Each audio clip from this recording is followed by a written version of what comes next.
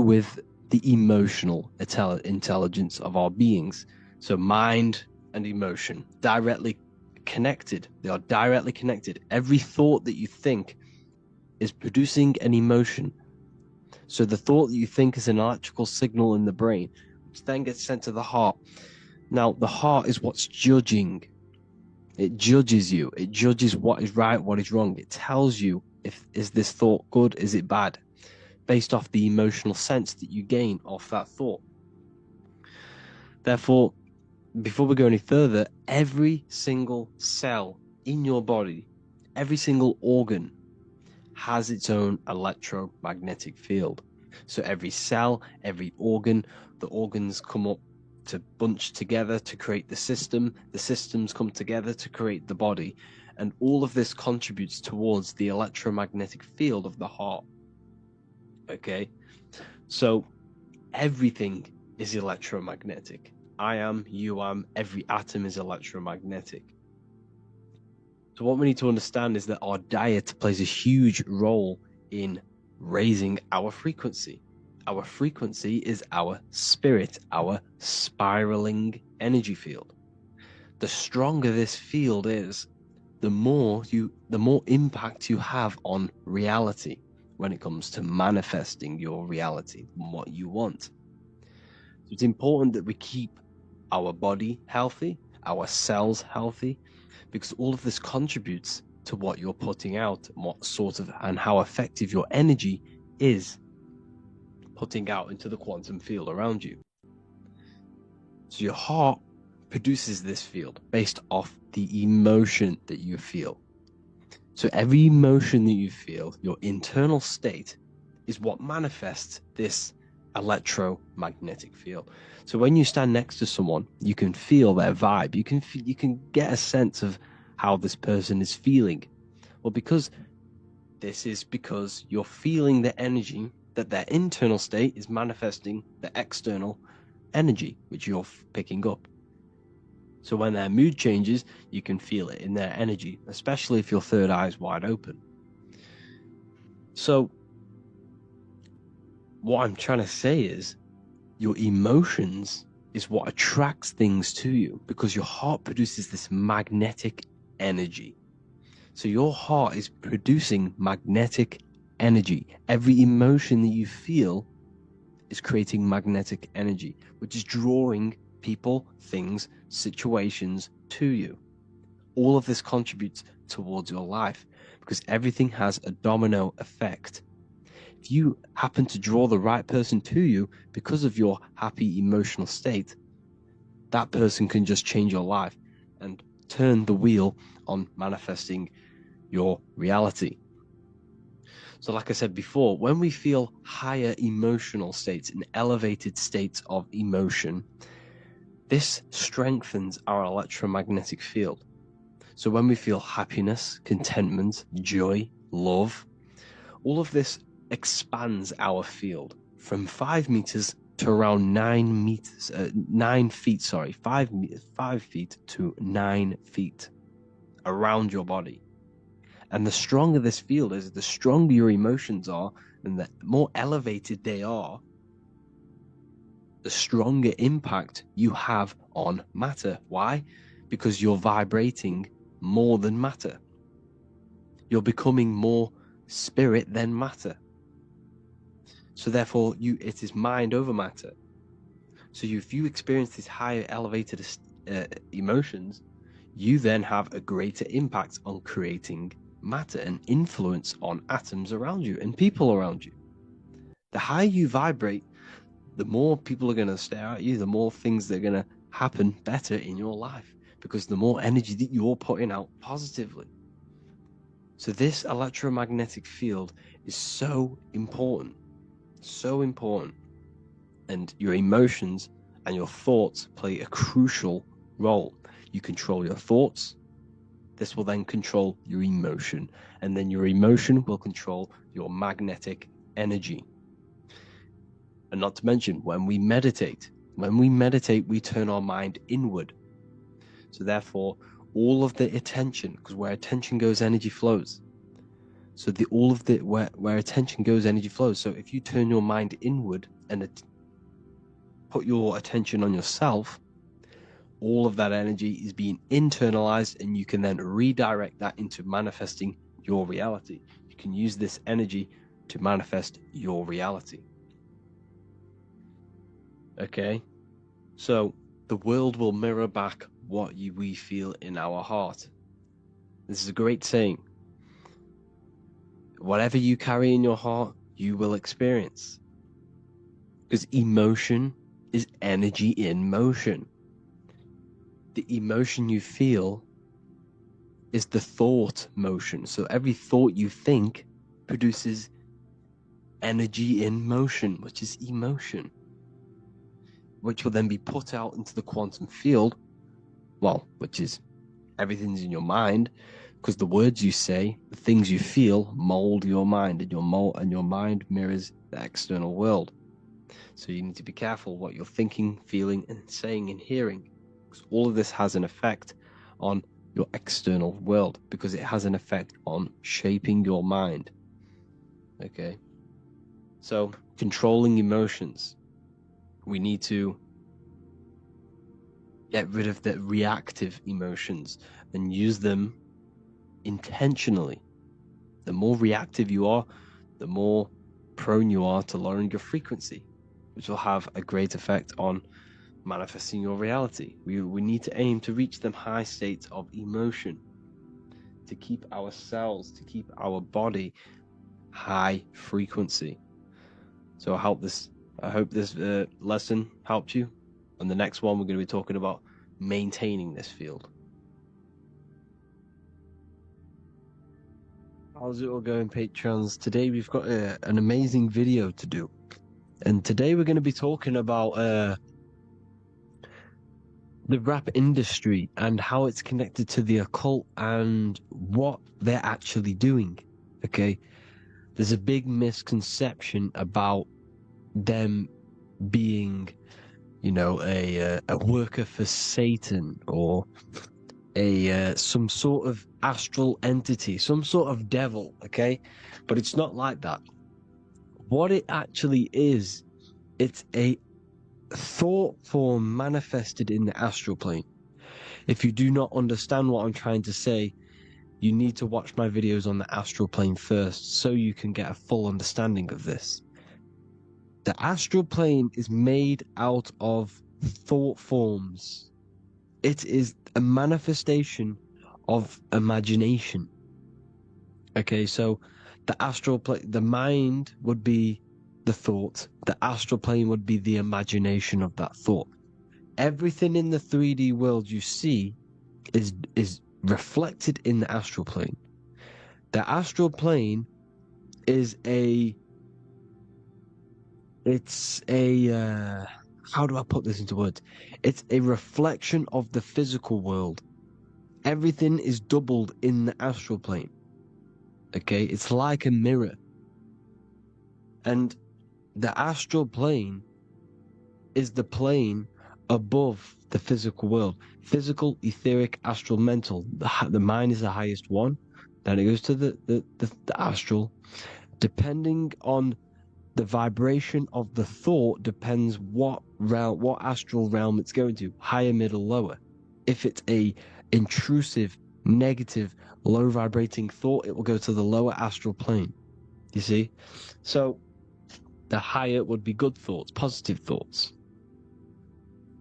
So when you get so many minds as a collective consciousness to believe in one certain thing, all of these minds manifesting this certain thing will manifest as a being in the astral plane. It's the same with a demon, okay? You can attract demons or summon demons. Summoning a demon is creating a demon out of your thought forms.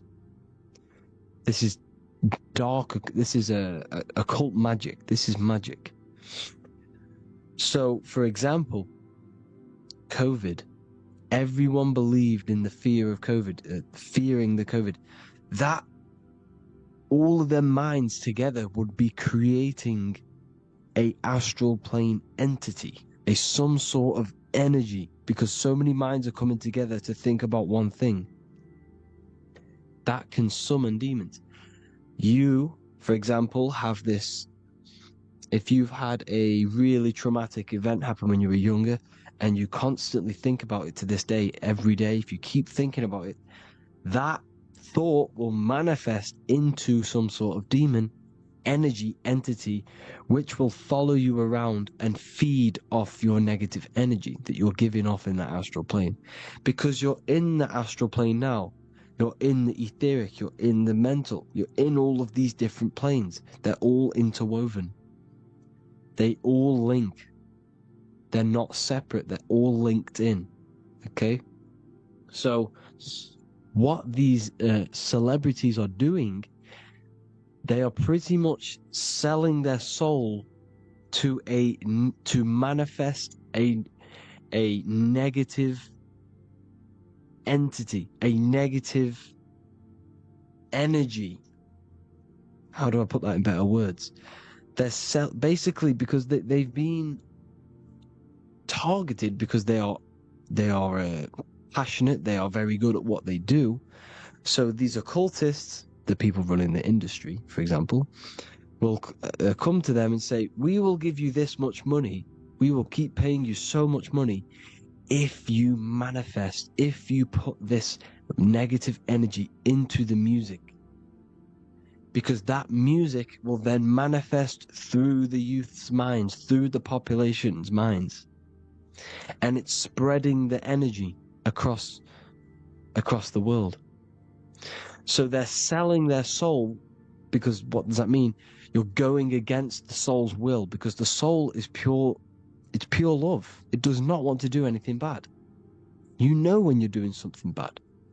So by selling your soul, you are giving away the soul's voice for money, for physical exchange, for physical gain in this physical world.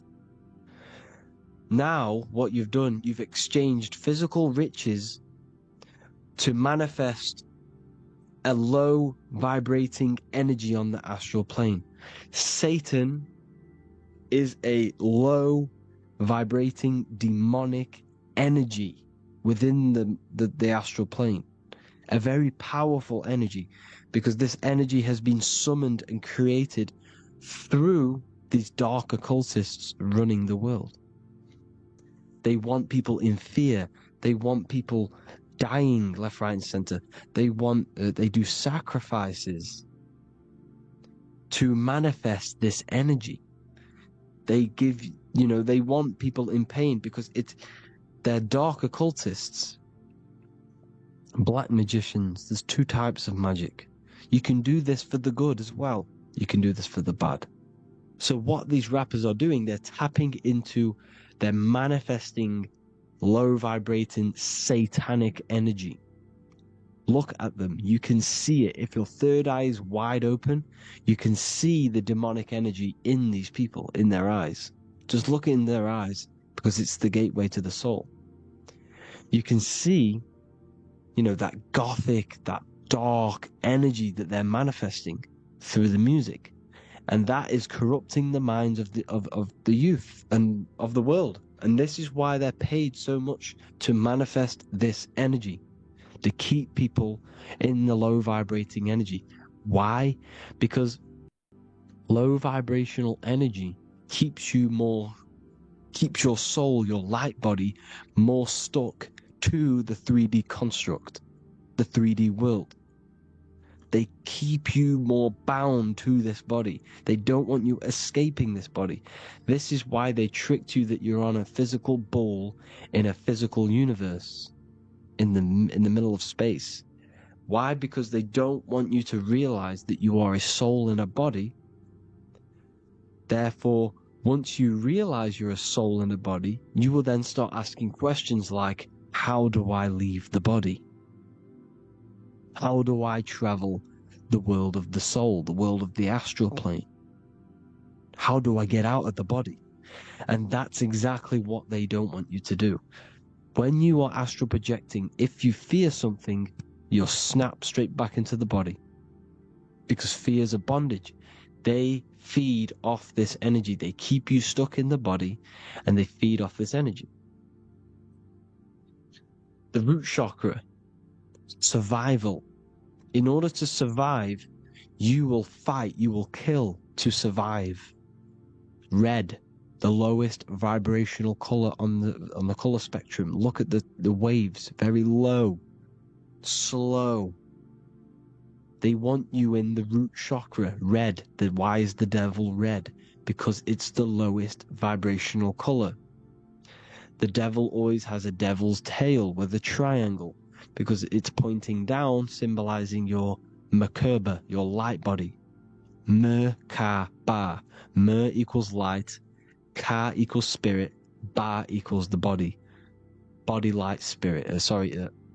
Light, spirit, body. Merkaba. And the devil's tail is the triangle down because it's symbolizing descension. This is the descension, this is ascension, upwards to head, heaven, heel, hell. So the root chakra is survival.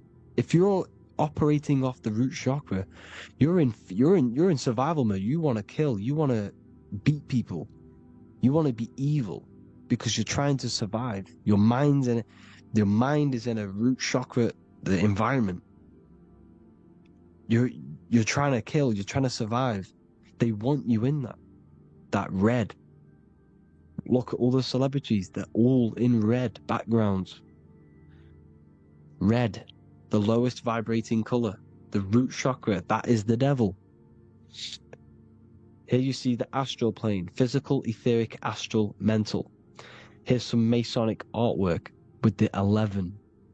The 11 symbolizes the mirroring of reality, how reality is mirrored. Whatever happens in the astral happens in the physical. Whatever happens in the physical happens in the astral. It's a mirror. It's the 11. 9/11. Okay? 9 plus 1, 1 equals 11. 9 plus 1 plus 1, 11. 9/11 is a ritual. Because once that happened in 9/11, all of them people thinking of that 9/11 will manifest a low vibrating energy within the astral plane. It's a worldwide ritual. Okay? Here's Leonardo da Vinci showing you look up. Why is he pointing up? Because you can't look at the physical world if you want to change it. You can't change the physical world for long time gain.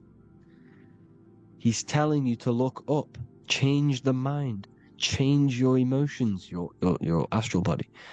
Change the mind and emotions, you change your physical reality.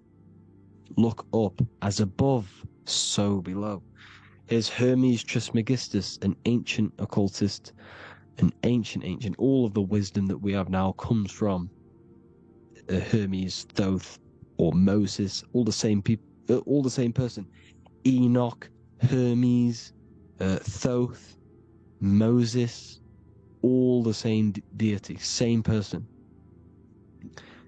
Chris Brown announcing his album 1111, his 11th album, and it contains 11 songs. The Masonic 11 symbolizes the duality, not the duality, the mirroring of reality. This is why magic works. If you go to someone in the astral plane and affect them, that will manifest in the physical plane. This is how magic works. As above, so below. Here you see the goat. Oh, he's the goat. You see, when someone's very good at rapping or, music or good at football, he's the goat, right? They call him the goat. Because the goat is the manifestation. So this Satan is an energy. It's a powerful energy that's been summoning for thousands and thousands of years.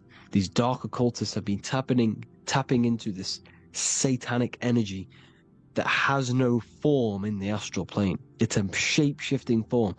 You can think of anything in the astral plane, it will manifest instantly. That's how it works. It's the world of thoughts, manifesting thoughts. So in the physical world, it takes on these different forms. As a goat or an owl, we'll go into that later. But this is what the goat is, and this is why you see the Baphomet with a goat head. Drake's new album with the goat and the red eyes, obviously red. Polo G, the Masonic G, and he's got the goat horns, the goat, the album called The Goat. Rilo Rodriguez with the mirroring of reality. So what he's showing here, very powerful symbolism. He's sold out to the goat energy, the satanic energy. This is why in the physical world he's his body, but in the astral world, in the mirror, he's the goat. He's manifesting the satanic energy, broadcasting it to the masses for material exchange. Here you see Baal, Moloch, Satan, all the same deity, just different words. There is no form to this energy. It is a powerful, low vibrating energy that exists within the astral plane. Moloch, a Baal. Here you see Balenciaga. Here you see the Baal on the tape. Here you see the devil with the horns. Can you see it here? You can see it, the opposite side of the pointer. You see a little stick man with two horns, with the red horns. It's all the same thing, Baal. And what were they doing? They were child sex trafficking. What were they doing with the children? They would torture them. Why would they torture them? To harness this energy, because it's a ritual. Because you can attract demons to you, or you can summon them. To attract demons, low vibrating energy, low vibrating spirits in the lower astral planes, you have to attract them. How do you attract them? By creating low vibrational energy. Well, they don't want to do it to themselves, do they? These dark occultists don't want to hurt themselves, so they would get children, brutally torture them in scorching hot flames and rip things off and all sorts of sick occult arts to torture the children. Why the children? Because their emotions are more pure. They're more powerful. So they would do this to the children to summon and attract demons, so then they can communicate with these demons and get things off them. Because in order to become God-man, you have to sacrifice yourself. What do I mean by God-man? By achieving Christ consciousness, you have to sacrifice yourself and your life. However, you can do this without sacrificing yourself. You just have to sacrifice something else. Now, what do I mean? You can gain financial riches on the physical plane, but you will have to sacrifice something.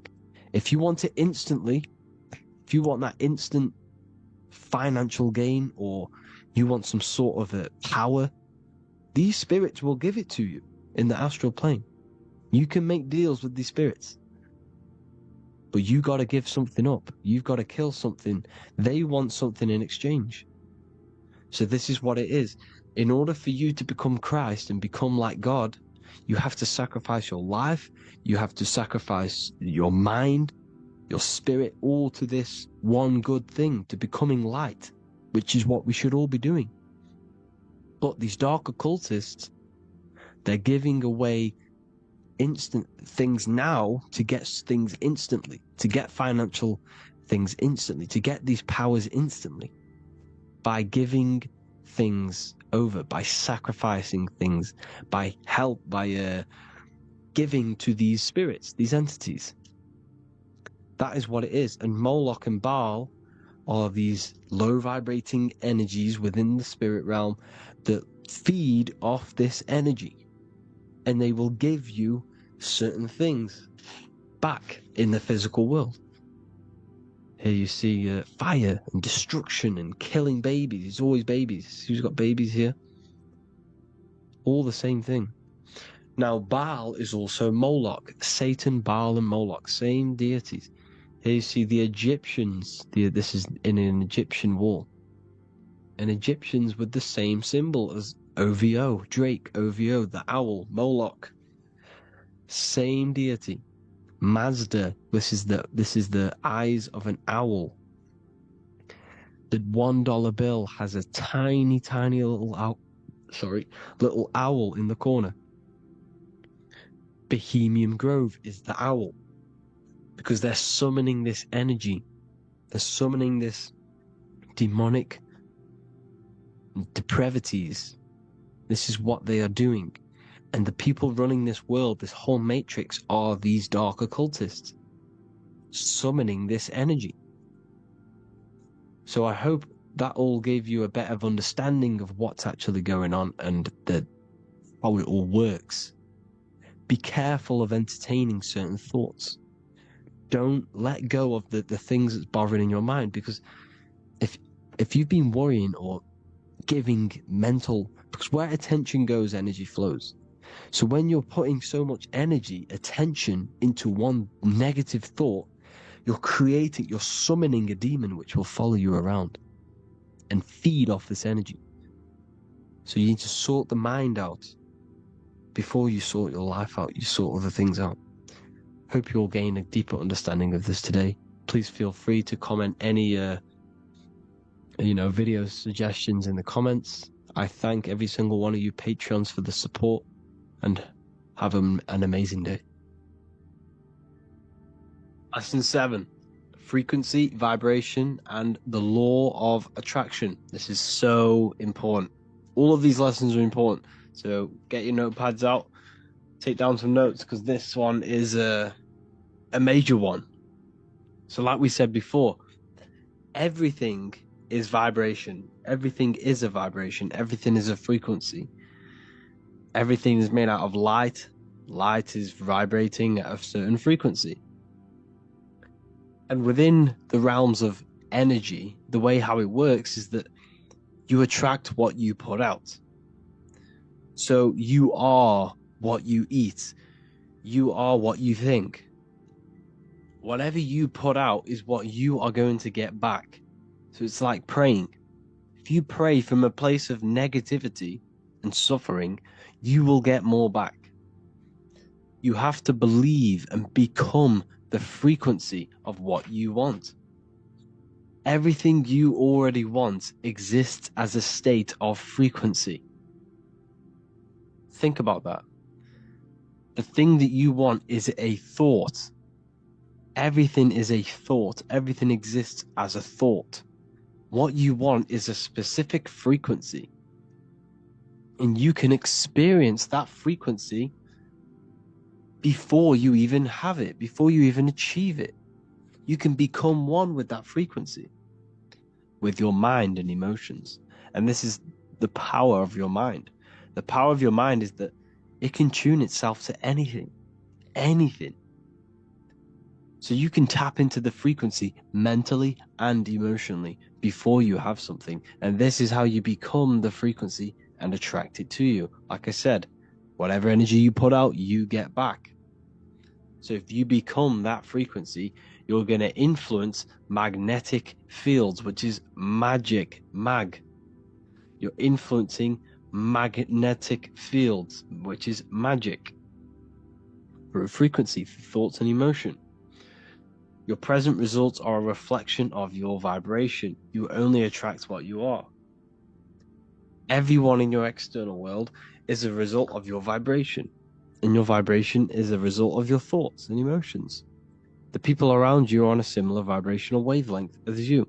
So if you meet someone, for example, you walk down the street and you meet someone, and you're two complete opposite people, you're not going to resonate with that person. Why? Because his mindset and your mind are resonating on two different frequencies, so opposite that you cannot clash together. You can't come together.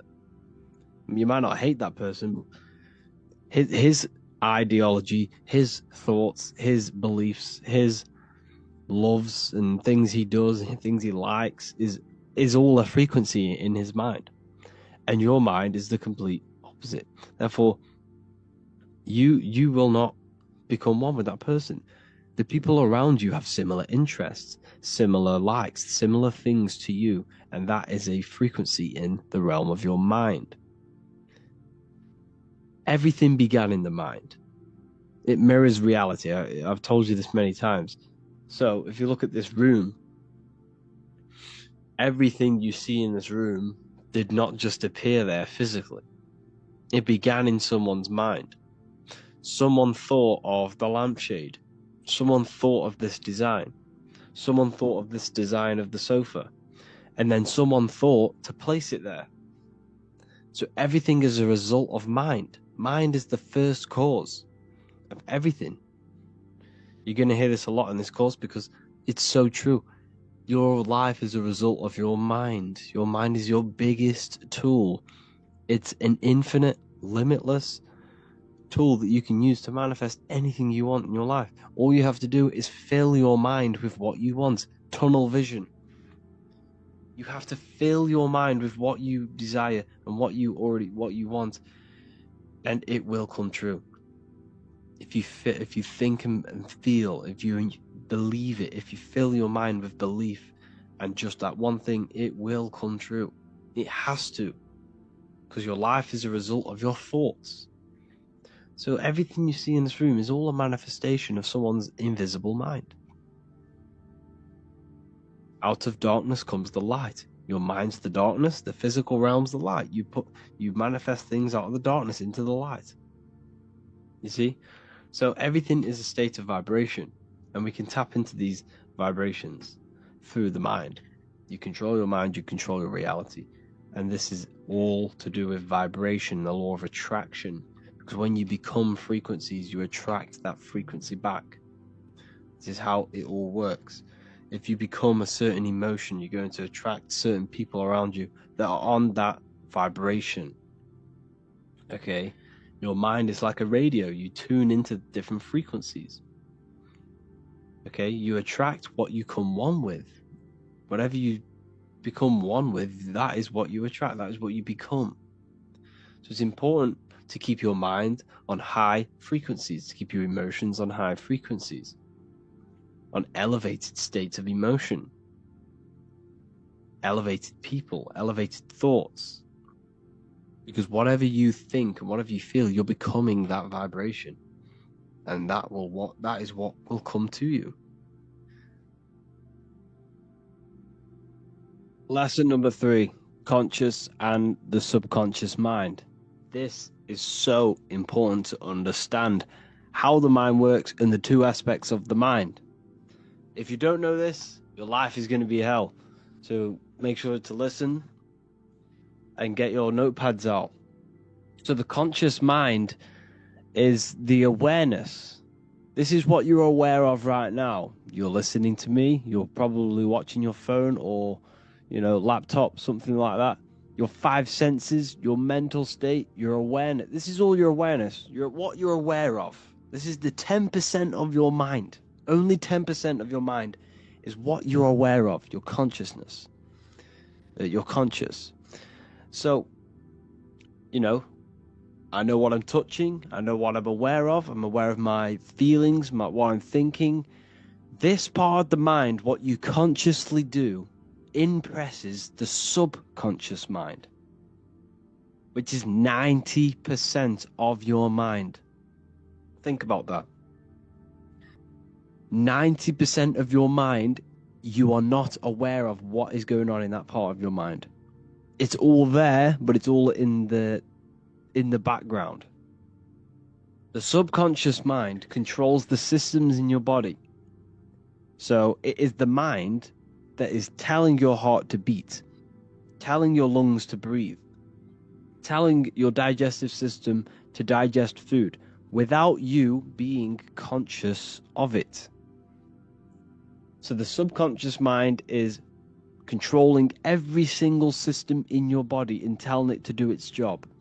It's storing all of your memory, all of your paradigms, which are mental programs. Very, very, very important.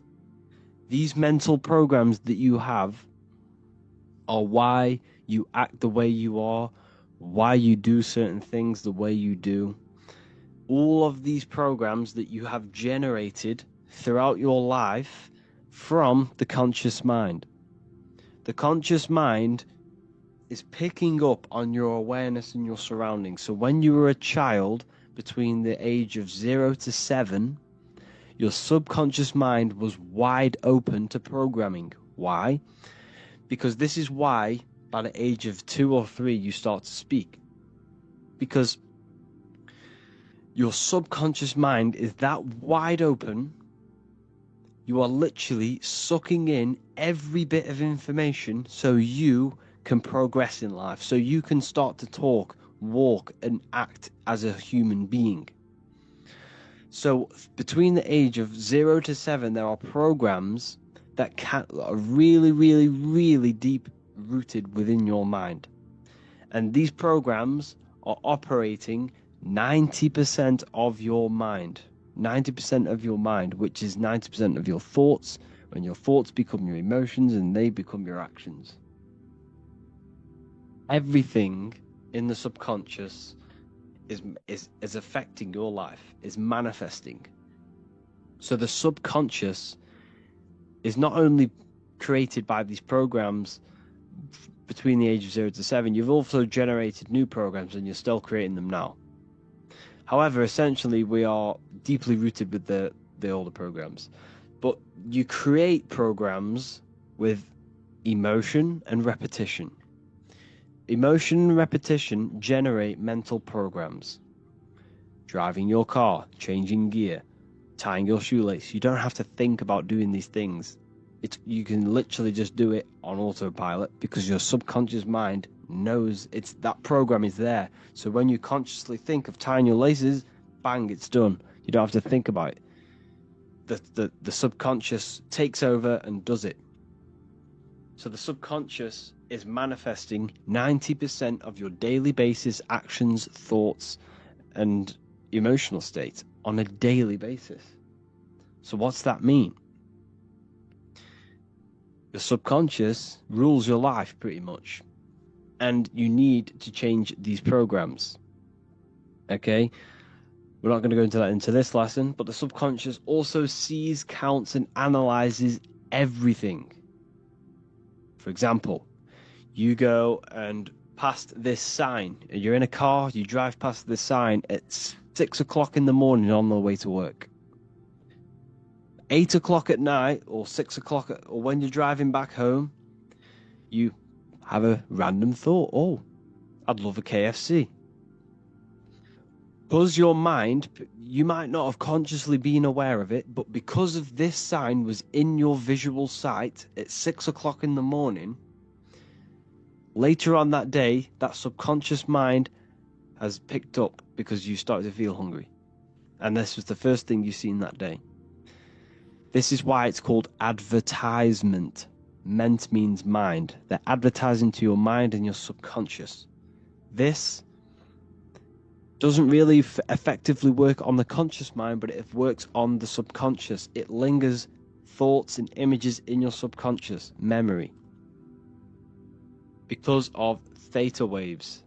When you wake up, an hour or two just after you wake up, your brain is producing theta waves, which is the waves where your subconscious mind has access, easy access. Theta wave is your mind is open to programming. So just before you go to sleep, and when you wake up, your brain's producing theta waves. And this is when your subconscious mind is wide open. This is why you need to be very careful. Never go on your phone when you wake up. Never scroll on TikTok or whatever. Don't do this stuff. The first thing you need to do when you wake up is say something positive and feel something positive. Do this every single day before you go to sleep and after you wake up. This will change your life. This will create positive impressions on your subconscious mind. Okay? It also, the conscious mind, it's like a cycle. The conscious mind, thoughts and emotions impresses the subconscious, and this will repeat.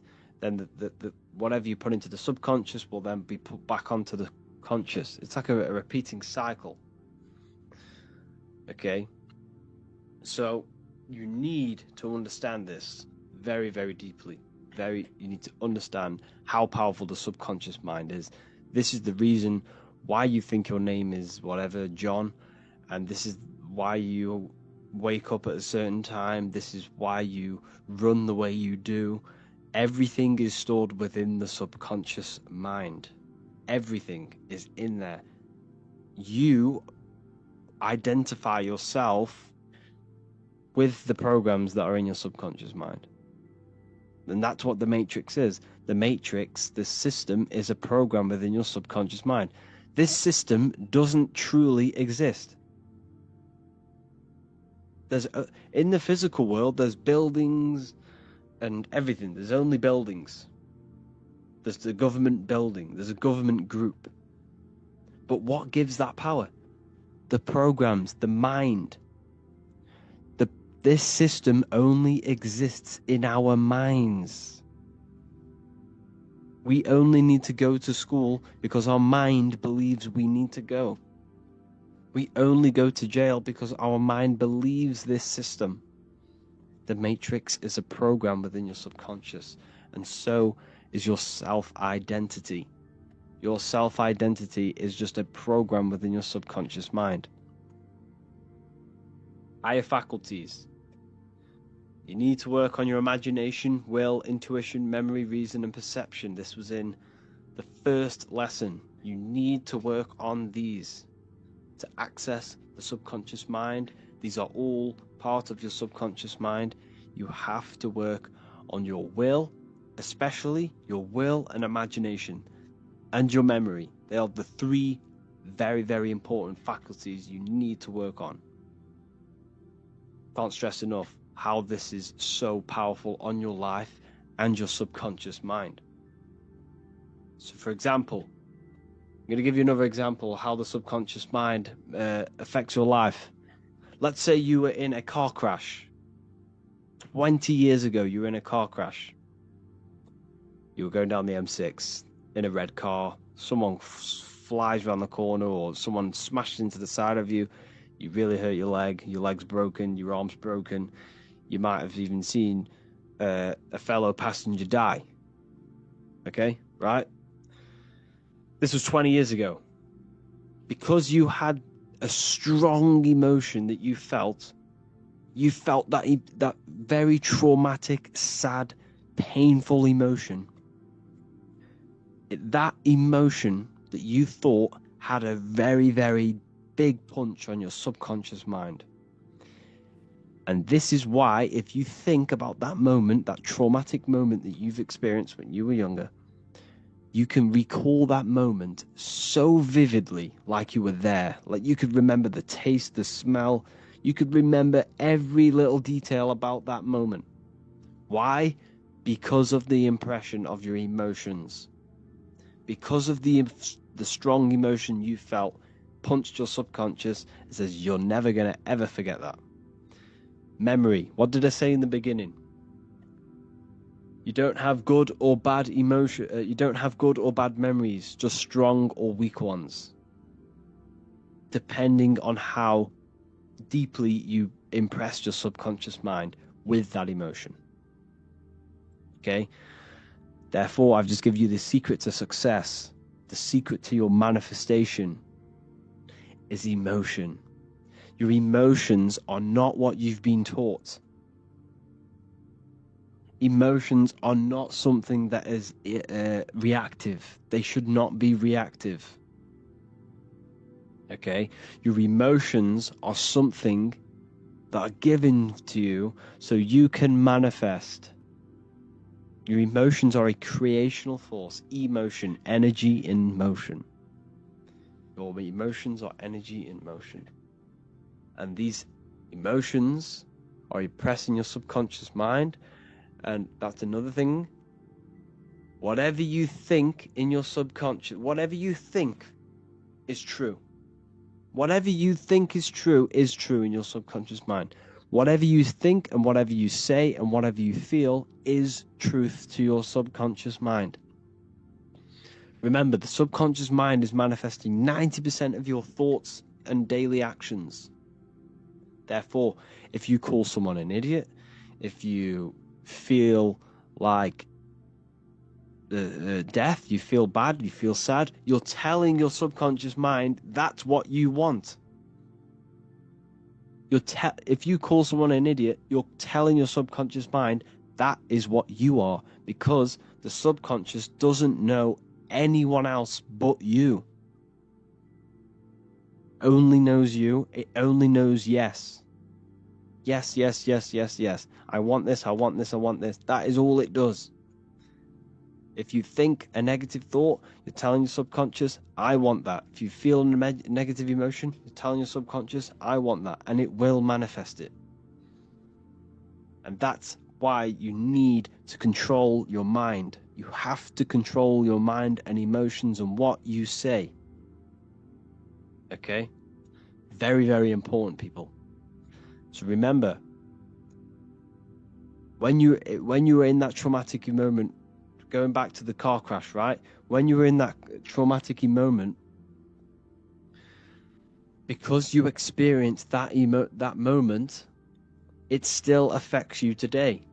Because you had that car crash and you felt that such negative and traumatic emotion, it's still affecting you today, because you'll be conscious of whose car you get in. I won't get in certain cars with him because this might happen because of that. Or you might not even go in a car at all because of that event. That is how the subconscious mind manifests into 90% of your daily basis behaviors. Every program you have is having an effect on your decision making, your actions and thoughts. This is why you need to heal childhood traumas through meditations. We'll go over that. You need to heal the subconscious. You need to let go from these programs and create your own programs. Hope you enjoyed this lesson. Go and watch the next one. Lesson 13, mirror magic. This is all to do with mirrors and how you should treat mirrors in yourself. See, mirrors not only just reflect your vision and yourself, they reflect what you say, what you speak, and what you feel. They reflect energy. Okay?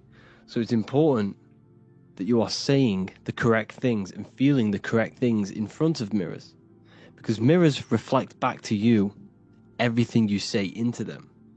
They are a great tool you can use to reprogram your subconscious mind. Now, the good thing with this, you can do this when you brush your teeth. You can do this every time you see yourself in a mirror. You see, what you say into a mirror is also being reflected back to you, which is then reflected back to the mirror and done infinite amount of times. It infinitely reflects what you think and say and feel. So if you say a negative thing into a mirror, or you say, I am ugly, this is just going to constantly reflect back between you and the mirror and quickly and rapidly reprogram your subconscious mind. So it's important that you say the correct things in front of mirrors. Okay? Mirrors are a very powerful tool to change your mind and to manifest things. So if you get yourself hyped up, you think and feel and you say the things, your affirmations into the mirror, this is a very powerful way to become that frequency. Okay? It's all about giving high energy. Work yourself up.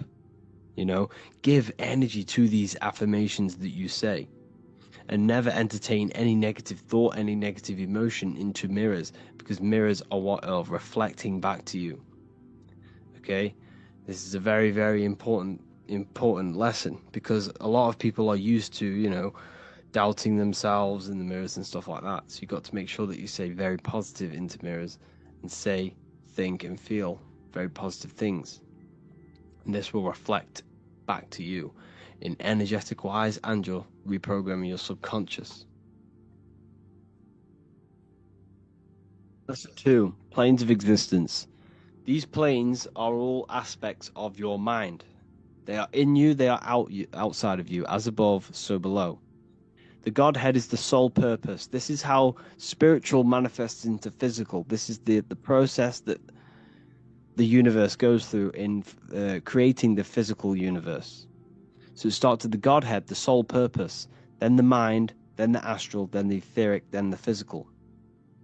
Everything is mental. Everything exists in the mind. These dimensions are not separate. They're all dimensions within your mind. They're different vibrational states, pretty much. So the mind is the realm of thoughts. This is where thoughts reside. There's no form to a thought. It's invisible. There's no physicality to it. It's the most lucid. The higher you go, the more lucid it is. The lower you go, the more solid it becomes. Okay? So the mental plane is the most lucidic. So the mental plane is the thought alone. The astral plane is the imagination of the thought. This is where the thought forms manifest into some sort of form. Not physical form, but some sort of form, lucid form. Like dreams. Then it goes to the etheric, then physical plane. The etheric plane is the blueprint. It's like a blueprint of the astral and the physical form. It's basically the realm of energy. This is where energy is and frequency. And then the physical plane is where physical manifestations happen. So essentially, this physical world is a product and the world of effect. Everything goes through this is a world of effect. You can't change this world by manipulating it physically. You can, but it's not going to last long. It's not long term. This is where we get the saying as above, so below from. You change the higher planes, you manipulate the lower planes. If you manipulate the astral plane, you manipulate the physical plane. This is a mirror effect. You manipulate the mental plane, you manipulate all of the planes. So these planes are how things manifest into physicality. Everything starts in the mind, then goes through the astral. Now, the higher, middle, and lower astral are the vibrational states of the thought, because remember that the mental plane is the thought alone. So, for example, I'm going to give you an example now. This is a chair. Think of a chair. Don't imagine the chair. Just think of the thought of a chair. So you have the thought of a chair in your mind. Now, imagine that thought. What form does it have? This is the astral plane. This is the imaginational plane. This is where you imagine things. So when you hold something in the screen of your mind, this is astral matter. You're creating out of astral matter. That's what imagination is. Depending on the vibration of that thought that you are manifesting in your imagination, depends whether it goes to the higher, middle, or lower astral. If it's a high vibrational form, high vibrational thought, you create the higher astral plane. This imagination will go into the higher astral. Or if you think of a chair to murder someone on it with spikes and kill someone on it, it will go to the lower astral plane because it's a lower vibrational thought form manifesting. So you got to use these planes to manifest things, to imagine things. You can manipulate the astral plane through astral projection. This is a very, very occult teaching of astral projection, and that's going to be taught later on in another course, because that's not for everyone. But you can still access the astral plane through imagination, and that is how you pretty much get there. You use your conscious mind to project yourself, your consciousness, your awareness into the astral plane. So if you manipulate these higher planes of existence, you manipulate these lower planes. As above, so below. You got to look up. But it all starts in the mind. Use your thoughts correctly. Use your thoughts. Use your imagination. Use your energy. And this will all combine to manifest something physical. Okay? So use these planes to manipulate this physical world, because whatever you do in these planes, you manipulate the lower planes. It's like a mirror. So that is the planes of existence. They all exist inside of you. They're outside of you. They're as above, so below, as within, so without. They are everywhere. They are inside of you. They're not separate. They're all aspects of your mind. Lesson 12, sigil magic. So what are sigils? Sigil is a symbol. Same thing. And it represents something corresponding with your mind.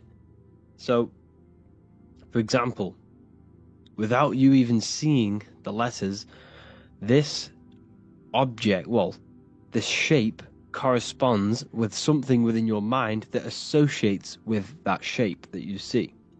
So the symbol for Nike, everyone knows it's Nike, even without it saying Nike. It's because this symbol has been associated with something that our minds recognize. So symbols speak to our mind and subconscious mind. Okay, and within us and around us are the other planes: astral, mental, and etheric, and physical. So this symbol, right, the Nike symbol, carries energy. Why does it carry energy? It's because all of the collective minds that have seen this symbol have a collective thought and associations within their minds that associate beliefs with this symbol. So another way to see this is this symbol is speaking to you energetically and metaphorically to your right hemisphere and your mind.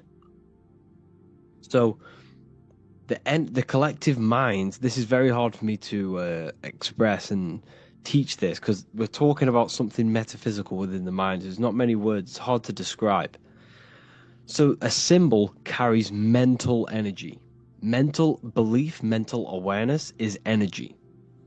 So all of the collective minds have a belief about this symbol. They know what this symbol represents in their minds, and this carries energy. So if you go and wear this symbol, you are associating yourself with the energy. You are carrying that energy. Okay?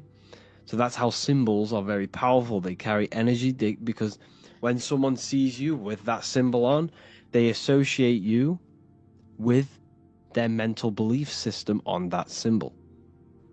So you can create symbols yourself. What you have to do is create a sigil, something simple, easy to remember. Okay? You got to make sure it's very easy to remember, because you're going to have to imagine this symbol as well.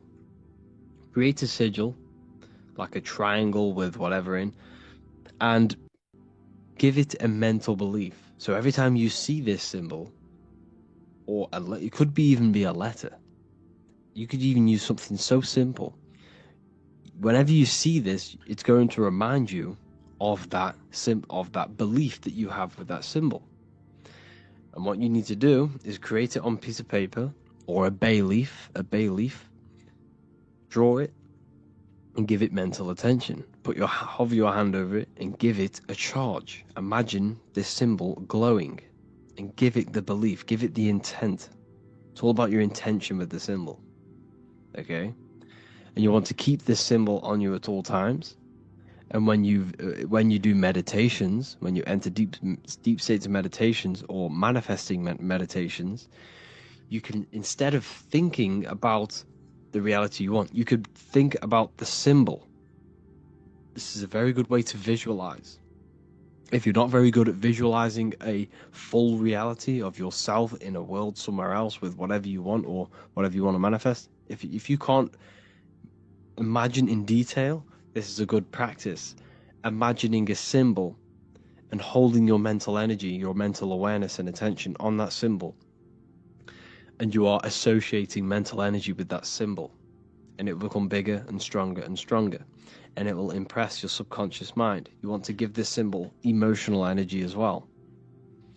And then what you could also do with this symbol, or words, you can even use words I achieved, I have underneath water, because water holds memory. Because when you speak to plants, which take in water, if you say love to one plant and hate to the other, the love plant will grow bigger and the hate plant will die off. It's because it's all to do with frequency. So if you write good words on a piece of paper or a sigil and put it under the water glass, it will impress them energy frequency codes into the water, and then you drink the water. And this is all helping and contributing towards getting you towards that frequency of what you want, giving that energy. It's all about filling your mind with that what you want to manifest. You have to find a way to fill your mind as much as possible with what you have, what you want to have. It's about tricking the mind, about something you already have. So you can do this with the sigils, you can do this with prayer, meditation, all of these different things. You want to employ them into your life. Every time you drink water, you want to impress them, speak into the water, make the water vibrate on the frequency that you want, and then drink it. Okay, this is very important. You have to find every single way to get yourself to that frequency by filling your mind with what you already have, what you want to manifest, by believing in your mind you already have it, and filling your spirit with that energy. By giving your electromagnetic field that frequency, you becoming that frequency. It's all about maintaining that frequency and that mindset, and it will reflect into your external world. So you want to find all these different ways and do them as much as possible. So to go over that again, create a sigil, just draw it, give it mental attention, mental energy. You can visualize it in meditation, or you can put it under water. Keep it on you at all times, and whenever you see that symbol, think about what you have, what you want, and this will all contribute towards manifesting. Lesson 6: maintaining the human electromagnetic field, the human energy field. This is an important one, people. You have to understand how this field works. Without this field, you can't pull things to you. You can't attract things. The weaker your field, the more prone you are to diseases. The weaker the field, the less manifestation, the less power you have over matter. You have to have a strong field. Okay? This field is very important when it comes to manifesting and pulling things to you, attracting people.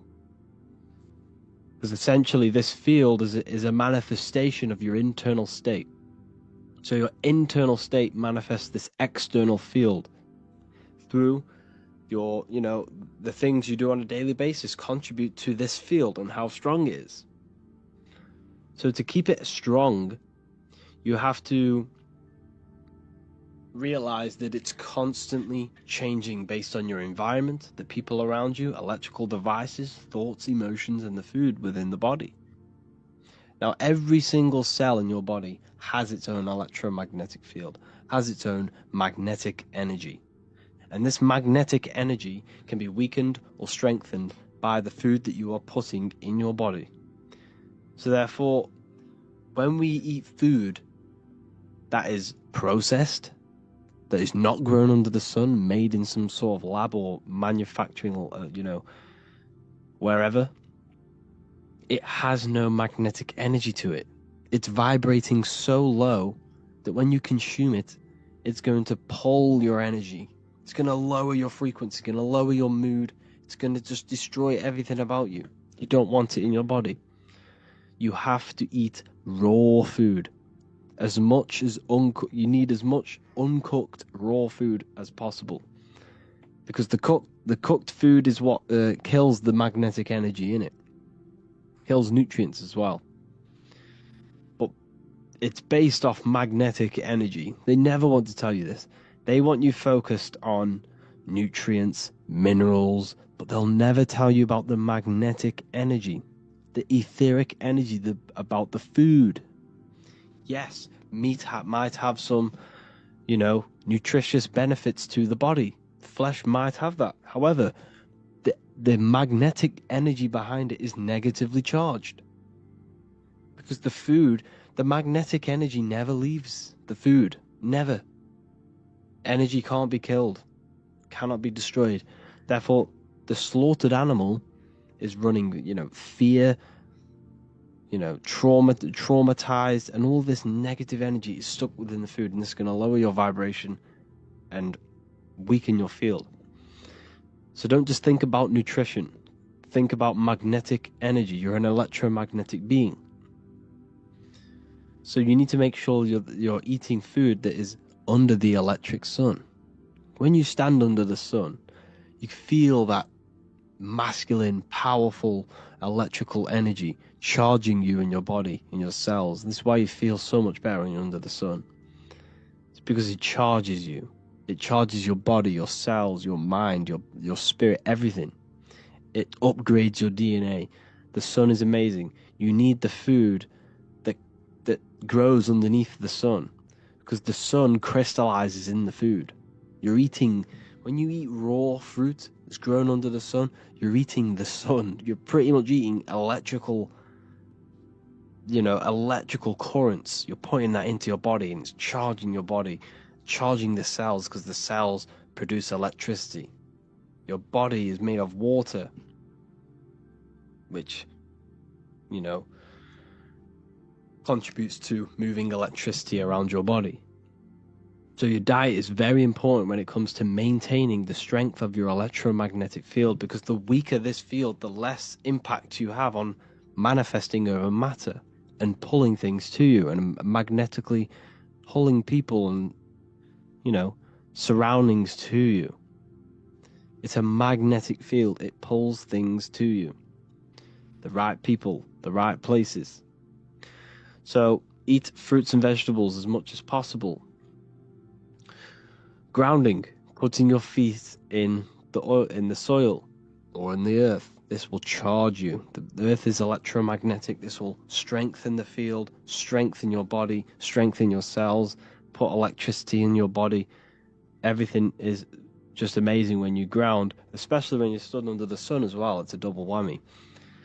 So grounding every day is important to keep the strength of your field up. So if you have a very weak field, you're just gonna, you're gonna attract negative people. You can sense it from a mile off. When you see a negative person, you don't even need to know them. You can just sense that they're very negative, very low vibration. You see it on their face. You feel it in their energy. It's a no-brainer. Energy doesn't lie. And this is because their field is so depleted. Because of the food, the thoughts, the emotions.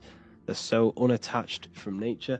And this is why it's so important to get back in touch with nature, back in touch with your body. And this will strengthen not only your field, but your mind and emotion will be better. So your diet plays a massive role. Grounding, very important. Proper thinking. Being present. Your field is made out of your thoughts as well as your emotions. Being present is a very important one, because when you put your mental attention into the future or the past, you're giving energy to it. So when you are in the present, you retain energy. Okay, you don't give energy away by retaining energy, by being in the present. Proper thinking. This is a very important one. So thinking is energy, mental energy. Every thought is either, positively impacting you or negatively impacting you. So every negative thought that you think, you need to think 3 more positive ones to try and counteract and balance this out. And over periods of time, this will create you to, think positive. And you need positive thinking. You're just dragging yourself down. You're slowing the process of where you want to go in life just by negative thinking alone. You see, your external world it's not actually external. The world is within you. You're not in the world. The external world is within you.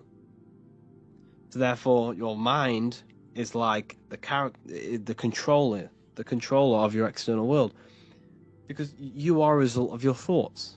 Where you are in your life now, where you are right now listening to this, is an effect and a direct manifestation of all the thoughts that you have thinked in the past. Think about that for a minute.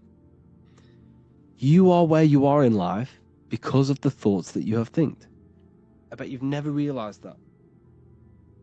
Every thought, every decision has contributed to where you are right now. Therefore, you change your thoughts, further down the line, you change your external world, you change your life. You change the way you think, you change the people around you. It's directly correlated. The mind is a reflection of your external world.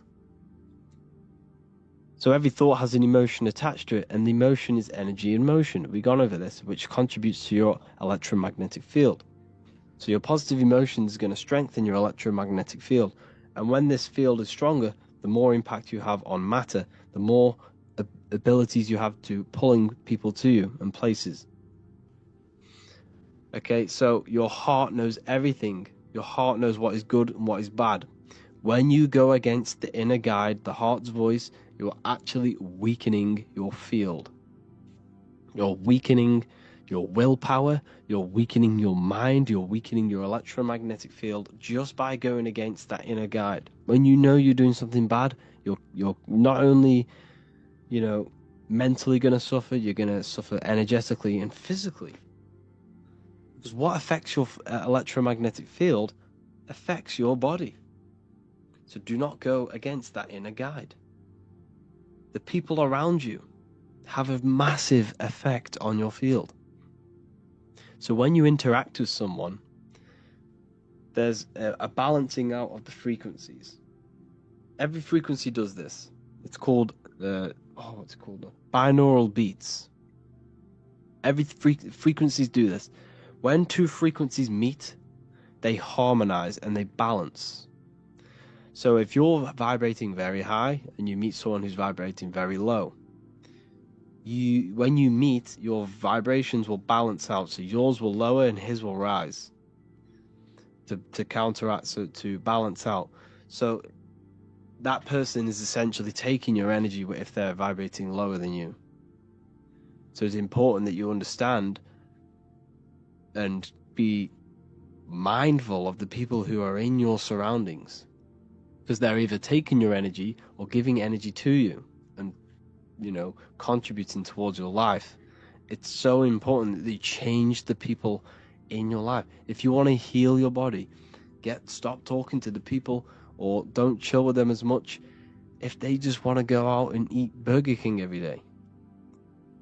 You see, it's not only physically are they going to take that, they're going to have, because their thoughts are in their electromagnetic field. So when you're around these people, you're gaining their thoughts, you're gaining their emotions.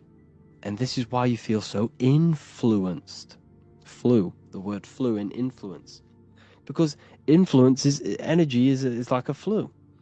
It's sticky. The people around are giving you energy, giving you thoughts, giving you emotions. So it's so important you keep clean-hearted people around you and people who contribute towards your life. If not, cut them out. If they're not contributing towards something in your life and you're not contributing something towards theirs, cut them out. Is it going to help you? No, then remove it.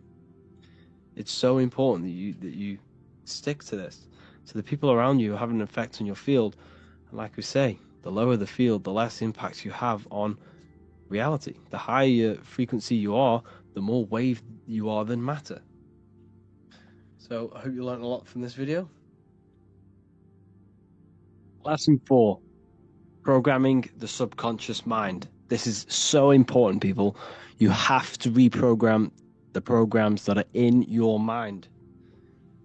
Everything is true in the subconscious mind. This is why the ancients had the golden rule: treat others like you want to be treated.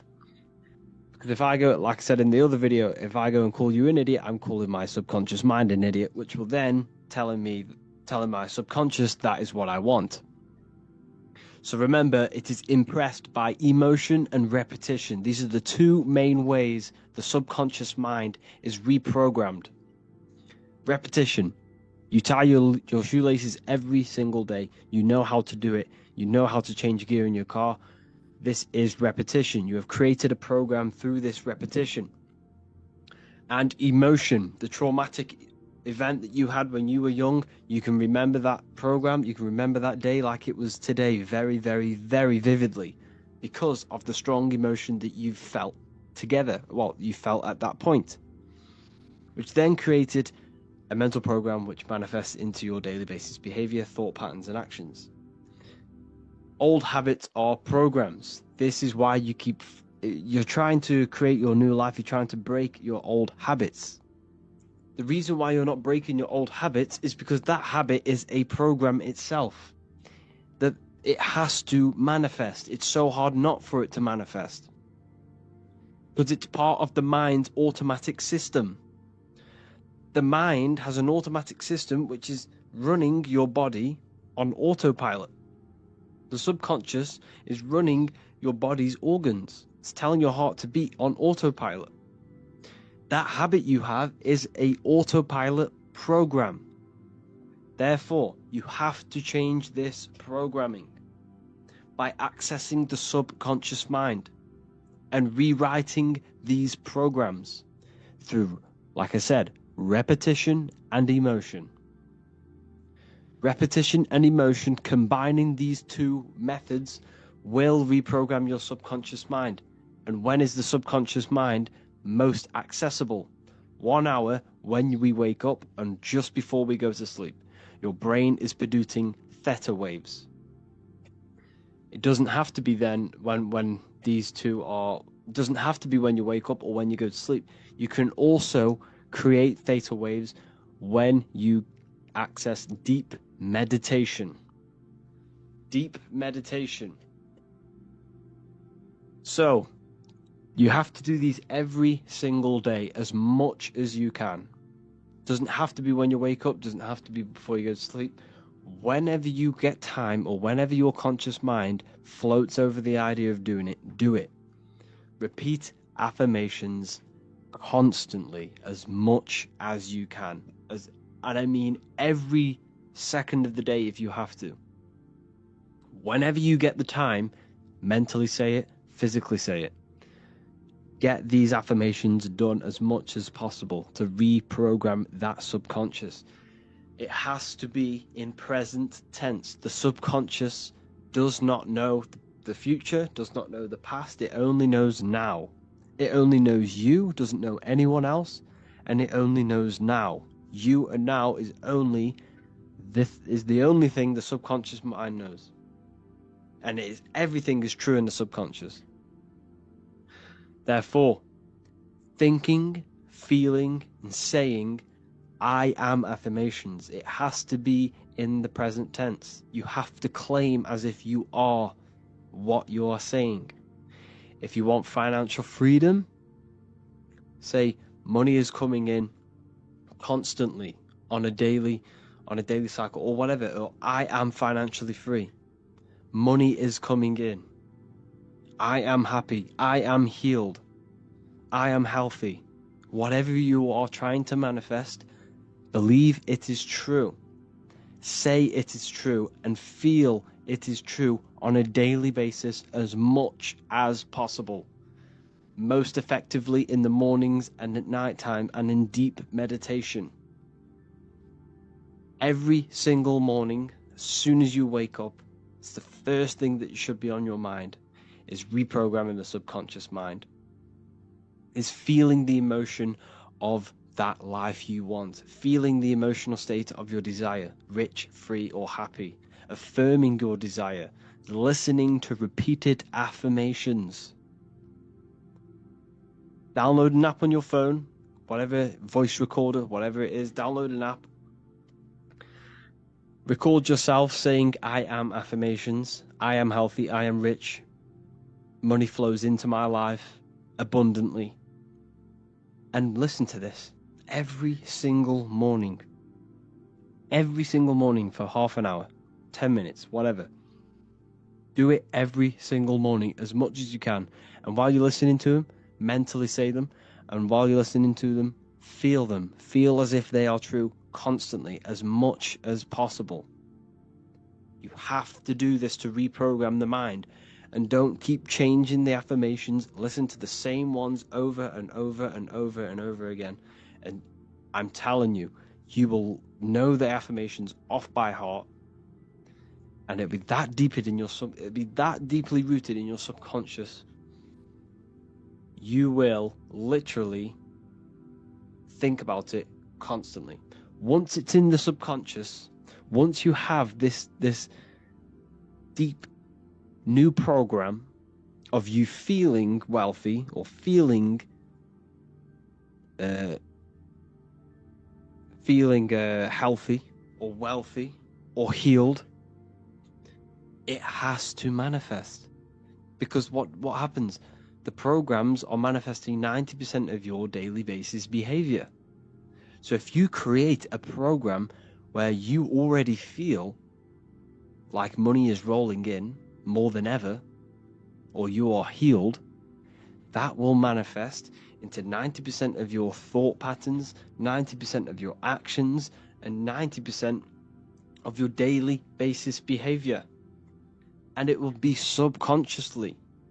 You won't even know you are acting upon this program because it's in the automatic system of your mind. This is how powerful this is. So if you create a program on, let's say you want to be financially free, and you've created a program, a memory, a paradigm, because you've been saying these affirmations and you've been thinking and feeling about this desired reality, guess what? You will be taking action according to that program. You will think the thoughts. You will do the things that person does of that reality. And you won't even know. This is how powerful it is. You have to do this. Mirrors are very, very, very, very powerful. You have to stay aware of what you're thinking, feeling into a mirror, because it's a direct reflection. Be very careful what you're saying to mirrors, and never ever say anything negative into a mirror. Okay? Meditation. Find a comfortable position. Close your eyes. Breathe deeply in through the nose until your lungs are full. Then exhale slowly out through the mouth. In through the nose, out through the mouth. Bring all of your attention to the present moment and lose track of thoughts, environment, stress, if you're trying to fall asleep. As if you are trying to fall asleep. So, if a thought, because this will happen, thoughts will appear, then you just have to remove it. Thoughts will keep trying to appear into your conscious mind when you're trying to meditate. Bring your awareness to the present moment, and if a thought comes, remove it. And this will keep happening. Thoughts or little words or little voice will come, just remove it. Keep removing it. And once you repeat this process, you'll gain a meditative state, a sleepish state. Your body become relaxed, the body will start to sleep, but your mind will be aware, your conscious mind will be aware. Now bring all of your attention to the emotion you would feel as if you've got what you wanted. Feel that reality that you have, that you wanted. Feel the financial free, the freeness. Feel it. Feel as if you've already got it. Feel as if there is millions in the bank. Feel as if you are healed. Feel as if you are running around happy. Or whatever emotion it is of that desired reality that you want. Use your will to hold this emotional state. Like I said, the will is so important. You have to work on your will and imagination. They are very important. Use your will to hold this emotional state. Now you have to bring in your imagination, which is another higher faculty you need to work on. Imagine yourself being the person you want to become. What would you be wearing? Where are you? What would you look like? What would you smell like? Imagine, if you want to become financially free, imagine you are on a beach. Imagine you had the financial freedom, you had the freedom of traveling around the world, what would that feel like? Imagine the place you'd be. Imagine what you'd be wearing. Feel the emotion, your emotional state, and imagine it. Hold this thought and emotion for as long as you can and experience the life you want.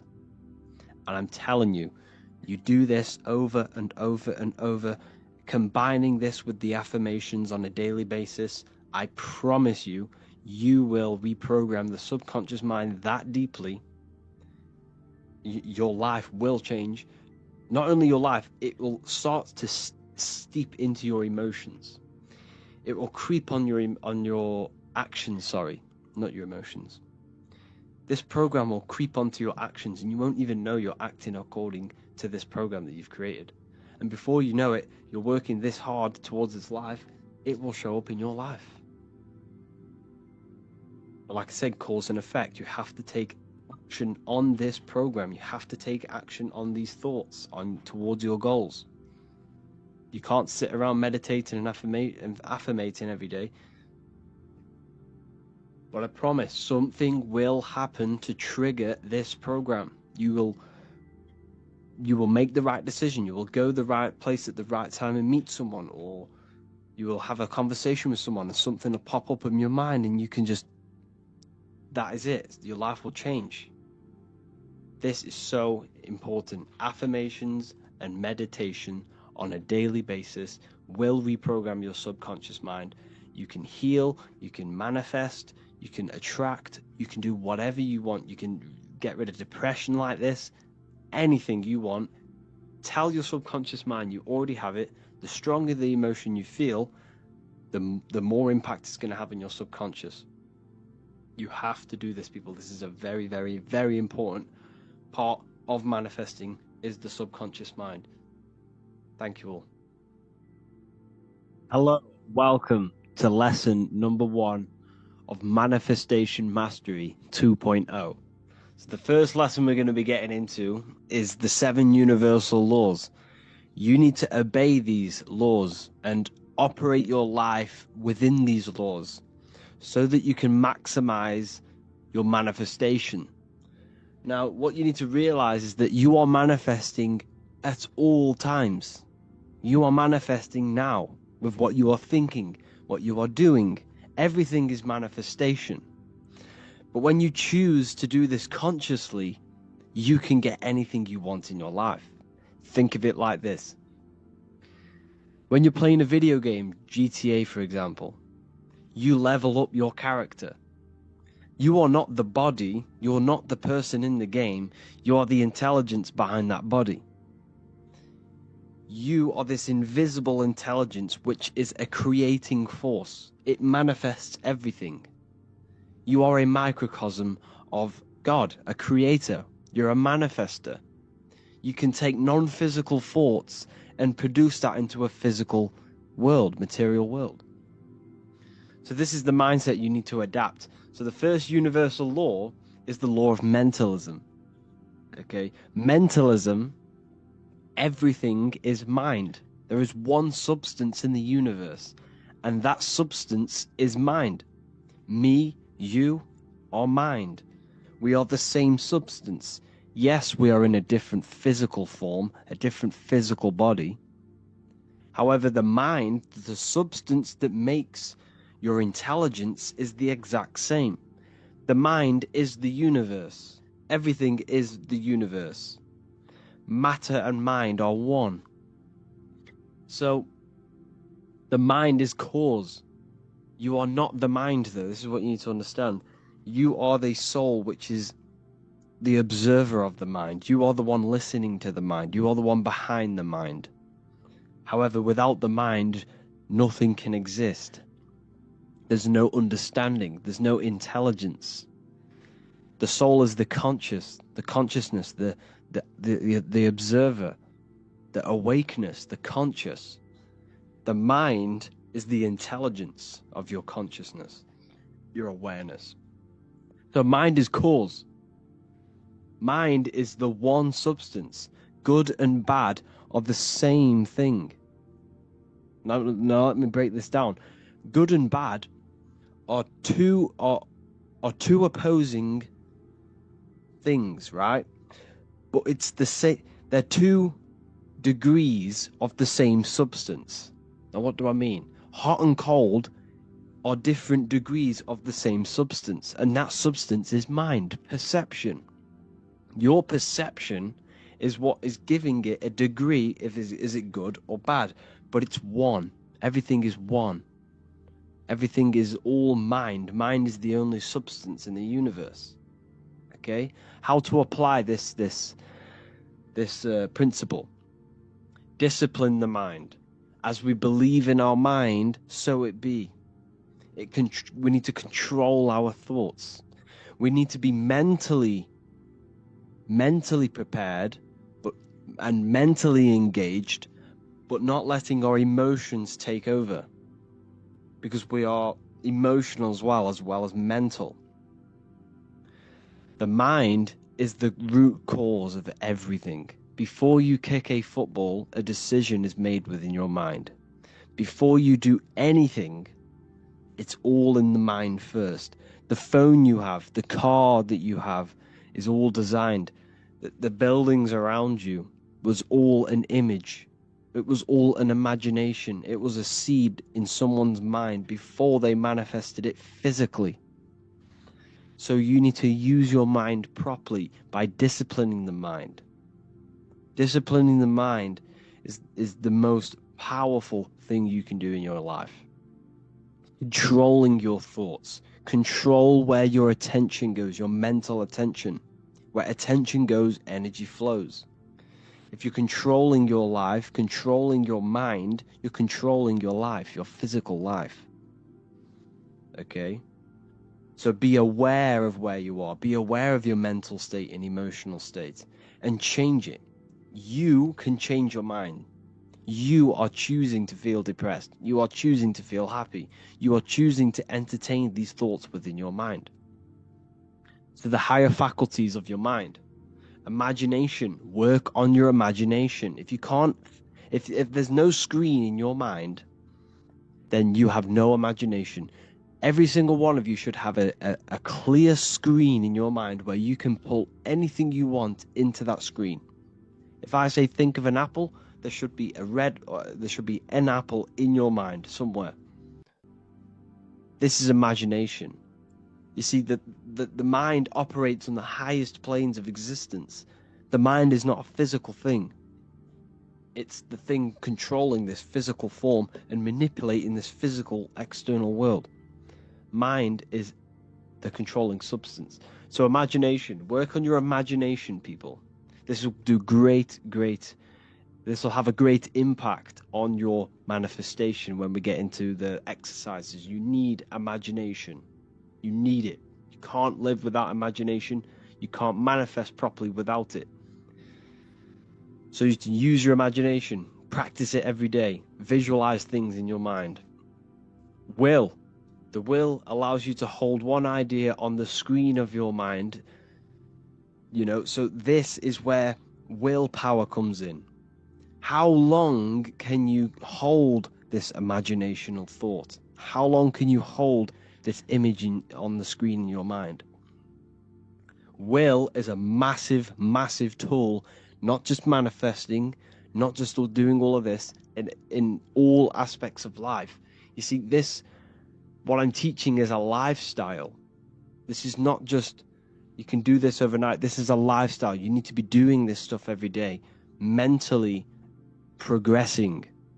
When you mentally progress, you spiritually and physically progress. So you change your mind, you change your external world. So work on your willpower. Cut the dead food. Cut out all of the negativity, and stick and have a strong willpower. And stick to your word. That is your will. Stick to your willpower. And like I say, practice imagination and do it for long periods of time. This will also help your willpower. Intuition. Intuition is the small voice inside your head that speaks your truth. It also gives you the ability to pick up on other people's thoughts and to read their energy. Intuition. The first The first thing when you walk into a room, you get an intuitive vibe. The vibe is a vibration of the atmosphere. Use your intuition to guide you in your life. Use your intuition to follow that path, because that intuition is taking you to the path that you're supposed to be on. Okay, so use your intuition. Memory. There's no such thing as a bad memory. There are only weak and strong memories, like a muscle. You can develop your memory by phenomenal degree through exercise. Exercise your memory. Recall things. At the end of the day, go throughout your day backwards. So when you got into bed, go through everything you did in your day backwards. Remember what you did the whole day backwards. And this will create new neural pathways in your brain, and it will exercise memory. You need to work on all of these. Reason. Reason is another one. Reason is what we use to think, to analyze, compare, and evaluate ideas. Reason is the ability to think, choose what information we accept, stir up, and use to come up with a brand new idea. What is the reason? What's the true reason behind what you want to manifest into your life? Is it coming from a place of negativity? Is it coming from a place of positivity? Is it coming from a good or evil place? You need to seek deep inside of you and truly ask why you want this in your life. Is it coming from something? Is it coming from a childhood trauma? Is it coming from a self insecurity? Reason is a big one. You should only be manifesting things that are positive, that will have a positive impact on yourself and the people around you, and the consciousness and the collective consciousness, and to the earth. It should not be a selfish thing. Reason is a good one, because it's important. It's important because if you go and manifest something that came from negativity, it will only amplify that negative reason inside of you. Let's say you wanted to do something, like you wanted to get rich, but it came from a negative place. Okay, it came from a negative place. The reason why you want it was very negative. You wanted to just flex on people and stuff like that, right? That will amplify. When you become successful, it will amplify that reason, and you will become pretty much an idiot. So make sure the reason's right. Perception. Your perception is your point of view. It controls what you become aware of in your environment and how you choose to see it. Your perception is your reality. You have to be aware that there are people's perceptions are all going to be different. You shouldn't let that affect your internal world. You need to come from a positive perception and a balanced perception. Everything is neutral. Everything is balance. You choose. Your mind chooses whether it is positive or negative. So your perception of things is what you need to change. You need to come from a balanced point. Don't let the external world affect your internal world. Your perception should be neutral. It shouldn't be good or bad. It should be neutral at all times, and try and neutralize and balance your perception on things. Your mind is the decider of your perception, a good or bad perception. The next universal law is the law of correspondence. As above, so below, as within, so without. The outer world is a reflection of your inner world. This is so important, people. This is so important. You cannot go through life without knowing this deeply and understanding this. The friends you have, the car you have, the phone you have, all of the things you possess is a direct manifestation of all of the collective thoughts you've thought in the past. Where you are in life is a direct reflection of the thoughts you have thought in the past. You are here right now because of the thoughts that you thought in the past. The car you have, everything you have is a reflection of what you thought and what you've acted on. You have acted on them thoughts and you are here right now because of that. What is inside of you manifests outside of you. Not just on a macro scale, on a micro scale. So like I always talk about how the body is the image of the stars, and we are God made flesh. Everything is us. What is outside of the world is inside of us. We are a microcosm of the macrocosm. But I'm coming from a mental state here. Remember, the first law is mentalism. So you got to keep that in mind in every single one of these laws. The first one is mentalism. What happens in the mind happens outside of you in some way or another. Okay? The thoughts you think become your emotions that you feel. What happens in heaven happens in earth. What happens in the head, the thoughts, happens in the heart, which is earth. Heaven and earth. Whatever you think becomes an emotion, and that emotion influences your behavior, which will influence your action in the physical world. So therefore, if you think and feel that you are happy and rich, that will manifest into your external world. That will manifest into your behavior. That will manifest into your vibration and attract people in that similar vibration. You see? So we are physical. The physical effect of the spiritual. Hold on, two seconds. Sorry, people. So yes, you need to understand this, people. You have to understand this. Connect with the inner self. Connect with the divine consciousness inside. Okay? Use your mind to think and feel properly, and this will manifest into your external world. The friends you have are a manifestation of your internal world. Until you change your internal state, you will outgrow the people around you. And this is what happens. Law of vibration. Everything is vibrating. The speed of vibration depends whether on something appears solid, liquid, or gas. Every thought you think is a vibration. You don't think thoughts. You do not think thoughts. You receive thoughts based on the frequency that you are tapped into, based on the vibration that you are on. Now, what do I mean? This is why we call it a mindset. You set your mind to frequencies. So when you set mental attention on a thought that you've received, you are tapping into that vibration, and you will receive thoughts based upon that vibration. So that you set your mind to a frequency, you receive information and thoughts based upon that frequency, that vibration. So when you think, feel, and speak higher vibrational things, this manifests into your external world, because remember the law before, what happens inside happens outside of you.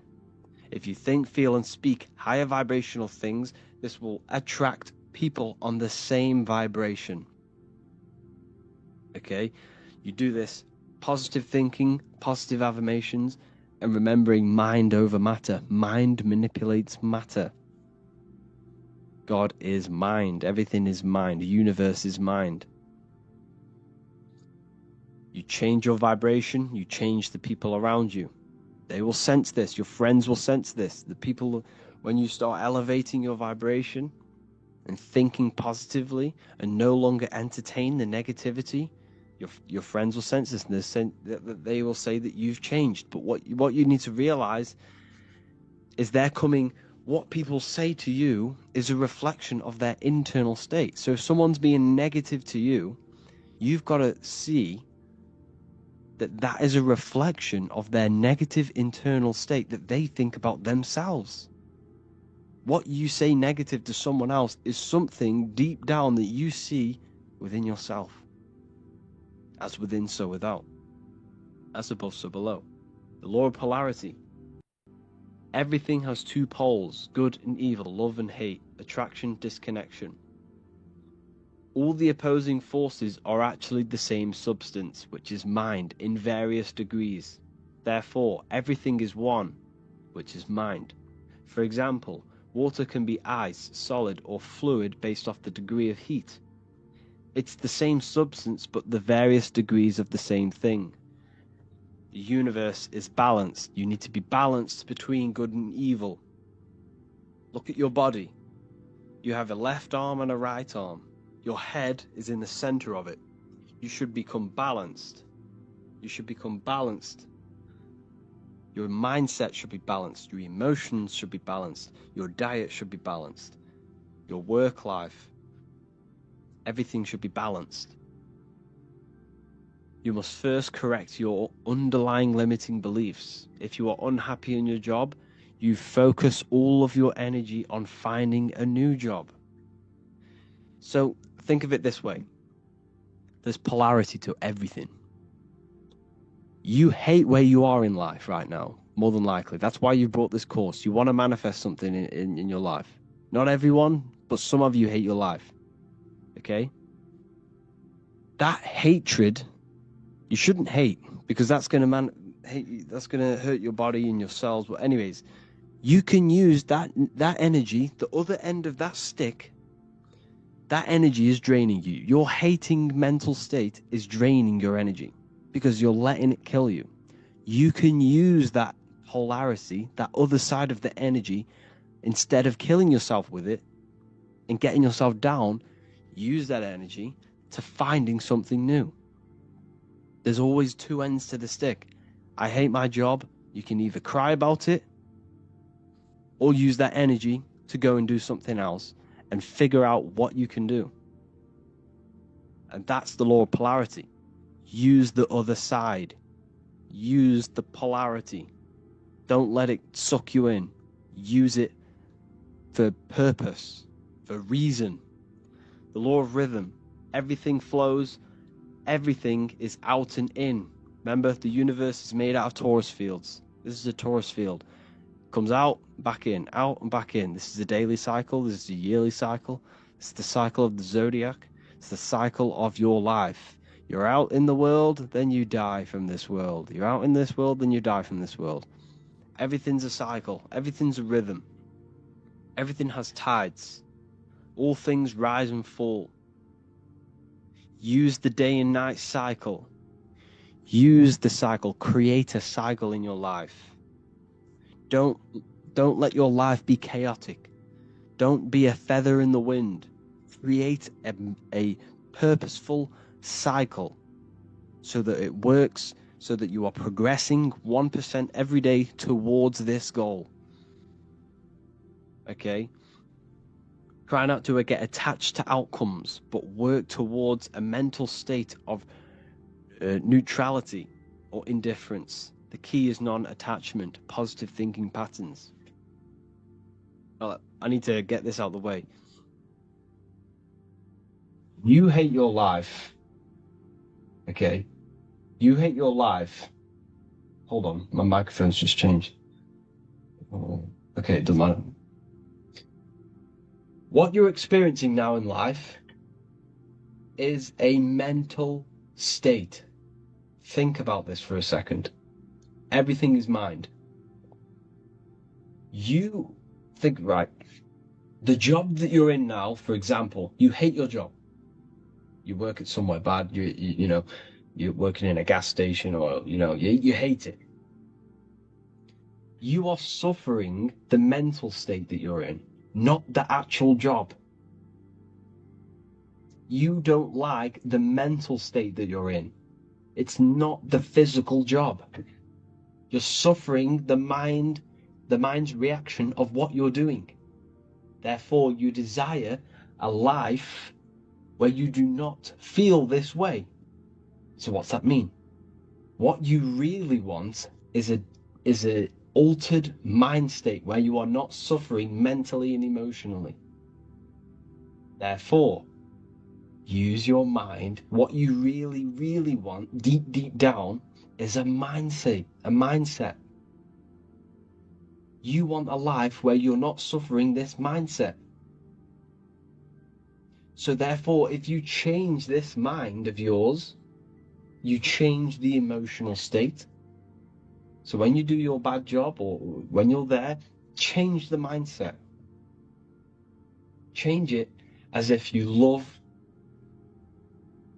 and you experience blissfulness and you experience amazingness. And this will manifest into your life. When you go home, think and feel the reality that you want. Think and feel the reality that you want. Create a cycle. I've gone a bit off guard there. But what you really want is a mindset. This is what you need to understand. Everything is mind. Okay? If you had the mindset properly, you'd actually stay in that job. But it's the mindset that you hate, that you're suffering from. Cause and effect. Every cause has an effect. The physical world is the effect world. What you see and experience is an effect of mind. The root cause is the mind. The building you're in, the microphone I'm speaking into, is the effect of someone's mind. Therefore, use this properly. When you push a domino, it will push all more. Every little choice you make has a massive impact on the rest of your life. Every decision you decide has the biggest impact ever. It has a domino effect on your whole life and the people around you. So if you see someone, let's say you want to get financially free, you see someone, you make a little comment, nice car, nice shoes. That could spark a conversation where you speak to him and he changes your life. Speak to people.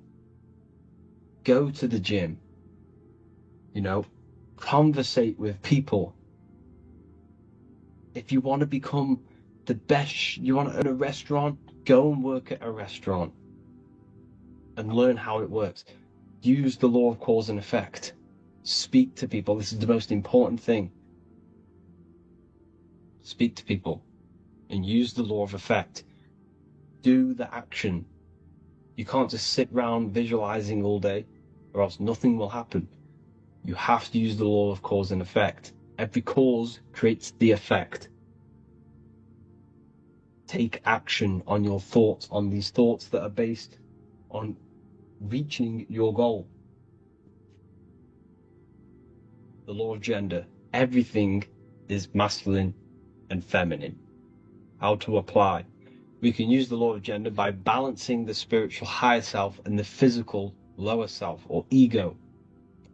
It is important to not let the ego get out of control. Because when the ego becomes out of control, you're coming from a place of physicality. You're seeking physical pleasure. You need to come from a place of internal. You need to come from the internal. Don't let this external world run your life. Let the spiritual, the positive, run your life. The place of calculated thoughts and calculated action. The internal dialogue. Don't let your taste buds run your diet. Let the internal calculated mind run the diet, because the calculated mind knows you should be eating healthy things that feed the mind, body, and soul. But the taste buds just want sugar and bad food. So balance the spiritual and the physical self. Meditation. This is that lesson. Hope you enjoyed the next lesson. Well, hope you enjoyed this lesson. Let's go to the next. Lesson 3. The etheric plane. This plane is a very subtle plane. It is the base of all physical matter. It is the spirit of the world, what the ancients called. It connects the physical plane to the astral spiritual plane. So essentially this ether, this ethereal life force spirit, this field of an ever-present energy is what gives life to the whole of the world. The material plane is fed from this ethereal plane. It is the ethereal plane which gives life to everything. And it's the base of all physical matter. So it is a part of the physical plane. It is the most subtle and fine aspect of the material plane. So, in other words, it is like the last degree of something that can be considered physical. It is very subtle, and it cannot be seen by the two eyes.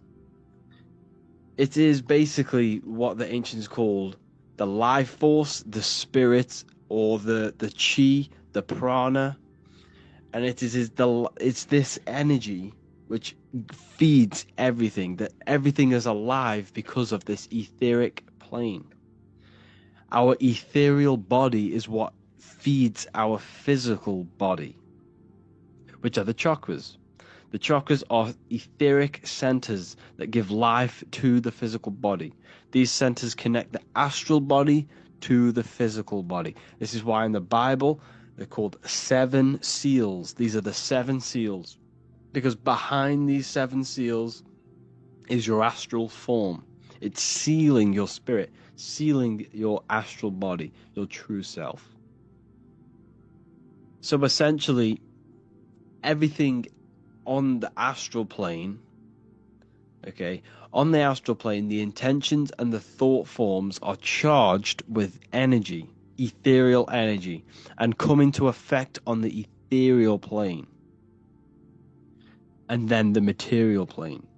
It's very hard for me to describe what the ethereal plane is, but essentially every physical object, every physical thing you see around you has an energetic ethereal body around it. The ethereal plane is like a blueprint of everything. It's a blueprint, an energetic blueprint. Everything is recorded with this ethereal plane. And that's essentially what it is. It is the connecting medium, the bridge between the physical and the astral. This is why we see the word ether in together, or either. You're on either side of the ether, the physical or astral. It's the bridge. And when our chakras are not in a line, because these centers are controlling the organs and nerves in that particular area of the body. So they are essentially mini brains within your body, these centers. They have consciousness. And when they are not in line with each other, there is a constant war. And so the bottom chakra, the root chakra, is the ethereal life force behind your survival mode.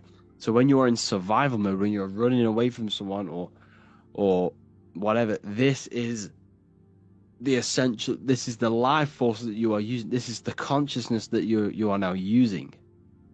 That lower consciousness. Then if you need to eat, or you need to, reproduce, you are using that ethereal life force. So when we are thinking with these lower centers of consciousness, we are essentially, and if we are abusing these centers, abusing these ethereal centers, we are not in a line with the higher mind, with the mind and the ethereal centers. So essentially we need to get in line, our mind in line, and our bodies in line with these ethereal centers. And when we do this, the ethereal plane can charge our body to function properly. We now have balanced energy, and no energy is being wasted through being over sexual, overeating, because essentially this is what these lower 3 chakras are. And what we need to do is raise our consciousness outside of these centers and balance them and use them in balance, in harmony, and no longer abuse them. So yeah, that's what the ethereal plane is, people. And when you see that eye in the triangle, the all-seeing eye in a triangle, the triangle means the ethereal plane. The eye is the consciousness of the mind. eye in the triangle represents the eye looking through the ether into the material plane, or vice versa. It could be in the material plane looking through the ether into the astral. So that's what the all-seeing eye is. How's it going, people? Today we're going to be talking about the different planes of existence that exist within yourself and outside of yourself. So essentially different bodies that you exist in. You have a different body in each one of these dimensions. We call them the planes of existence, or the layers to reality. They are basically layers. There are layers to reality, and we must understand this before you can understand on going further into practices like, astral projection and stuff like that. So essentially, everything begins from the highest source of light. It's basically a projection of light. So imagine this is the highest plane, then it falls down into the lower planes. Essentially, that's what it kind of like is. So we have a fourfold nature. We are mental, astral, etheric, and physical beings. We are not just a physical being. This physical body is part of the physical realm, or layer to reality. There are higher levels to reality, which are these. Essentially, people only think, which is the mental plane, that they are the physical body, but the physical body is just the lowest plane of existence. Our minds do not exist in the physical realm. It operates in a higher dimension. So we have the spiritual realm, which is not actually considered a realm or a layer of reality, because this is the void, this is nothingness. Then out of the nothingness turns into infinite potential, which is the realm of the mind. The mind has infinite potential. It can think anything, and anything is true within the mind. And that's the realm of the mind. It's the first dimension where things start to become possible in the universe. So essentially, the universe is your mind. And that's what the universe is. It's all mental. It's one giant mind. Then we have the astral. This is where the mind manifests into some sort of form. So like imagination. So the mental plane is the thought, the astral plane is the imagination, the etheric plane is the energy, the physical plane is the physical manifestation. So the mental plane is the highest plane, essentially. And this is where infinite potential is, like I just said. And it's shared. It's shared with the collective consciousness. We all share this mental realm of thought. So we do not think thoughts, we receive thoughts based off this mental plane. So our mind is not in our brain. Our brain is not our mind. They're two completely separate planes. The brain is a part of the physical realm. But this mind is essentially a spiritual, invisible force or power, which we can use and utilize to bring things into manifestation occurring in the physical realm. So it's the plane of thoughts and information and form. It's pretty much formless. Thoughts are very subtle things. They're not physical. The astral plane, this is the realm of imagination. This is where the thoughts from the mental plane start to manifest into into some sort of form, like a imagination. Your imagination is a realm. It's a realm. So when you visibly think of an apple, the thought is in the mental plane. The inner vision is the astral plane. And essentially, we are creating out of astral matter when we when we imagine something out of astral matter. And we are using the mind to do so.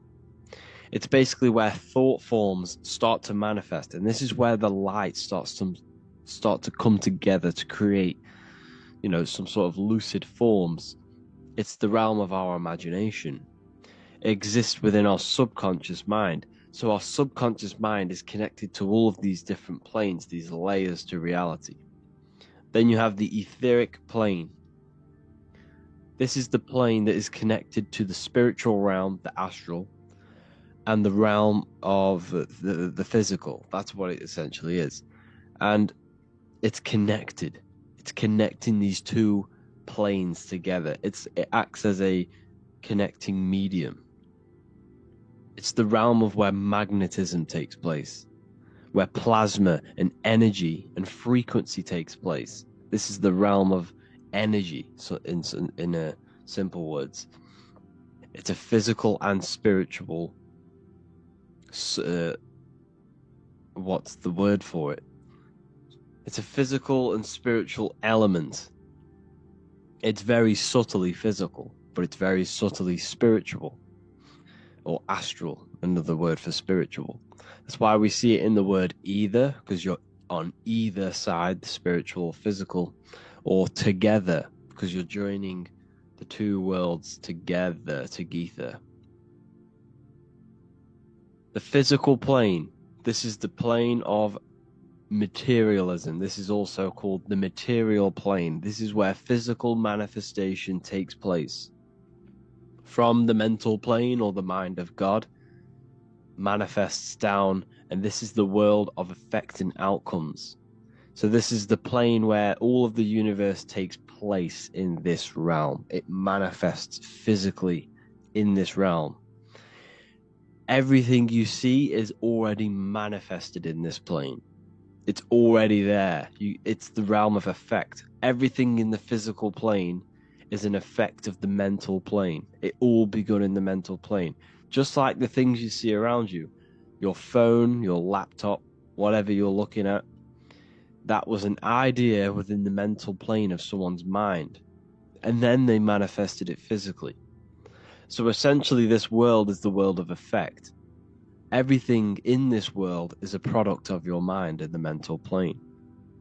It's the densest plane. It's very low vibration. So it's personified as hell. The physical plane is personified as hell. Because it is essentially hell. It's the physical plane. So I forgot to mention that the lower you go, the more lucid. I think I have a slide on this actually. The lower you go, the more physical and gross and dense it becomes. The higher you go, the more lucid and formless and spiritual it becomes. This is where we get the saying of, as above, so below. What happens above happens below. Happens in the mind, happens in the astral, happens in the etheric, happens in the physical. Essentially, every plane is affecting every plane. What happens above happens below, but also what happens below happens above. So the words I am saying now in this physical realm is also having an effect on your mental plane, on your mental mind, because they're words, they're affecting you, they're going into your mind. That's why words cast spells. So an example of how these planes work is, take for example this chair you see here. The mental plane is the thought of the chair. The astral plane is the imagination of the chair. So think the astral plane is like a plane where all of the possible chairs that could possibly be made exist there. It's the realm of imagination. The etheric plane is now the energetic blueprint of what you want to manifest, that specific chair. And then the physical plane is the physical manifestation of the chair. So that is essentially how the planes actually work. It's quite simple. However, they're not outside of you. You exist in one of these planes. You exist in all of these planes. You have a body in every single dimension. You just haven't woken it up yet. And this is what we'll be going into later on into this course. How's it all going, people? Today we're going to be talking about the astral plane in lesson 2 of the astral projection series. So the astral plane, as I told you in the last one, we went over the basics. Now I'm going to go into a bit more detail about what the astral plane is and what to expect, what is there. It is the realm of the collective and personal subconscious. So all of the things that you keep in your subconscious mind, all of the things that in everyone else's subconscious mind, is essentially manifested there as some sort of energy or something. Emotions, dreams, and inner images. Emotions manifest as energy on the astral plane. Now, emotions also manifest as demons. If you continuously feel negative about a certain thing and give emotional and mental energy to this thing that you cannot give up in your mind, you will create some sort of astral form which will latch onto your astral body and influence you. So essentially, you are creating your own demons through mental and emotional energy. Dreams. Dreams are when you dream, your astral body is slightly hovering above your physical body. And a dream, when you no longer consciously control it, but you're experiencing the dream, this is your subconscious creating the dream. So your dreams are created from your subconscious if you are not controlling them. If you control them, you can create them consciously and create a whole dream yourself and a whole world. And essentially, what you're doing in the astral plane when you dream, you are creating a whole world and a reality.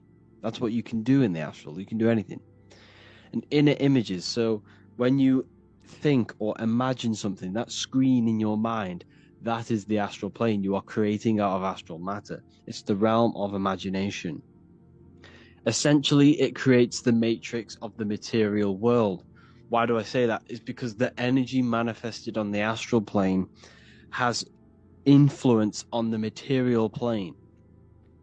So, like I said, when you create demons, you are essentially creating an energy which will manifest and influence your physical body on the physical plane. So essentially, the collective programs in people's subconscious and the collective mental thoughts is creating an astral energy which has a spell on the material world. That's how it's working. It's the realm of imagination, as I've already gone over, thought forms, and it's your light body. This is what we call the light body. It is the body made of light. All of the bodies are made of light, but the physical body is the lower vibrational light body. It is essentially the light body, and it's where thought forms manifest. It's where the thoughts you are thinking are taking form. This is where they are things. This is why we say thoughts are things, because they are essentially astral matter. And this is why we call the mind the third eye. It is an eye because it can see into these planes, these lower planes and the higher planes. And it's important to understand that the mind has access to all of these planes, all of them. And that's why it's the all-seeing eye. It sees all things. Now, the astral plane is split into higher, middle, and lower. So the lower astral plane is essentially where more material things are going on.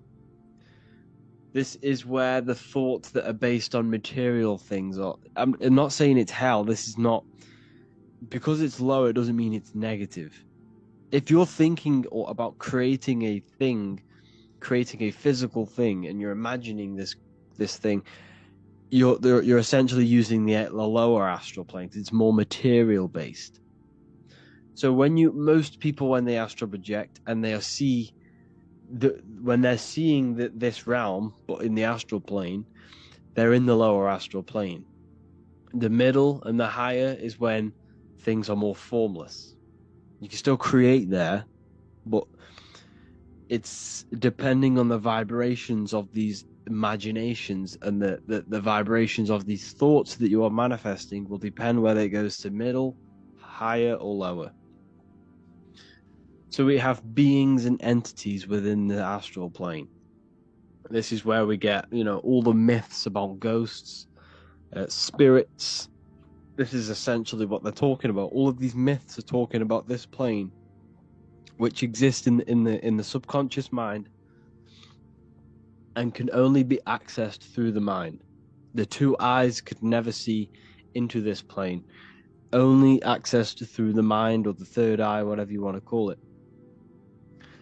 And there are beings there, there are souls there, there are minds there which manifest. So, first type of beings which exist in the lower astral plane doesn't mean they're negative, doesn't mean they're demons. It just means they operate around materialism, which is the elemental beings. These are the beings of the four elements, not the fifth element. The fifth element's ether. These are entities of the fifth of the four elements. And what essentially they are the energy behind, they are the forces, the astral forces behind the physical four elements: earth, air, water, and fire. They are beings of the elements, and they assist the elements in the material plane. Another type of being is etheric being. They exist in the astral and the etheric plane, and if they want, they can manifest in the material plane. This is where we get all of the myths about trolls, gnomes, nature beings, little nature creatures which are little humans. This is where we get all of these myths from, because there are beings in the etheric plane which have the ability to materialize at their will. They can materialize into physical form whenever they want, and they can go back straight into the ether and become formless. And they manifest as gnomes, nature spirits. They essentially look after nature. And they because we are so disconnected today, we will no longer make contact with these beings because we're so ignorant. We're not on their level. We're not advanced. They will stay away from us. It's like Yoda, for example. All of these little creatures that they tell us about in the movies, they're talking about etheric beings, fairies. All of this stuff is all etheric. And essentially what they do is assist nature and make sure nature is doing its thing. Jinns. These are powerful beings. These are very mentally and spiritually advanced. They are very powerful mentally. They hold a lot of mental power. And essentially, these beings exist in the lower planes, and they have a lot of negative demons below them. So there are hierarchies within demonology. This is called demonology now. And they can, like any astral form, can manifest as anything as they think. Whatever they think, they can appear as. So as you see here, you've got, the head of a human and a cat and a toad and spider legs. Whatever they want to manifest as, they will manifest. This is why we see the goat head all the time in the music industry, or the goat. Just remember, it's basically symbology for these demons within the astral plane, these powerful beings. And yes, you can summon these through magic. You can summon them by figuring out their true names and calling them and doing these magic rituals. You basically what you call them in your mind's eye, and they can appear in front of you, and you can ask them to do things. This is all black magic. So essentially, this is what jinns are. They're very powerful, very, very powerful beings. However, the astral plane is always in correspondence with yourself. So if you ever do manifest there and access this astral plane, you will match your vibration. You will match your thought forms. You will match everything. Whatever vibration you're vibrating at, you go into the astral plane, you will see and meet these vibrations. This is why you'll never ever encounter a very, very advanced spiritual or mental being. You'll never encounter them because you are simply not vibrating on their frequency. So this is why you'll never meet. You will meet whatever your vibration is. So another type of being is just normal spirits. Just normal, they're not negative, they're not bad. Some of them are neutral. And they will manifest as anything as they want. They will create, linger around you, whatever. These are the types of beings. Then you have thought forms. You just basically have thought forms which are just manifested there. Collective thought forms, or they could be your thought forms. They're just basically mental programs. So every single program, every human believes is essentially an energy or astral entity. So, Jesus, everyone believes in Jesus and gives this Jesus mental and emotional energy. That is a being on the astral plane. That's how it works. So another one is just a subconscious aspect of self. You might see a demon, but it could just be a subconscious aspect of yourself. It could just be a negative thought form which you have not let go for years and constantly fed into a mental thought loop. This is what I mean by demons. Like, you literally can create your own demons through thought loops and giving mental energy and mental and emotional energy to things. So in dreams, for example, if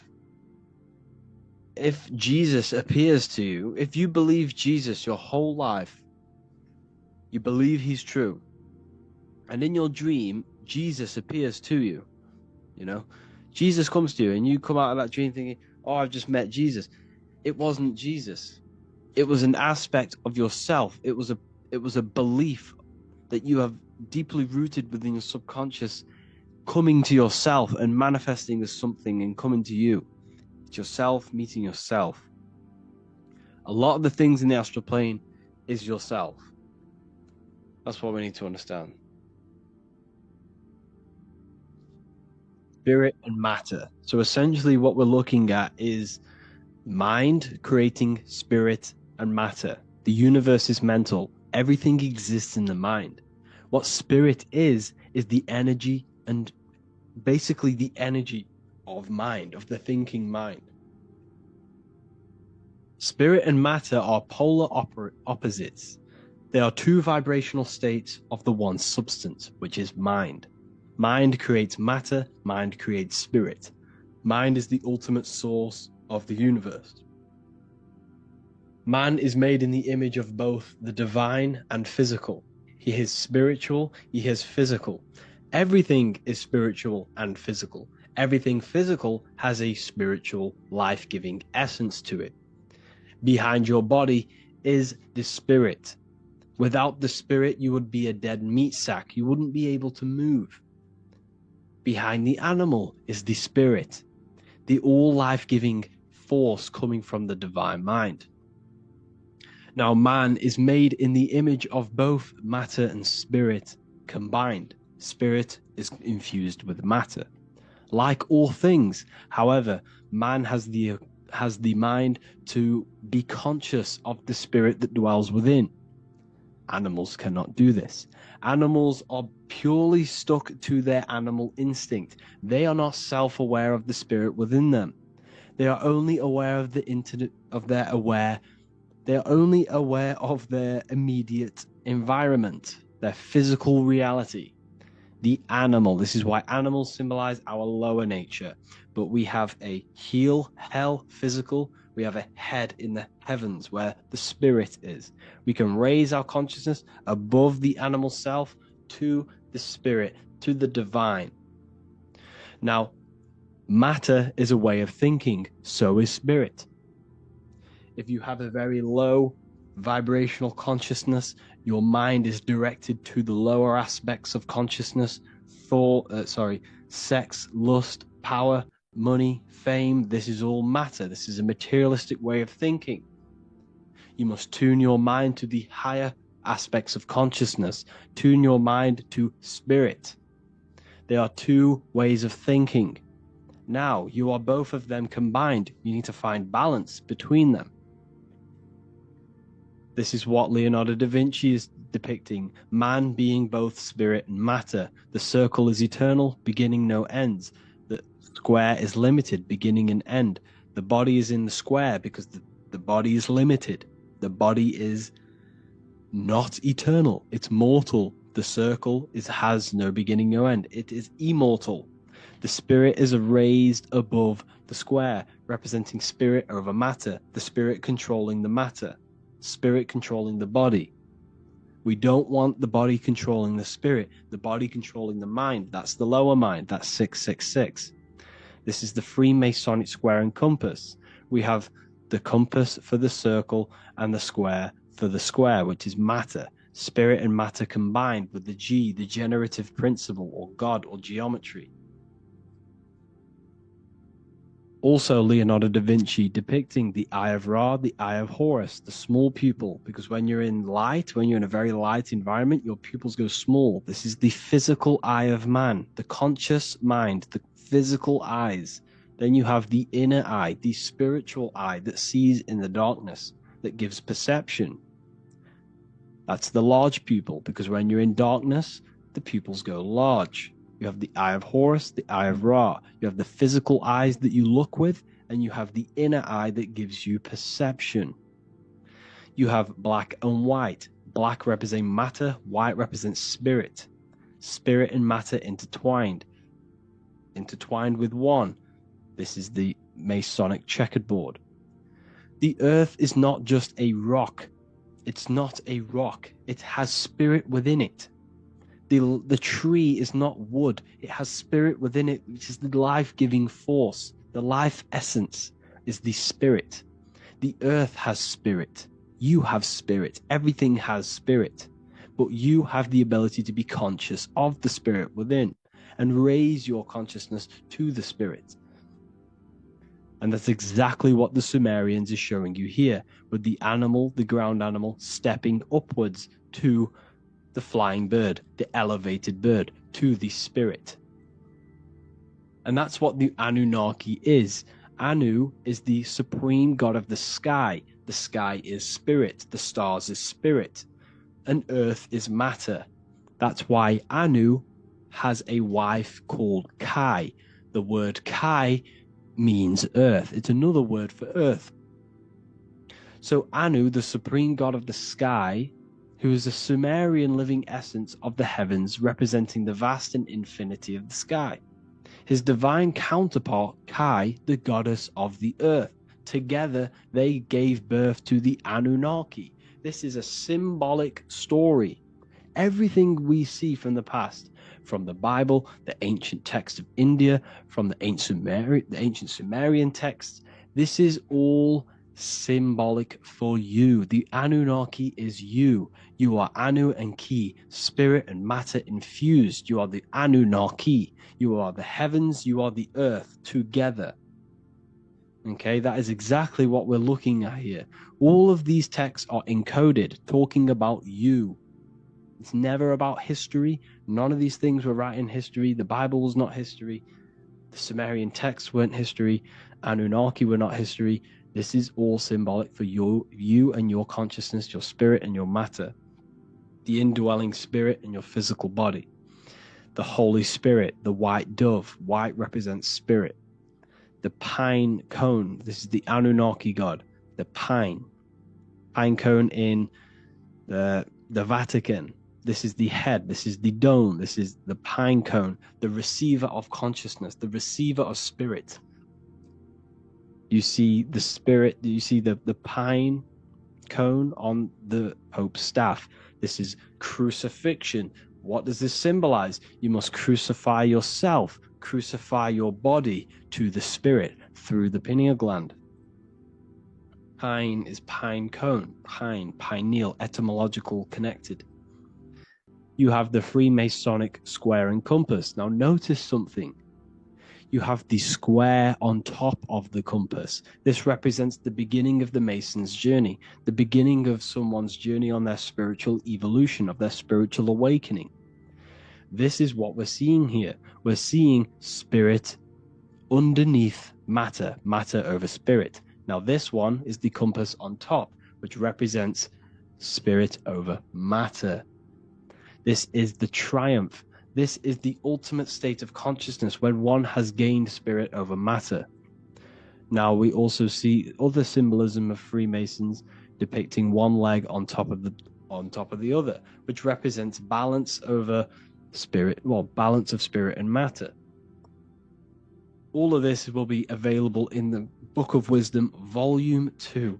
This book is the next revolution of human consciousness. I cannot explain the amount of hours and work and research that has gone into this masterpiece. I'm not even going to call it a masterpiece. That is up to you whether you think it is a masterpiece. But I have put my heart and soul into this book.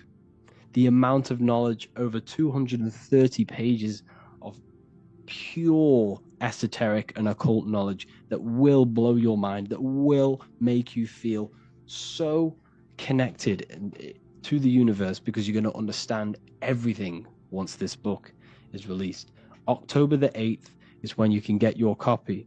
And if you are inside of the Ethereal University, then this book will be free for you. You'll get this book for free if you're inside my university. So I hope you all gained a great insight from this video, and I'll see you all in the next one. Lesson 4, astral projection. This is a very important one. This is the one we've all been waiting for. The astral plane is a reflection of your vibration, as I mentioned before. Frequency matches. Everything you think of, the thoughts that you tap into, the emotions that you feel, your overall vibration is what you match.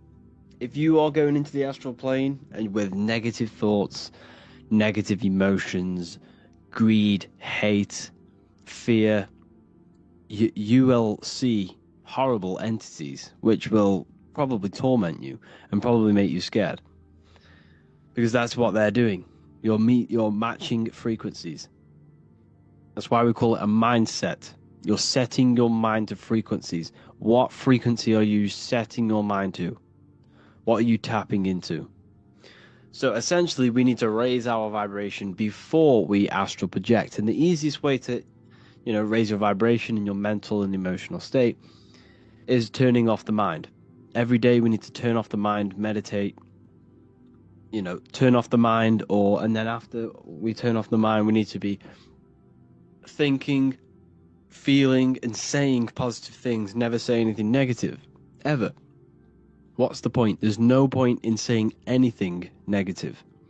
It will only come back to you, and it will only program your mind to be negative. Always stay positive, no matter what situation. There's a duality, there's a good and a bad for every situation.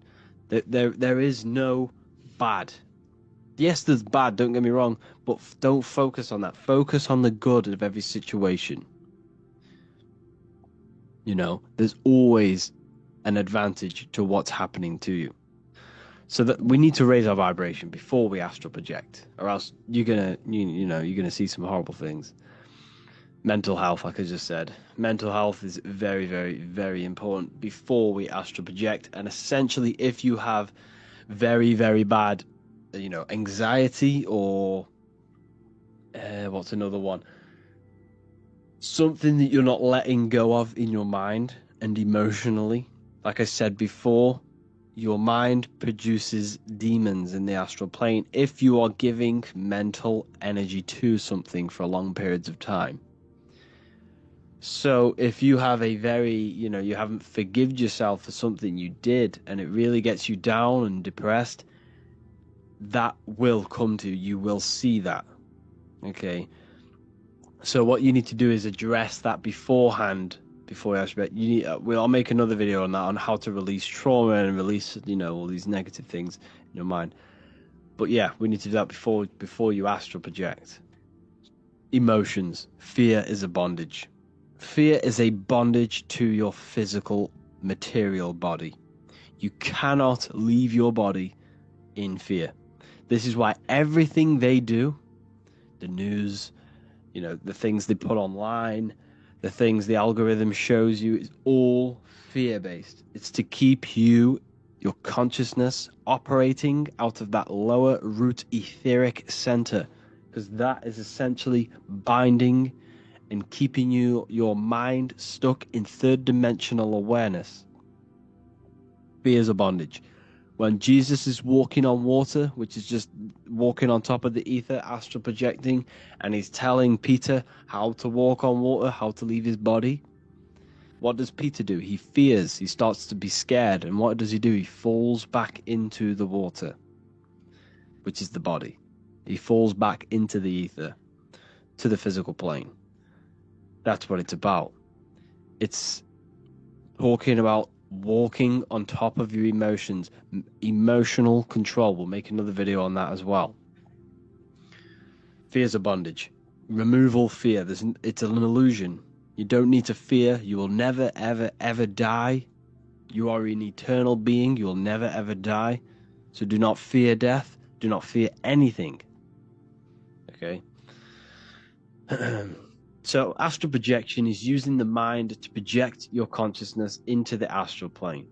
Everything exists in the mind. All worlds are within the mind. Every dimension is in the mind. All of the products, all of the planes, like I just said, the etheric, astral, physical, they all exist in the mind. This world you're in right now, the material plane, exists in your mind. It's all within yourself. It's a dream, essentially. And essentially what this world actually is a creation within the astral plane. It's what we do it all the time. Every time you dream, you're creating a world from the astral plane. You know, you do it, but you just don't do it consciously. So essentially what astral projection is an altered state of consciousness. You're altering your state of consciousness. Every time you dream, you're altering your state of consciousness. Every time you have a lucid dream or whatever mystical experience you've ever had, you are altering your consciousness. This physical plane is an altered state of consciousness. That's what it is. It's the third dimensional consciousness. Astral projection is just an altered state. You're altering your mind. You're altering what you're seeing, what you're perceiving. So here's a method. Lie down with nothing touching. So you don't want any of your body parts touching. Close your eyes and meditate. Turn off all thoughts. When I say meditate, it's not the right word. There's no really word for it. You know, people associate meditation with sitting there, like just sitting. But no, it's basically turn your mind off, as if you were going to go to sleep. But keep your conscious mind awake. Relax every muscle and release all tension. So how I say to do this is 10 minutes, get in the present moment. Before you even lie down, you should get yourself in the present moment. Say, I am here right now, nothing else matters. Repeat that until you're in the present moment. Then lie down with nothing touching. Close your eyes and turn off all thoughts. Once you've gained this non-thought state for about 10 to 15 minutes, you then want to mentally visualize a box. Big, heavy box with a hard metal lid, and throw everything you think about yourself in there. Throw your body in there, every material thought, every material association, every emotion, every issue you have. Throw everything into this box. You do not need it. And if you don't, you will not astral project successfully. You have to remove all bondages, every bondage you have, everything, just throw everything away. Then once you are there, you want to begin to think of nothingness. Then just do this for another 15 minutes until it feels as if your consciousness, your mind is awake. You will no longer feel your body. Okay? When you get in this state where you no longer feel your body, this is when you want to use your mind and imagine, okay, of drawing a circle with your hand, but not your physical hand. Just imagine you're drawing a circle. This is a starter practice. You cannot go straight into the astral plane. You will not do it. You have to train your imagination. So draw a blue circle and keep drawing stuff. And if you do that pretty successfully, start drawing something more complex, like a star or whatever. Train your imagination, because when you do this, you're creating focus, and you need to focus in the astral plane. Okay. So once you do this, you can do this for a couple nights before you actually astral project. What this is doing is training your mind to operate in this imaginational plane. Okay. This is another method. This is a bit more advanced. Like I said, get in the present moment, lie down with nothing touching, like the same process as before. Close the eyes and meditate and turn off all thoughts. Then visualize the mental box and throw in everything you think about yourself into the box and close it. Then turn away from the box. Once you are relaxed, and once your mind, and you no longer feel your body, your mind is your consciousness, you're just pure consciousness, not the body.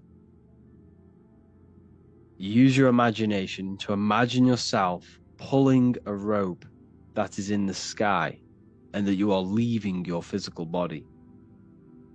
Image pulling yourself up a rope or climbing the rope. You have to do this mentally. You have to understand that these planes are all mental. Just like how you move your physical body around, you're moving your physical body around because your mind is telling it to do so. It's slightly different within these astral planes. You're still using your mind, but because you haven't activated this body, there's not much of a connection between your mind and your astral body. So imagine pulling this rope. Imagine your hands pulling up this rope out of your body. And once you are there, you might leave your body. You'll feel like you will no longer feel your physical form. You might not see much because your mind's eye has not been trained to see in this astral plane. You might not see much. It might appear white. You might see colors.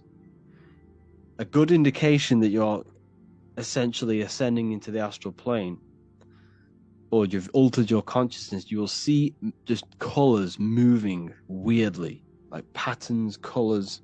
You'll see all sorts of things. Okay. So that's a good indication. Okay, here's another method. Like I said, same process as before, but just a different ending. So get yourself in the present moment for 10 minutes. I'm here right now. Nothing else matters. Then lie down with nothing touching. Close eyes and meditate and turn off all thoughts. Place everything into the box once you have gained this. Once you're in that sort of meditative state, put everything in the box. Release all tension, all emotions, all problems, put into the box and turn away from it. Imagine that. Once you are relaxed, you want to do this all again. Get into that meditative state until you no longer feel your body.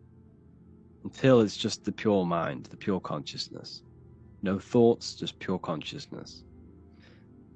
Focus your attention on the middle of the brain, the place of the consciousness. And shake mentally. Do not shake your physical body, but shake mentally until your soul or your light body leaves the body. Shake with all of your willpower. So essentially what you're trying to do here is shake your mind out of, or this astral body out of the physical body.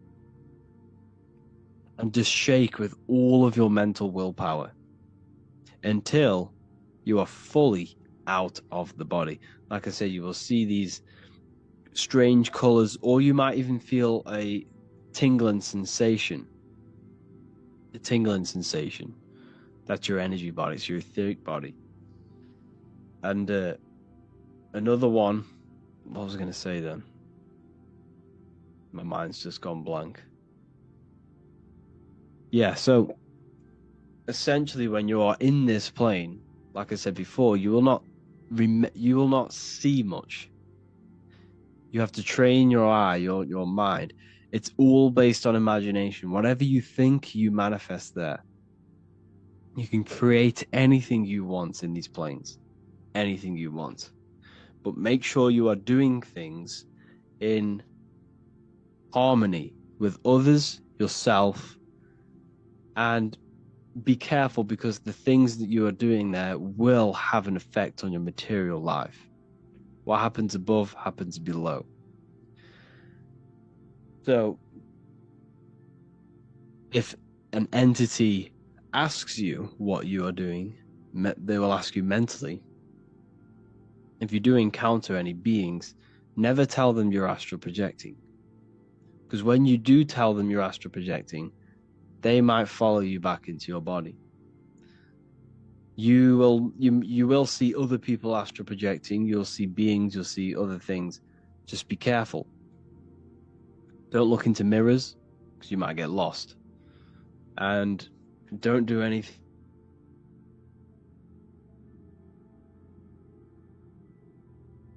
to this one. So returning back to your physically, if you just want to return, just think of your physical body and you'll fall back into it. Or as soon as you start to fear something, you will fall back into your body. But essentially what it feels like is when you leave the body, that was what I was going to say when my mind went blank. Before you leave the body, your heart might be racing.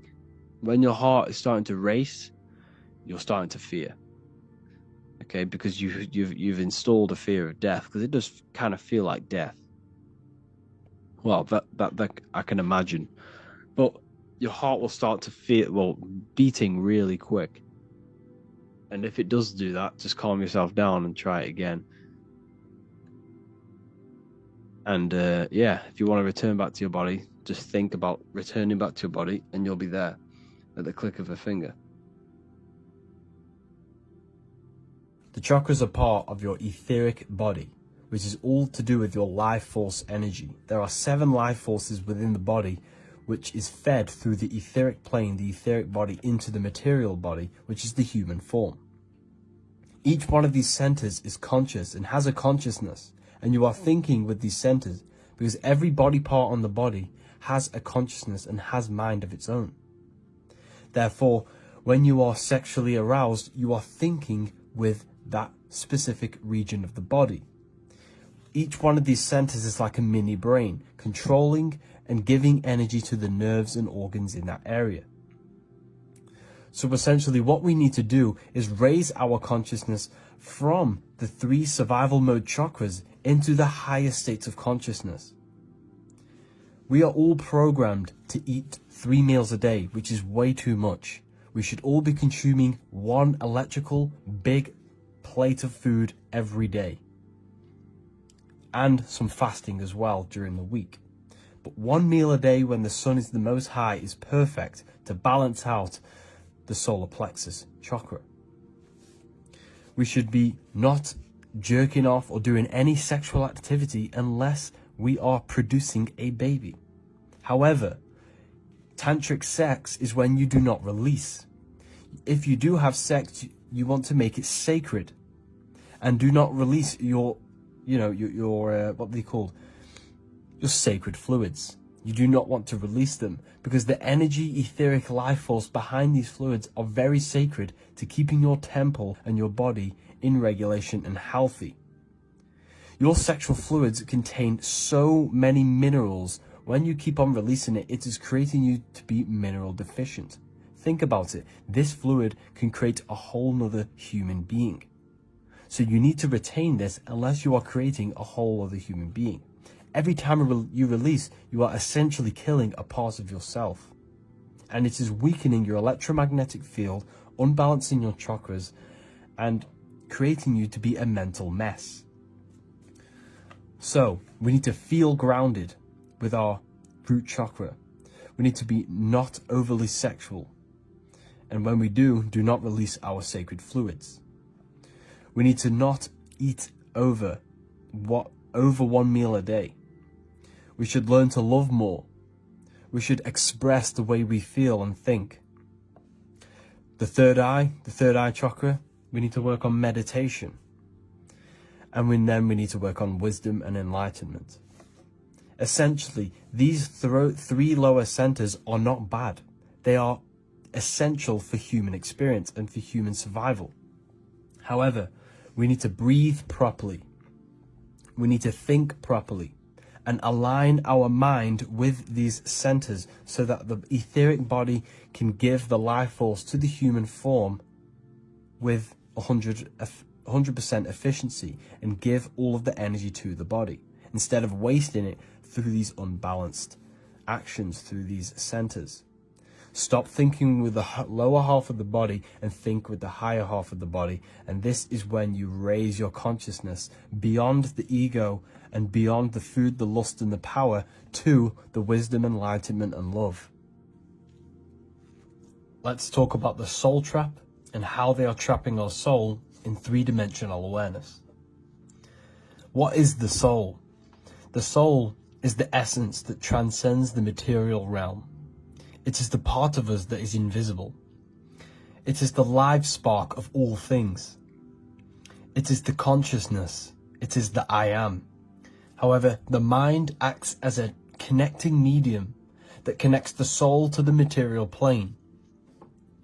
The mind is what projects the soul into material realms or other realms. So the mind acts as a bridge between the physical and material realms, the physical and spiritual realms. So what they are doing is tricking your mind into only believing physicality. Like I said before in the last breakdown, you are experiencing the body.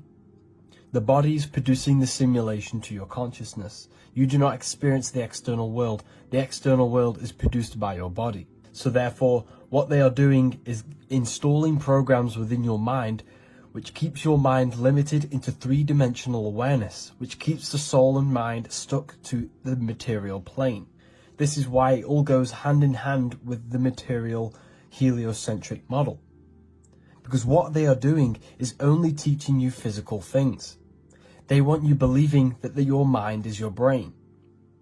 They want you believing everything is only physical, and they want you believing that you are your physical body. By awakening the mind and transcending the physical plane through astral projection and meditation, this is how we expand our awareness to beyond physical reality. It is the physical plane that they want our mind stuck in. They do not want us traveling the astral realms free from our physical bodies. Because what they are doing is harnessing our energy within the astral plane. So everything they teach you is to go hand in hand with materialism. They promote materialism in the music, through the music industry, through films, Hollywood. Hollywood is made from the holly tree, which the ancients used to make magic wands out of the holly tree to cast spells on you. All of this is casting spells to keep your mind stuck in physicality. So it's essential for our minds and for us to prepare our minds and our soul for life after death. Because we are eternal beings. We are the intelligence within the physical form. The physical form does not live.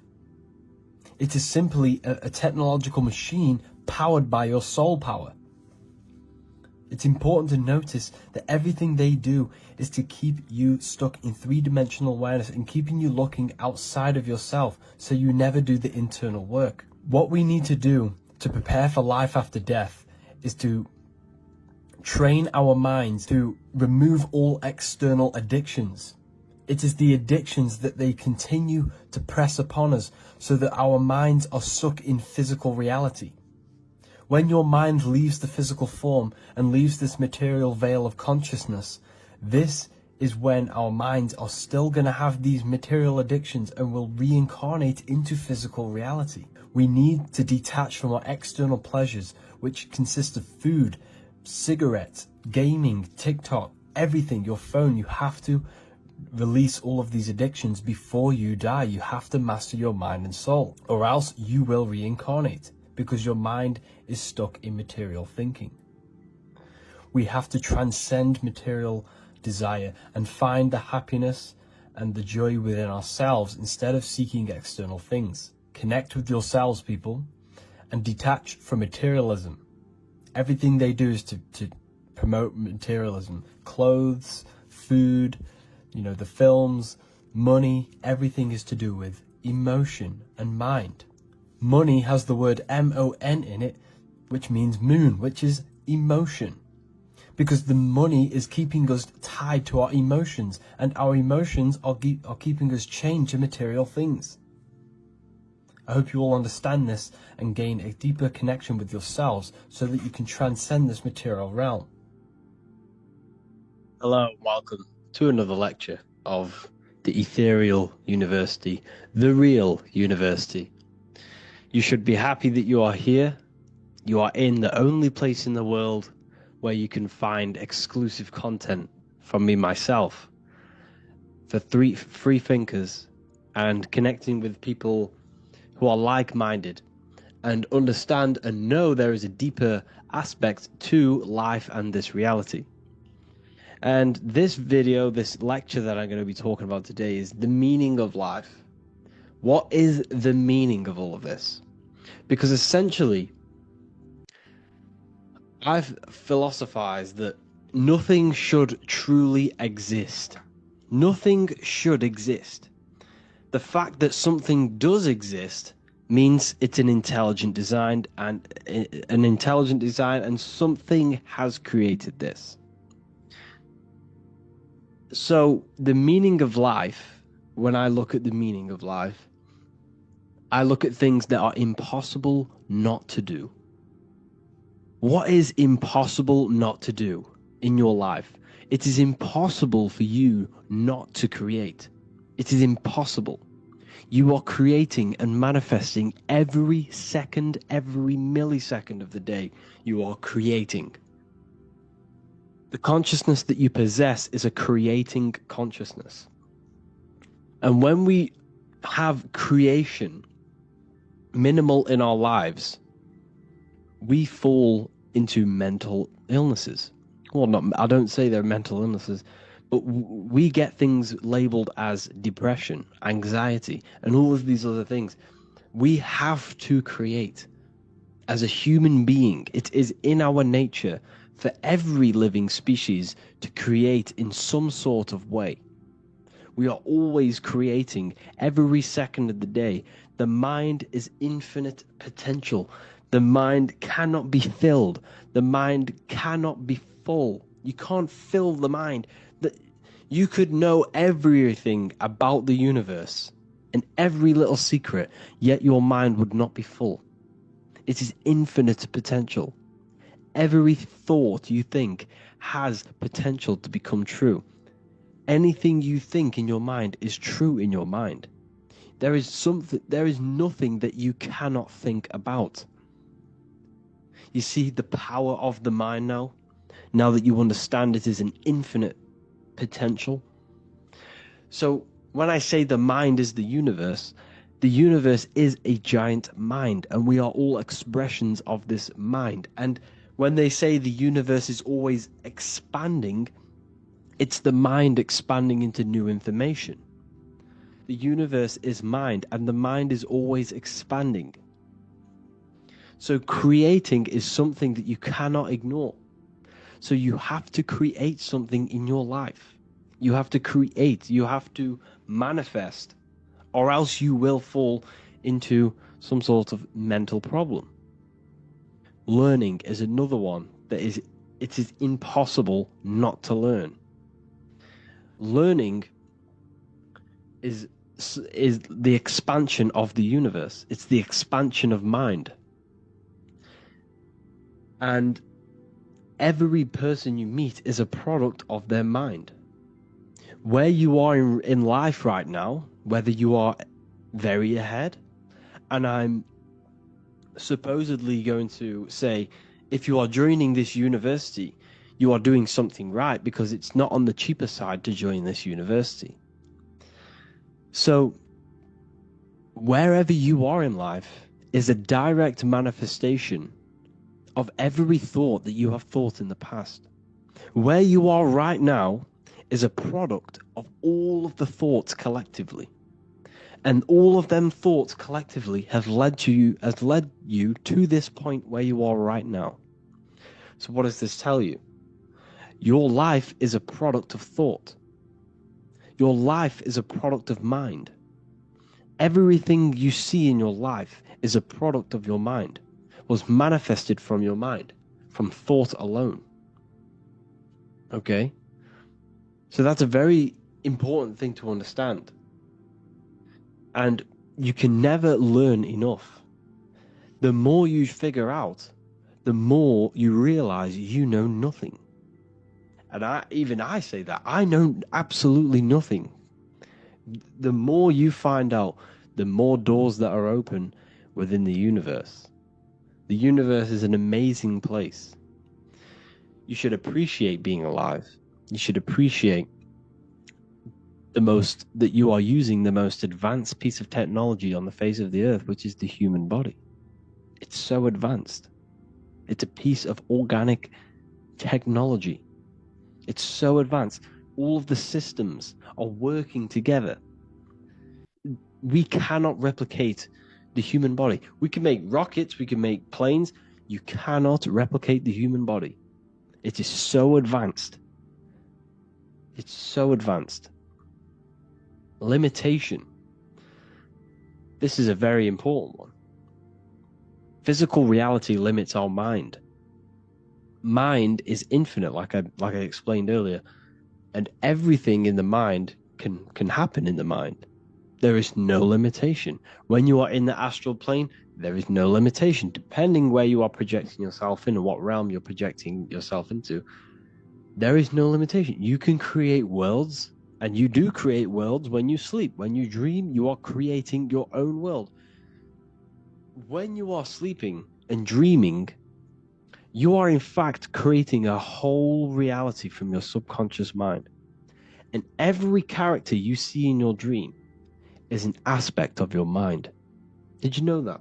That when you are dreaming, there are hidden messages within your dreams because it's your subconscious mind coming to reality and showing you codes, showing you messages about your mind. So when the mind incarnates physically into a physical reality, there is limitation now pressed upon it. It's hexed. That's why I say you're hexed. You know, you're in the hex of Saturn. Saturn is the cube.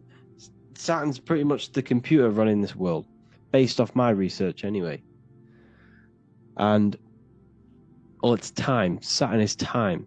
So you are limited by time. You have a set time here. And you are limited by physical matter. And when you are in physical reality, you are limited from the things that you learn here. You are a product of your mind's information that you gather. If you gather the deepest and secret knowledge, then your life has less limitations than the one who is programmed, who has a programmed mind. And you are learning the limitations of the mind. You are learning the limitations of physical reality. When you are in the astral plane or the imagination plane, whatever you want to call it, you can manifest at the click of a finger. You want an apple, you click it, you think it, and it's there. That screen in your mind is the astral plane, where you can imagine things. You can pull things up on that screen right now, and it will be there. However, in a physical reality, you now have to give energy and discipline. You learn discipline, you learn to give energy to manifest it into a physical reality. To manifest something into a physical reality is a lot harder than manifesting into an imaginary plane, in the astral plane. So we come here to learn discipline and limitation and to find out how we function in a three-dimensional world of matter. Because essentially you were astral before you came here. And here's another one. Nature shows us truth. Open your eyes. You have day and the night. You have the sun, the conscious, the electric, boom, power, the sun, living. You have the moon. You have subconscious, the hidden one, the astral. So the sun represents physical reality. The moon represents astral reality, as above, so below. So what is this telling us? Well, the physical world is telling us that there's cycles in this world. You have the good and the bad, and there are cycles. And the beginning of one cycle is the end of another cycle. And the end of another cycle is just a new beginning. Everything is eternal. Your body is not eternal, but your mind is eternal. You have the cycle of the 4 seasons. Like I said, everything begins and ends, but the ending is just a new beginning. It's an infinite cycle of the universe, symbolized by the Ouroboros. This symbol has been used for thousands of years, depicting the end is a new beginning. When you leave the physical reality, you are now reborn in the astral reality. Have you ever died in a dream? I've died in a dream. In fact, this was the other day. I got killed in my dream, and I woke up in another dream, in another reality. And I knew it was going to happen. Like, as soon as I woke up, I just knew, like, I'm in another body now. You are eternal. You are a multi-dimensional being. And until you gain access to these higher planes, people, you will realize how powerful we all truly are. We are all multi-dimensional beings, and we all have immense power when we figure out how to use these minds of ours. These minds are very, very, very powerful. Very powerful. So this is a new page from the new book, the Volume 2 Book of Wisdom. We also come here for growth and expansion, like I said earlier, the expansion of the universe. The scientists, these paid scientists that, are paid to lie to you, they say the universe is always expanding. Oh, yes, it's mind. Mind is always expanding. Mind is always figuring out new information. The mind can never be full. It's always expanding. And the mind is the infinite potential. The mind is the universe. It's every substance you see around you is a product of mind. The squirrel, the dog, you, your mother, your family. It's all mind, all product. They all possess mind. They all share mind, and this mental plane is shared. And your reality is a product of thought, and this physical reality on a macro scale is a product of God's thought. Now, when I say we are God, we are a microcosm of God. God is within us. Now, I'm not saying that we are the creator of this reality. We did not design the human body. God did. We did not design the functions of the heavens, the order of the heavens, and how the sun rotates around the earth. How it does that, I really do not know. The heavens and the sun and how they move is one of the biggest mysteries known to man. How does the sun truly move? How does it never run out of energy? How does it move? How does the stars move? What's moving it? What's the force behind it? Who is it obeying? It's technology. The sun is the most advanced technology ever, but that's of a whole nother video I can go over. But I'm not saying I am the one. You are the one who created this reality, who designed the human body and designed everything in this world. I'm saying that you can connect to the source within yourself. The source of life, the source of the universe is inside of you. And you can connect with it. And you are using that power of the source of the universe to create life, to manifest your will in this physical reality.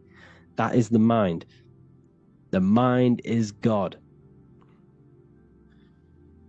So, you have the day and the night, you have the left and the right. Everything is dual in this world. We learn duality.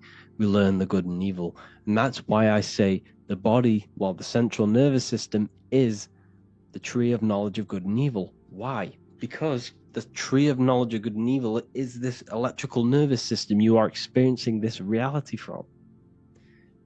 the central nervous system is giving you the knowledge of duality, of good and evil in this physical dual world. Your consciousness is experiencing the central nervous system. Without the nervous system, you cannot function in this world. You need it. This is why it's sacred. It's the tree within the Garden of Eden. Okay, so I hope you enjoyed this video. Please contact me if you wish, for any lectures on anything you want. Give me a message. I'll create a lecture for you. And yeah, have an amazing day, people. Astrology in the Bible. First of all, we need to understand that this is astrology. This is The Last Supper by Leonardo da Vinci. This is depicting Jesus as the sun, which represents yourself. Now, people always say, what is the 13th constellation? As there are 13 lunar cycles every single year. There are 13 months in a year. Jesus is the 13th constellation, the sun, which represents yourself. And you have the 12 disciples revolving around you, because you yourself are the center of the universe. So now that you understand that, this is why they demonize the number 13. The number 13 adds up to 4. 1 plus 3 equals 4. The number 4 is you. Mental, astral, etheric, and physical. You have a fourfold nature. As you can notice here, you have the 12 constellations and the 12 bodies and the 12 systems of the body. And this is how they correspond with the body. Aries, which is an anagram for arise, because you have to arise your consciousness to Aries, to the Lamb of God. Aries is the lamb, which represents the brain, the cerebrum in the brain. This is why he's on the head of the table. Taurus. Taurus is the bull. Taurus represents the neck and the throat. Bulls have very thick necks, and this person here seems to have a very thick neck, showing the neck off. Gemini. Gemini rules the arms and the hands. Gemini is known for the two twins. This is why he's holding up his two hands representing the two twins of Gemini. Now we go into the summertime, because there are 4 groups and 3 people in each group, for the 3 signs in each season of the year: spring, summer, fall, winter. Matthew, Mark, Luke, and John, which represent the 4 aspects of yourself, the sun. Cancer. If you look very closely, he has a knife in his hand, because Cancer represents the crab, which have very sharp pinchers for a knife. Leo is the dominant lion. Leo represents the sun when it's most high. This is why this represents Leo, the roaring lion, very loud and dominant. This is why he has his elbow on the table, symbolizing dominance. Virgo. Here you see he's pointing at the Adam's apple, showing and indicating that there is no Adam's apple. This is a female. This is Virgo the Virgin, the constellation Virgo. Now we have Jesus. This is the sun, the risen Savior, the light of the world. It represents your consciousness, yourself, or the sun in the sky. As above, so below. What is within is without. You are the light of the world. You create reality. You yourself are the sun. One hand up, symbolizing day. One hand down, symbolizing night. Day and night, red and blue shift. These represent the 2 polarities of male and female. Red and blue. Police sirens are red and blue. Your tap, you have a red and blue tap. You have a red pill and a blue pill on the matrix. This represents the polarity. Now we have Libra. This is when the sun is balanced between the summer and the winter. It's the midpoint. It is the equinox, the equaling of the sun. This is why he has his arms balanced outwards for the scales of Libra. He represents the balancing of the sun. Libra also represents the kidneys and the bladder, which help balance out the blood of the body of toxins. This is all astrology. This is the exact order of the signs. Pisces rules the feet, and this is why he's on the bottom of the body. Jesus represents the middle of the body, which is the heart. Aries represents the brain, the top of the body. This is all astrology. Let's break down the body, the tree of knowledge of good and evil, the tree of life, and your consciousness, and this three-dimensional world. You have two trees in the Garden of Eden. The Garden of Eden means your mind, because everything is mental, the universe is mental. The universe exists within your mind. This world is what you're experiencing, is the lowest dimension within your mind. The central nervous system is what you truly experience. You do not experience the world. What you touch is your brain's interpretations of electrical impulses on your nervous system. What you see with your two eyes is an image produced by the visual cortex in your brain. So essentially, you are the mind experiencing the body. The body is running the simulation to your consciousness.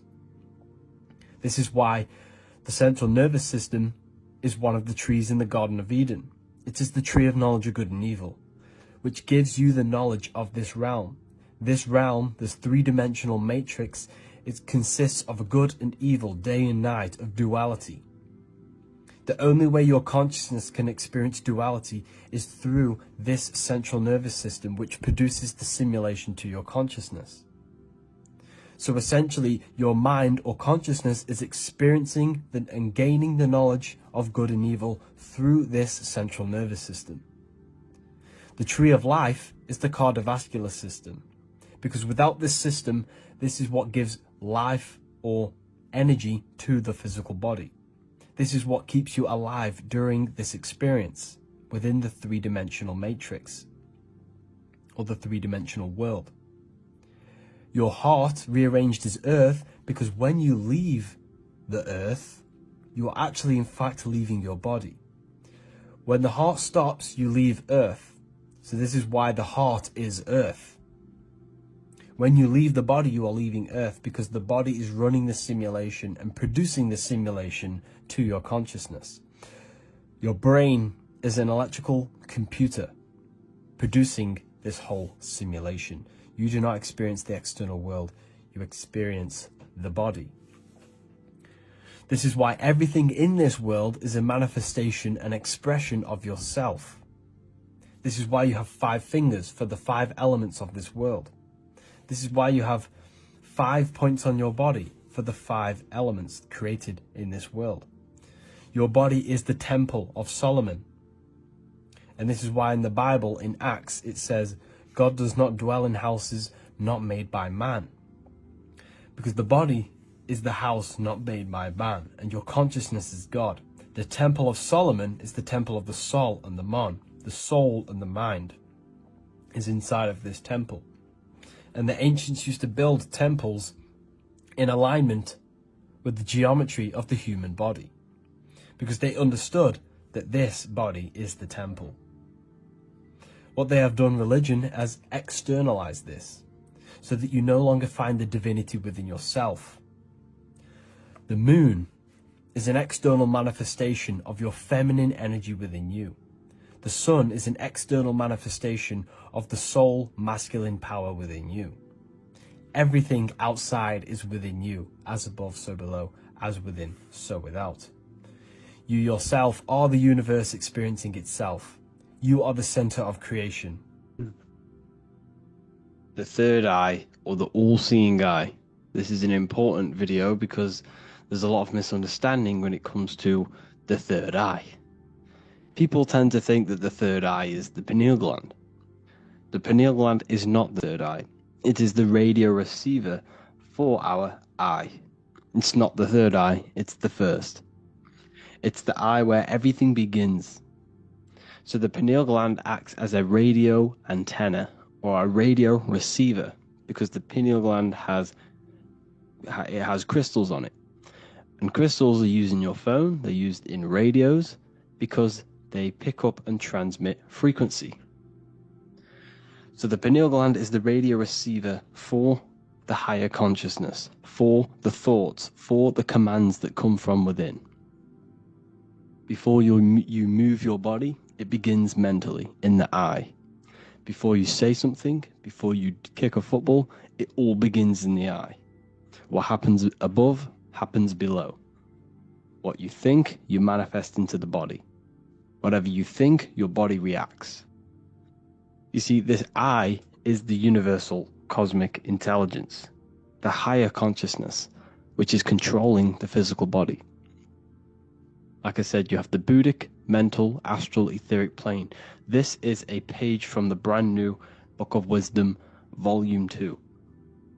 You have the Buddhic plane, the nothingness. Then you have the mental plane, infinite potential. This is the I, the singular consciousness. This is the infinite potential within you. The I is where the thoughts are. This is the mental plane. And it is this I which experiencing everything. It's the I behind the body. It's the I behind the thoughts. Yes, the mental plane is the plane of thoughts, but you are the I experiencing the thoughts. You are the I behind the thoughts, behind the emotion, behind the words. Deep, deep down within your being, there is the all-seeing I, which the body obeys. Everything that I says, the body does. This is the I in between the two pillars, or in between the sun and the moon in the Masonic artwork. Sun, masculine, left brain. Moon, feminine, right brain. The all-seeing eye in the middle, consciousness. The I, the order, the intelligence, the infinite potential within you, the creative force within you that can create the good and the bad, the left and the right. So you are either creating negative or good. You're even doing good, which is God, or evil, or the devil, which is do evil. You have this creative ability within you, which is God, the consciousness, and you have the choice to do the devil or the God. So the third eye is the human mind. It's the mind. It's the infinite awareness, infinite potential within you. And when you see it in the triangle, it represents the ethereal plane. This is the ethereal, the triangle. This is the eternal. This is the material. Because the physical plane is the box. It's the square. That's why we say think outside of the box. Because you got to think outside of the box to awaken your divinity. You see, humans have been given the tools to awaken to their true divinity. No other animal on this planet, or whatever you think it is, on the earth, has the ability to have self-awareness. Humans have been given the tools to understand the very, very complex things and understand who we are, what we are, and what the universe truly is on a higher level, not just physical. We have the ability to access planes beyond the physical world, which is unlike any other animal. This is why the humans are gods. So when you see the pyramid with the capstone on top, it's cut off, it's separate from the rest of the pyramid. This is the consciousness that is looking through the ether into the material plane. It's like I discussed down here with these planes. This is the I, the mental plane. Your consciousness, your I, is looking through the ether. It materialized through the ether into the physical plane, and you are now the I looking into the material realm.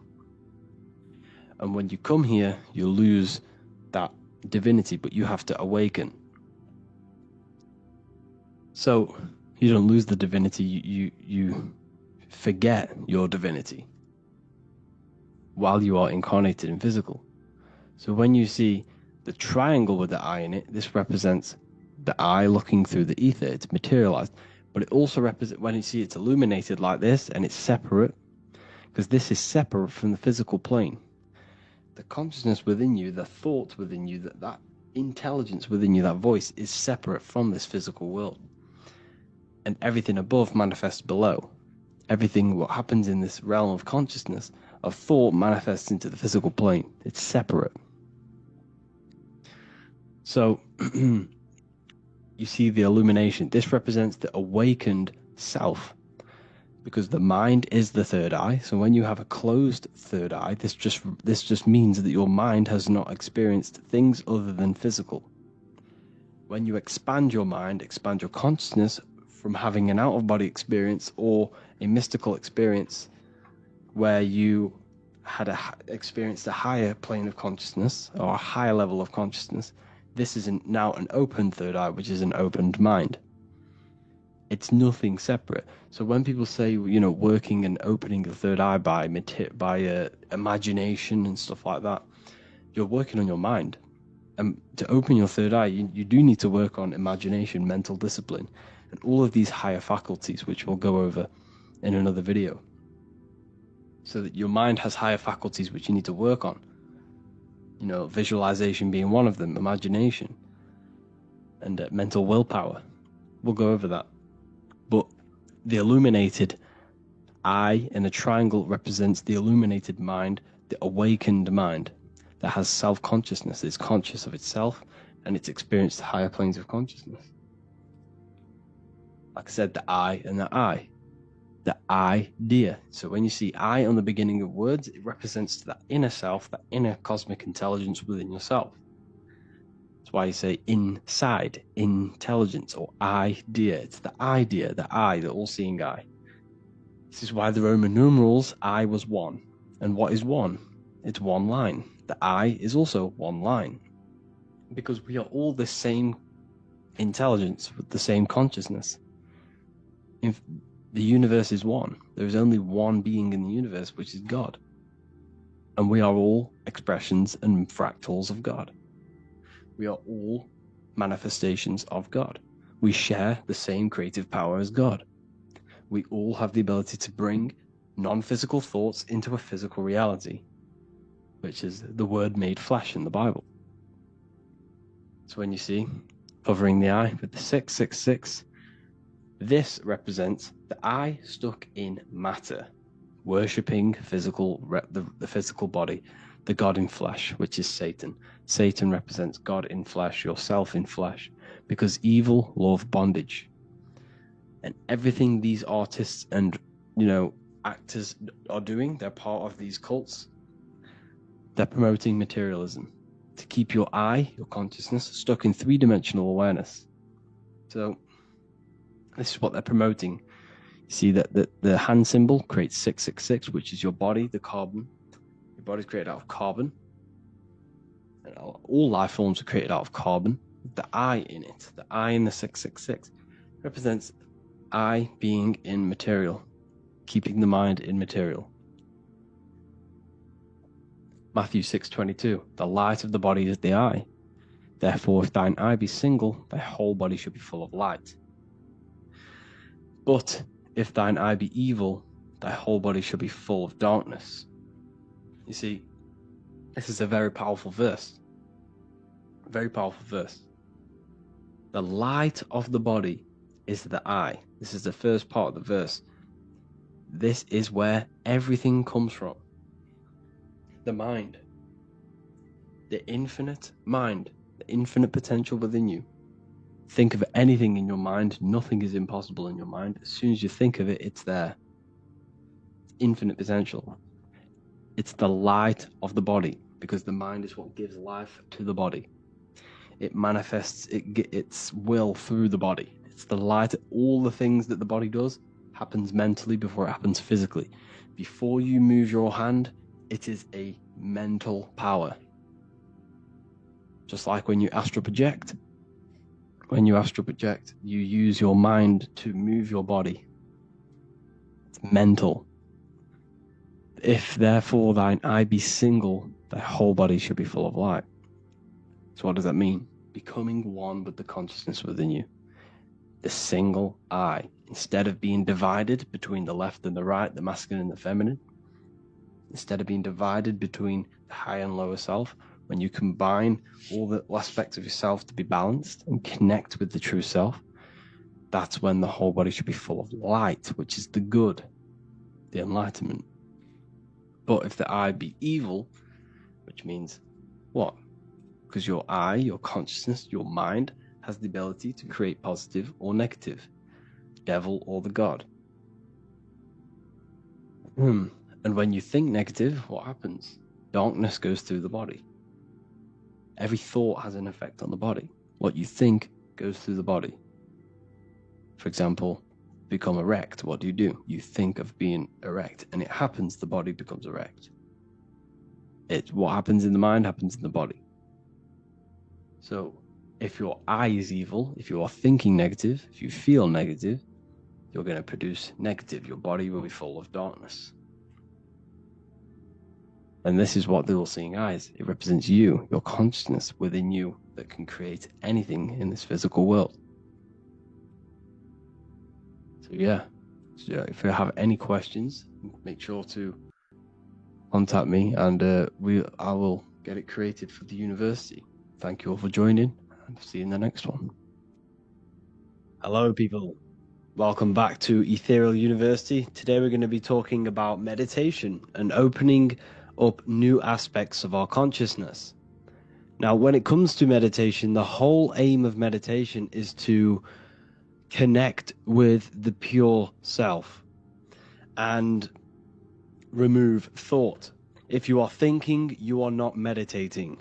This is a different type of meditation. So this meditation we're going to be talking about is connecting with higher consciousness and opening up new aspects of our consciousness and opening up our mind and entering in the mind, because that is essentially what we are doing when you are meditating. You're turning your mind inward to focus on itself, because when we focus on external things, where attention goes, energy flows. So when you are constantly, as we are going through our day, giving tasks attention, this is giving it energy. So when we shut the eyes and our mind is turned inward on itself, we retain our energy. We are retaining our energy, our vibration, and our etheric bodies and our electromagnetic aura is all focused on the self, and we are no longer giving energy. So that is another reason of meditation, of restoring energy. That is another form of meditation. But this meditation we're going to be talking about today is connecting with pure consciousness and removing all of the false self. Okay, so what you have here is consciousness. This is the eye, the all-seeing eye of consciousness. This is the real you. This is the symbol of you, the symbol of the observer. Okay, so this is consciousness. And inside of consciousness, we have mind, we have emotion, we have thought, and memory. So thought kind of comes under mind, and so does memory. Memory comes under mind. So mainly, you have two aspects of consciousness: mind and emotions. You have a thinking part of your consciousness, which is your mind. You have a feeling part of your consciousness, which is your emotions. You have a memory aspect of your consciousness. All of these things here exist metaphysically. These things are not physical.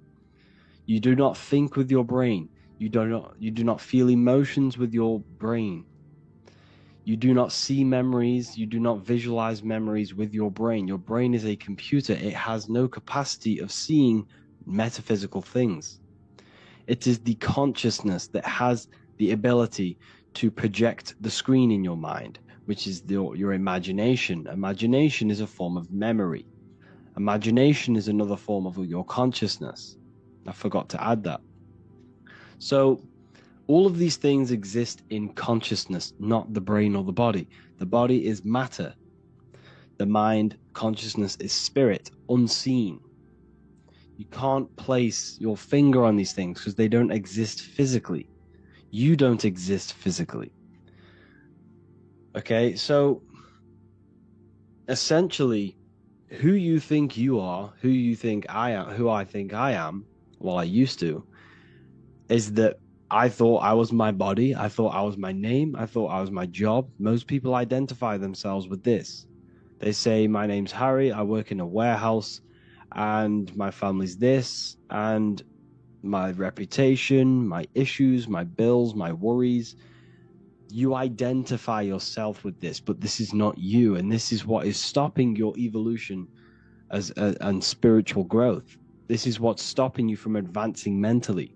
and expanding your consciousness. You can't expand your consciousness if you are identifying yourself with these material-based things, because they are not truly you. You existed before this body. You existed before the job. You existed before this physical avatar.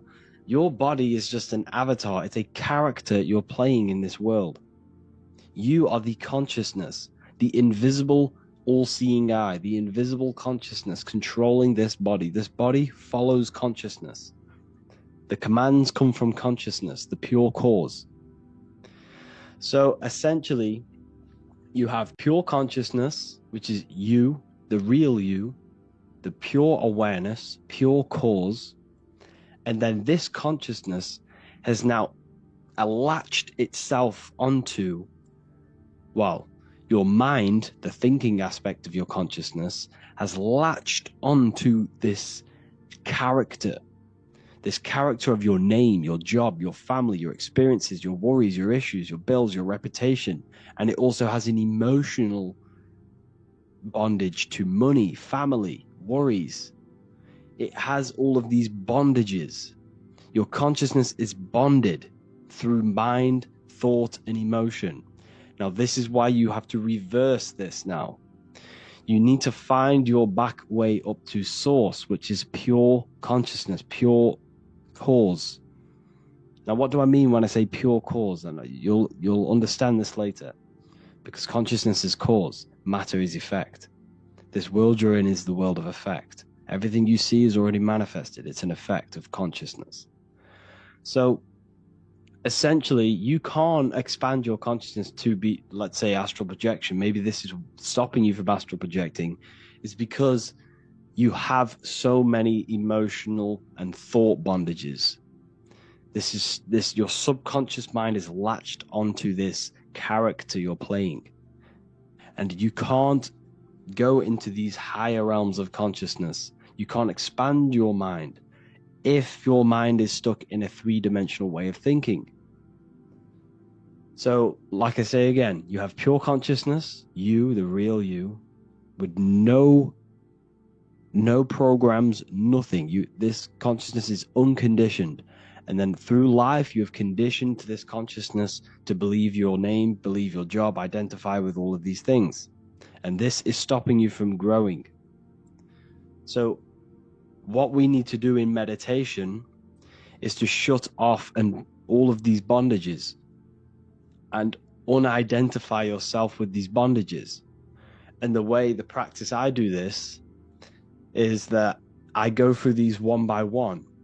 First of all, before I meditate for 5 minutes, I will say, I'm here right now, nothing else matters. This brings your mind into the present moment. And when you say something for more than 90 seconds, your mind fully focuses on that thing. So keep repeating this for like 90 seconds or 5 minutes. I am here right now, nothing else matters. And while you do this, breathe in through the nose, breathe out through the mouth.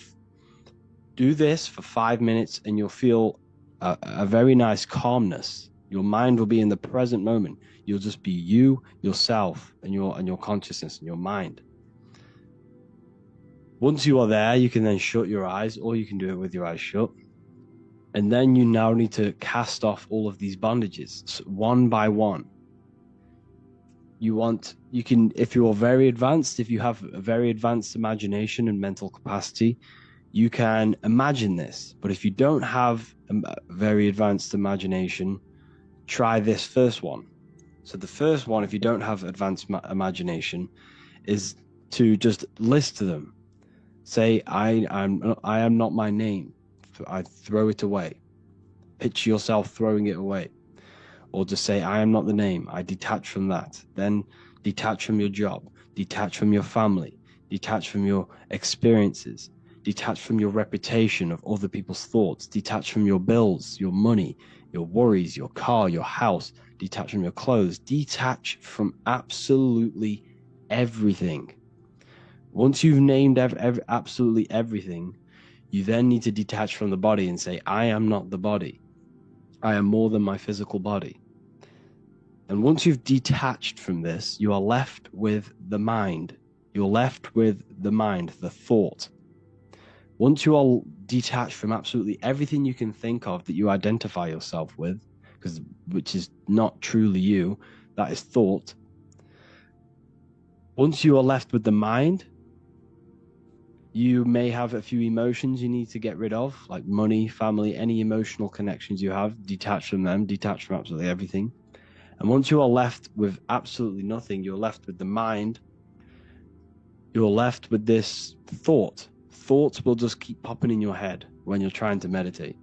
And over time, the more you try to meditate, the more you can control this. But thoughts will constantly pop in your head, random things. You'll think about a random thought will come in about some rubber gloves, and then another one will come in about your car.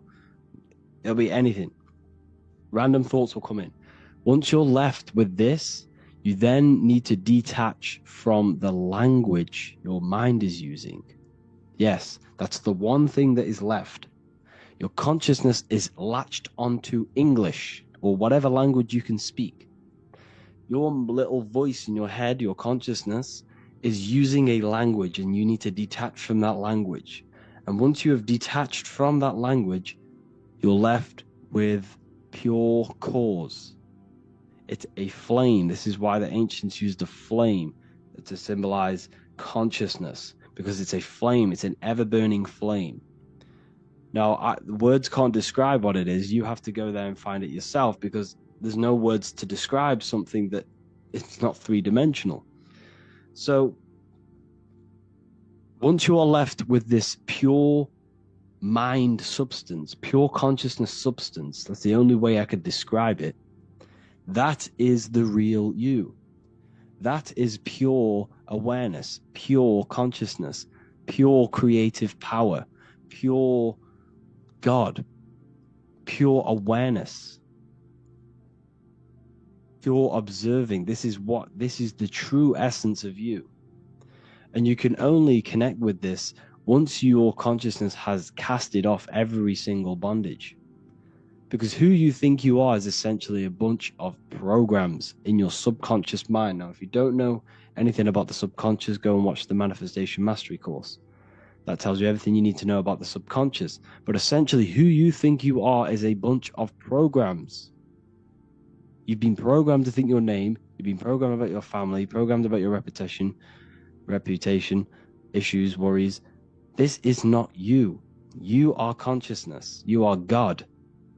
You are the God universal essence. You are the universe in the deepest aspects of yourself. Now, when I say you are God, I'm not talking about your body. I'm not talking about, this is why when people go crazy when I say you are God, because they don't understand that. They identify themselves with this name, their job, their worries, their cars and their family and their money. That's who they identify themselves. So they can't understand that. But when they detach from all of that, they're left with pure consciousness, and they realize everyone is this pure consciousness. It's inside of me, it's inside of you, it's inside of the squirrel.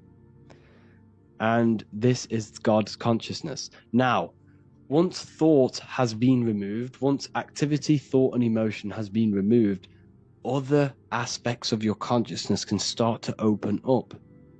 Now, what do I mean?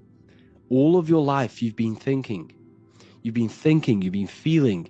You've never had time to turn off the thinking mind and the activity of the mind of consciousness. Once this aspect of your consciousness is shut down, because thought is an aspect of your consciousness, it's the creative part of your consciousness. Once this aspect of yourself has shut down, it opens a door for new aspects of consciousness to come in. Okay? Because you don't think thoughts, you receive thoughts based on your mindset. That's what you set your mind to. So once you shut down thought and the mind aspect of your consciousness, there are new avenues of consciousness which start streaming in, new energy. Your mind opens up and you start to see different things. You may receive amazing pieces of information, downloads, what people call them. Or you can have out-of-body experiences. You could have a mystical experience, because when you meditate long enough and you enter that, you enter very, very deep into your mind, you no longer feel your body. And if you never experienced that, then listen to the gateway tapes in the meditation section of the university, because them gateway tapes will help you get out of your body. Guaranteed. They helped me. They're amazing tapes if you do them properly. But the best time to meditate, people, is in the daytime, because you don't want to be too tired. Unless you have very good willpower, if you have a very powerful mind and you're very advanced mentally, and you can hold yourself, and you have mental willpower, and you don't let yourself fall asleep, then do it at nighttime. But the best time to do astral projection or meditation or pure consciousness connection meditations is during the day, because you won't fall asleep. And that is the key, balancing between that theta and balancing in that theta brainwave state. Go into brainwaves on another lecture. So essentially, this is real you. You are nothing but everything. And now only people who have connected to consciousness can understand this. I can't teach you these things. These are things I can only point the way for you. You have to go and do this yourself. This is why Christians will forever say that, I'm satanic or Lucifer, because they've never entered their own mind. They've been so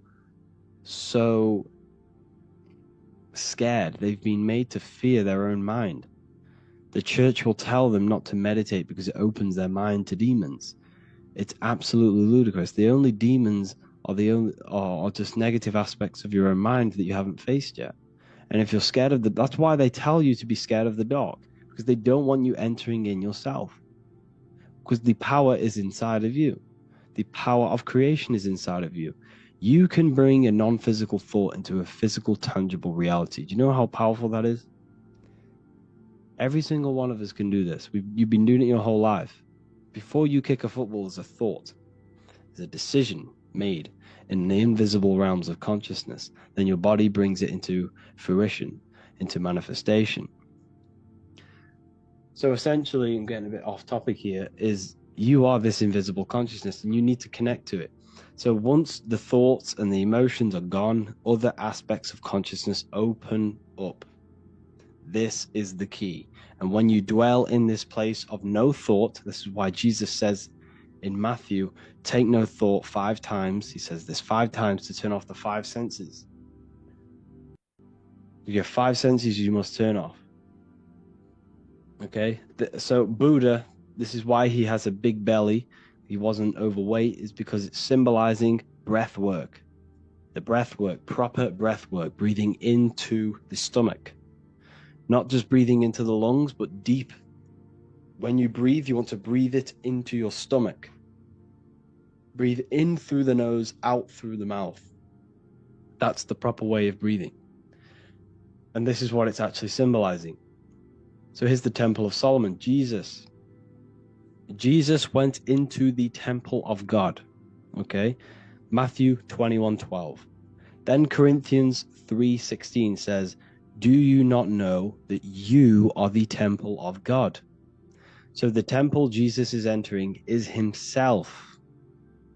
Jesus entered into the temple of God. He's entering within himself. He tells you, do you not know that you are the temple of God? And then after he leaves the temple of God, he goes, I tell you the truth, not one stone here will be left on another. Everyone will be thrown down. What is this telling you? It's telling you that the building is not the temple of God. It's telling you that physical buildings of worship are useless. They're insignificant. Why are they insignificant? Because they will fall down. They will perish. Nature will perish buildings over time. It does not matter. The true temple of God is inside of you. There is no building on the earth that is holy. You can't connect with God in any building. God is inside of you, and you can connect to him in your bedroom, anywhere in the world, anytime you want, without paying any cents to the church or any pounds to the church. God is inside of you. Jesus never told you to go into church. Jesus never told you this. In fact, Jesus told you to go inside of yourself. Jesus, Luke 6:6, when thou prayest, what's praying? Praying is connecting to God, which is meditation, the true praying. When thou prayest, enter into thine inner chamber, and having shut thy door. That is straight up meditation. Without a doubt. Enter into the inner chamber. What's the inner chamber? Your mind. The inner self. Enter in your mind, turn your mind inward, and shut the door. Having shut thy door. What is the door? Shut off the outside world, shut off the data of the five senses, shut off the body, shut off thought, shut off emotion, shut off everything, and you are left with pure consciousness to connect with God. That is God. Connecting with yourself, connecting with the true source of you. The same spark inside of me, it's inside of you, it's inside of the dog. But the reasons why humans are so powerful is because humans have the ability to expand their consciousness to God and to understand the universe. Humans are made to understand very, very, very complex things. We have been given the tools to awaken to our divinity. No dog, no animal, no bird, no insect has that ability to wake up to their divinity. They have no self-recognition. They can't look into the mirror and see themselves and reflect. They can't look in the mirror and say, I need bigger muscles. I need to improve on this. I need to improve on that. Dogs look in the mirror and think nothing. They live on instinct. They live on physical. That is it. They live purely based off instinct and purely based for survival. Humans, however, we can surpass this survival state and rise our consciousness to higher levels of consciousness beyond our survival state. This is why humans are made in the image of God, because we possess spirit and matter. We are Anu and Ki. Anunnaki. You are the Anunnaki. Anu above, Ki is below. You are heaven and earth together. You are spirit and matter together. Everything is spirit and matter together. But you possess the consciousness to recognize this, which is unlike any other animal. Humans can build very, very complex things. Yes, don't get me wrong. A spider, very, very intelligent. Animals, very, very intelligent. They can manipulate, they can create very powerful and very complex things that maybe humans can't create, like a spider, for example. We can't create spider webs. It's impossible for us to replicate that substance. But spiders can. However, they can only create based on survival needs. They use their creational power just for survival. Humans can go and create anything we wish. The earth is the playground. And we've been given the tools to awaken to our divinity, to find out, to connect with God, to see what God is. And everything in this matrix is to suppress this, is to keep your mind so entertained that you will never figure out what you are, where you are, and how powerful you truly are. You are God made flesh. You are Jesus Christ. Now, Jesus Christ represents a high state of consciousness that everyone can reach. Jesus said in the Bible, everything I can do, you can do better. Jesus never said to pray him, to worship him. He says, I and the Father are one. The I am within you and the Father, God, are one. You and God are one. You see, so everything in the Bible is talking about you, how you level up your consciousness. Luke 11:5-2, Jesus says, for you have taken away the key of knowledge. You did not enter in yourself. Then he says in Luke 21:12, the kingdom of God is within you. 17:21. The kingdom of God is within you. So why are we praying to people in the sky? There's no sky daddy going to save you. This is all inside. You must turn off the mind, turn off the emotions, turn off the senses, take no thought 5 times. You must do this to connect with God, opening up your consciousness. Okay? This is how we escape. This is how you get rid of it. Depression doesn't exist. Depression, anxiety, it doesn't exist if you turn off the mind. That's the most powerful thing.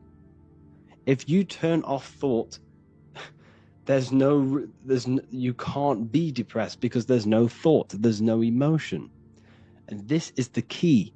Now, you might not do this the first time. It's going to take weeks. It's like learning how to type quickly on a keyboard, learning how to play football. You have to keep doing, showing discipline and consistency. Over time, you will start to take control of your thought. And once you can shut off that mind of yours, if you do this for long enough, you'll gain such a strong mind that nothing external can bother you. Nothing external can influence your internal state. And that's where the power is, controlling the mind, controlling the emotions. And once you gain control over the mind and over full aspects of your body and consciousness, you're no longer being controlled by your emotional urges. You're no longer being controlled by the 5 senses for food, for sex, for lust, for anything that is low-level pleasure. Once you have full control over your consciousness and your body, you then retain all of this energy which you can manifest and place into other aspects of your life to accelerate that aspect of your life. This is why occultism is so powerful. This is why we're not taught this. Because once you stop wasting your creative power on sex, on watching dirty websites, on overeating, on dopamine, TikTok and Instagram, once you retain yourself from all of these things, you're then left with all of this powerful creative energy and this mental energy, mental capacity to accelerate and charge into aspects of your life to grow and become successful and to become a person, to become a powerful person.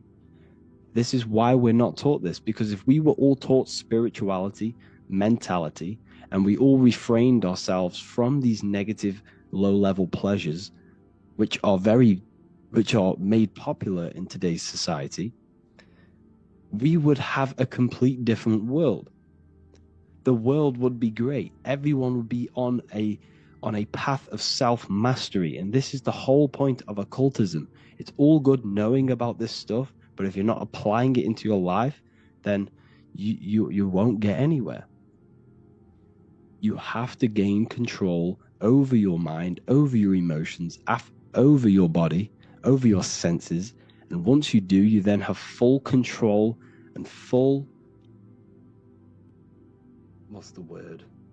potential. You then have full everything, which you then can place your attention on exactly what you want. And that's the power of self-mastery. And it all starts with meditation. Meditation is the gateway to controlling your mind. It is the practice of controlling every aspect of your life. Once you do this every single day without any excuses, you turn up every single day for at least half an hour to 45 minutes. You shut off the thought, you shut off the emotions, you shut off the 5 senses. You have over time, you'll gain full control over your mind, full control. And once you have full control of your mind, that's when you have power. That's when you gain the power. No one can stop you once you have full control of your mind. And this is what they've done. They've externalized the devil. They've externalized Satan, saying the devil's tempting you. No, it's the lower aspect of your mind seeking low-level pleasures. That is Satan. Satan is an aspect of your mind. It's a psychological myth. It's a psychological allegory about you and your psychology. and your mental space. So I hope you enjoyed this video. Meditate every single day. I don't care if you can't do it the first week or 2 months. You turn up every single day. You discipline yourself to sit in peace and quietness and take control and learn how to control your consciousness and control your body and turn off everything and detach from everything. Once you detach from everything, you know who you are. You will receive information. You will receive guidance. You will receive all of these things because you will expand your consciousness. Thank you all, people. Let me know for any lecture.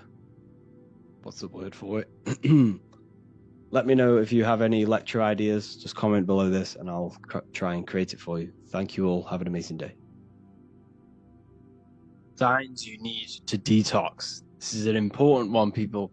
And a lot of the things that are happening with our bodies in the modern society is just considered as normal. But these things that I'm going to go over are not normal. They are signs you need to detox. So the first sign we have is a runny nose. Runny nose means there is too much mucus in the body. The mucus is forming from the acidic food that we are placing into our body. So every time we consume something that is unnatural and something that was not produced by the earth, the body does not know what the food is. Therefore, the body has to attack it. So if the body did not have mucus, it creates the mucus to attack it so that it can help the body in detox from the chemicals and the things in these foods. So essentially, mucus is not bad. It's the body's defense mechanism. However, too much mucus will create blockages within the body, and especially in the sinuses in our head. And this is what we get runny noses from. It's too much mucus in our sinuses. Our sinuses are blocked, and this can lead to breathing problems and all sorts of things. Like, you don't want too much mucus in your body. So runny nose is a sign that you have too much mucus in your body and you need to detox. The next sign is a yellow tongue. This is a sign of unnatural foods. This is waste. This is toxic chemicals on the tongue, left over. When you place something natural into your tongue, it will leave very minimal residue, and it will not stain your tongue because it is natural. It's produced by the earth. When you place something natural into your body that was grown by the earth and produced by the earth, it becomes one with the body. It assimilates with the body. The body recognizes it and it can digest it properly without fighting it. So by placing, all these food colorings, chemicals, seed oils, essentially this is what all of this residue is. It's leftover waste. And if your tongue is looking like this, imagine what your colon and your gut looks like if your tongue is showing this. Yes, you need to detox if you have this on your tongue. This is a healthy tongue.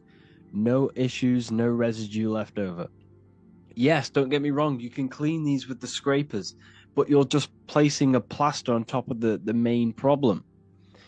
You're placing a plaster just by scraping all this grime off. You shouldn't have it in the first place, so therefore you need to detox and go on a cleanse. The next sign is body odor. So what they have done is gave you all of this toxic chemicals, food and seed oils, and because they knew that your body would stink after consuming these foods, they go and sell you more toxic seed oils and chemicals with what we call aftershave or deodorant. So it's just you're putting more chemicals on your body, and you're just going to smell more and more and more. You should not be using deodorant. Deodorant is filled with harmful chemicals, disrupt the hormones of your body. It's going to cause inflammation, cause skin issues, and it's all going into your blood. All of these chemicals you're putting onto your skin is going to go straight into your blood and poison you. So essentially, body odor is an unhealthy gut. It's basically the food that is rotting inside of you. The stench of this food is sweating outside of you, coming outside of your body, because that's what sweat is. You know, sweat is just the body removing toxins from the body. Okay, so when you are sweating and it smells, this means you really do have to address something that is internal within you, and you have to go on a detox. So essentially, this is what it is. It's a rotting gut. The next sign is smelly breath. It's the same thing. It's not even your breath. Your breath does not smell. Your mouth does not smell. It's your gut that is smelling. All the stench is finding a way out, and what you're smelling is someone's gut when you smell their breath or your breath. And it's the seed oils, it's the toxic food, the unnatural foods, and the garbage. This is what it is. It's all of the unnatural foods that is accumulating, and the metabolic waste that is left within the colon. Inflammation. This is a very common. Everyone nowadays has these bellies. Literally everyone, even if they're skinny, even if it's very common, because the foods that we are eating are very unnatural. It's filled with seed oils, chemicals, food colorings, and GMOs, and essentially the body does not know what to do with it, so it stores it in its waste. The body cannot digest it. So what you're seeing here is an expanded gut. This is their colon expanded outwards. It's so inflamed. Every time you eat something unnatural, you are essentially, every time you eat something unnatural, your body produces inflammation every single time. And this inflammation over time, the more you eat this unnatural food, because every time you inflammate something, it's weakening that organ. So the more you keep inflammating it, the weaker and the weaker and the weaker it's getting. So this is why we need to detox. If you have this, if you have this bloated stomach, this is leftover waste in your colon. This is leftover waste in all of your body. This is also an inflamed gut. This shows that your gut is not in good health, and it really needs to flatten out like this one. This is a healthy gut, nothing hanging over, flat. That's a healthy gut, and this is what you should be aiming when we come to detoxing. The next sign you need a detox is farting. This is unnatural. You should not be doing it. This is a sign that you have waste in you. This is a sign that you are blocked, because the air in between your colons is finding a way out through all the food and the waste, and it's coming out. It's a sign that you are blocked, and it's a sign that you have waste inside of you. You should not be doing this. This is very unnatural, and it's also a sign that you're eating too much solid foods. The air in your colon is finding a way through the foods, and you're eating too much solid food, and it's blocking you up. The next sign is acne. This is unnatural. They should not be having acne. It's waste coming out of the body. So if the body cannot sweat it out, if the body cannot poo it out, if the body cannot, wee it out, if your body cannot do any of these, if all of the detoxing elimination processes of the body are blocked, this is when it comes through the skin. It's pretty much the last chance your body can get of getting rid of all the waste. So if it can't do all of these elimination processes, which are fairly natural, it will push it through the skin. And this is what we are seeing with acne. Acne is just undigested food. It's waste. It's seed oils. It's GMOs all coming through the skin. So if you want to get rid of this, it's so simple. Just get rid of all the unnatural foods. And when I say unnatural foods, I mean everything unnatural. GMOs, seed oils. When I say unnatural, everything falls under that. Chocolate, all of these things that are not produced by nature, cut them out. You do not need them. So this is also blackheads. Blackheads just also more toxic and waste. Yes, depending on your environment and where you work in, like let's say you're a plasterer and there's a lot of dust, this can contribute towards your skin. I'm not saying it's all waste, but normally when you are in bad environments, it's normally blackheads, not spots. Spots is more undigested food. Blackheads is more of like environment based. Another one, headaches. Headaches is another sign you need to detox. If you're getting constant headaches, it's also a sign that you are not getting enough H3O2 or H2O to your brain. Also means that there's not much oxygen in the brain. This is also a sign you need to detox, because if there's not enough oxygen getting to your brain, this means your blood is not working properly, and the blood is not working properly because the rest of the body is not working properly. So it's a sign you need to detox. Another one, this is constipation. Constipation is a sign that you are blocked. Your bowels are blocked, your colon's blocked, your gut is blocked. From the solid and unnatural foods and the seed oils that you are consuming is essentially blocking up your colon, so you can't get rid of it, or you find it hard going to the toilet. It's because all of this waste you see here, this is all food, leftover food. You would be surprised how much food is inside of you, especially if you have a bloated gut like I just showed you. You have a lot of food in you, like a lot. You have probably food left over from last week inside of your body, and it's rotting away. And this is what causes sickness, illness, parasites. It's the food, people. The food is the problem. Low energy, like I just said, all of these signs that I'm showing you, it's all the same cause, the unnatural foods. Low energy is essentially your body's not getting enough minerals. Your body's not getting the electricity. Your body runs off electricity. Every single cell in your body is conducting electricity. Your body is a technological electrical machine.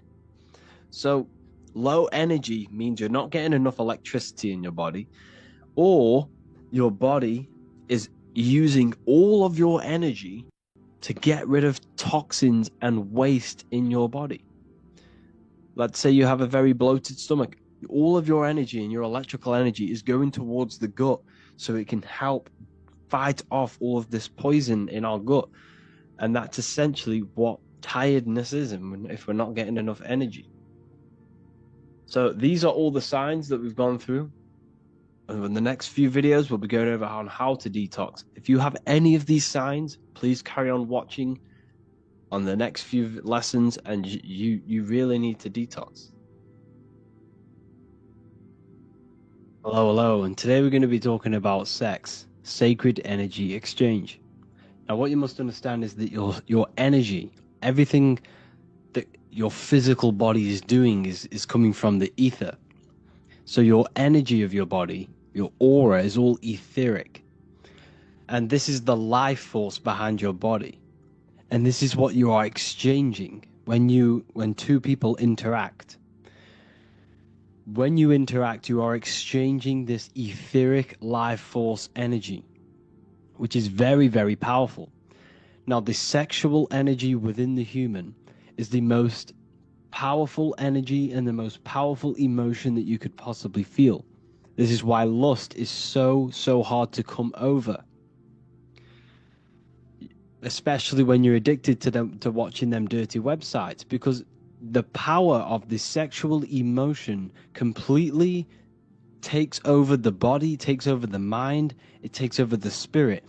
It's so powerful, and that's why it's personified as the serpent tempting you. And you can see the serpent in the letter S, because S is the energy, the sexual energy, the serpent energy, the kundalini energy. It's all related.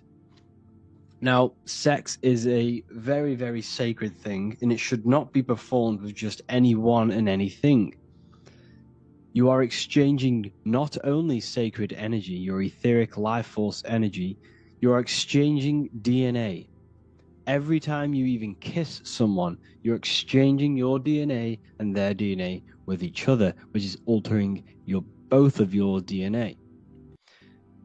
Now, when sex is performed, you have the masculine and the feminine coming together, the fire and the water. Water represents femininity, or the what's it called? Yeah, feminine, and then fire represents masculine. And you can see this in the triangles. Now, fire goes upwards in a triangle and water goes downwards. So this is why it's that way in the alchemical symbols. These are very ancient symbols. These symbols are thousands and thousands of years old to represent the fire and water, masculine and feminine. Males have a fire nature. When a man is truly masculine, he has a fire nature. He's action taking.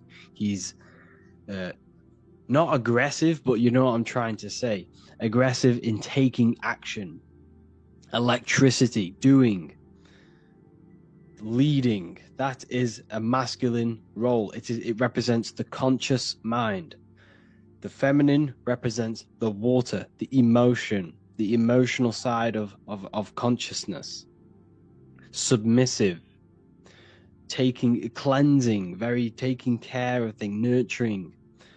This is the divine masculine and feminine.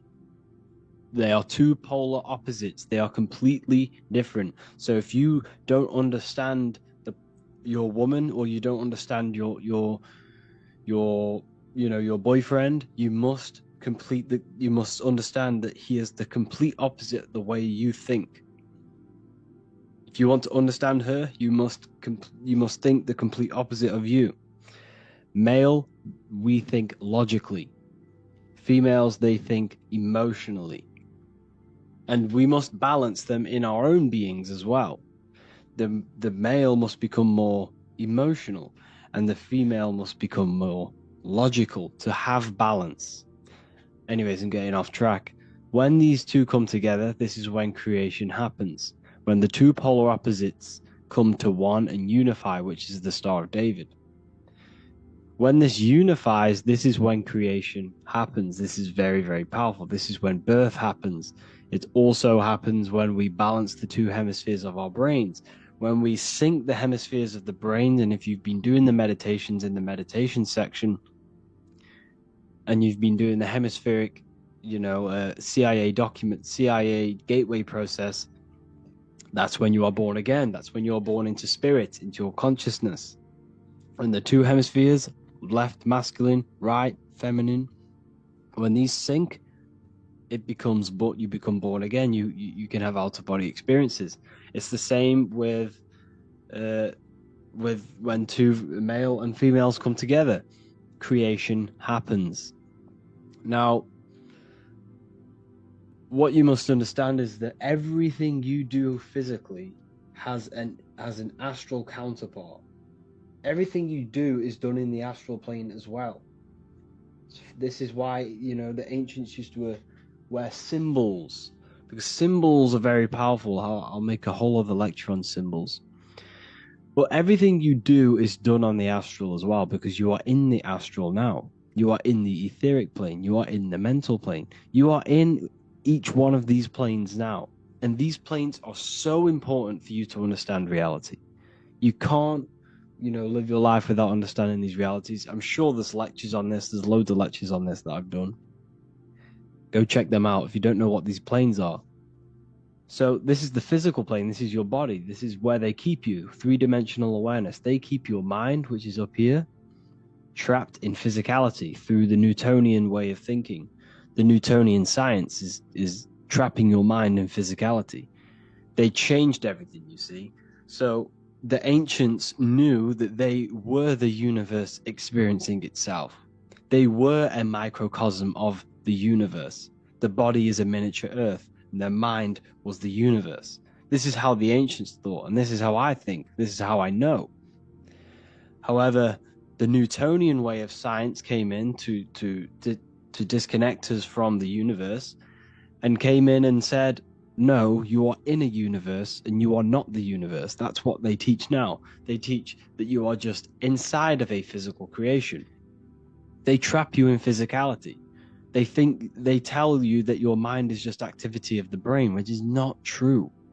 Once you understand these planes, once you have an out-of-body experience, you then understand these planes. They are very, very, very, very real. So magic is all to do with the astral plane, and sex is a form of magic. It's a ritual.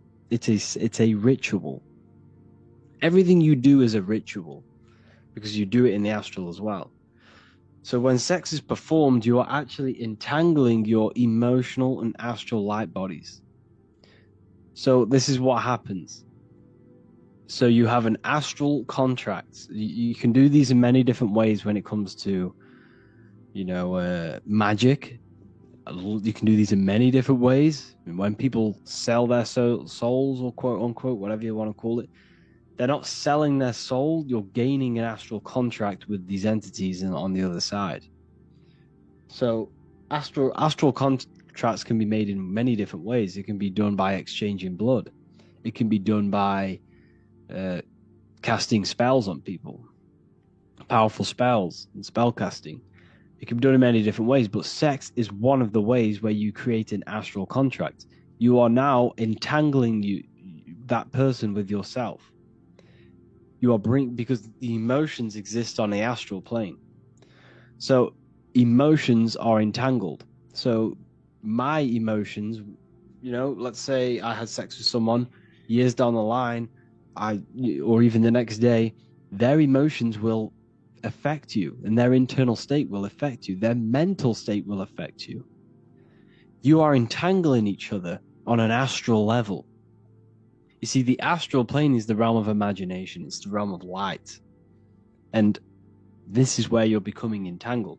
And you are placing each other in your hearts, because your heart never forgets anything. This holds all of the important things. The heart is kind of like a brain. Well, it is a brain. It has 40,000 neuron cells, which are the same in the cranial brain. That was a science discovery recently. So your heart is a brain. It's the emotional brain. However, it stores different things than the cranial brain. So when you have sex, you're creating astral contracts. So this is why the ancients always said, never have sex before marriage. You're marrying each other on the astral when you do this. You're marrying each other. And this is why Christianity, Buddhism, or all these different religions, they tell you not to have sex with just random people. They tell you not to have sex until you are married. This is why. Because all of these modern day teachings that we have all stem back thousands and thousands of years to these teachings, what I'm telling you, of the occult, of the esoteric. But this is hard to believe because you've been told your whole life you're just a physical being. It's not true. Your emotions are not physical. So now that you understand these planes, so what happens when you get someone pregnant? Now, the woman is the master builder. She has been chosen to carry a portal between the spiritual realm and the physical realm, the astral and the physical. That's what the woman is, a womb woman. This is very powerful, and it's being suppressed. Our whole lives, we don't really get told what the womb is, how it even works, how it creates a whole human being. It turns a single cell into a whole human living being. That is how powerful the womb is. And they suppress this knowledge, and it's hidden within secret societies because they don't want you to know how powerful women truly are. Women are very powerful. You see, women are they protect the spiritual side of man, while the man protects the woman physically. You see, the man he represents physicality. The woman represents spirituality. Spirit and matter, light and dark. That's what it represents.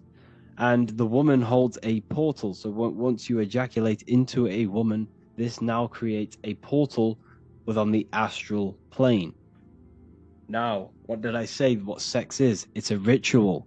Remember that there are higher astral planes, there are middle, lower middle planes and there are lower planes. Rituals are either summoning the higher astral plane or the lower astral plane or the middle. So when you do this ritual, sex is a ritual, you are either summoning higher beings or lower beings, depending on the type of depending how you do the ritual.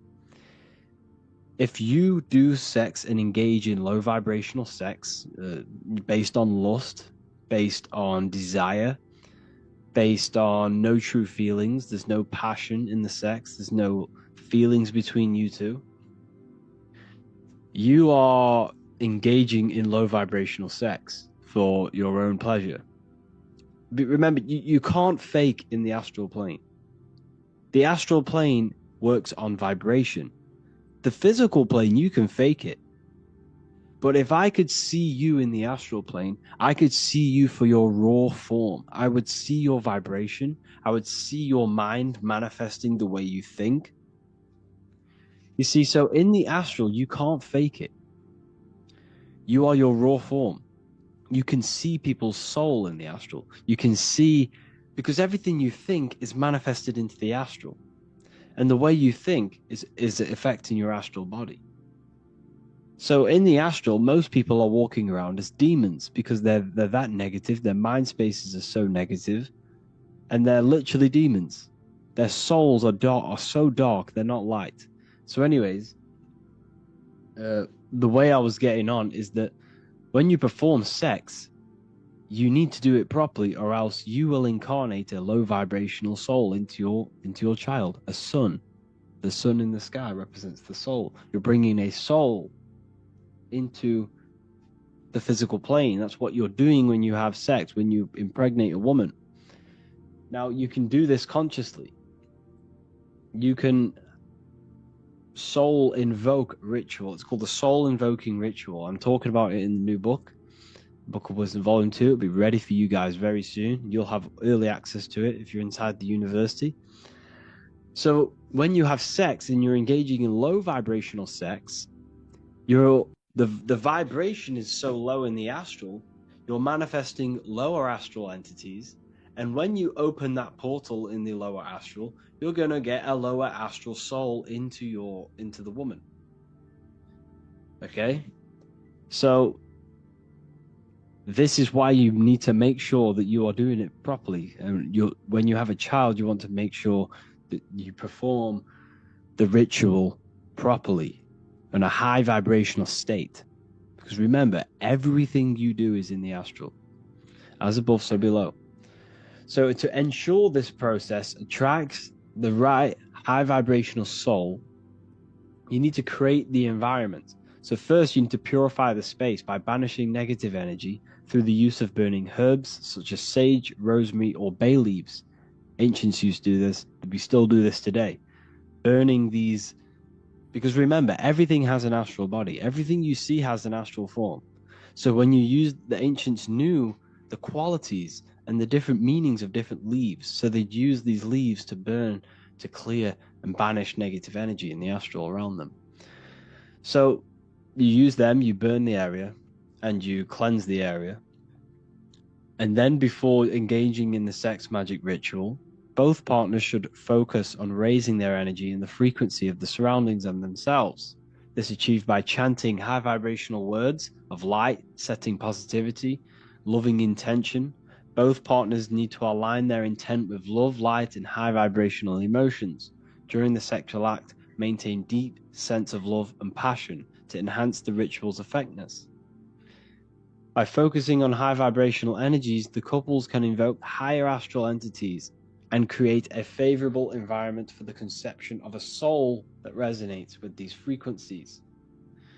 By carefully preparing the space and aligning their intentions, the couple can potentially influence the type of soul that enters the physical plane, the world. You must do this. You must be very, very careful. I mean, you're going to love your child either way, don't get me wrong, but this is, if you're going to have a child, do this. I'm not going to say you're incarnating a demon into your world, but if you don't do this, but I'm just trying to raise awareness, you know. I'm just trying to give you this stuff and aware you on these topics. Or you could even do a manifestation ritual with sex. Sex is very, very powerful. The energy is very high. The frequency is very high of sex. So obviously begin by purifying the area again. Before engaging in sex magic ritual, both partners should focus on elevating the energy and frequency of the surroundings. And then once you do this, you both need to set the intent of what you want to manifest. As sexual energy is very, very potent, and it provides strong foundation for manifesting intentions. And during sex, the woman's subconscious is wide open, okay? Because she represents the subconscious mind. It's the feminine aspect of the mind. And he represents the conscious mind. And during sex, the woman is submissing to the man. So her subconscious is wide open. So when you think and feel during this sexual intercourse, you are rapidly reprogramming the subconscious mind by, you know, vividly imagining and emotionally experiencing the desired reality that you want during the sex. And this is how you can rapidly reprogram your subconscious. And this will bring something into existence. It can have very powerful effects. See, magic is all about influencing, you know, the astral, or influencing the subconscious, or influencing magnetism. Magic is magnetism. So that's essentially what you could do. So you could take a screenshot of this and do that. So the woman in the womb is the woman takes the energies of the 12 celestial constellations and takes this energy, harvests this energy, and manifests the baby inside of the womb. The womb is a magnetic womb. She represents magnetism. The woman represents magnetism, the subconscious, and the moon, and emotion, and water, all the feminine aspects of creation. So what are you made out of? You're made in water. Water is very powerful as well. They don't tell you about what water truly is. Water is very, very powerful. Water is conscious. Water is intelligence. All of the elements are intelligent. All of the elements are etheric. They're ethereal beings. They're ethereal spirits. And so essentially, you're being created from the 12 constellations and the 7 planets. That's why your body is ruled by the 12 constellations, because your body is created by the 12 constellations. And you are created out of 12 cell salts for the 12 constellations. And you are, in fact, mineral deficient in at least 3 of these cell salts or constellations, because you are in the womb for 9 moons. You're in the womb for 9 moons. The moon is the womb. Okay? The moon represents the womb. Your soul comes through the astral, through the moon, and into the woman. That's the portal. The moon is the portal. The moon is heavily connected with the astral plane. So that's why they say there's souls in the moon and it collects souls, because it technically does. It's connected to the astral. So what's happening when you are born? You're born in 9 moons, okay, because the woman's directly connected with the cycle of the moon. That's why she has a menstrual cycle every moon. Every 28 days, the 28 days of the cycle of the moon, she'll have an egg, because fertility is directly connected with the moon and the cycles of the moon. So you're in for 9 moons, and you are mineral deficient in at least 3 of these constellations. So you definitely need to find out what constellations you don't have in your chart, and you need to make sure that you're getting them cell salts into your body, or else this can manifest into something. But as long as you're obviously healthy, you should be fine. But you know, this, if you want to take your health to the next level, this is called medical astrology. This is famous in like Chinese astrology as well, Chinese medicine and stuff like that. So yeah, tantric sex. This is where you do not release your fluids. You shouldn't be releasing your sexual fluids, people. You should not be doing it. This is very, very powerful. And in fact, semen is the astral liquid of the soul. That's what semen is. It has high amounts of etheric energy. You know, when you release, you feel like if you feel dead. You feel like the soul's been sucked out of you. You feel like there's nothing in you. You feel so depleted when you release your fluids because it's so powerful. It has so much life force, so much etheric energy, so much astral energy, so much minerals. See, this is why so many people are mineral deficient. They may be eating everything they can, like they're really healthy, but if you're releasing every day, that's where all your minerals are. Think about it. That fluid can create a whole other human being. That fluid has all the essential minerals in your body, and it's put into another human being to create another human being. So when you keep it inside of your body, you first of all you get an increase of energy. Second, you stop lusting once you stop touching yourself all the time, and the body recycles these minerals. It absorbs the minerals in the semen and uses it for itself. This is how sacred. So yes, it's considered the astral liquid of the soul. That's what semen is. So when you have sex, you need to have. There is a way you can have internal orgasms, which can activate the kundalini. This is now a very hard practice.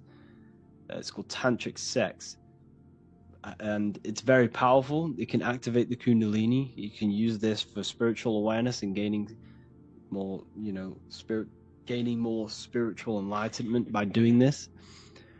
And basically what you're trying to do is not release the fluids, so you're edging, not release, but internalize the orgasm, and you can shoot the semen up the spine. And this is how another way you can raise the chrism to the brain and activate the pineal gland and 100% of your brain cells. So this is another way. You will have to do a bit of research on that, but I've done a little bit of research, but I don't know the full practices and stuff like that. But it's definitely a true thing. All of this is very powerful. Sex is very powerful. So be careful who you have sex with. Only have sex with people who you think you're going to have a future with, because you're going to have an astral contract with that person. There are ways to banish them through, magic rituals and stuff like that. But I don't know that. I'll do some research and have a look into that for you people, because I'm sure there is some people who can feel they have attachments to people. And that is partly because of the heart. The heart never forgets things. The heart's deeply connected to the subconscious. So yes, I hope you all enjoyed this. And Book of Wisdom Volume 2 will be ready soon for you people. You will all get a PDF for free if you are inside the Ethereal University. Just want to say thank you all for the amazing support. There's lots and lots of content coming soon. Cosmology, numerology, that will be coming soon as well. And yeah, hopefully the Book of Wisdom will be ready for the end of the month, and you'll all have over 200 pages to be reading on new topics, new occultism, new symbolism, and life-changing knowledge. Thank you all, people. Please feel free to leave a comment underneath this video. Let me know some video ideas. And yeah, we're doing live calls now every Saturday. Every single Saturday. I release like the time on the Friday, what time I'll be doing it. And there'll be live calls. Join me, ask me questions. I'll be doing a lecture, and then at the end you can ask me questions and stuff like that. So yeah, thank you all, people. Hello people. Today we're going to be talking about the Baphomet, because there's a lot of misunderstanding when it comes to what the Baphomet is and its interpretation and its meaning. First of all, we need to understand that the Baphomet is a symbol. Like any other symbol, every symbol we see is neutral. People tend to think this is the devil. People tend to think that this is Satan or some sort of evil spirit. This is a symbol, a very deep esoteric and occult symbol, which symbolizes many different things about you, because every symbol we see refers to you. Does not matter what the symbol is, because as above, so below, as within, so without. Every symbol we see, whether that symbol is talking about the sky, the planets, that refers to an aspect of you and your consciousness. The planets, the stars, they are all inside of you. These energies are inside of you, part of your soul, part of your consciousness, part of your mind, part of your body. Everything is inside of everything. It's a fractal universe. So when we look at the Baphomet, you must get rid of all of the programs from before, all of the things that you've been taught about what the Baphomet is and what it represents. Everything we see is neutral. It is your mind's perception that gives it a positive or negative charge. You are the perception of what you see. You create your own perception. If your mind has negative things in it and you look at the Baphomet, you're going to associate it with negativity. There is also a positive side to the Baphomet symbol. And this is what we're going to be going over today, the positive and the negative, the duality of this symbol, because it is a symbol. It is nothing else. So we're going to be talking about these inside of the boxes mainly, about what we're actually looking at here. So first of all, we need to understand the 5 elements. Well, the 4 physical elements. We have 4 physical elements and 1 invisible element, which is ether or spirit. Now we're going to be talking about the 4 physical elements, because the 4 physical elements is what corresponds to your 4-fold nature. Humans possess a 4-fold nature. Everything has a 4-fold nature. You have mind, you have emotions, you have a physical body, and you have an emotional body. Wait, sorry, I think I did that twice. Mind, spirit, so you have a mental body, a spiritual body, an emotional body, and a physical body. So when we look at the wings, we're looking at the air element, because wings flap in the air. This represents the air element. Okay? This does not represent the fallen angel of Lucifer or Satan. It represents the air element. Okay? Now, as we go through this symbol, you're going to see how this symbol implements the 4 elements of the physical world and the 4 elements that correspond to you. So the air element is associated with the mind, the invisible, the mental body. It represents thoughts. This is why Jesus says to meet him, you have to go into the clouds, into the air to meet with the Lord. It says this in the Bible because it's all about raising your consciousness to the mental plane. Now, this represents the air element, okay? The next one we're going to look at is fire. This represents awakening. This is the awakening. This is the spiritual body, because fire is the closest element to spirit. It's the closest element to spirit. This also represents the Kundalini. See how you noticed how it's kind of on a torch, because the head is the torch and the eternal light of consciousness is in the head. So this also represents the Kundalini, which raises up the spine to the head, the activation of the brain, activation of the pineal gland. And we're also looking at the fire element, which represents the spiritual body, the astral body, the light body. This is the spirit. Okay, the next one. And fire is also a transformative element. This is the transformation of oneself, the awakening of oneself. Now we're looking at the fish scales. This represents the water element. This is the emotional body of consciousness. Each one of these are bodies. Your emotion is inside of the emotional body. You have a physical body, you have an emotional body, a mental body, a spiritual body. These are bodies of consciousness. You don't just have consciousness and the body. You have these 4 elements of these consciousnesses and these bodies. Okay? So this is what we're looking at here. The gills. This is the emotions. Now the emotions is an invisible aspect of consciousness. It's not physical. Emotions are not physical things. Thoughts are not physical things.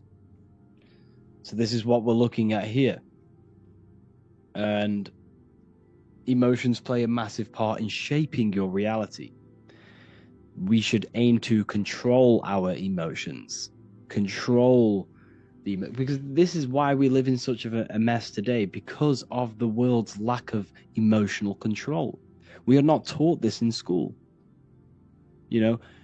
and people are fully engaging in their emotions. Whatever they feel, they act on. And this is animal instinct, which goes into later in the symbolism. But if we lack control over our emotions, then we are a feather in the wind of life. We will be forever blown by our emotions, causing chaos in our life and to people around us. Here you see the dome. This represents the earth element. This represents the physical body, the foundation. The physical body is the outcome of the higher realms of consciousness. The physical world is an outcome. It's the effect of consciousness. Everything you see in the physical world is an effect. It's already manifested. This represents the physical body of consciousness. So essentially what we're looking at here are the four aspects of human consciousness.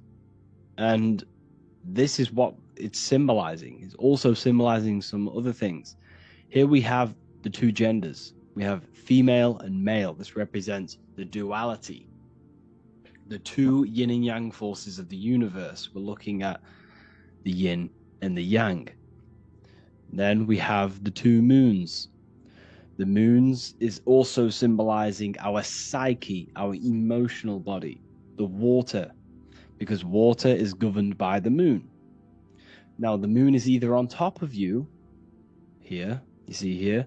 Now, this is either on top of you, which means the moon's controlling you. Not the moon is controlling you. You must understand that the moon is an aspect of your consciousness. It's an external manifestation of your emotional or psychic body. So, the moon represents your emotions or your water. Okay. Now, the moon is either controlling you, which is your emotions. Your emotions are either on top of you, which is the devil horns. You know, when people do that hand sigil of the devil horns, it's either controlling you. This is the lower mind. You're either being controlled by the lower mind, engaging in low-level lust, low-level pleasures of physical pleasure. This is the lower self. Or the moon is below you, where you are standing on top of the moon. You have conquered the moon. You've conquered your emotions. This is why on a full moon, this is when people start to become a bit crazy, because their emotions are starting to become heightened. The full moon happens within you, not just outside of you. It enhances your emotions. It enhances your psyche. If you're a very angry person and a full moon comes around and you're going through a bad stage in your life, this is going to enhance your emotions. This is when the lunatics come out. And it's statistically proven that 911 calls or 999 calls or police calls are heightened on a full moon. The police or emergency services numbers are called more on a full moon. And you will notice a cycle within the stock market is associated with the cycle of the moon, because a lot of people are trading the stock market based on emotion. This is why it's all interlinked. So this is what we're looking at here. Either the moon controlling you or you are controlling your emotions. What do you stand on? Do you have emotional control or not? You see, your consciousness is interacting with a body, a physical body. And it's like playing a new video game. When you play a new video game, you don't really know the controls. And you're not the best in the game because you don't know the controls. You're trying to figure out how it works. Until you start playing the game more and more and more, you gain control over the controls and start to become better. It's like that with a physical body. You need to sync your mind, your emotions with your body. You must find the balance. You must find the sync and control this avatar in this world. If you don't control your emotions, you're gonna, this is how we get psychopaths and murderers, because of the lack of emotional control.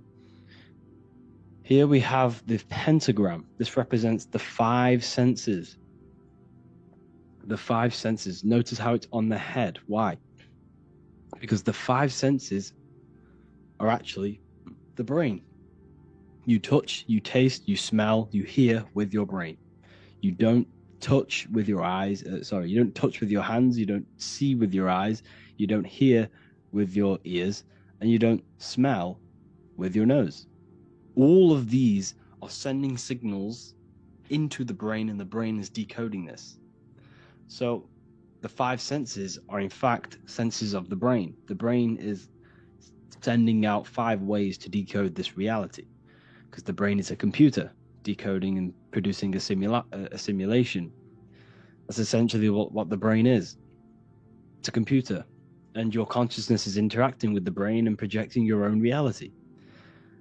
So the 5-pointed star represents, the number 5 is a very experiential number. It represents experience in the tangible universe. It represents how consciousness interacts with the physical world through these 5 ways, through these 5 senses. That's why you have 5 fingers on each hand, 5 toes on each foot, because it's to do with experience and experiencing this world. So when you see it inverted, so when you see the inverted pentagram, what people think is Satan, the satanic pentagram. Well, yes, it's satanic, but satanic means flesh. It means God in flesh. It means worshipping the flesh. Satanic people think they're worshipping Satan, but they're not. They're worshipping themselves they're worshipping the physical world. That's what they're doing. On the deepest level of your being, the core level of your being, you are God. You are the fabric of the universe experiencing itself. So therefore, if you see an inverted pentagram, this represents consciousness being bound by the flesh, being stuck in the flesh. Satanic people are worshipping themselves in flesh. They don't want to ascend. They don't want to get out of the animal mind. That's what it's symbolizing. So essentially, the pentagram represents the 5 elements, the 5 full elements: spirit, water, earth, fire, and air. And it also represents the 5 senses. It also represents your body. You have the head at the top, and then you have your arms and your legs. Your body's in the shape of the pentagram. We also have fertility. This is the goat. Now, the goat, the head, why is it on their head? The goat head symbolizes the goat animal nature of man, the animal instinct. This is the animal within you that tells you to go and hit someone, to go and eat all the time. The animal instinct to have sex, lust, desire, fame, money. This is the animal within you. You have an animal mind. You have 2 aspects of your mind. The animal ego that's always trying to pull you down and engage in low-level pleasures, which will destroy your life in the long run. Or you have a higher divine mind. The higher divine mind that tells you to, that inner guide within you that tells you to do the correct things, that tells you to get off your phone, that tells you to eat the correct food, that tells you to not wank yourself off. This is all part of the human mind. Everything is psychological. The Bible is a psychological text, just encoded. Everything is mental. The universe is mind. So this represents the lower mind, the animal mind that destroys you, essentially. Also represents fertility with the horns. So here, this represents the fertility. This is the portal. This is a 3D printer. The woman is the womb man, and they literally have a 3D printer within them to print a human being. to create a human body, a human temple, which is the temple not made by human hands in the Bible. God only dwells in temples not made by man. It says this in the Bible. That is your human body. You are God. And you are either the devil or you are God. You either use your creative power of thought into physical reality. Every single one of you has this amazing power to bring non-physical thought into existence. And you either use this for the good or the bad. You do this for the devil or for God, for yourself. This is the creative aspect. But anyways, this also represents fertility. Fertility. So here we are. We have the 4 bodies of consciousness. Earth, the physical body of consciousness. Water, the emotional body of consciousness. Fire, the spiritual body of consciousness, the awakening. Air, the mental body of consciousness. And this is what baptism is. So in Christianity, they baptize people. When people join the church, they get baptized. Basically, they put water on their head. But it doesn't do anything. What is water going to do on your head? Nothing. It's symbolic. When you awaken from the lower mind, the earth physical body, this is where everyone starts off their little spiritual journey.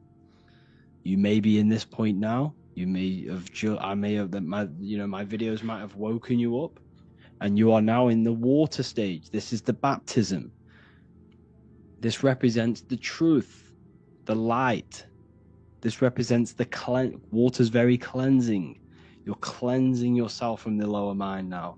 And once you cleanse yourself and you're in the truth, you're in the information and knowledge, you then gain the fire, the third stage of consciousness, which is the spiritual awakening. This is the transformative of the self. This is the spiritual. So everyone goes through this process of moving from the earth, the physical, the lower carnal animal mind, into the truth, the cleansing of the water, and then the awakening of the spiritual body and the awakening of the spiritual self. And then it goes to the air. This is when you fully realize everything is mental. Everything exists in the mind. Everything is an extension of the mind. And it's basically mental is knowingness, knowing the truth, knowing this once you've awakened. And this is why the number 13 is demonized. They want you thinking 13 is demonized. They're thinking it's bad, thinking it's unlucky. But nothing is bad. Everything is neutral. It's your mind's perception. It's how you use it. Everyone has the same neutral creative force of God. God created you through thought, and now you are going to use thought to create your own reality. You are a reflection, a microcosm, a fractal of God. Now that you understand that you are God, you have a 4-fold nature. You have a 4-fold nature. You have 4 gospels: the mental, the spiritual, the physical, and the emotional. Because 13 adds up to 4. This is the 4-fold nature of human consciousness. This is what we're looking at. So essentially, the Baphomet, it's a symbol of duality, of choices we face in life. One path is that of materialism, which can confine individuals to physical limitations and lead to chaos, imbalance associated with the carnal mind, the lower animal mind. Conversely, the other path represents the pursuit of awakening, truth, enlightenment, and the creation of order within oneself. Baphomet in this context symbolizes the potential for personal growth and transformation, offering a framework for understanding how individuals can navigate their spiritual and existential journeys. The symbol's true significance lies in the choice it represents and the potential for balance and self-realization that each individual can achieve. It's a neutral symbol. It's not the devil. It's not good. It's not bad. It's good or bad. So essentially, this is what we're looking at, is the 4 bodies of consciousness, like I've just gone over, the 4 elements which correspond to the 4 bodies of consciousness. everything is as above, so below. And that's also depicted, which I forgot to mention, as above, so below, as above, so below. Everything that is inside of you is outside of you. The moon is your emotions. The sun represents your spiritual consciousness. The stars, all aspects of your consciousness. The earth is your body. The 4 seasons are associated with the 4 elements, with the 4 aspects of your consciousness. Everything outside of you is inside of you. What happens in your mind happens in your external reality. It's all fractal. Everything is an extension of you. It's all externalizations of yourself. What you see in yourself, if you see yourself very negative, if you look into the mirror and you see yourself very negative, you are not confident, you hate yourself. When you go and meet another person, you're going to see the same things you see in yourself in that person. It's a reflection of you. As above, so below, as within, so without. You can't love someone else truly if you don't love yourself. You have to love yourself before you can love anything or anyone else. You'll never find happiness. You know, if you're trying to find a woman or a man to make you happy, then that relationship will never work. You have to be both content in yourself and both have stable. You have to be stable within yourself, both of you, to have a happy relationship. As within, so without. Hope you all enjoyed this video. Please let me know any lecture recommendations you want me to do, and I will make them for you. Thank you all for joining the university, and I'll see you in the next one. So today we're going to be talking about this world, how it's a simulation, and consciousness. So what you must understand is that the brain, the body, is a piece of technology. This body you have is simulating the reality to you. Now, the body is like a crystal. It receives frequencies. That's what crystals do. So if you have a radio, if you have a phone, they all use crystals because they receive frequencies. Your body is an antenna. Your brain is an antenna. Your pineal gland has crystals on it because it receives consciousness. Now, this consciousness is the real you. You are the consciousness, not the body. The body is nothing but a holographic version of yourself. It's the ego, the echo. It's an echo of the false, it's the echo of the true self. You are an invisible consciousness. You are the thoughts, the emotion. This is all to do with consciousness. So all of your decision making, all of your emotions, that's in consciousness and not in the body. So you are not even in the body. That's the biggest illusion. You think you are in the body. Your consciousness is not in the body. It's completely separate from the body. The body is an antenna which receives the signals of consciousness. So you can experience this reality. But the body is simulating the reality. The brain produces the reality that you're experiencing. It's like the Sims game. You see how, they always show the truth in plain sight. You see how you have this thing above their head, this little diamond shape? This is the consciousness. This is you. This is your avatar. You're playing an avatar. This is a character in a game. Your body is a character. Now, the human form only exists in the 3-dimensional world. Now, your ego was not present when you were born. When you were born, you had no ego. You were pure. You were pure consciousness. You were pure emotion, pure thought. That's it. But as you grew older, as you gained experience in this 3-dimensional avatar, you grew an ego, which is the earthly personality. The ego is your mind's perception of itself in a 3-dimensional body. So the ego is the echo of the true self. You are the consciousness. You are the thoughts. You are the emotions. But let me say that again. You're not the thoughts and the emotion. These are aspects of consciousness. So thoughts is called the mind. The mind is consciousness. But the mind is just the aspect of it's the thought aspect of consciousness. Emotion is the feeling aspect of this consciousness, the all-seeing eye, the consciousness. So you are not even in this plane, you are playing a game. So when you are using a controller to play a virtual reality, you are the controller. You are the consciousness. You are the mind. You're not the thoughts and the emotions. You're the observer behind that. You're the one feeling them thoughts and emotions.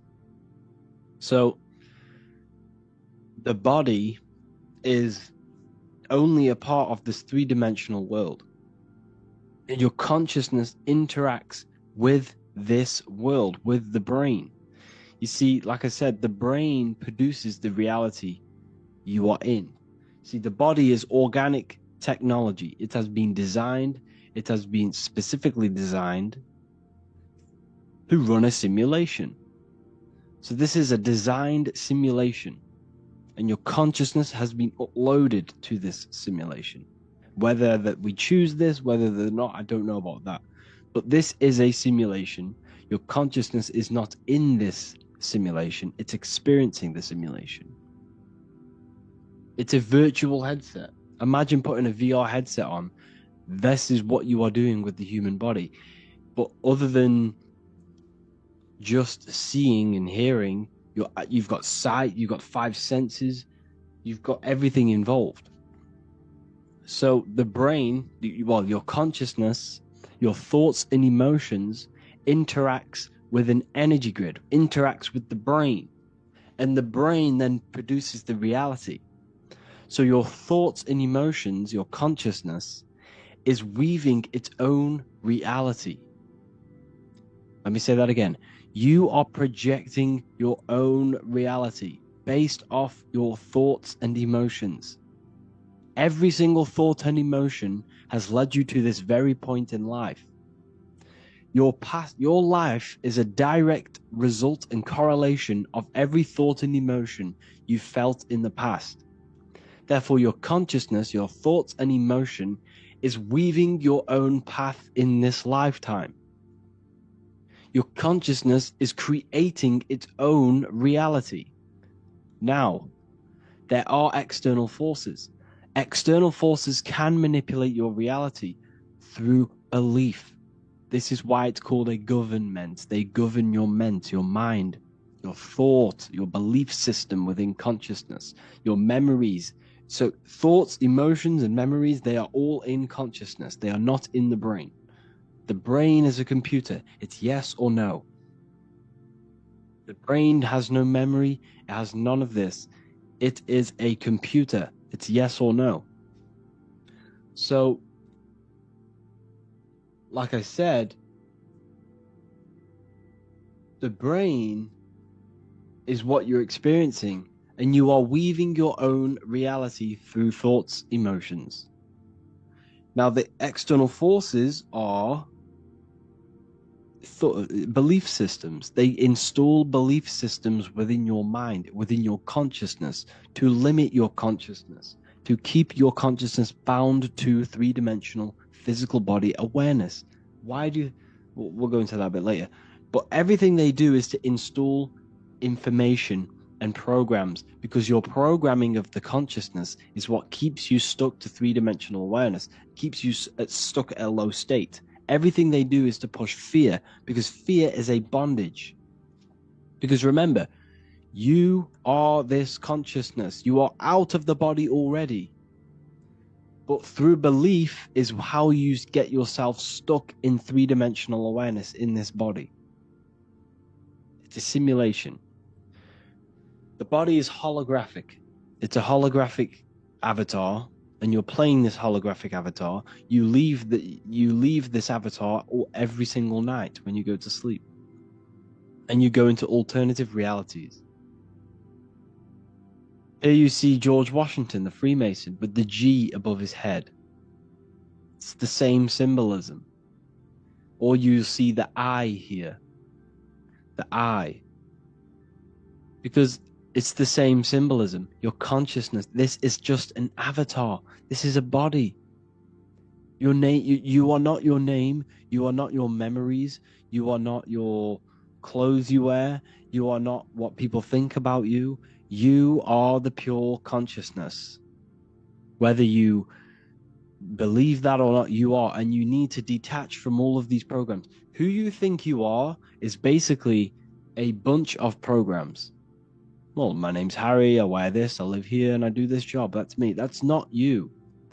That is not you. They are programs. And the programs keeps your consciousness stuck to this body, to this realm, a slave to physicality. And they don't teach you emotional intelligence. They don't teach you all of these things, because religion was made to keep your consciousness stuck in three-dimensional awareness, to keep your consciousness stuck in the body, in the simulation, in the fake self, in the ego. Instead of telling you how to control your emotions, how to control your own mind, instead of telling you to become the best version of yourself and becoming the God self, instead they tell you to get on your knees and pray to God in the sky. You see the difference here? They're not telling you to become the best version of yourself. They're not telling you to transmute the negative aspects of the self into positive, because it's all the negative things that keeps you stuck in three-dimensional awareness. You see how here there's the checkered board? This represents physicality. This is division, divided, black on white. This is the division of the physical plane. But we are all just a divided consciousness. We're all the same consciousness in a different body. It's a fractal universe. It's an illusion that we are all separate. But love is also in consciousness. Love is the force of consciousness.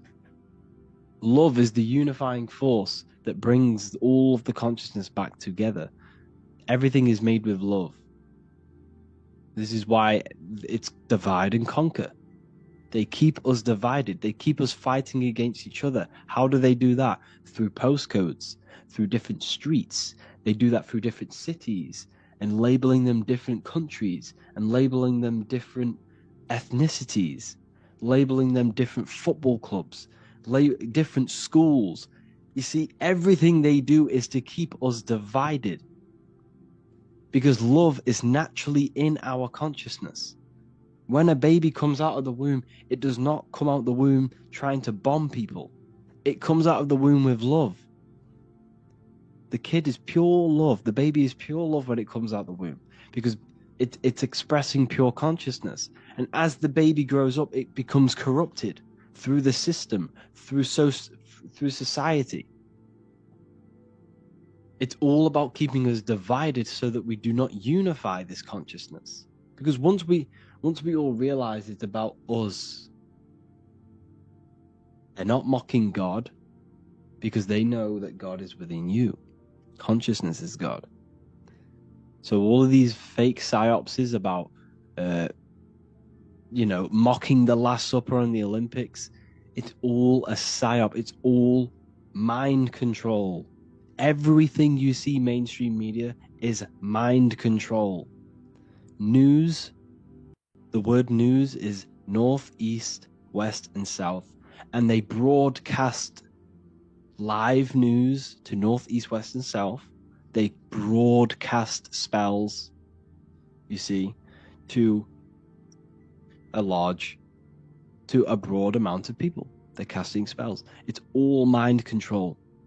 The whole system is mind control. The word government means mind control. Govern the mind, govern consciousness. So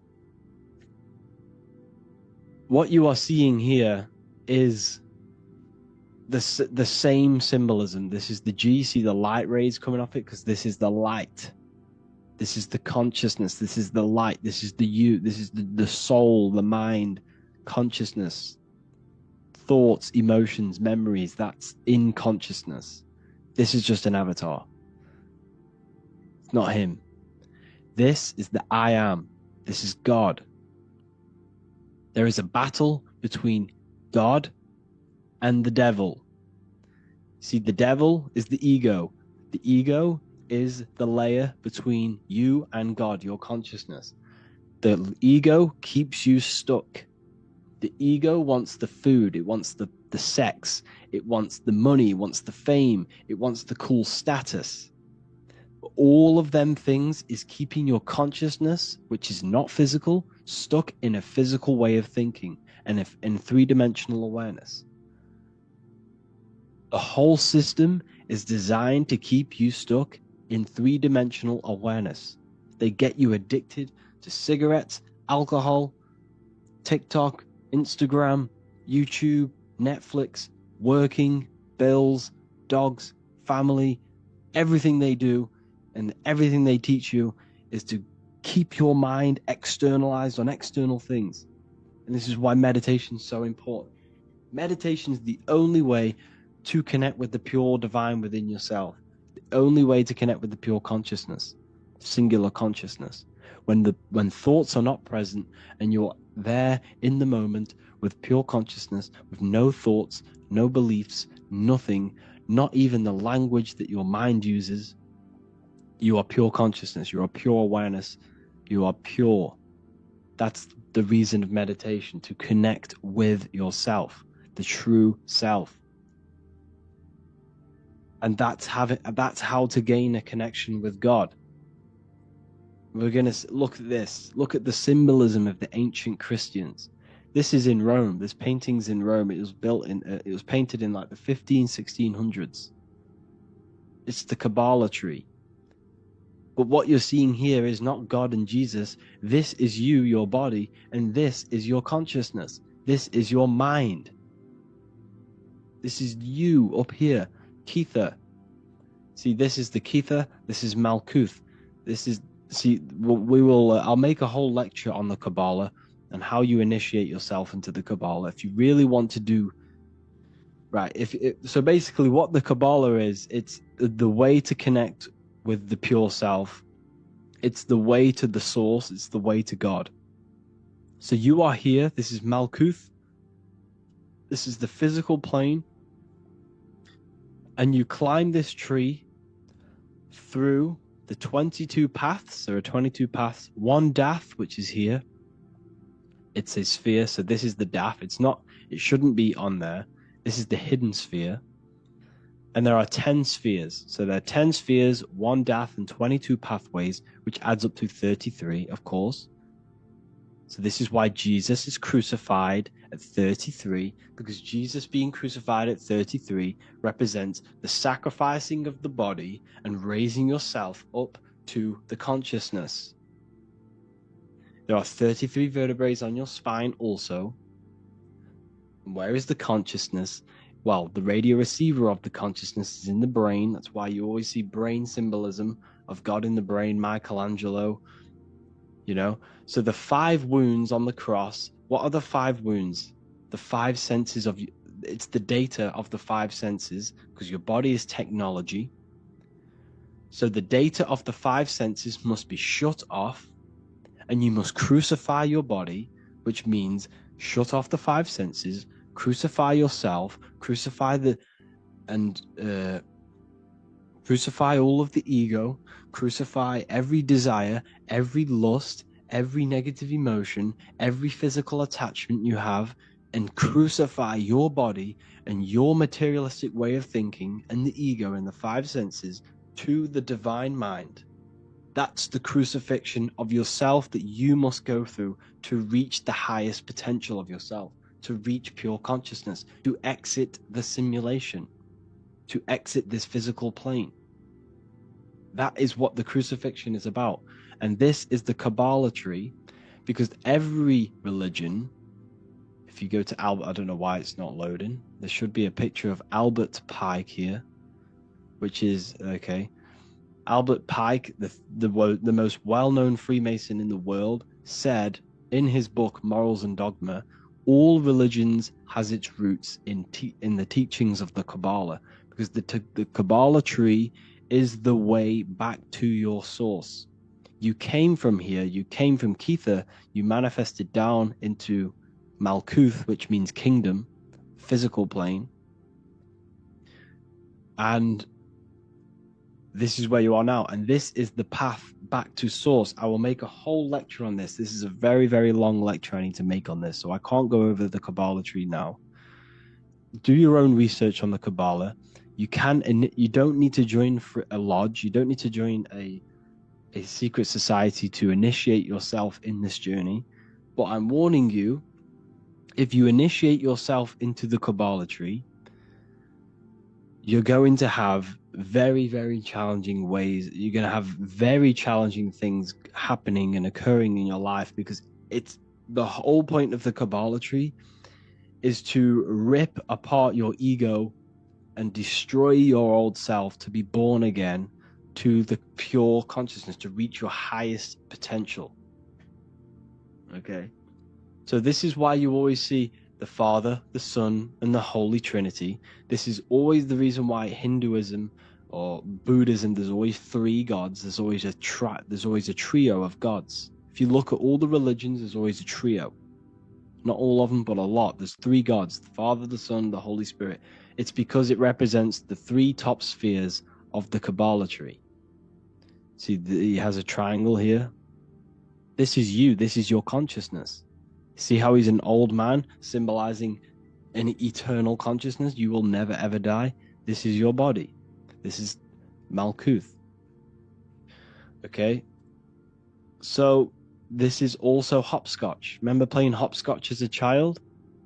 Well, this is also the path to source, the path back to Kether, the path back to your consciousness, to the oversoul, whatever you want to call it. So, man is both human and the divine. This is Albert Pike. See this Masonic symbolism here? You have the eye. This is Kether, which means crown. So you know when kings wear crowns on their head, it represents Kether, because Kether means crown. Kingdom, this is death, because the physical plane, there's death here. You can't die. Your consciousness will never die, but your body will die. So this represents kingdom, the lowest point on the Kabbalah tree, which is matter. Then you're going up through these pillars back to the light bringer, Lucifer. Lucifer is the light bringer. Lucifer is your consciousness. That's what Lucifer is. They demonized all of this. They made it sound so bad. But Lucifer just means Lucy means light. Fer means bringer. Light bringer. And your consciousness is the light bringer that brings the light down into the kingdom, into the physical plane. Like I just showed you earlier with the Sims character and the George Washington. It's the same symbolism. This is the sigil of Lucifer, which is the visual pathway of your brain, and how light enters the eyes, which is, and then produces a visual image in the back of the brain in the visual cortex. So this is showing you how light is transformed into images in the brain, and how the brain is producing a reality, a simulation in the brain. We see this in the ancient Egyptians here. It's the same thing. This is the back of the brain, this is the visual field crossing over.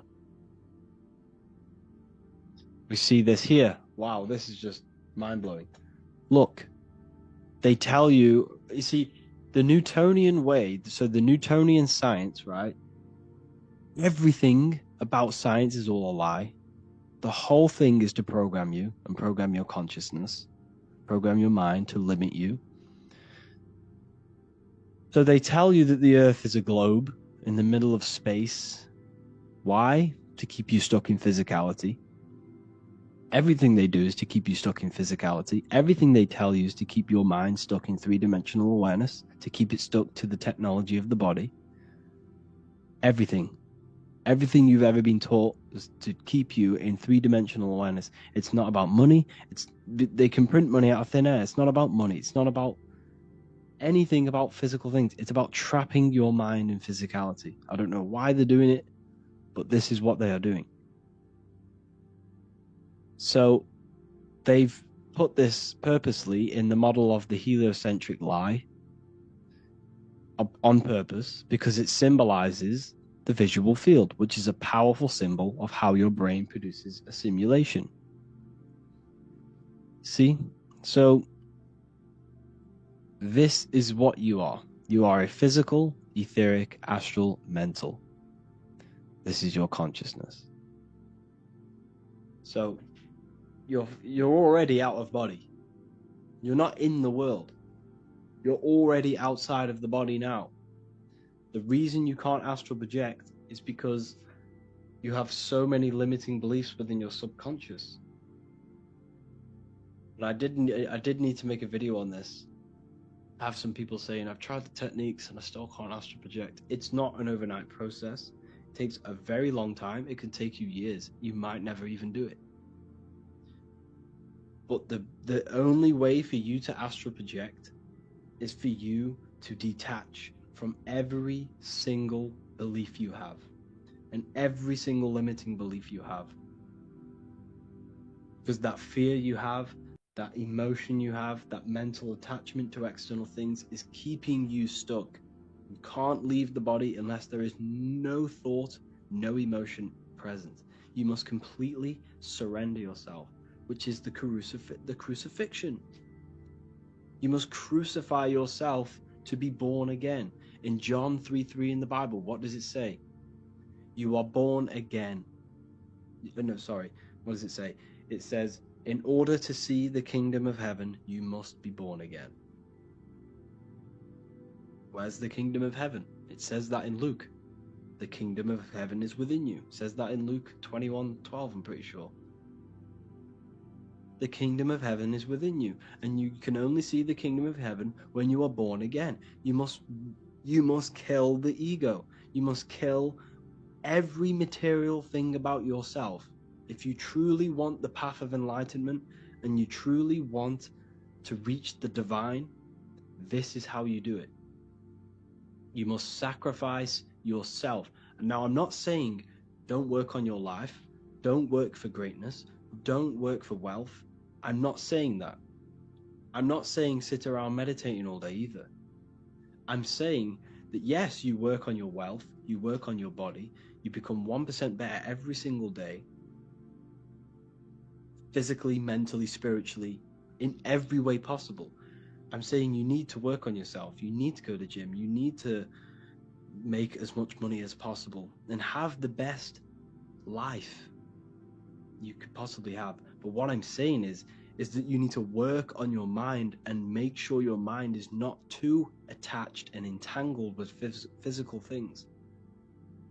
Because the physicality, the ego is the barrier between you and the divine. You cannot see the kingdom of God unless you are born again.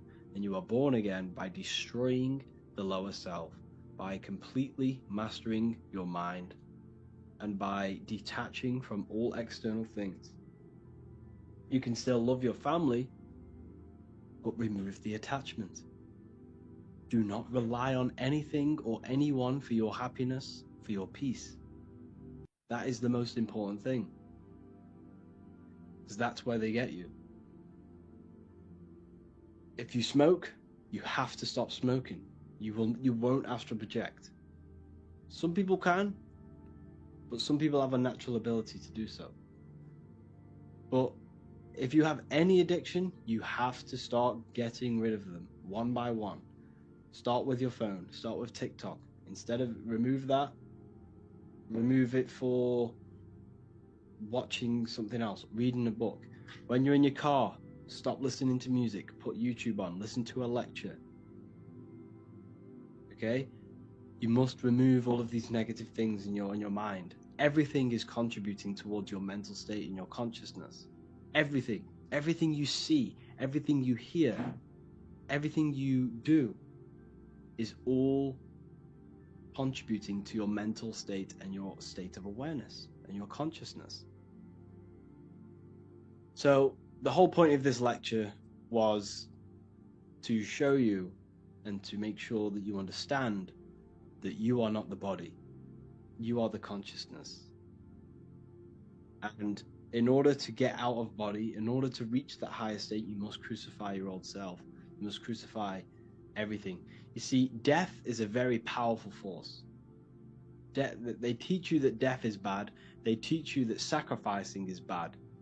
There is good sacrificing, there is bad sacrificing. Sacrificing creates a very powerful force. Death is a very powerful force. So when you sacrifice, maybe in order for you to grow, in order for you to reach that next stage of your life, that next stage of your consciousness, maybe you need to cut off an old friend. Maybe you need to stop hanging out with them people who do drugs or who drink alcohol. And we all know alcohol is a potion. It's a magic potion which invokes spirits. So the only way for you to progress is through sacrifice and through crucifixion. And that's what the Bible is telling you, through crucifixion. So that's the only way. So you must sacrifice. You might need to, in order for you to reach that next level of your consciousness, you're going to have to sacrifice some friends. And if you don't, then that will stop the evolution of your soul. The whole point of the universe, the whole point of you coming into physicality is for the journey of the soul. You are here because you are for growth. You are here to grow. It's the whole point of reality. That's the whole point. You cannot not learn something. So what does that tell you? That's the whole purpose of life. Growth and expansion. Evolution of the mind. Evolution of the soul. The journey of the soul through the universe. That is the whole point. You can't not learn something. You have to. You will never not learn something. It's impossible for you not to learn. So, the mastery of your mind, the mastery of yourself, is the only thing that counts when you transition from this physical body back to your consciousness. It's the only thing that counts. It's the only thing that matters. You need to prepare for your life after death. You need to prepare because you will not have this physical body forever. What we're discussing now is very deep ancient teachings. You won't find these teachings anywhere else. You're in the best university ever online. And that's what it's all about, people. The transmutation of your mind. The Bible says, the Bible tells you, because the Bible's a spiritual text. It's not about God, it's about the God within you and how you manifest the God within you. Jesus never said he was God. Jesus came to show the divine within other people. He never praised about himself. Read the Bible. Jesus never ever said he is the best. He came to show that people that they could do better than him. Whatever he could do, you could do. That's what he said to his disciples. So the whole Bible is talking about you and how you upgrade yourself. And that's the whole point of exiting the simulation. It's the growth of the soul and being a free traveler. The word Freemason means traveler. And when Freemasons meet, they say, "Are you a traveling man? Are you a traveling man?" Well, the word man means mind. It comes from the Latin word mens, which then got turned into men and man. So when Jesus is the fisher of men, he's the fisher of minds. You see, once you start to learn these words and what they actually mean and the etymology of these words, that's when you find the truth. The Bible, you got to research these words. The word spirit, the word man. What does man mean? It means mind. So when a Freemason says, "Are you a traveling man?" it means, "Are you a traveling mind?" Because that's what Freemasonry is. It's the mastery of the self. It's the It's the growth of the mind and the soul. It's self improvement.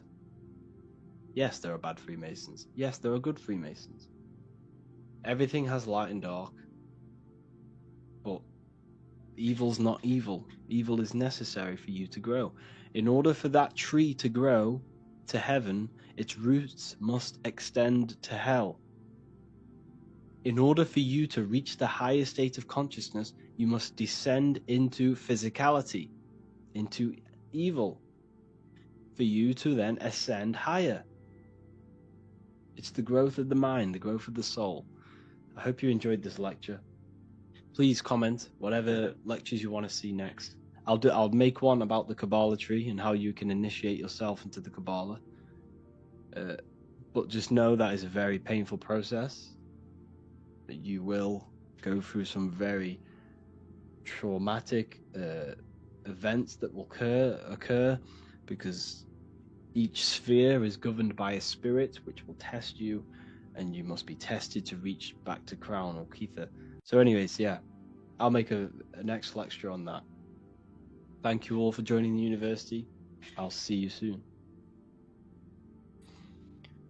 Hello, people. Stage 2 of healing, fasting. Fasting gives the ability and gives the digestive system a break, allowing the body to redirect energy towards healing and repairing the body. Like I said in the last lesson, what happened when you cut yourself? When you cut yourself, your body knew how to heal the body. Now that your body is in the right condition through the cleansing process, once your body has now got rid of all of that waste, you can now start to fast. Because let's say you started to fast with all of that waste inside of you, you're going to have a heavy detoxification in that fast. You're going to get headaches, you're going to get, sweats, all sorts of horrible, heavy detoxification. And this is not the most efficient way to fast. Now you've gone through that cleansing phase of getting rid of the waste, you can now fast. Your body now has minerals. Your body is now healthier for you to go without food. There is no risk with fasting. Your body can last at least up to people have fasted up for 3 months or something like that. People have gone very, very long on fasting, and depending on how healthy your body is, depends on how long you can do the fast.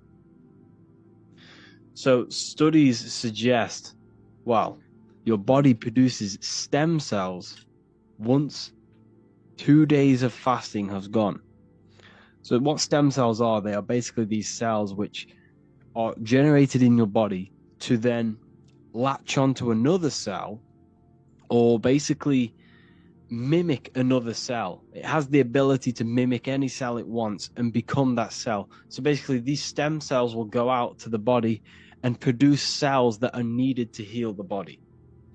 So when you fast and your body is no longer spending a lot of energy, because a lot of your energy is used digesting food. So once that energy is now no longer being used, your body is now redirecting this energy to produce and healing things for the body, like stem cells. So this is why fasting is so important. 1 day water fast is what I don't recommend, but this is what I do. I'm not a health advisor, but if I was a beginner, I would do a 1 day water fast or herbal teas and juicing fast. So during this fast, you will not consume anything for 24 hours. You do this once a week or once every 2 weeks, and stick to this for a couple of weeks until you become used to fasting. Okay. While you are fasting, you still need to stick to your fruit-only diet because this will heal the body quickly. While you're healing, you want your body, your digestive system, not to be using much energy. So let's say you've done the cleansing phase, but then you went straight back on heavy food like meat, bread, and stuff like that, pasta, this will slow down your healing because it's very heavy food. It takes longer for it to digest, it takes more energy. You need to give the digestive system a break. Do not worry about your weight, just let your body detox. You might lose a fair bit of weight. However, this is necessary. Your body is getting rid of the toxic mucus and the toxic waste. Once you are done losing the weight and you have fasted and you have healed, you can then start to put on good weight with good healthy food. The weight that you currently have now, if you're watching this, is more than likely toxic waste and toxic weight on your body. So one day every week or 2 weeks is very good. And what I personally do is drink herbal teas during these fasts. Like I said, with the herbs I recommended. I also take cayenne pepper. I'll have a juicing. So when I freshly squeezed juices like watermelon juice, seeded grape juice, or seeded apple juice, I will add just a teaspoon of cayenne pepper. Cayenne pepper is very, very good for activating and the digestive system, like pushing stuff out of the digestive system. It helps blood flow, and it's amazing. Cayenne pepper is very, very good for the body. So I add that into my juices. It doesn't really count as adding to a fast because it'll go straight. No, sorry, not adding to a fast. It doesn't really count stopping the fast because it's just a powder. So drink juices, herbal teas. You can either drink sea moss as well. Just make sure it's like a liquid. You only want liquids in the body. You do not want to activate that digestive system. And yeah, this is a very powerful way of fasting, a very powerful way of regenerating the body quickly. So once you get used to fasting, you want to do 2 days every week until you start to heal. Okay, 2 days is when the stem cells, and when you become even more used to fasting, you've had some experience, you know what you're doing, you know how your body reacts, you can then start to do longer fasts, and maybe even doing no water and no food fast. That's a very powerful fast. However, your body has to be healthy in order to do that. So only do that when you are doing it properly, when you know what you are doing. So essentially, you want to start fasting and the fruit-only diet until you are healing. And this is the best way to do it. Breaking a fast. When you break a fast, you want to make sure, you're sticking to the fruits. Like I said, the best way to break a fast is like drinking sea moss gel and then going for either something very light on the digestive system like watermelon, grapes, blueberries, or even a smoothie. A smoothie is very good for breaking a fast. Easily, gets down into the digested and gets digested very quickly. So, like I said, continue with the fruit-only diet, continue with the sea moss, continue with the herbal teas, and continue fasting 1 or 2 days a week. And I did this and I healed my body pretty quickly. I'm not giving advice, but this is what I would do. And that's how I overcame a few health issues with my body. So essentially, if you have any questions, please feel free to reach out to me, and I can give you some more information. But this is pretty much it on fasting and healing your body. The cleansing stage and then the fasting stage and fruit-only diet. That is the key, It's just giving the digestive system a break. That is how you heal the body. Healing is, it's not an overnight process. It can take months. It can take even a year. But once you stay consistent and once you stay on top of your discipline and consistency, you will see results. You have to see results. It's cause and effect. Try your best to get organic and make sure all of your fruit is always seeded. Wash your fruit with key lime water and key lime, or even lemons. Don't consume lemons if you can. Don't consume lemons. They are GMO, but they're good if you want to wash your fruit. Wash them with lemons. You know, they're quite easier to get your hands on than organic seeded key limes. You know, try your best to go to the marketplaces for fruit instead of mainstream supermarkets. Just make sure that you're trying your best to get the best quality food with the least amount of pesticides and stuff like that. That also has a big impact on your health. But essentially, when you cut out all of the chemicals, the seed oils, the bread, the heavy foods, the sweets, the sugars, when you cut this out, you will feel so much better. Like your brain fog will go, you'll be more focused, you'll have more energy, you'll no longer crave it. And that is essentially the most important thing, is just cutting out the unnatural food and going with the natural foods. That's the biggest first step you could do with your health, is just cutting out all of the unnatural foods and go with the raw foods. And that's when you see a big change in your body and how you feel. So yeah, if you have any more questions, please feel free to contact me. Hello, beautiful students. Let's get into healing. Stage 1 of cleansing the body. All disease starts in the colon. Before trying to heal, we must remove leftover metabolic waste from the colon and the body. The body cannot heal unless it has the right environment. So let's say you want to start and heal your body. Before you can heal that body, you have to remove all of this waste. What happens if you go and place an apple next to a molding apple? The fresh apple you just placed next to the molding apple will start to mold with the molding apple. So if you started now, today, and you have all of this leftover waste in your body and you started consuming good foods, yes, it will benefit you. However, it's going to take a lot longer for you to heal because you have not removed this moldy stuff inside of you. So we have to address the colon before we can go on and heal the body. You have to cleanse before you heal. You have to regenerate the body and create a good environment. Because what happens when you cut yourself? Your body healed. Your body knew how to heal that wound that you cut. Your body knows how to heal from anything that you have with your body. You just have to give it the right environment. So, orange fruits, this is for cleansing.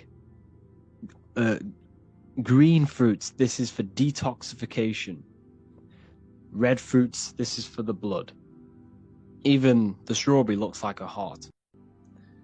So, for 2 weeks, you need to do the following. You need to go on a fruit-only diet for 2 weeks. This fruit is amazing for cleansing the body because it contains H3O2, which is structured jelly water. This is the real water that your body needs. It needs H3O2. This is why when you drink gallons and gallons of H2O, which is just liquid water, you'll end up just weeing it all out. It's because your body cannot intake, well, it can intake that water, don't get me wrong, but mainly it needs this H3O2, which can only be found in fruits. Crystallized, structured water. So when we place this jelly water into our body through the fruits, this is what helps cleanse, push out waste from the digestive system. It will remove things from the digestive system because it's like jelly. It's beautiful for the digestive system. So essentially, this is what your colon looks like if you're trying to heal and you have issues with your body. You have a blocked colon. So therefore, the disease, the leftover food is all accumulating in your gut, which is your, pretty much your first brain. and you're getting all sorts of parasites and issues with the rest of the body because this is clogged. So with the fruit only diet, I recommend grapes, watermelon, blueberries, or papaya. It's best to stick to a very minimal amount of fruit. Now, what do I mean? I mean, not as in how much you eat. You can eat as much as you want fruit during this 2 weeks. I mean, try and only have 1 or 2 different fruits. Why? Because you want to minimize the energy your digestive system uses. Because by consuming 1 or 2 fruits for 2 weeks, you are not giving the body breads, nuts, different foods which contains different enzymes for it to be broken down. Your body doesn't have to detect many different things and break it all down individually. If you're only taking in 2 different foods, or maybe even 1 different fruits, it's going to minimalize the work of the digestive system. And this will use less energy. So this means it saves energy now for your body to heal other parts of the body while you are cleansing. So when you consume this fruit, this 1 only fruit, or 2 fruits, or 3, whatever, you're going to push all of the waste out. You're going to get all of the solid blockages, all of the solid foods and leftover things on the walls of the colon out. And during this 2 weeks, you want to have herbal teas. This will help detoxify the body and get rid of the excess mucus. This will give body minerals as well, because don't get me wrong, fruit has a lot of minerals, but we need to make sure we're keeping on top of the minerals if we're just consuming fruit. So herbal teas like sarsaparilla, dandelion root or dandelion, elderberries, and cheney root, and nettle leaf. Nettle leaf is very, very powerful for your kidneys. Your kidneys is what filters the blood.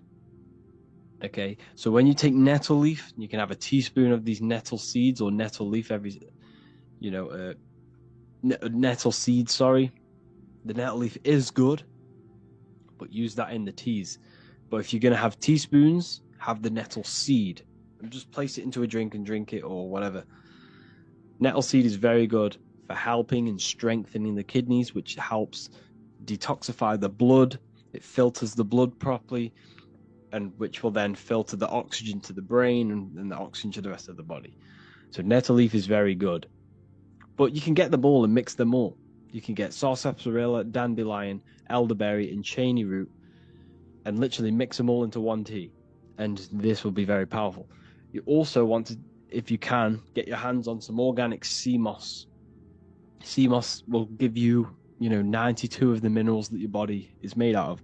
Your body's made of 102. Sea moss has around 92 to 100 minerals that your body's made of. So sea moss is a very good way to get all of the minerals in. Key limes, these are very, very, very powerful for detoxing the body and cleansing the body, and very good for the digestive system to get rid of that waste. No tap water, and drink either fresh spring water with no added chemicals, or freshly squeezed fruit juices. So get yourself a juicer and juice your own fruits. Don't get me wrong, this can be costly. However, your health is the most important thing.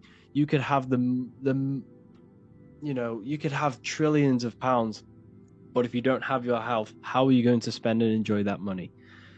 Your health is the biggest currency. It's the biggest wealth. So if you don't know how to make herbal teas, this is how to make them.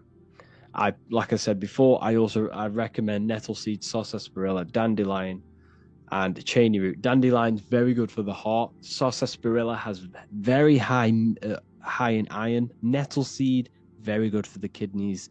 Cheney root, very high in iron. Step 1, place a cup of spring water into a pot. Place the herbs into the water. You can either leave this pot with a lid on overnight, because when you leave these herbs in the water with the lid on, the water can then soak in all of the the minerals and all of the things coming out of the herbs. So you can do this for more potency. If you want a very powerful and potent one, leave it out overnight or just for a couple of hours, maybe even just 2 hours or an hour. This will increase the potency of the tea. Or you can just literally just whack it in and start to boil it. Boil the water on medium heat for 5 minutes. Strain the herbs and pour the water into the mug.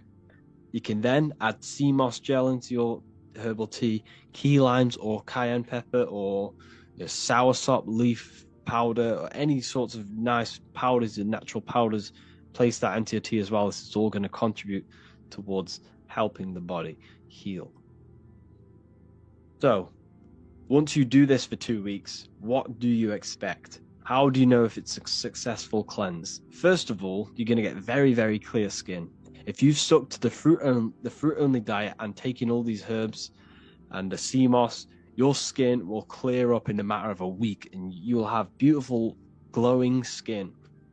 This is an indication that your inner body and inner world is now starting to clear up because your skin is an external manifestation of the internal body. You'll get no headaches. You'll have higher energy levels because the body is not clogged. There's not much energy being used in the digestive system. So you'll have higher energy levels, which can be used in all different parts of your life. Expect weight loss, but it's not weight loss. You don't lose weight, you lose impurities. You're getting rid of all the mucus. You're getting rid of all the blockages, all the leftover waste, the leftover the food. All of that will come out of you, and this will essentially make you lose weight. But it's not weight, it's waste. That's what it is. And you will more than likely go from a inflamed stomach, inflamed gut, bloated, to a more flat stomach. Okay, don't worry if it looks like this perfect, but as long as it goes down a bit, then you know that you've had a very good cleanse. If it hasn't gone down, then you need to carry on doing the cleanse for another week or so until it starts to go down and your skin starts to clear up and all the sort of thing. But you have to stay disciplined. Discipline is the most important thing. You are not going to heal overnight because the reason why you are not healed now, or the reason why you are sick now or have issues with your body, is because you've had decades or maybe like a couple decades of eating waste and eating toxic, unnatural foods. So it's not an overnight process. However, you can heal your body just the natural way. You have to be disciplined, you have to be willing, you have to be thinking positive and feeling positive, and all of this will contribute towards your health because every thought is obviously impacting the body. We'll go over that in another lecture. So this is what to expect. You will lose weight, which is just losing impurities. Do this for 2 weeks and then move on to step 2, which we'll go over into the next lesson. So cleansing is the most important part of this stage of healing, is because you cannot heal without the waste gone. It's essentially the most important part. You cannot do anything. You cannot move forward. You cannot start to heal the body unless you remove the waste. I want to explain today why the current model of the atom is incorrect. If the electron is disconnected from the proton and the neutron, they say it's separated by a distance. There's a gap of nothingness between the proton, neutron, and the electron. The proton is red, neutron is green, electron is blue. If this blue little electron is disconnected from the center, then what powers the electron? And how can it stand on its own? We all know that electricity is carried by magnetism, so there should be a magnetic field carrying this electron. Magnetic fields are not just outside of the magnet at the plane of inertia. You don't repel and attract objects from the sides of a magnet.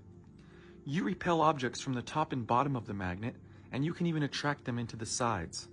So that means if you have a magnet and you break it down to 1,000,000 pieces into its atoms, each atom is a magnet, and the magnetic field is not simply going around the sides of the magnet. The magnetic field comes out of the top and into the bottom, out of the bottom into the top. That's why your magnet can repel and attract out of both sides. So magnetic repulsion and attraction come from the dielectric field. That's why magnetism is the dielectric field. Magnetic repulsion, or the electron, is 1 unit of dielectric discharge. It's the release of dielectricity. This is the return of dielectricity, which is 1 unit of dielectric charge called a proton. This is attraction, this is repulsion, and that's what your atoms are doing. All atoms are polarized with a north and south pole, or a proton and electron, positron and a negatron, and this is the neutron, or the neutral point. The atom must be able to send and receive energy or information by flowing or sending that energy in and out of itself, in and out of the center. The energy must pick up inertia, which is spin. This is the low pressure, comes out as high pressure, returns to the low pressure. It's all pressure mediation. The right-hand rule of magnetism is why they tell you that the electron is going around this way. Because the magnetic field does curve this way, but it doesn't just curve, it also curls. It spreads out and then it curves in at the bottom. It spreads out the bottom and it curves in at the top. So yes, the entire magnetic field is spinning in one direction, but it also vortexes in and out. As it curves, it curls. And so if you look at the atom from the top, it doesn't just look like that. This is the top of the atom, they tell you. This is the true top of the atom. This is the side view. This is the true side view.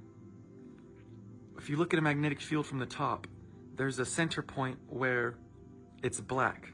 And that doesn't mean there's no magnetism there. It means that's where the dielectric field is. You're looking at the plane of inertia from the top. Magnetism is radiation, which is right turning, and it's centrifugal divergence because it's coming away from the center and it's diverging, where the opposite would be blue shift.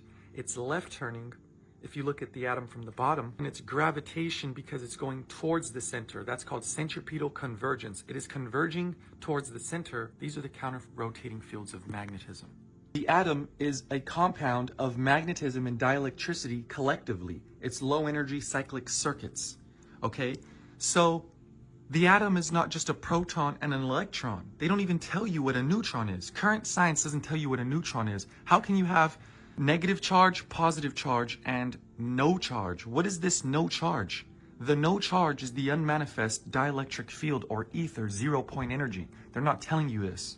If they told you this, you'd realize that everything is infinite. We have a reservoir of infinite energy at the center of our atoms, center of our body, center of the earth, center of the Milky Way. The center is what holds everything together. It's an infinite supply of energy.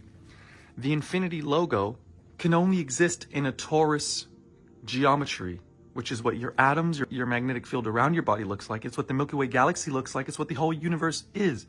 Nothing isn't magnetism. All atoms make up the visible physical universe, and nothing can be visible or physical or audible or tangible without magnetism. Everything in the universe is due to magnetism and magnetism alone. And this is why Nikola Tesla said all things come from the luminiferous ether. It's luminiferous because the ether itself is this invisible counterspatial point. And magnetism carries electricity just like the ether carries the lumen, or the light. An atom is a magnetodielectric dynamo spinning at 1 trillion cycles per second, which means if the electron was spinning at 1 trillion cycles per second, that electron should literally be flinging off. It should fly away from the center because it's going so fast.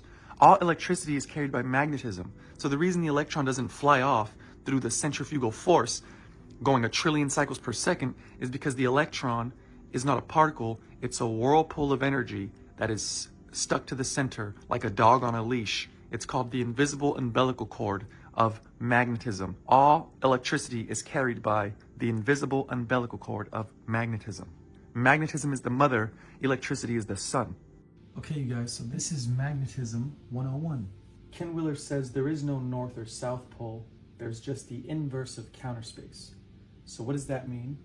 Counterspace is the dielectric field, and you can't understand magnetism unless you know what dielectricity is. Dielectricity is rest and stillness, or inertia and acceleration. It's rest and stillness when it's at the plane of inertia, but it's inertia and acceleration when it's the return of energy. When it's the release of energy, it's magnetism because it creates space. It's force. When it's dielectricity, it's the source of where that force comes out of. It doesn't just go out of the top into the bottom, it simultaneously comes out of the bottom into the top. We're talking about the energy, the ether source. This ether energy, it moves in a right turning fashion, coming in left, moves also right out the bottom, also comes in left. It's all moving in one direction, this whole thing. But see, the electron is not just going around the center of the atom, because that means the magnetic field should just be going outside of the magnet, the cube. The magnetic field does not just exist outside the magnet going left to right. The magnetic field goes in, through, and out of the magnet, but it doesn't just vortex and tornado in the top and out the bottom. It actually vortexes and tornadoes into the bottom and out of the top. So there's a tornado and a toilet on both sides. The tornado is the red lines. The tornado is sucking things in from the bottom and spreading them outwards, sucking them in the center and spreading them outside here. So tornado is spreading outwards on both sides. And you have a toilet that is flushing and sucking in here and flushing and sucking in here.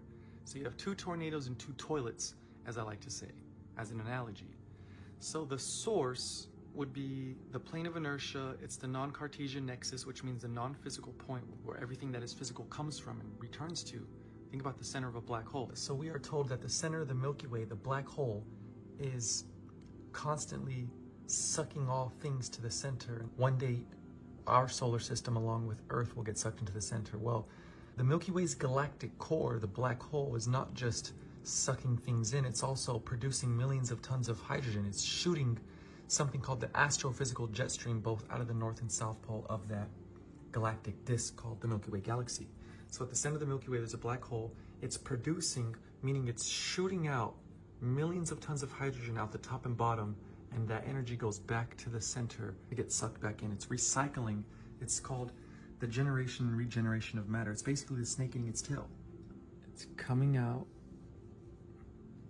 and then it comes back in. This is the Ouroboros snake eating its tail, and it also goes like this.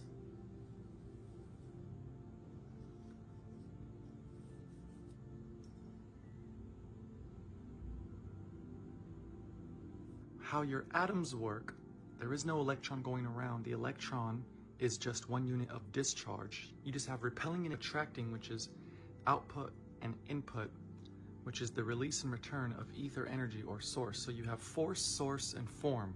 The center of the magnet is the source of the magnetic field. So what you have is the source as the plane of inertia. The magnetic field is not just around the magnet, it is inside and outside of the magnet. You have a source and a spiral going above and below, and from that you get the inverse of counter space. You have a soul, this is your heart. You have a mind, which is if you look at it from the side, it's your left and right brain. It's the angel and demon on either side of you telling you to do good or bad. And you have a crown and a root chakra. You have a higher mind and a lower mind. Where's your mind? Is your mind over matter, or is your mind in the gutter? So you have a good and bad mind. Your mind is not your soul, and your soul is not your body or your mind. You are not your body or your mind. You are the soul, the source, the stillness, not your mind that is always moving and thinking about the future, which causes anxiety, and thinking about the past, which causes depression. There is only the now. Your body is the bubble, which is both negative and positive. It's the repelling and attracting forces that come out of the neutral point, which create your corpus body. So you have a corpus spiritus anima, which is a body, mind, and soul. Magnetism is the spiraling motion. Your spirit is your mind.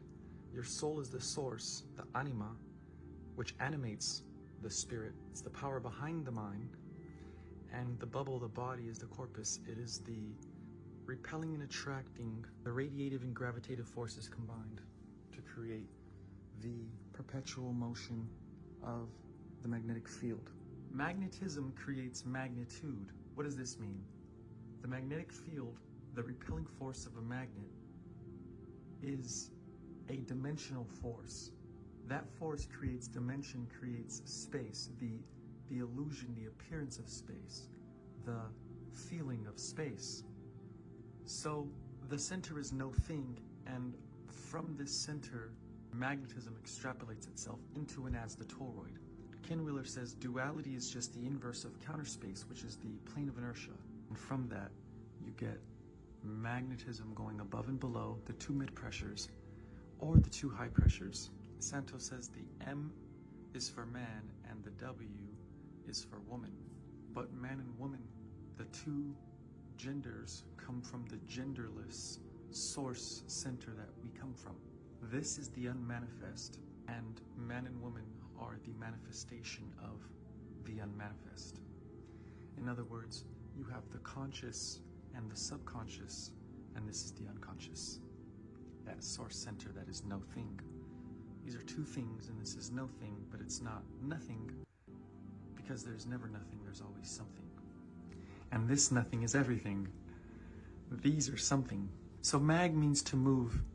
So in Sanskrit, mag means to move. Magnetism is the release of energy. It is force in motion, dimensional force, spatial force.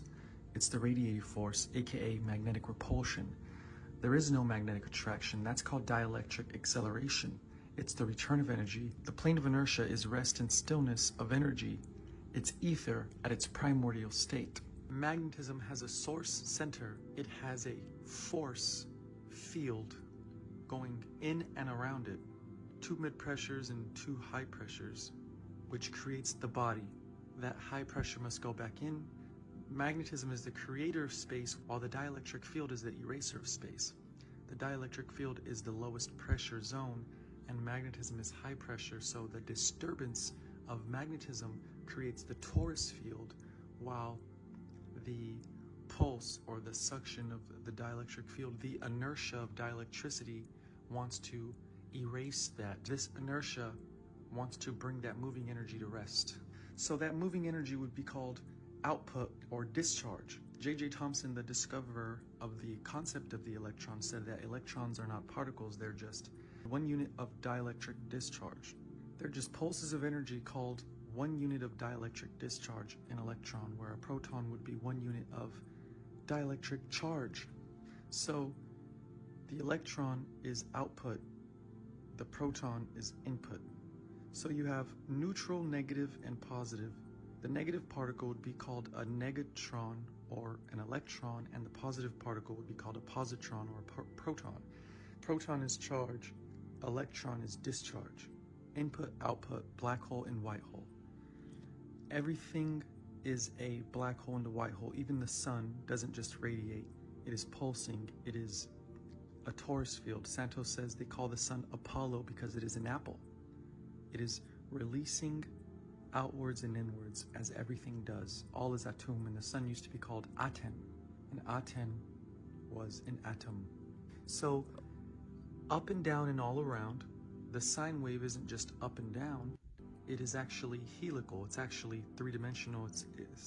Ken Wheeler calls it a three-dimensional S-curve, and it curves as it curls.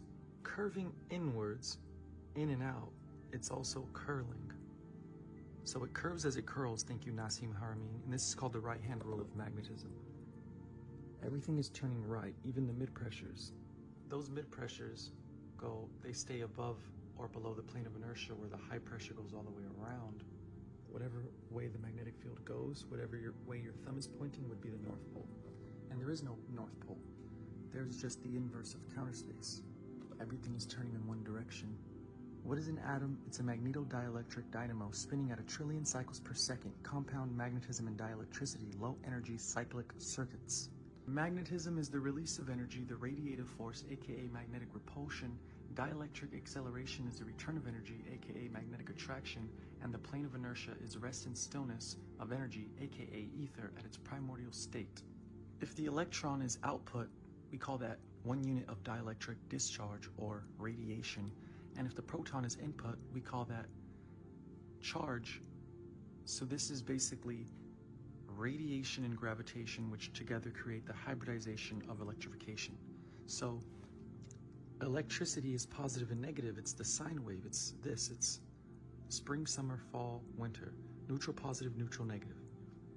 So the atom must come to the neutral point and pick up inertia. So radiation is redshift, centrifugal divergence, right turning, and Blue shift is centripetal convergence, left turning. Here's how the magnetic field works and what it looks like. Okay, so this is the plane of inertia, and I'm going to show you the mid-pressure.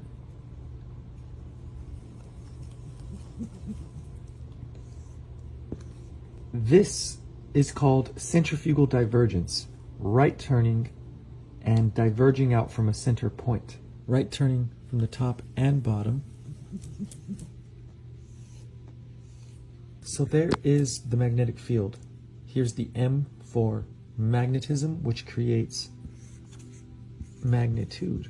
Magnetism creates magnitude away from the center, which is called the counterspatial disk. It's also called the plane of inertia. The plane of inertia is what separates the North and South Pole. Ken Wheeler says there is no North or South Pole, there's only the inverse of counterspace, which is here. Counterspace means subspace or hyperspace. It basically doesn't take up any space. Nikola Tesla said space has no attributes.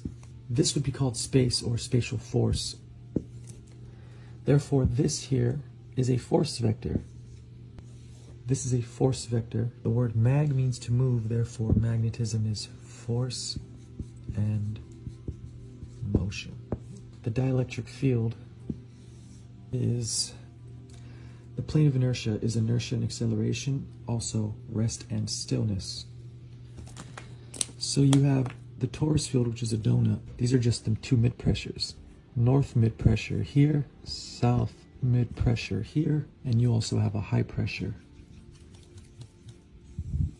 which goes all the way around the magnet, top and bottom. This is the right turning radiative force going out.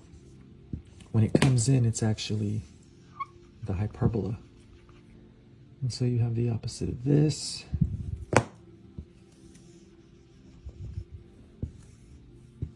The hyperbola is the hourglass, which fits perfectly inside of a donut. And here's your donut.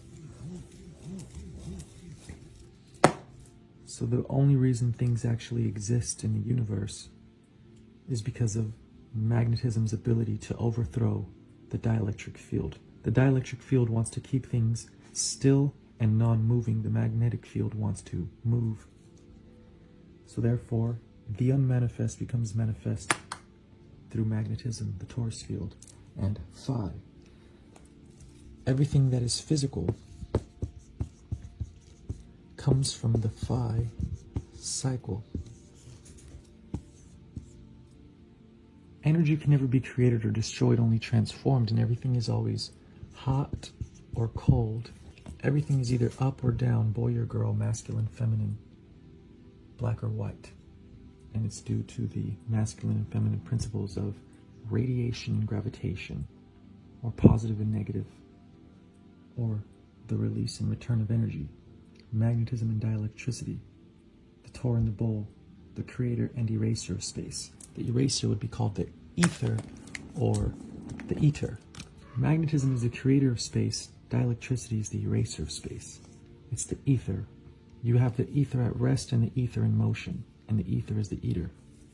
It's what we call the black hole at the center of the Milky Way, the source center of all creation. Right here is the electromagnetic field of an ordinary human. It's called your biofield, your aura, torus field, because it's a giant torus, which is a giant donut. The blue is the hyperbola, which fits perfectly in a donut. It's actually an hourglass shape. So it's why you have the hourglass shape, famously known for being on the bottom side of a black widow. Tunnel web spiders spin vortexes, and when spiders make their webs, they actually make spirals. So the magnetic field is exactly what it sounds like. It's a moving net of energy. If you look at the trunk of a tree, it has those magnetic field lines, just like the hairs on your arm are all separated evenly because of magnetism. The trunk of a tree grows upward from the seed, and the roots grow downward from the seed, just like your arms and legs grow outward from your belly button. The cerebrum and cerebellum, big brain and little brain, are similar to the two mid-pressures above and below the plane of inertia. This is a regular magnetic field around any magnet, whatever the shape. Here's an apple. The apple is not a sphere, it's a donut shape, it's a torus, and the seeds There are always 5 seeds around the center of an apple. The seeds are placed at the plane of inertia of every apple. So the most dense part of the apple is at its plane of inertia, just like the most dense part of the Milky Way galaxy is the disk that you see. You don't see the double bubble above or below. Anything visible, audible, and tangible are due to magnetism and magnetism alone. Thank you, Ken Wheeler. Lesson number 11, prayer and emotions. Prayer is not something that we should be begging for, you see, because it all comes from a point of vibration and energy. So let's say you are praying, something bad happened to you, and you are praying for, something better to come to you, or a better circumstance. But because you are praying from a place of negativity and a place of suffering, you are giving out that suffering and negative energy outwards, and you will receive more. Okay, so make sure when you pray, it says this in the Bible. It says, therefore I tell you, whatever you ask for in prayer, believe that you have it, and it will be yours. Because you have to think and feel as if you already have something, so that you become that vibrational energy. When you match that frequency, you receive things based on that frequency. And this is what emotions come in. Believing is about emotion, being. A being is when you become something, and you become something by feeling it with your emotions. So emotions are actually a creational force that was given to us so that we can manifest and attract things magnetically to our lives. So emotions should not be reactive. We should be using our emotions to attract things to us through prayer. So emotions can be used reversibly. We can use this law of emotions. So let's say let's say you really want financial freedom.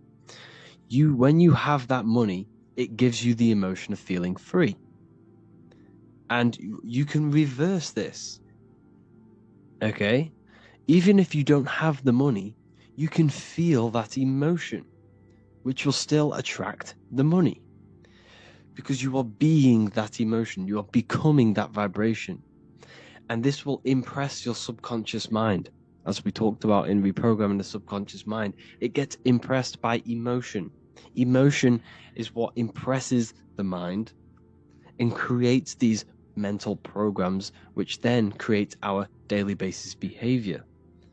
So by becoming the frequency, by becoming the emotion and feeling it every day, you attract that frequency. You attract that. You are becoming it before you even have it physically. See, everything begins in the mind, as always. And this is why when you pray, you want to make sure that you are imagining that you already have it. Okay? Or let's say someone let's say someone cuts you in traffic. If someone cuts you in traffic, you shouldn't sit there going crazy and calling them names. You should bless that person. You should say, have an amazing day, or whatever. Just say it in your mind. Instead of saying the negative things, give out the positive. Bless the person, and you will receive more back. It's all these little things that have an effect on your mind. All the little things, the little comments, the little thoughts, you need to remove all of these little negative ones and replace them and transmute them into positive. And you will see more and more things take place in your life, which will contribute towards your manifestation. So when you pray, make sure you do it once a day, or once or twice a day, or as much as possible. Thinking and feeling that you already have it. Don't ask for something. Believe you have the something with your emotions. Your emotions should be used to attract, to become. Hello and welcome. Today we're going to be talking about dopamine and how dopamine is ruining your life and what it is and how it's triggered. So first of all, everything in this matrix that we live in, everything in this system is specifically designed to trigger your dopamine. Now, the people who are running this matrix understand the human body, they understand the mind, they understand how your body functions on the deepest levels. So these phones, these apps, everything you can see in this matrix was designed by very, very, very intelligent, illuminated people who understand how these functions work within the brain. And they are using this against you, okay, to keep you a slave to the system. So what you must understand that there are three major glands in the brain. You have the thalamus, the pineal, and the pituitary gland. The pineal represents the masculine, the pituitary represents the female, the sun and the moon. Now, the pineal gland is an organ situated inside of the brain that secretes melatonin, serotonin, and dimethyltryptamine. So essentially, and the hypothalamus, or the thalamus, is what releases dopamine. Okay, so dopamine is produced in the brain, and it is basically the body's reward system. And the matrix, or everything you see around you, is designed to trigger and overstimulate your dopamine and trigger your body's reward system. Okay, so dopamine triggers the brain's reward system. So starting with your phone is the biggest dopamine hitter ever, and it is basically the enslavement of your mind. You see, your phone is a digital footprint of your mind. That's why it's called an iPhone. The I is the inner I within you, your consciousness, your mind. And that mind of yours is now being digitally tracked.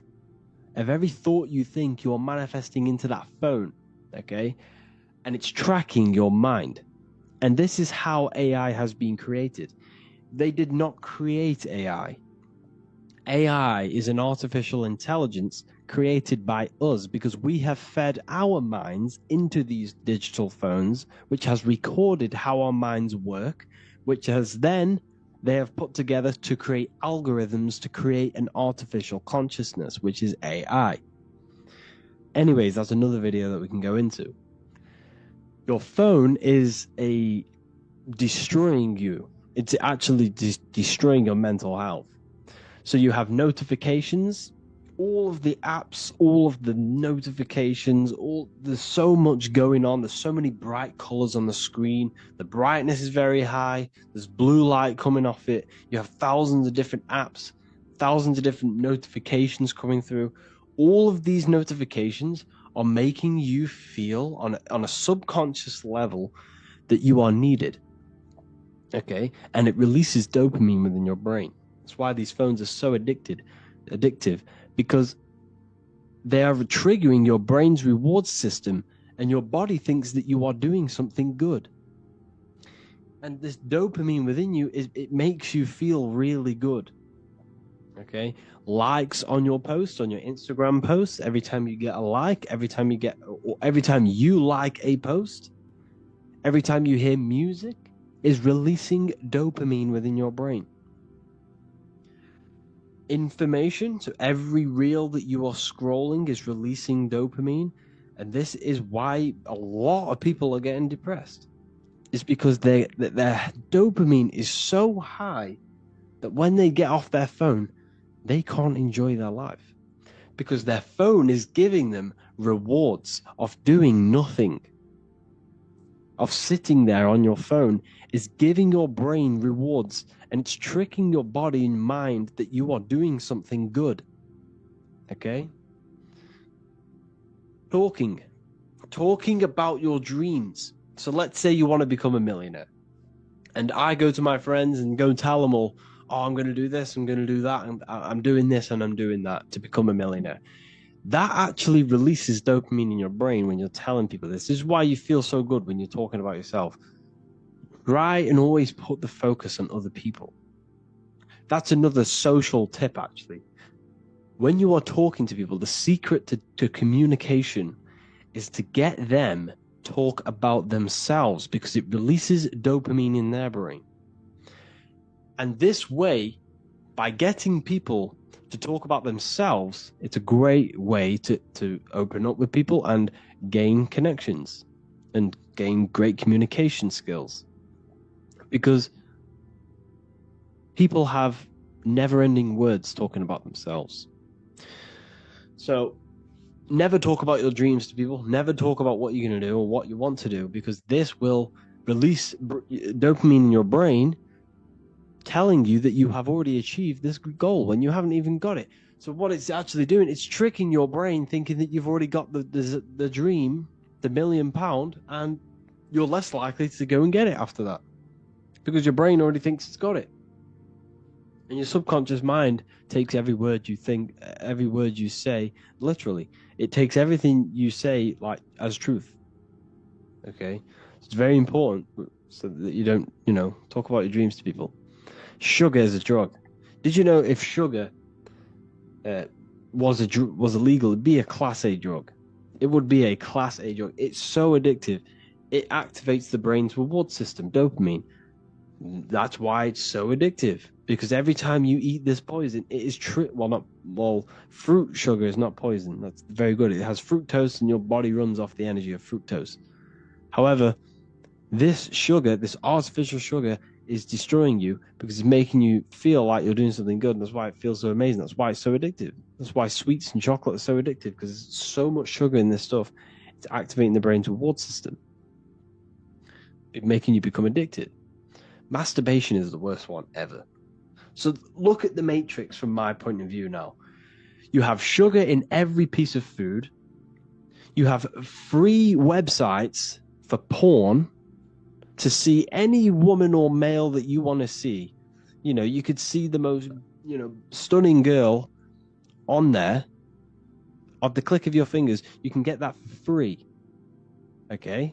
So when something is free, you are the product. You have to understand that. You are the product. What are they gaining out of you if they are giving something for free?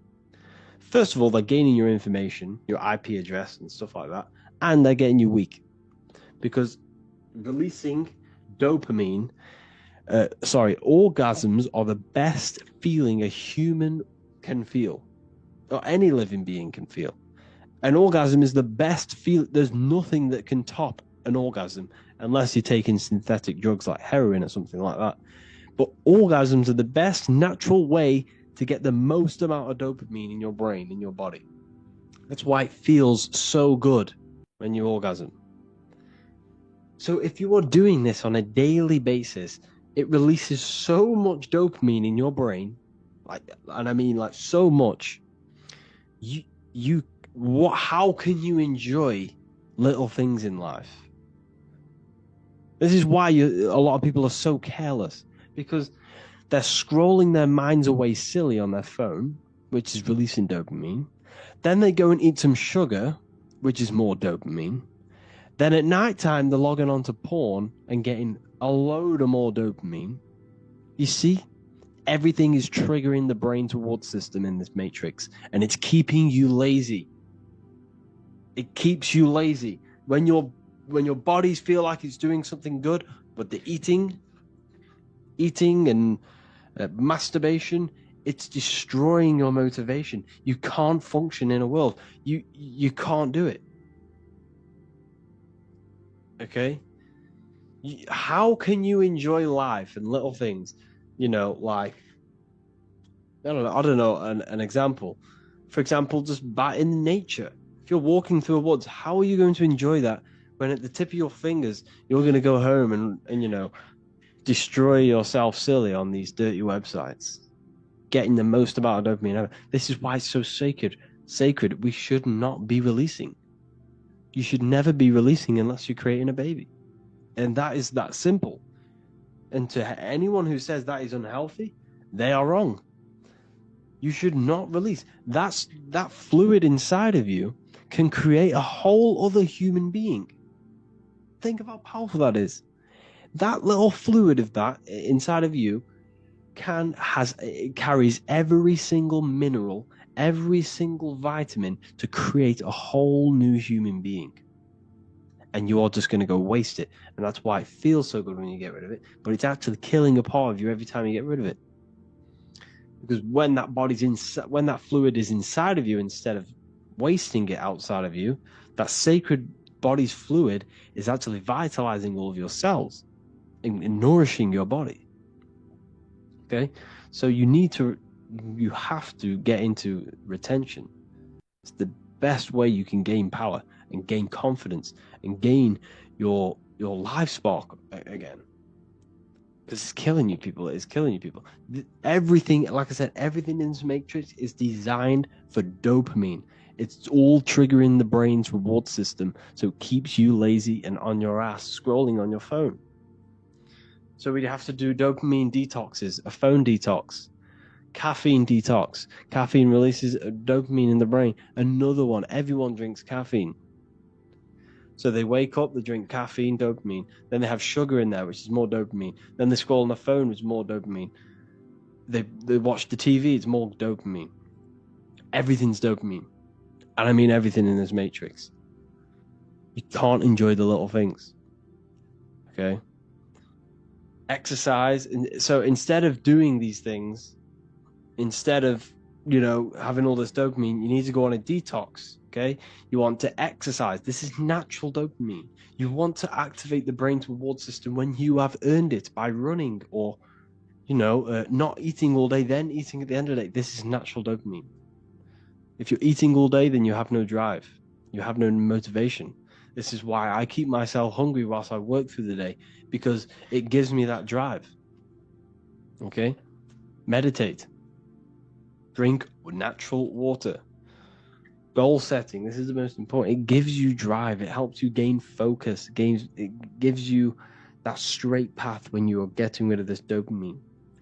So I advise every single one of you, turn off your phone, turn off TVs, anything that gives you pleasure. And I mean anything. Food, like your phone, TV, notifications.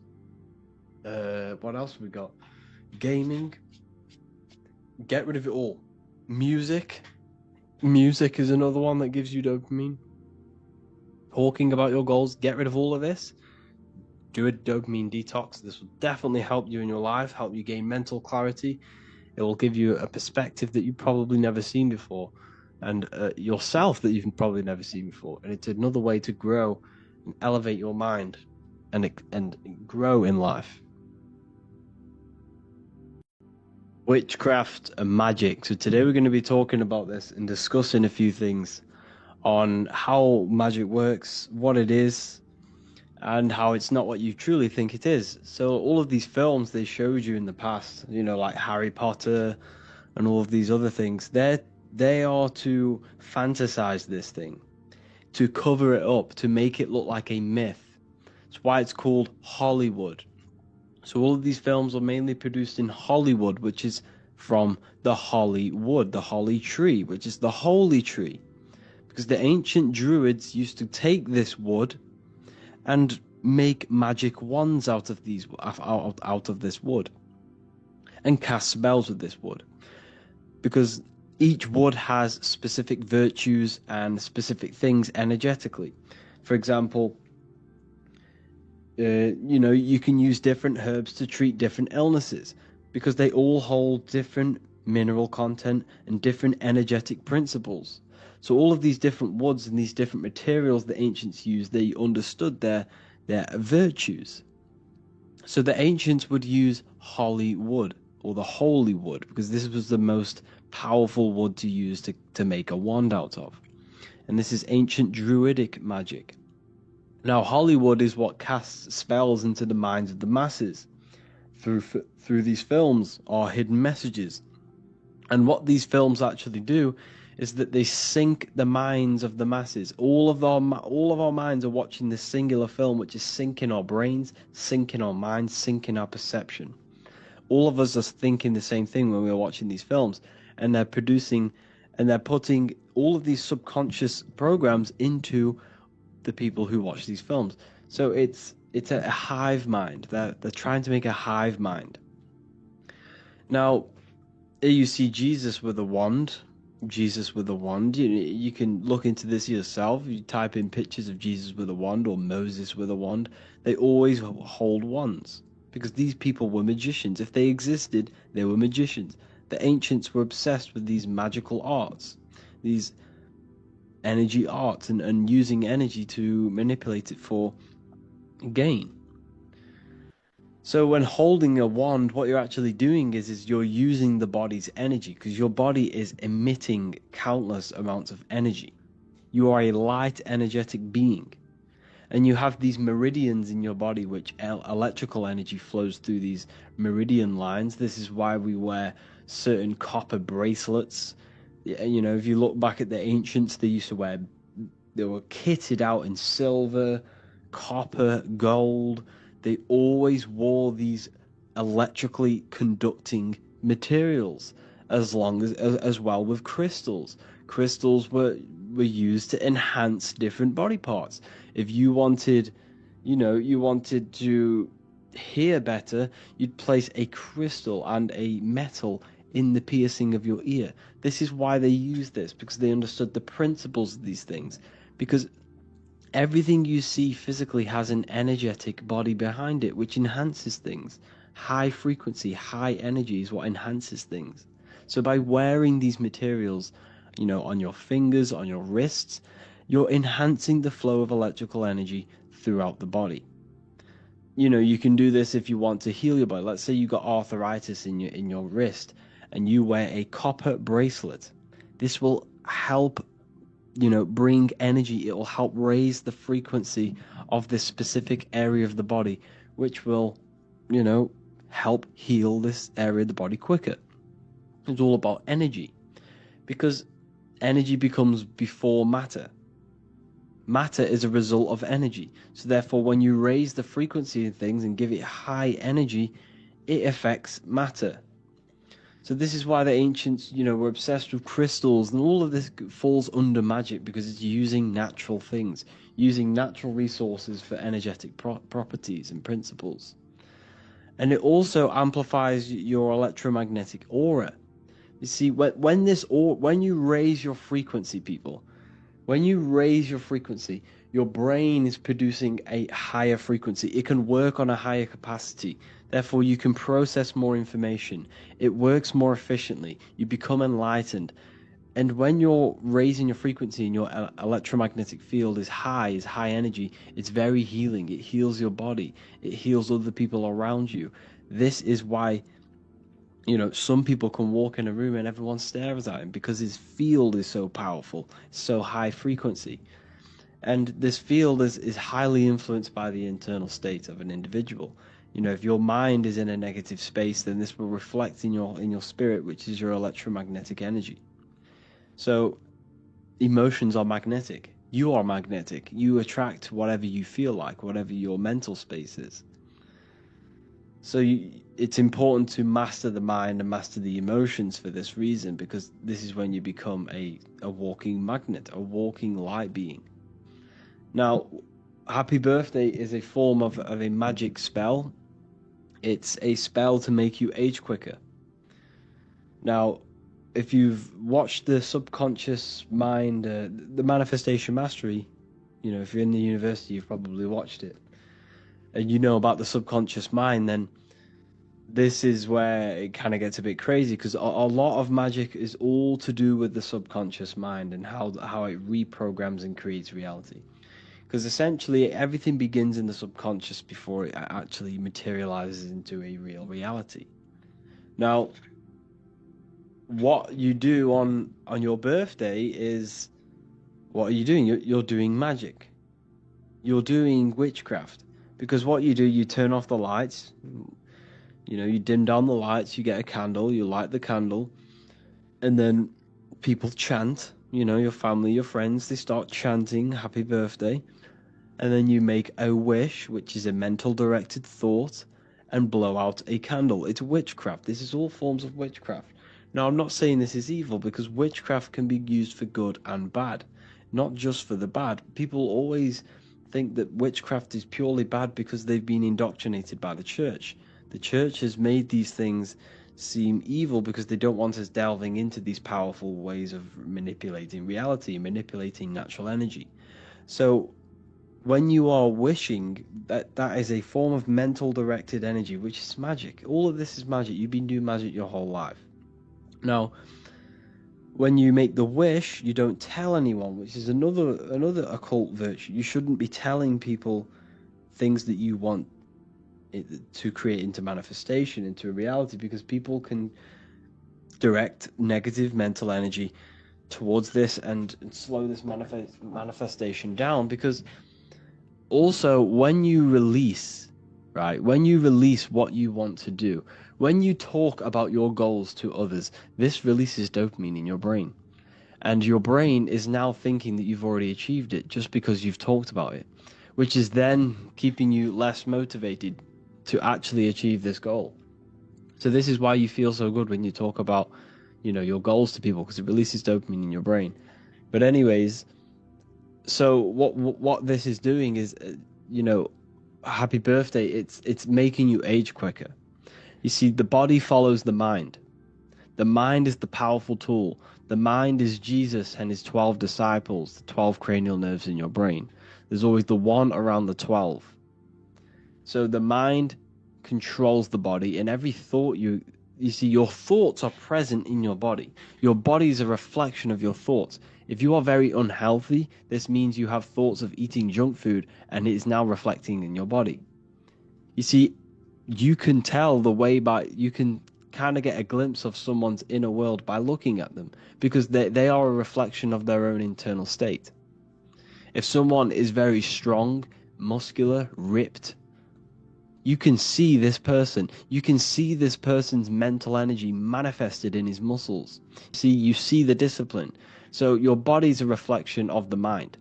Now, the English language is riddled with hidden spells. This is why we say, how old are you? Now, when we say, how old are you? This is subconsciously, going into your subconscious. You might not consciously think, oh, I'm not old. But subconsciously, the subconscious mind picks this up and says, I am old. I am old. Because it manifests anything that you put into it. It takes everything as truth. So when we say, how old are you? We are saying we are old, which is then, not having a dramatic effect, but it will make you age quicker.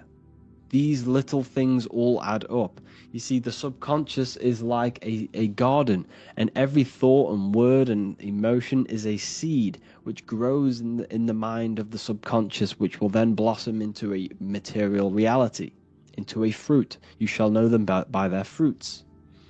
It says that in the Bible.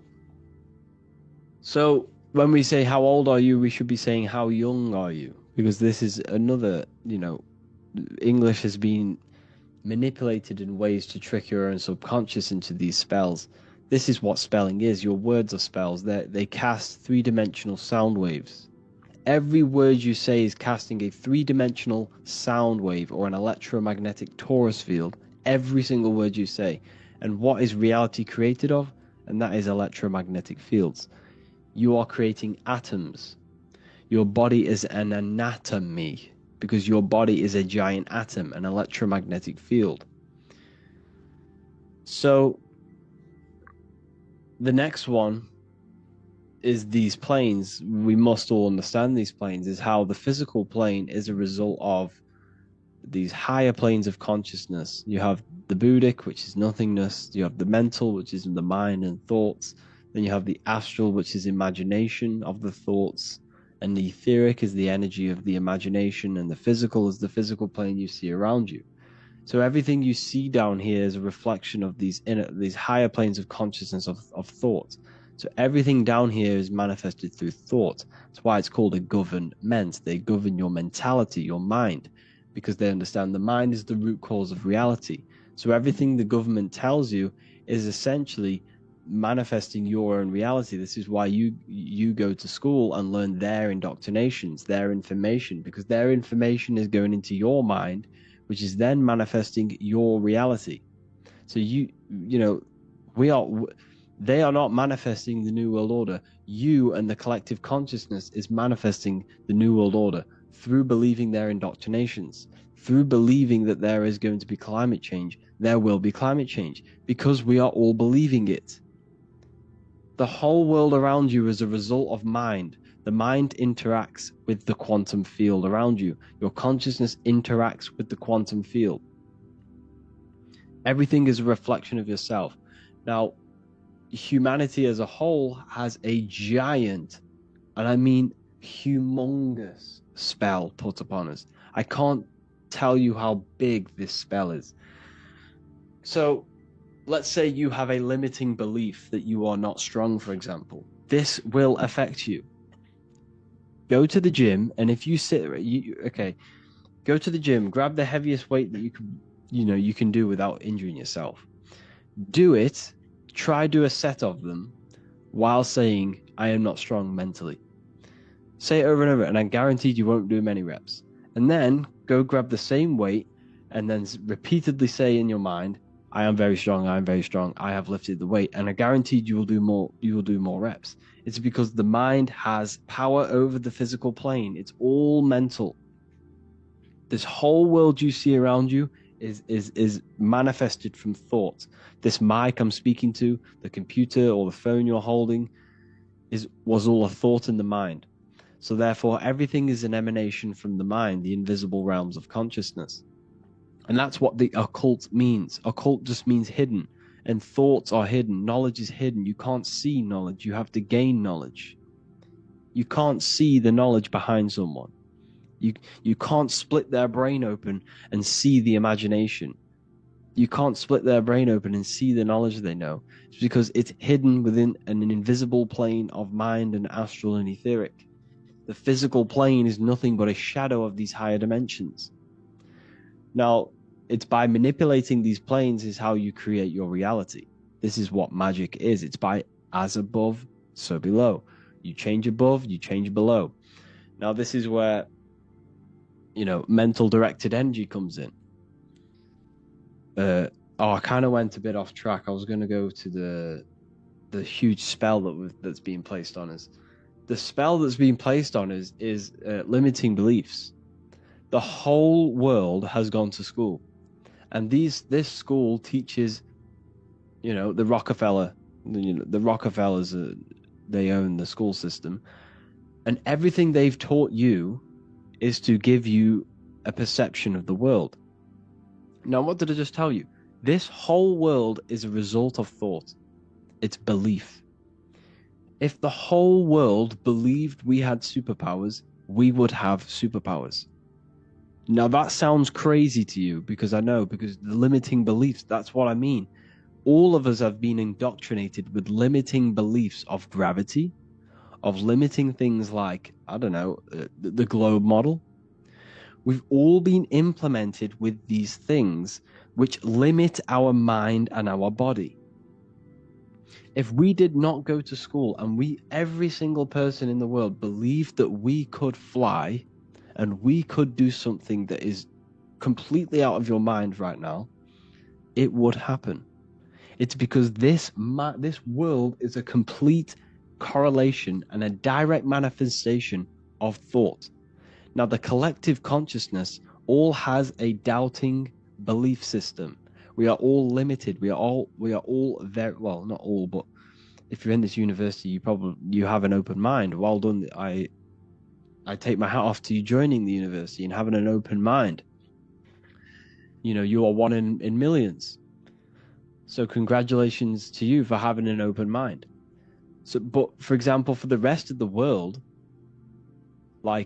they are all limiting, which is affecting our consciousness, your consciousness, and my consciousness, because we are all connected on a mental level. We are all connected on the mental plane. This is the plane where everything is one. We are all made of the same substance, which is universal mind, universal intelligence, universal consciousness. We are all the same consciousness in different bodies. So, like I just said, everything is connected on the mental plane. You, me, your parents, your brother, your sister, everyone is connected on the mental plane.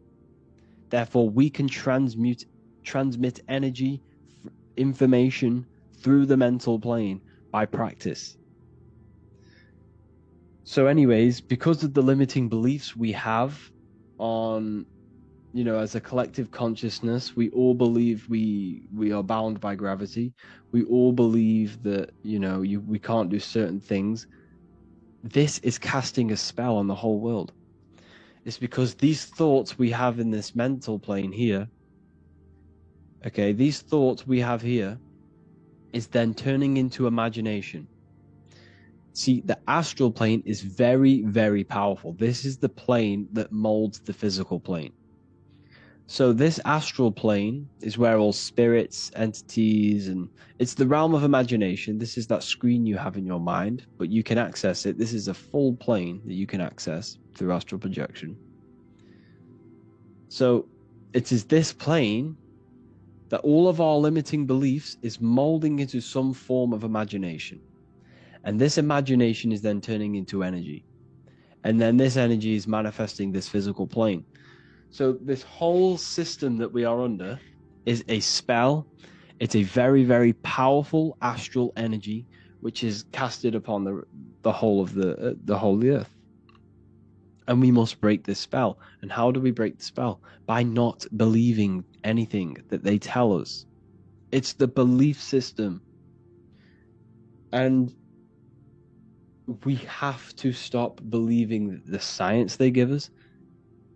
What good does it do us? Think about it. Does it really matter if you don't know anything that they tell you? Does it really? What will it do you? You're still going to live your life. So, for example, the whole system doesn't exist. The system, it only exists because we believe it exists. Money only exists because you believe it is true. It's a piece of paper with words written on it. But because your mind gives it value, it's the mind's perception of it that's creating this government, this system. The whole system it only exists in your mind. It only exists as a belief, as a program. The matrix is in your mind. There is no matrix if you don't believe it. Now, this is the spell that's being put on us, and it is limiting us.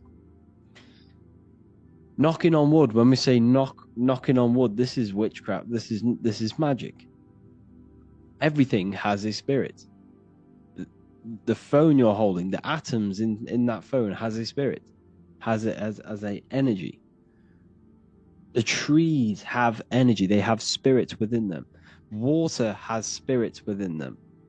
You see, so knocking on wood is the ancient druidic magic again of knocking on for the tree spirits, because tree spirits are very healing. Trees are very healing. They're very high frequency. They emit lots of energy, lots of ether. So by knocking on it, they would ask them to heal them, or because these spirits are conscious, they're astral. You can't see them, but they exist. Everything has an astral body. You have an astral body. You use it every time you dream. All of us have an astral, etheric. All of us have energy. You can feel it when you walk into a room. You can feel it when someone is very sad. You can feel their energy. You can feel it. And this is what it is. It's transmutation of etheric energy. And this is what knocking on wood is. It's knocking on for the tree spirits. Knock on wood for good luck. You know, alcohol. This is another deep rabbit hole. That's why we call it a spirit. It's a spirit. It has spirits within them. It's the same with a jinn. That's why we call it a jinn, which is another astral plane deity or entity. But jinns are very powerful, so stay away from jinn. Stay away from any alcohol. There's a reason why every single religion tells you not to drink alcohol, pretty much. There's a reason. Natural alcohol, it's not too bad. You know, like wine, really like natural, no chemicals. I would, you know, I'm not going to say I'm against that. I'm not, because that's natural. I'm with anything that is natural. But these spirits, gin, beer, all of this stuff, stay away from it. It's all used for witchcraft. It contains ethanol, which is ethanol, which is the barrier between the physical and the astral plane. You are being possessed when you drink this stuff.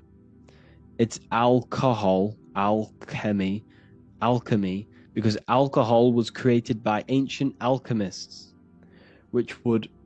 they would find liquids and they would extract the spirit out of the. So what it is, it's distillation. So they're getting liquids. These alchemists. This is how alcohol was founded by ancient alchemists.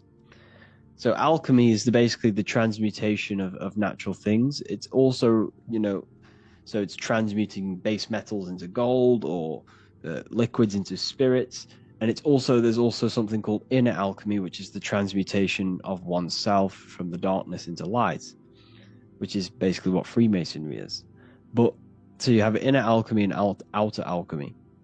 But that's what alcohol is created from. It's created from alchemy, and then what they were doing is extracting the spirit from liquids and making a potion. It's a potion. You know how on Minecraft you can get them potions and run around really quick if you drink the potion, or on these ancient films where they drink the potion and die, or they have magic powers. That's what it is. It's all alchemy. It's all magic.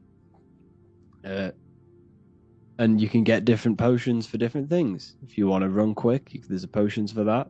If you want to feel strong, there's potions for that. This reminds me of another book that I read, which is inside of the library, called the 3 Books of the Occult Philosophy, which talks about magic and occult virtues. And basically, everything has an occult virtue. For example, bears are very, very strong. Owls can stay up very, very late. What's another virtue? Cats can fall from very high distances, which humans can't. So every animal has a virtue which they carry, and that virtue is in the ether. So, for example, the ancients would take bear hearts. If they wanted to feel very strong, they would hold the heart of a bear, and this would give them that virtue. They'd be stronger. Or if they wanted to stay up very late all night long, they would hold the heart of an owl, and they would not go to sleep until they could not fall asleep unless they moved that heart out of their electromagnetic field. It's because it holds etheric energy and it holds the information in the ether. So this is what occult virtues are. So eating meat, yes, it's a form of witchcraft. You're eating the virtues of animals. You're gaining virtues of animals. This is why they promote it. They promote flesh because they want you to become an animal. You are what you eat. That's why we say that, because of these virtues. So if you eat fruit, you become very electrical. You become very alive. But if you eat meat, you become very dead and unelectrical. And you will gain the virtues of these animals. They want you thinking like an animal. You're not an animal. You're a divine human being who can gain access to higher planes of consciousness. Animals can't. They have no self-reflection. They don't know they exist. Humans do. So that's what occult virtues are. So when you're drinking alcohol, the occult virtues of alcohol and these spirits it's a potion for aggression and sex. That's what alcohol is. That's why when you drink alcohol, you become very aggressive and you desire sex. It's because these spirits that enter you, because how it works is that you're weakening your electromagnetic field. Where is it? You're weakening this field. Okay, so when you drink alcohol, it's very, very low vibrational. And you're consuming the ethanol, which is ethanol, which it lowers your frequency. And when your frequency becomes that low, your field becomes very weak, which allows spirits and energies to enter your body and become possessed. And this is why when you drink too much, you will black out, because your soul, your mind will leave the body, because it becomes that toxic and low vibrational. And you are fully possessed. That's why you do such dark things and weird things when you're drunk, because you're not in full control of your body. You're possessed by an entity. So the whole world is running around drinking potions of magic, of ancient alchemy. That's what's going on. That's why the world's so messed up. It's because everyone's drinking potions. Everyone's drinking these potions which with the virtues of sex and anger, and look at the world. What's the problem with it? Sex, anger, and religion. That's the main three problems of this world. So there's a pub on every corner. You can get alcohol in every shop. Because this is what spiritually attacks you. It keeps you low vibrational. It keeps us divided and conquered. It keeps us against each other. This is another spell that's been put on us, drinking potions. But drinking potions, that's what it is. It's insane when you see it like that. You see, like I said at the beginning of this video, witchcraft never disappeared. It never went. It was just veiled in myths and veiled in stories and movies from Hollywood. They made you think it was a fantasy. You've been doing it your whole life. You've been doing witchcraft your whole life. Every one of us has taken part in, if you go to concerts, you'll go into rituals, you'll go into energy harvesting rituals. If you go and watch The Weeknd, he's always doing rituals on the stage. People getting possessed, people dying in the crowd. It's very low vibrational.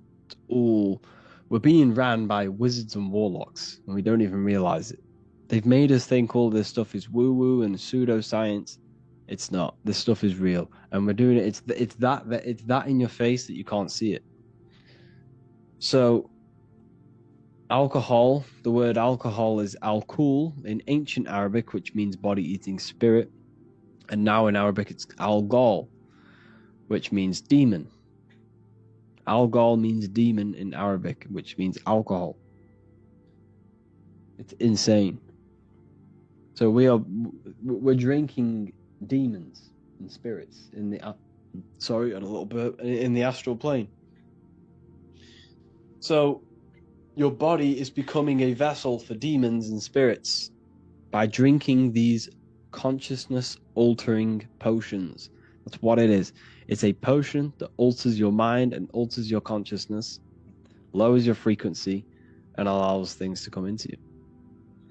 Now, you can use these planes to your advantage for magic. You can practice these magic rituals.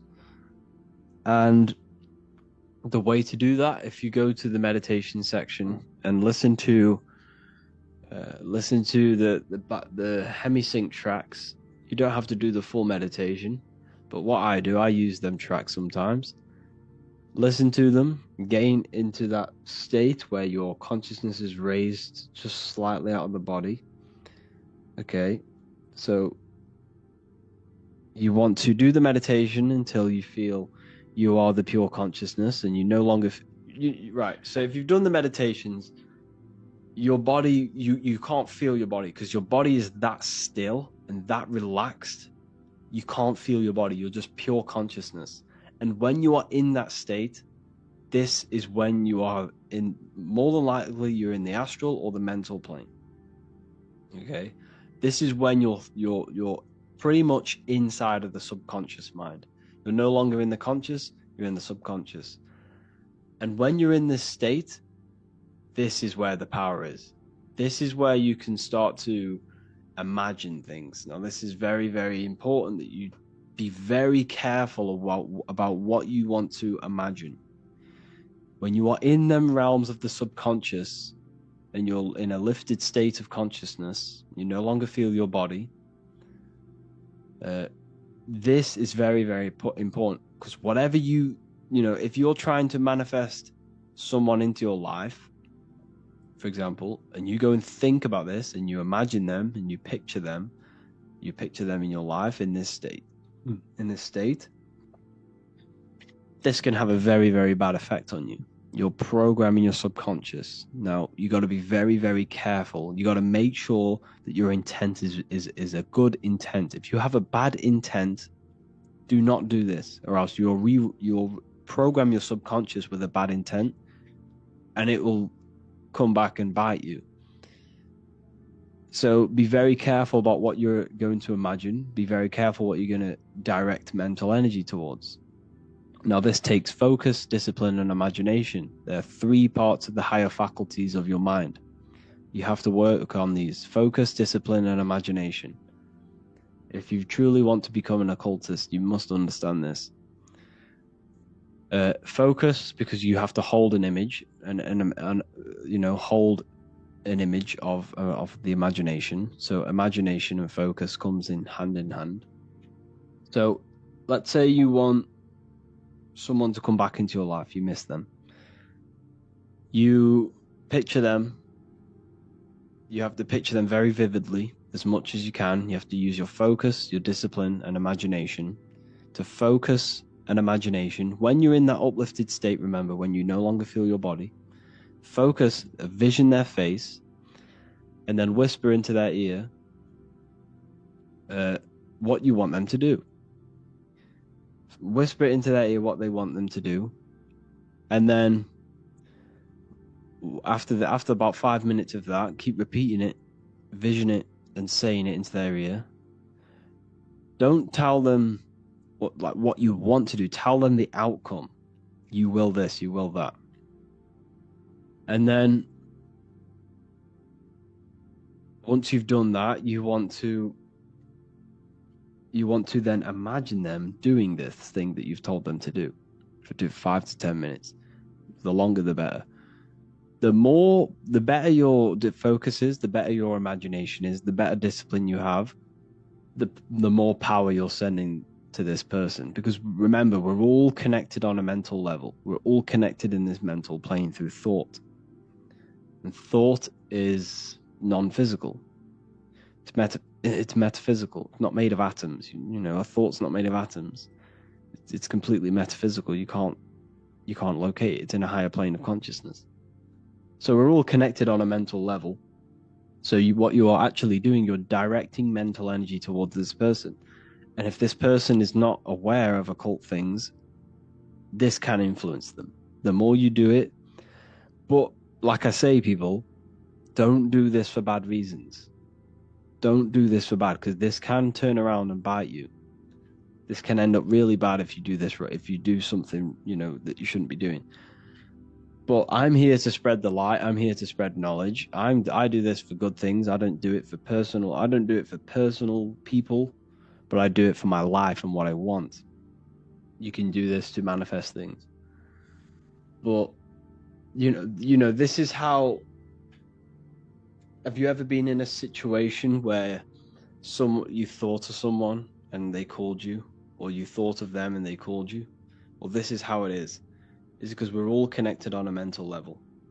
And the more connected you are to that person emotionally, the more power this will have, because you have a connection on the astral. For example, if you've had sex with someone, you are connected with them on an astral level. Emotionally, you're entangled emotionally. So you got to be careful who you have sex with, because sex is a form of magic. If you have sex with random people, they're running around with a piece of you, and they're putting that piece of you into other people, which is messing you up. We're all connected on these planes, these higher planes of consciousness. You got to be careful. Handshakes. Why do we do handshakes? Well, we're transmitting energy. So don't handshake people who you don't want to handshake. You're transmuting energy and electrical energy and information. So this is all. It's all mental. It's all astral. All of this stuff is. You could, like I say, you can use this mental directed energy for manifestation as well. If you want things in your life, picture them. Well, first get into that state where you can no longer feel your body, where you're that still, and then picture them. Picture the reality you want, and then use your emotions as well. Your emotions are very powerful. Feel it. Feel the reality you want. Now, this works better on a full moon. Now, the full moon is very powerful, very, very powerful. They don't want you to know about the full moon. They don't want to know about the moon. All they tell you about is the sun. They tell you the moon's just a piece of rock. The moon is very, very powerful. The moon has an effect on your psyche. So when it's a full moon, things sound louder. When it's a full moon, people are way more emotional. People are more reactive. People are more crazy. If you ever notice, there's always things going on. There's always bad things, and crime go up on a full moon. It's actually recorded.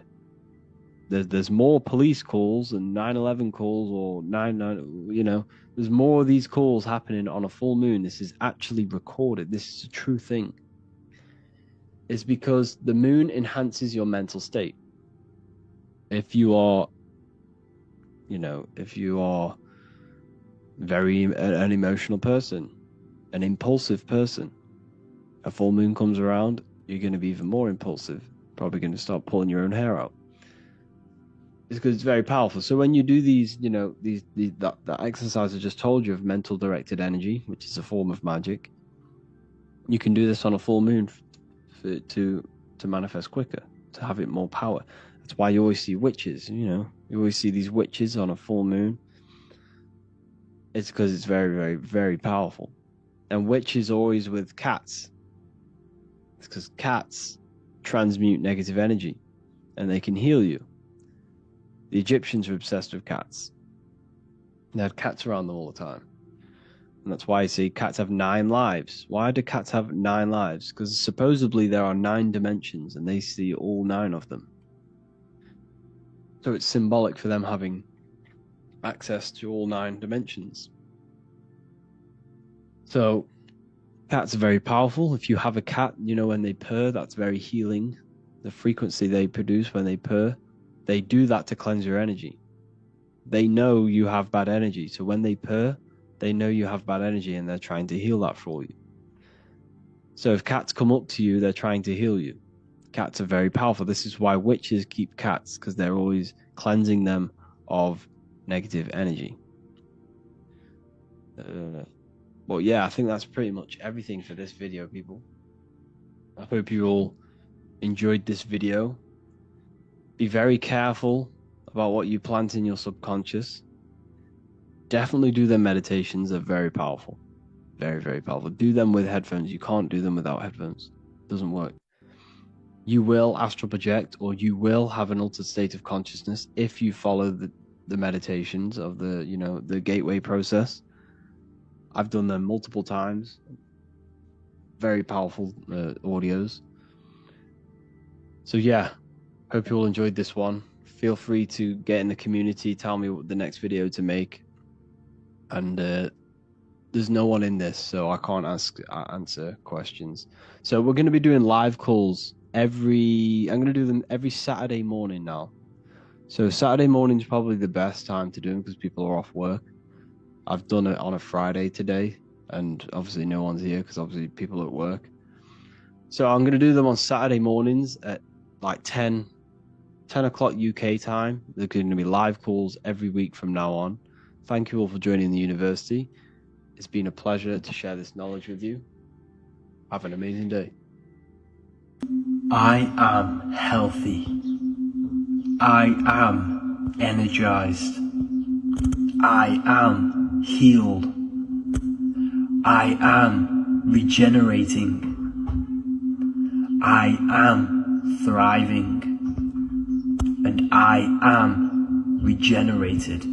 I am healthy. I am energized. I am healed. I am regenerating. I am thriving.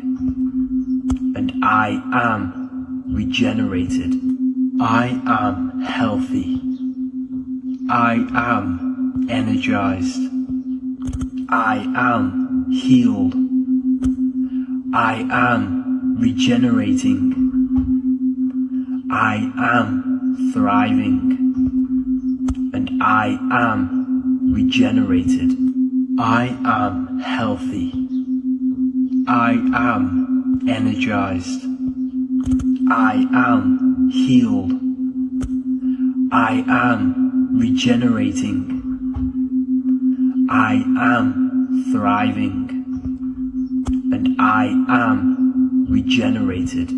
I am healthy. I am energized. I am healed. I am regenerating. I am thriving, and I am regenerated. I am healthy. I am energized. I am healed. I am regenerating. I am thriving, and I am regenerated. I am healthy. I am energized. I am healed. I am regenerating. I am thriving, and I am regenerated. I am healthy. I am energized. I am healed. I am regenerating. I am thriving, and I am regenerated. I am healthy. I am energized. I am healed. I am regenerating. I am thriving, and I am regenerated. I am healthy. I am energized. I am healed. I am regenerating. I am thriving, and I am regenerated. I am healthy. I am energized. I am healed. I am regenerating. I am thriving, and I am regenerated. I am healthy. I am energized. I am healed. I am regenerating. I am thriving, and I am regenerated. I am healthy. I am energized. I am healed. I am regenerating. I am thriving, and I am regenerated. I am healthy. I am energized. I am healed. I am regenerating. I am thriving, and I am regenerated. I am healthy. I am energized. I am healed. I am regenerating. I am thriving, and I am regenerated. I am healthy. I am energized. I am healed. I am regenerating. I am thriving, and I am regenerated. I am healthy. I am energized. I am healed. I am regenerating. I am thriving, and I am regenerated. I am healthy. I am energized. I am healed. I am regenerating. I am thriving, and I am regenerated. I am healthy. I am energized. I am healed. I am regenerating. I am thriving, and I am regenerated. I am healthy. I am energized. I am healed. I am regenerating. I am thriving, and I am regenerated. I am healthy. I am energized. I am healed. I am regenerating. I am thriving, and I am regenerated. I am healthy. I am energized. I am healed. I am regenerating. I am thriving, and I am regenerated. I am healthy. I am energized. I am healed. I am regenerating. I am thriving, and I am regenerated. I am healthy. I am energized. I am healed. I am regenerating. I am thriving, and I am regenerated. I am healthy. I am energized. I am healed. I am regenerating.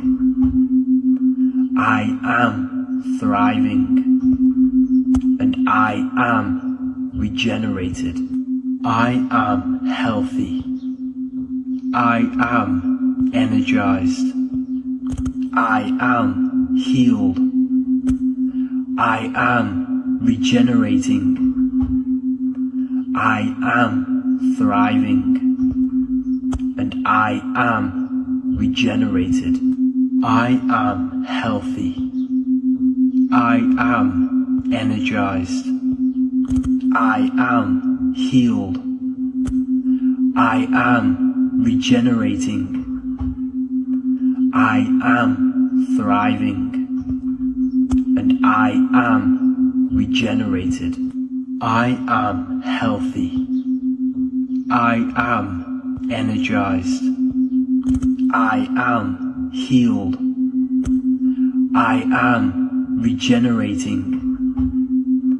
I am thriving, and I am regenerated.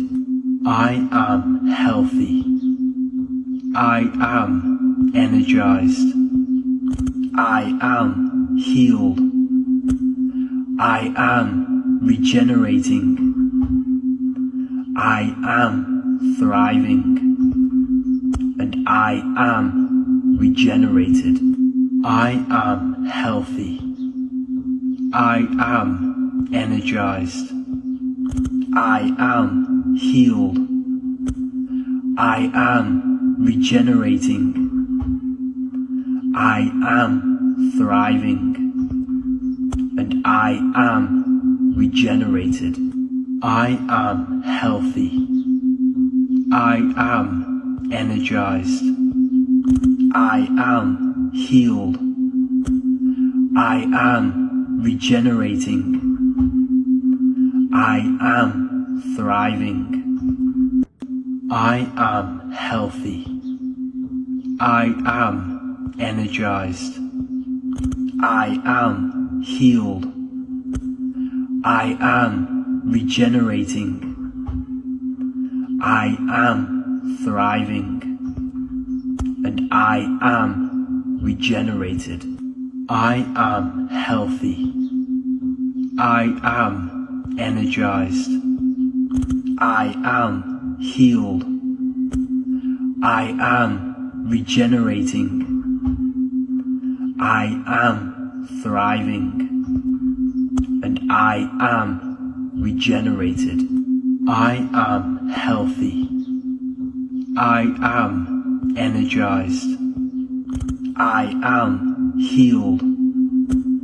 I am regenerating. I am thriving. And I am regenerated. I am healthy. I am energized. I am healed. I am regenerating. I am thriving. And I am regenerated. I am healthy. I am energized. I am healed. I am regenerating. I am thriving. And I am regenerated. I am healthy. I am energized. I am healed. I am regenerating. I am thriving. And I am regenerated. I am healthy. I am energized.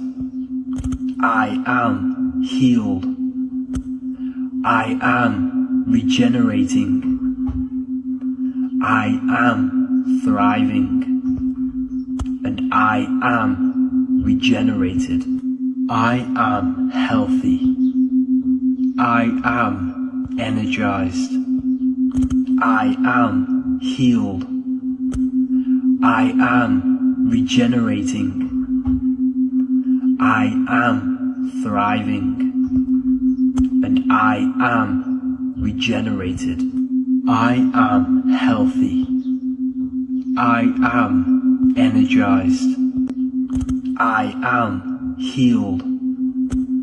I am regenerating. I am thriving. And I am regenerated. I am healthy. I am energized. I am healed. I am regenerating. I am thriving. And I am regenerated. I am healthy. I am energized. I am healed. I am regenerating. I am thriving. And I am regenerated.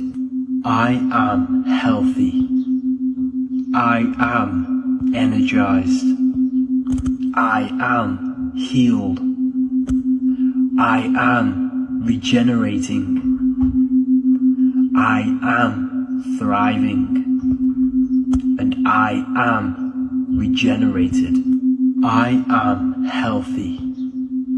I am energized. I am healed. I am regenerating. I am thriving. And I am regenerated. I am healthy.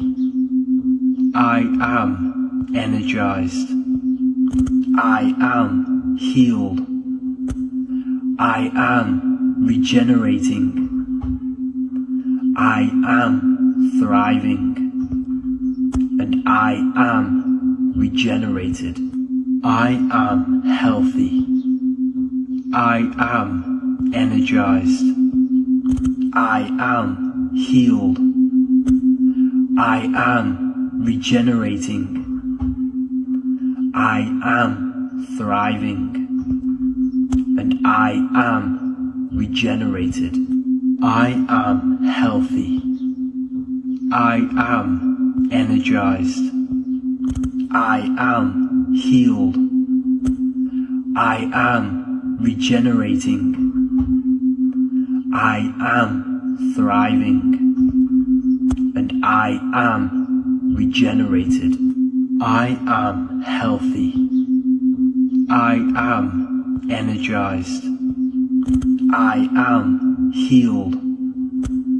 I am regenerating. I am thriving. And I am regenerated. I am healthy. I am energized. I am healed. I am regenerating. I am thriving. And I am regenerated. I am healthy. I am energized. I am healed. I am regenerating. I am thriving. And I am regenerated. I am healthy. I am energized. I am healed. I am regenerating. I am thriving. And I am regenerated. I am healthy. I am energized. I am healed. I am regenerating. I am thriving. And I am regenerated. I am healthy. I am energized. I am healed. I am regenerating. I am thriving. And I am regenerated. I am healthy. I am energized. I am healed. I am regenerating. I am thriving. And I am regenerated. I am healthy. I am energized. I am healed. I am regenerating. I am thriving.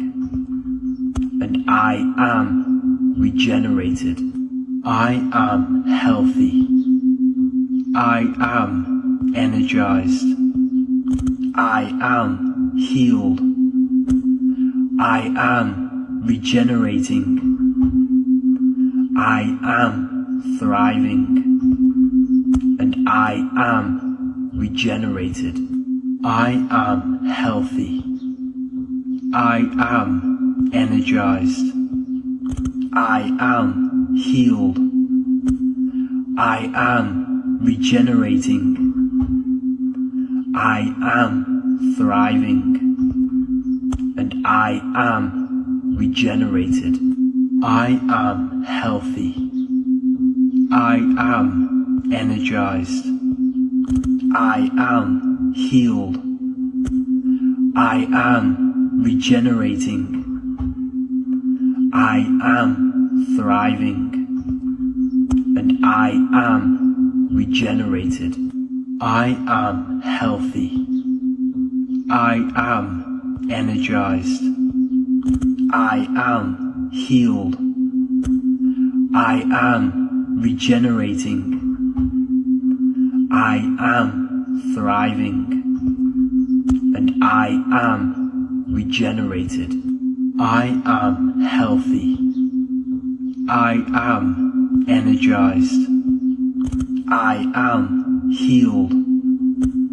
I am regenerating. I am thriving. And I am regenerated. I am healthy. I am energized. I am healed. I am regenerating. I am thriving. and I am regenerated. I am healthy. I am energized. I am healed. I am regenerating. I am thriving. So let's talk about the two hemispheres of the brain and how they keep you stuck in the left hemisphere. So the first thing you must understand is that the two hemispheres do the same job, but they do it differently. They basically create perception of the world around you. Because the brain's job is to create perception. It's to function in this 3D dimension. It is the computer that runs the simulation of this realm. You are experiencing the brain and the body because you are the consciousness inside of the technology of the body. The left hemisphere is all about logic, analytic, and it's divided and scientific. So for example, this is where your logical perception comes from and your analytical perception. So if you're analyzing things, breaking things down, this is the left hemisphere. So it's a very divided hemisphere. You have the right hemisphere, which is to do with creativity, wholeness. So it sees a unified perception of reality. It's artistic, it's symbolic and metaphoric. So essentially how these brains work is that the right hemisphere produces a holistic perception of reality. It sees things as one big giant image. The left hemisphere breaks this down into individual, divided, analytical subjects and things so that you can break down and manipulate things in this three-dimensional world. So essentially they need us trapped in this left hemisphere where we are only thinking logically and that we are all divided and analyzing too much. So they want us to abuse this left hemisphere because the right hemisphere sees the unified picture. So for example, if you are walking through a woods, the left hemisphere sees trees, individual trees and leaves and branches. However, the right hemisphere would see the whole woods as one unified woods or a biome. It would think, what biome are we in? This is the perception created by the brain. So the right hemisphere is walking through the woods and sees the whole unified woods. The left hemisphere is breaking it down so that you can manipulate it and gain navigation through the woods. Another one is if a car pulls outside of you. If a car pulls in front of you while you're driving and you nearly crash into this car, this left hemisphere is going to start going crazy, saying, swearing, getting angry. However, the right hemisphere sees the bigger picture. Maybe he's in a rush. Maybe he didn't see me. He sees the bigger picture. Now, I'm not saying this left hemisphere is evil. However, it sees a divided way of the world. It sees an analytical and logical way of the world. And when we use this left hemisphere too much, we are too divided. We do not see the bigger picture. We don't see the connections. We don't see, well, maybe this person is in a rush. Maybe he has things to do. So this is the balance between the left and right hemisphere. Now, the word left in the word left in Latin means sin. Because essentially, when we use this left hemisphere too much, we are sinning because when we think in a divided consciousness, in a divided perception, we are in our emotions more. When we see this car pull up in front of us, we are going to be more emotional. We're going to start analyzing it and calling in names. But we need to think on the bigger picture side with the right hemisphere and give us the perception of maybe he needs to go somewhere. Maybe he just didn't see me. So this is the difference between the right and left hemisphere. So you have a crossover. So your left ear is connected to your right hemisphere. Your left eye, your left arm, your left leg, all goes to the right hemisphere. There's a cross or a switch over within the body.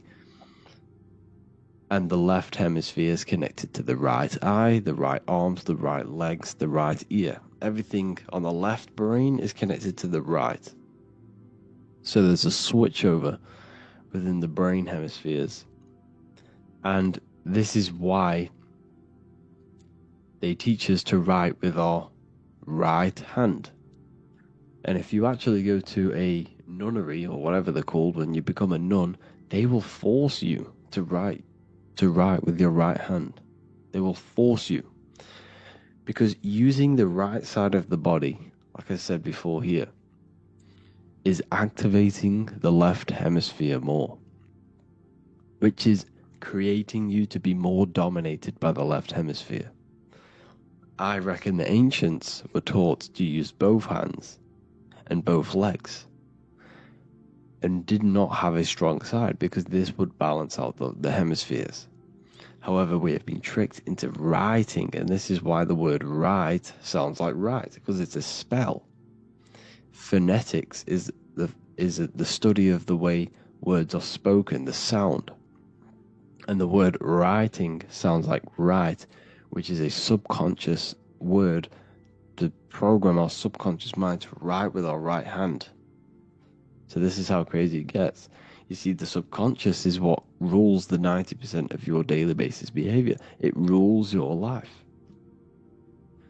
The subconscious is everything. Everything you do is done subconsciously. The way you react, the way you think, the things you do on a daily basis, they're all subconscious programs. So the words we are saying are molding our mind and contributing to our subconscious programs. So this is why words are spells, because they create perception. They create perception in the mind and in the brain. So they made the word right sound like right, so that we use the right side of our body to activate that left hemisphere more.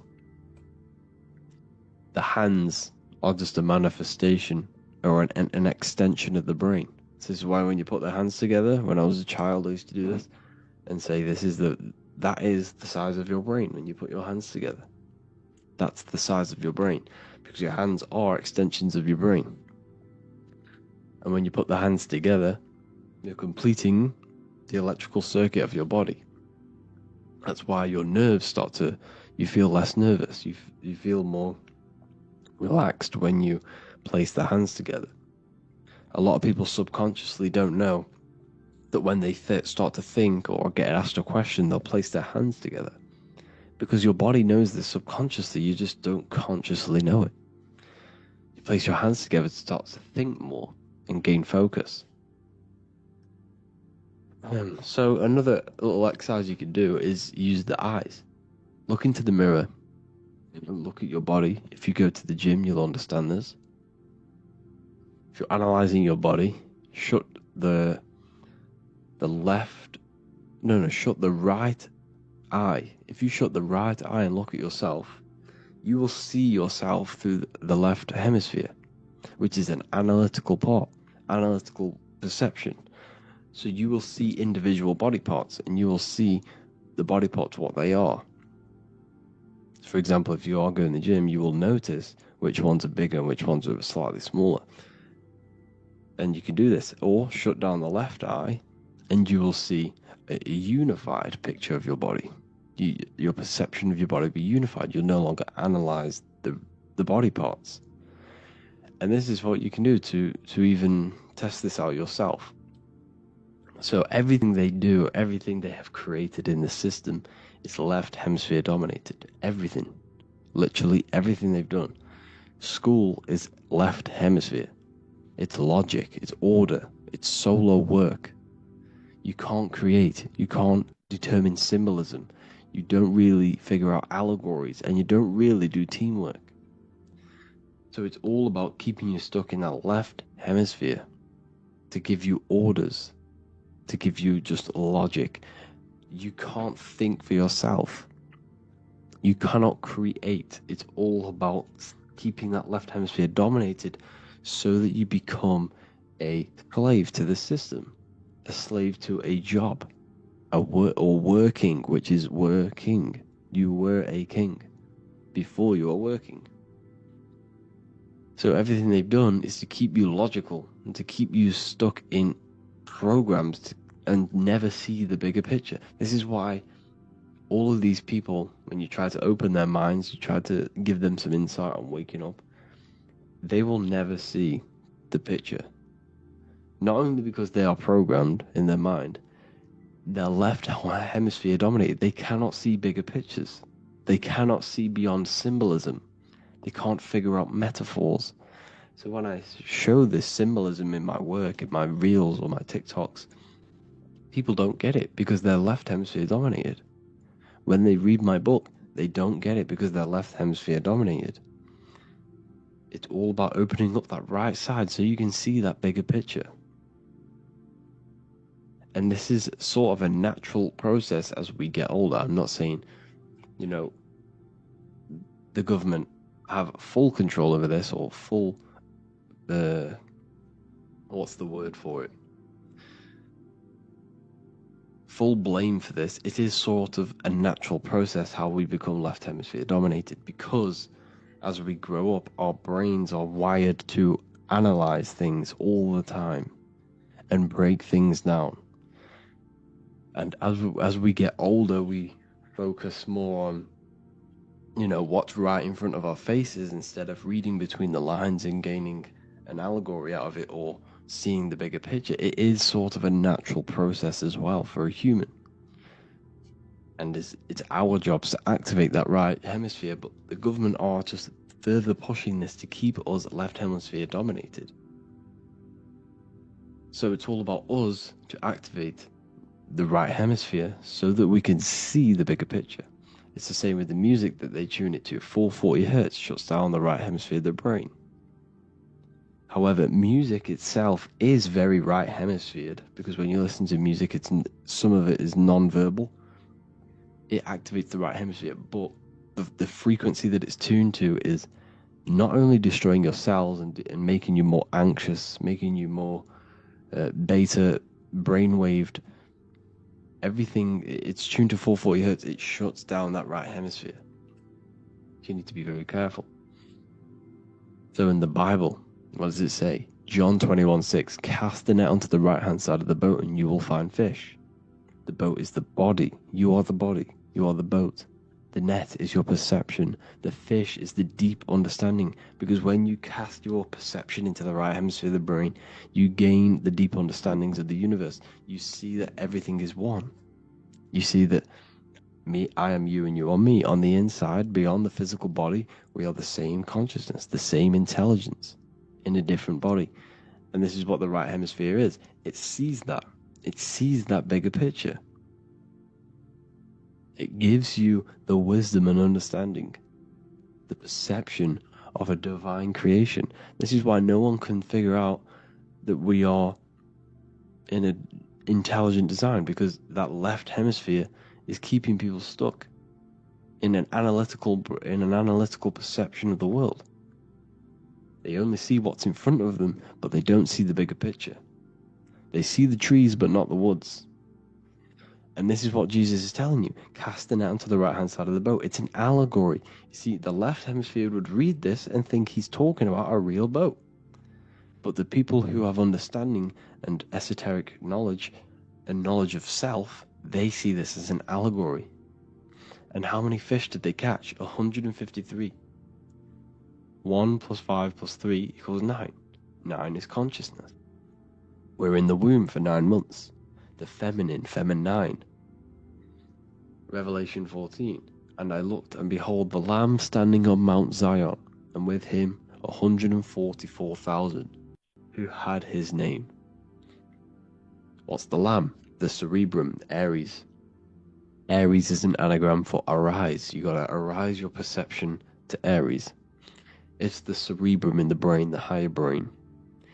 Mount Zion, it just means elevated, the spine. On top of Mount Zion is the cerebrum, the Lamb, standing with the 144,000. 1 plus 4 plus 4 is 9. 9 is consciousness. The consciousness is on Mount Zion with the Lamb of God. So, the numerology in the Bible, there's so much numerology in the Bible.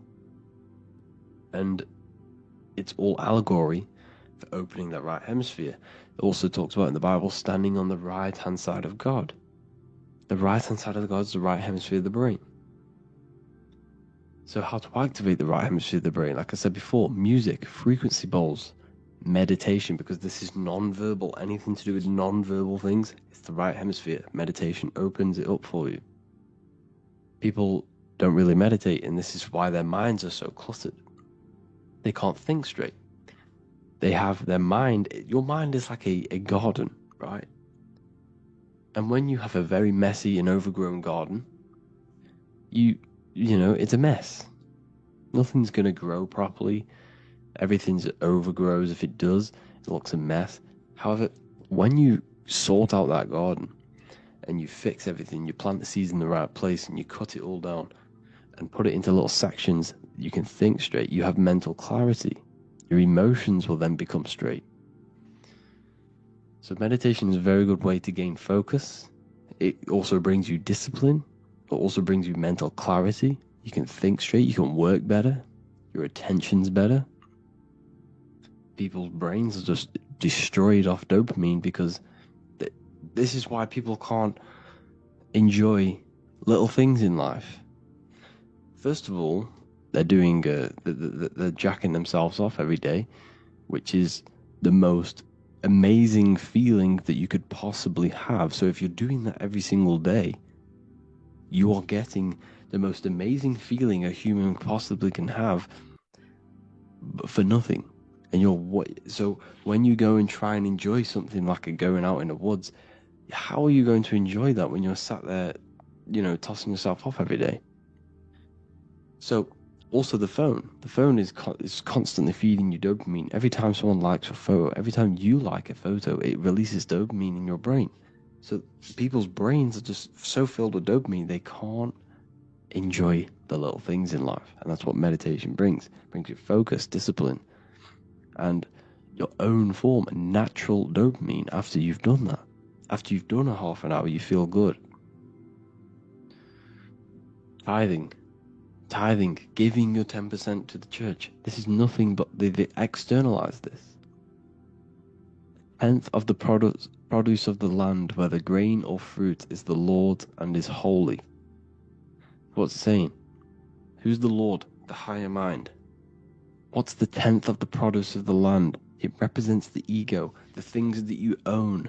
The ego is all to do with the physical self. And the things that you own is your ego. Oh, I own this, I own that. I have this, I have a car, I have a watch, whatever. That's ego. And that's the 10th of you. It's the fake you. The ego is the echo. It's the echo of the real self. It's the ego. And it's your earthly personality. It's your physical personality. The higher mind is the Lord, the one that transcends physical things, the one that wants the wisdom, the understanding, and the love, and the peace. It's the Lord. So giving that 10th of yourself, giving all the things over that you own, that you think you're very proud of, all these physical things, give it over to the higher self. Give that 10th of you to the 90% to the Lord. That's tithing. And you do that by shutting down the left hemisphere of the brain during meditation, because you're shutting down that ego, because that ego is in that left hemisphere. Because it thinks, oh, I'm this person, I'm individual. But that right hemisphere sees everyone as unified consciousness. That left hemisphere sees everyone as a singular person. So that ego is in that left hemisphere perception of yourself. That right hemisphere perception of yourself is the Lord. Okay?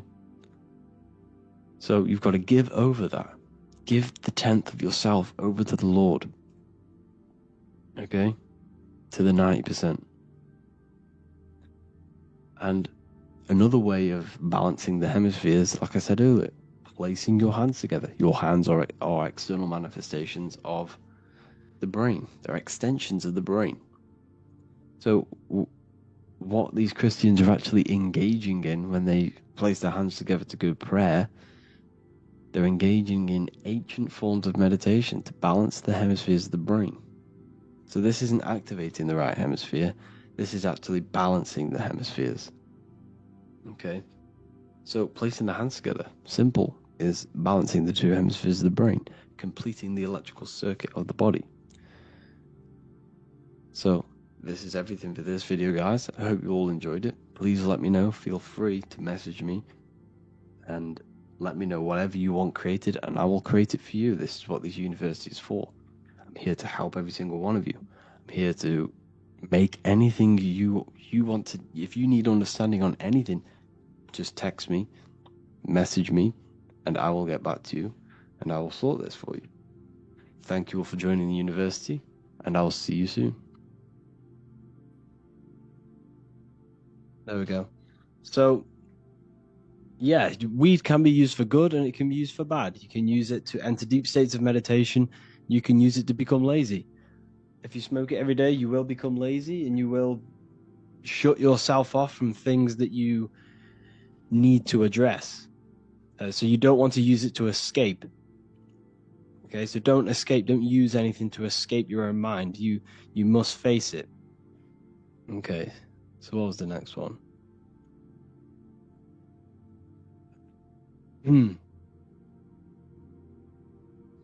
What age did you start talking about this stuff, learning about this stuff? It was quite young, to be honest. I started learning deeply into the occult and esoteric about 2 years ago, 3 years ago. But before that, I've been always into like conspiracies and stuff like that. So that's mainly what it was. Mainly. That's how I kind of got into it, by looking into conspiracies. What do you think about manifesting?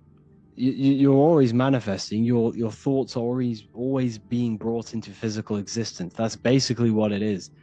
You're using thought energy into physical reality, and that's how everything is manifested. The phone you are holding, the laptop that you're using, the book you're reading, where do these things all begin? They began in the invisible realms of mind. Everything stems from mind. The world you see around you is in the mind of God. We live in a mental universe. Everything is mental. So this is why you need to be careful of what you hear, what you see, what you smell, because everything you take in is molding your mind. The words you say mold your mind. And whatever you mold your mind to, you mold your circumstances to, your life.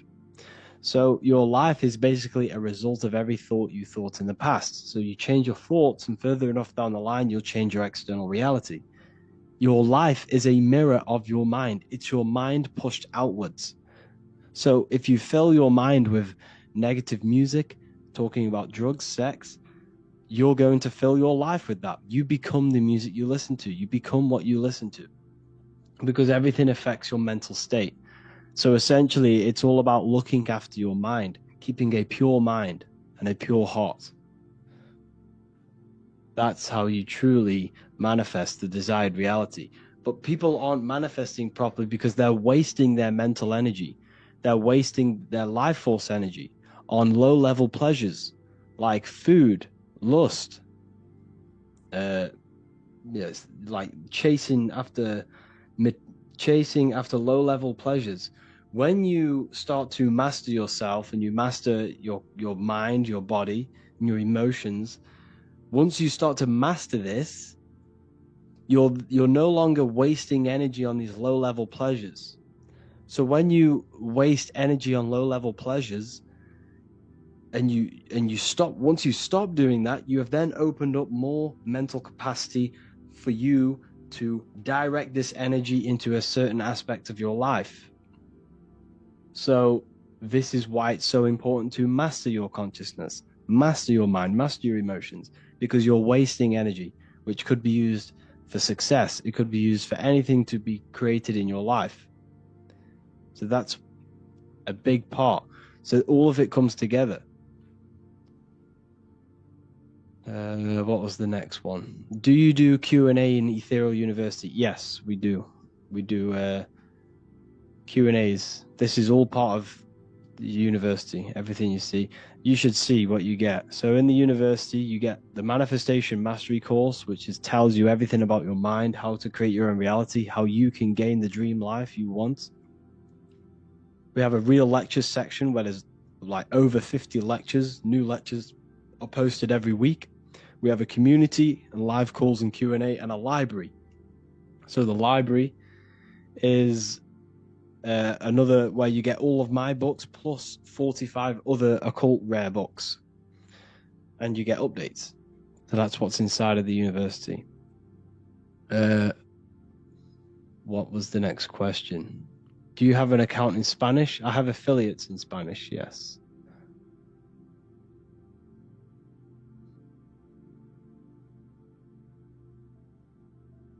What's your thoughts on white people not being natural to this planet? We don't live on a planet. We live in, well, you live inside of your body. Your body is a piece of organic technology.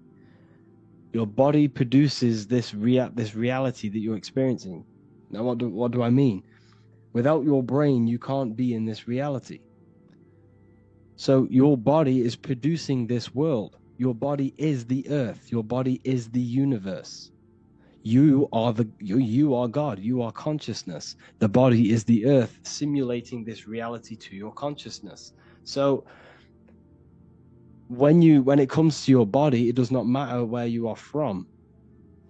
You are the same consciousness. The same consciousness in me is the same consciousness in the rabbit, in the dog, or the so-called melanated person. We are all the exact same consciousness.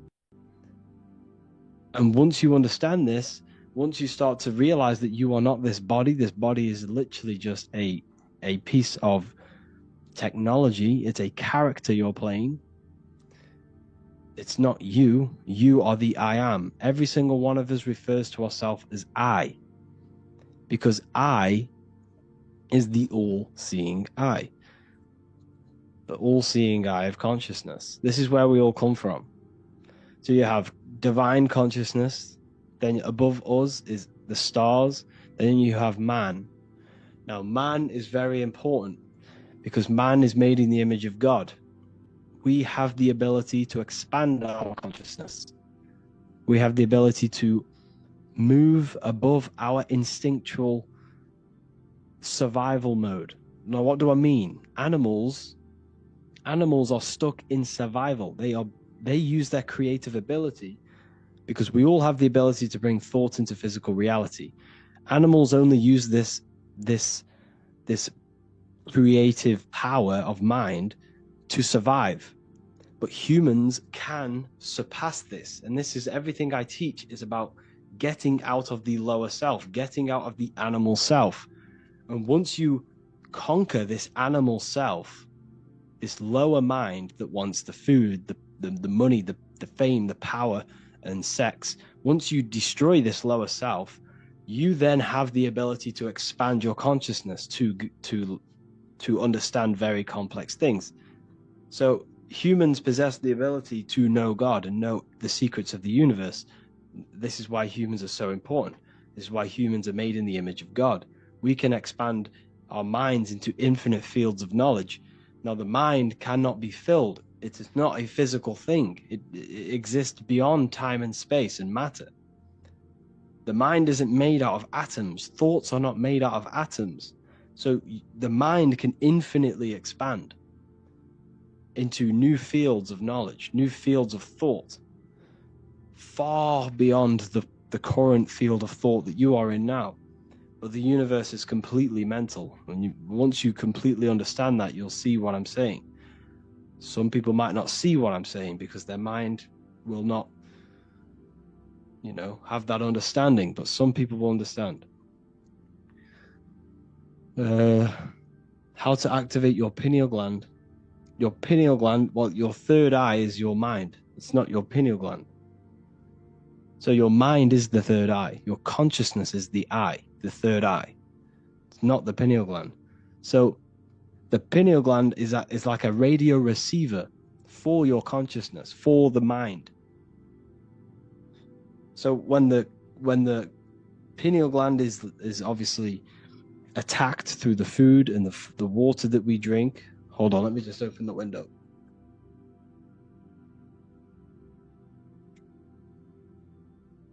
So when it's attacked, it becomes weaker and weaker. And this kind of interrupts with the connection. It's an antenna. It has crystals on it. So your radio, your phone, all uses crystals to pick up frequencies. It's like a radio receiver for your consciousness, because your consciousness is already outside of the body. You're already outside of the body. Your body is a state of consciousness. It's a body of consciousness. The mind is a body of consciousness. Emotions is a body of consciousness. But there is pure consciousness, which is above thought, above emotion, above the body, above all these things, is the pure source. So to activate it, first of all, you need to go on a detox. You know, go on a detox of a fruit detox. Make sure it's organic fruit. If you're struggling to get your minerals in, take sea moss as well. So just go on a fruit and sea moss diet for a couple of weeks, and you won't lose weight, you'll lose impurities. You'll flush out everything out of your body for a couple of weeks. Drink freshly squeezed juices to get the lymphatic system moving and the blood moving again, circulating. And once everything's out, you'll start to feel a bit better, and you can have an easier experience activating your pineal gland.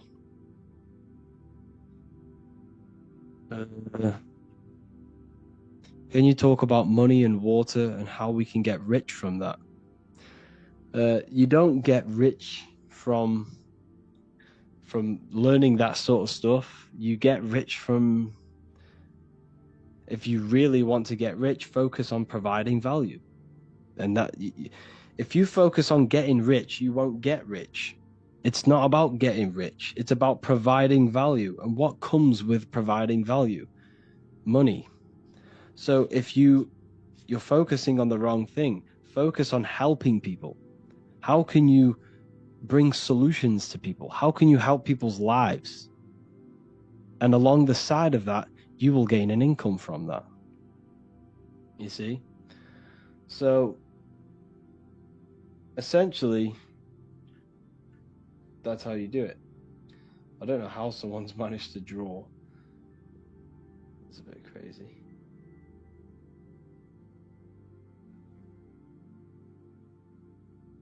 How do I get rid of that? I don't even know. Never mind. So essentially, yeah, you're focusing on the wrong thing.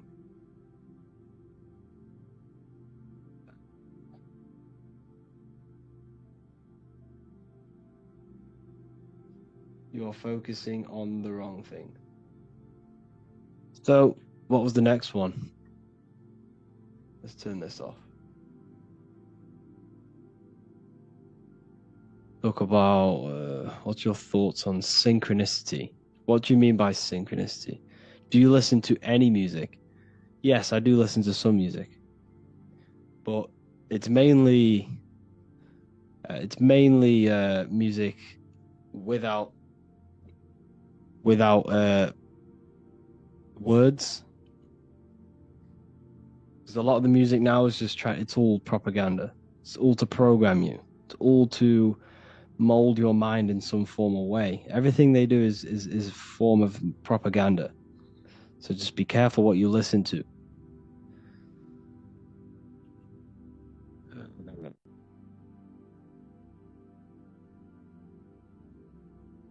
Let's go to the bottom. Let's see what we got at the bottom.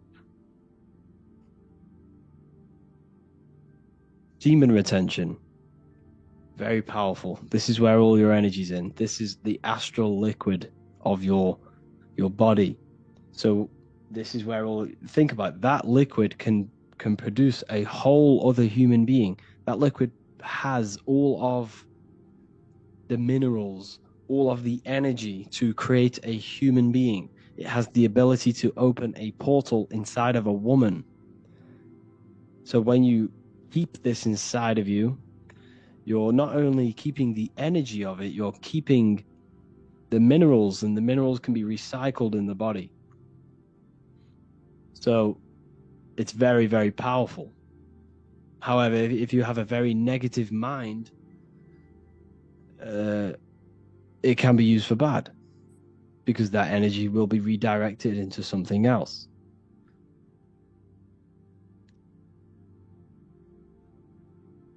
What was that?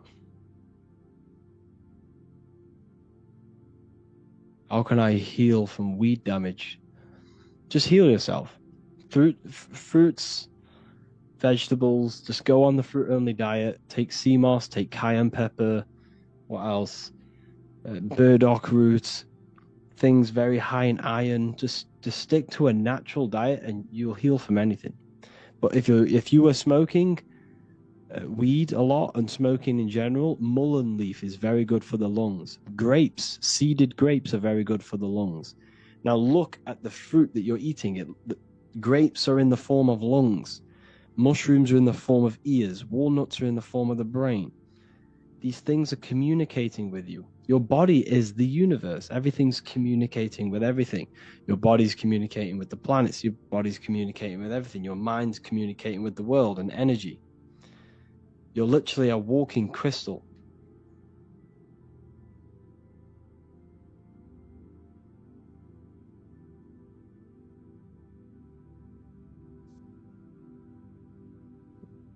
What do you think about ginger and lemon shots? Instead of ginger, use wait, what was that? Sorry. Instead of lemon, use key limes. So use the small key limes instead of lemons, because they are the real lemons. But yeah, very good for the gut. Ginger's very good for the gut. If you look at ginger, it looks like the gut. So, is honey healthy? I stay away from honey. Should you not eat anything acidic? No, realistically not. I mean, you might treat yourself now and then, but, you know, mainly stick to your raw fruit, veg diet, and you'll live a long and happy life. Let's go up. Let's see what we got up here. Can I meditate looking at the moon? You can moon gaze, but the moon is inside of you. Everything you see outside of you is inside of you. The energy of the moon is already inside of you. So it's a full moon, it's already happening inside of you. This is why witches do rituals on full moons, because the psyche is more advanced, more powerful on a full moon.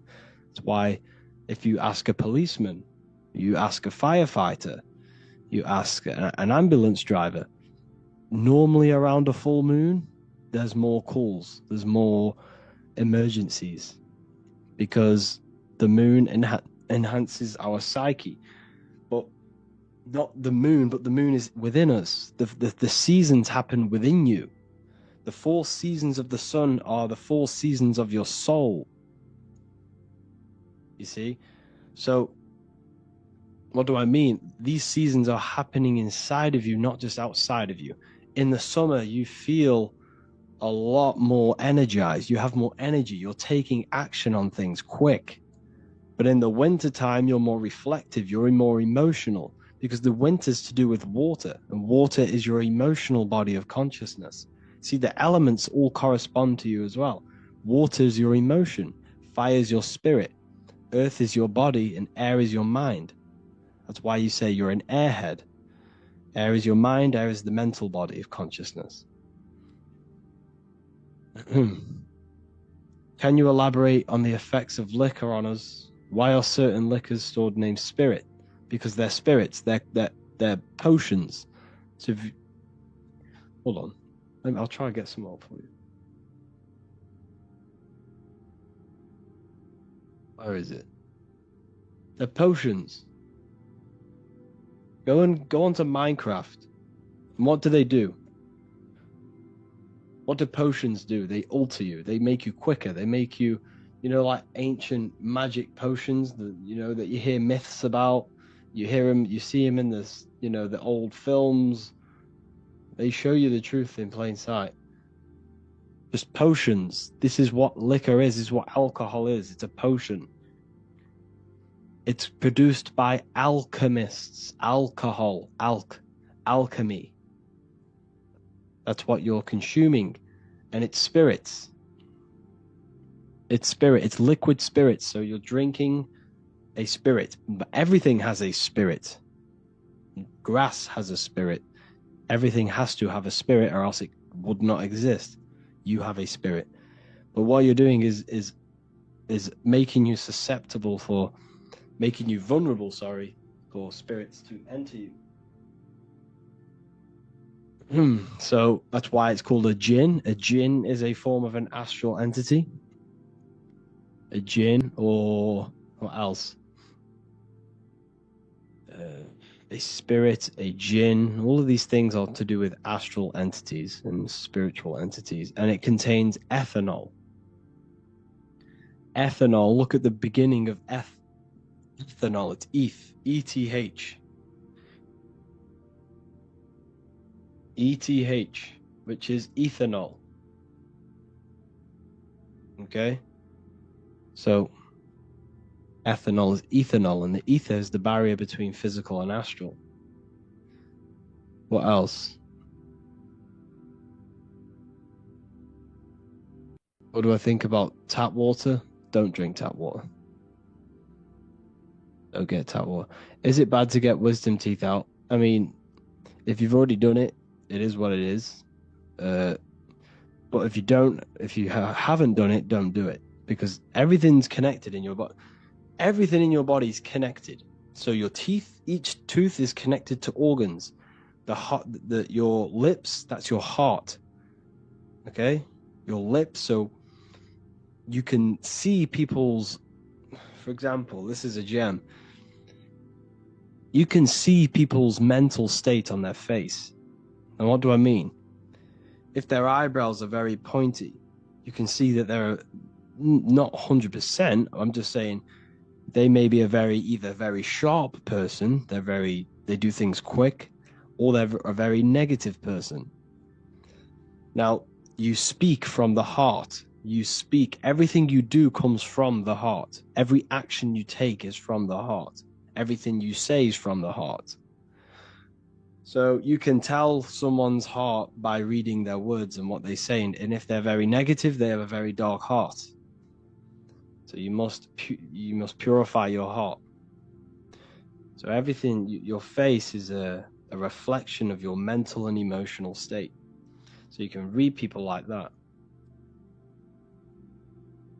But your ears are a womb, yes. Your ears are womb, because everything you say, everything you hear is a seed. And every seed enters the mind and the subconscious. And the subconscious is like a garden, which everything springs from. For example, you had a very traumatic childhood. You got beaten up as a kid. This seed in your mind will grow for years and decades, and it will turn into a fruit. Now, what do I mean? This will come into your actions. You might do what happened to you, do the complete opposite. This is how you get murderers and, rapists and stuff like that, because they've had very negative things implanted into their subconscious, which has grown over years, which they may have not realized where all of this anger truly comes from. It's trauma in the subconscious, yeah. It is. So the subconscious is very, very powerful. 90% of your daily basis behavior comes from the subconscious. What you did yesterday is what you do today, because of the programs in your subconscious. And essentially who you think you are is just programs in your subconscious. Most people don't know who they are. They think, well, my name, I've got a name, I've got a job. My name is Harry. I work for Revival. I do Revival of Wisdom. That's not me. This body's not me. My job is not me. My money's not me. My name is not me. You are above all of that. You are above all of this, and you must connect with your true self. Now, how do you connect with your true self? By detaching from your name, your body, your name, your body, your family, your issues, your worries. Once you turn off the thought, once you turn off emotion, and once you detach from all of these things during meditation, you're left with pure consciousness. And that's essentially Who you truly are is pure consciousness, but your consciousness is latched onto this character that you're playing. So who you think you are is essentially a bunch of programs in your subconscious that you've gained over the years of being human. It's not you. You must learn how to detach from all of that. And this is why a lot of people cannot expand their consciousness and expand their mind during astral projection, because their minds are so latched onto this character, but it's not truly you. Your mind can't detach from this body. If your mind can't do that unless it's you gain that ability to detach from the character you're playing. But you're not the character. The true you is the I am. The I am is is God. The I within you. When you say I, there's nothing higher than that in your being. There's nothing higher inside of you than the I. That's why the Roman numerals, I is the number 1. And that's why I is one line, because we are all one consciousness, one I, one all-seeing I. That's why God is omnipresent, because he's in you, he's in me, he's in everything. We are all God, all extensions of God's consciousness. The universe is one living being. And when you see it, it's kind of crazy. But once you see it, you can't unsee it. The universe is one being. Me and you are the same exact consciousness, experiencing a different reality. But we are all the center of creation. What do you think about the monk who lived for 300 years in Himalayas? Do everyone have that possibility to live that years? Yes, I truly think this, because think about it. I sent a list into my Telegram the other day.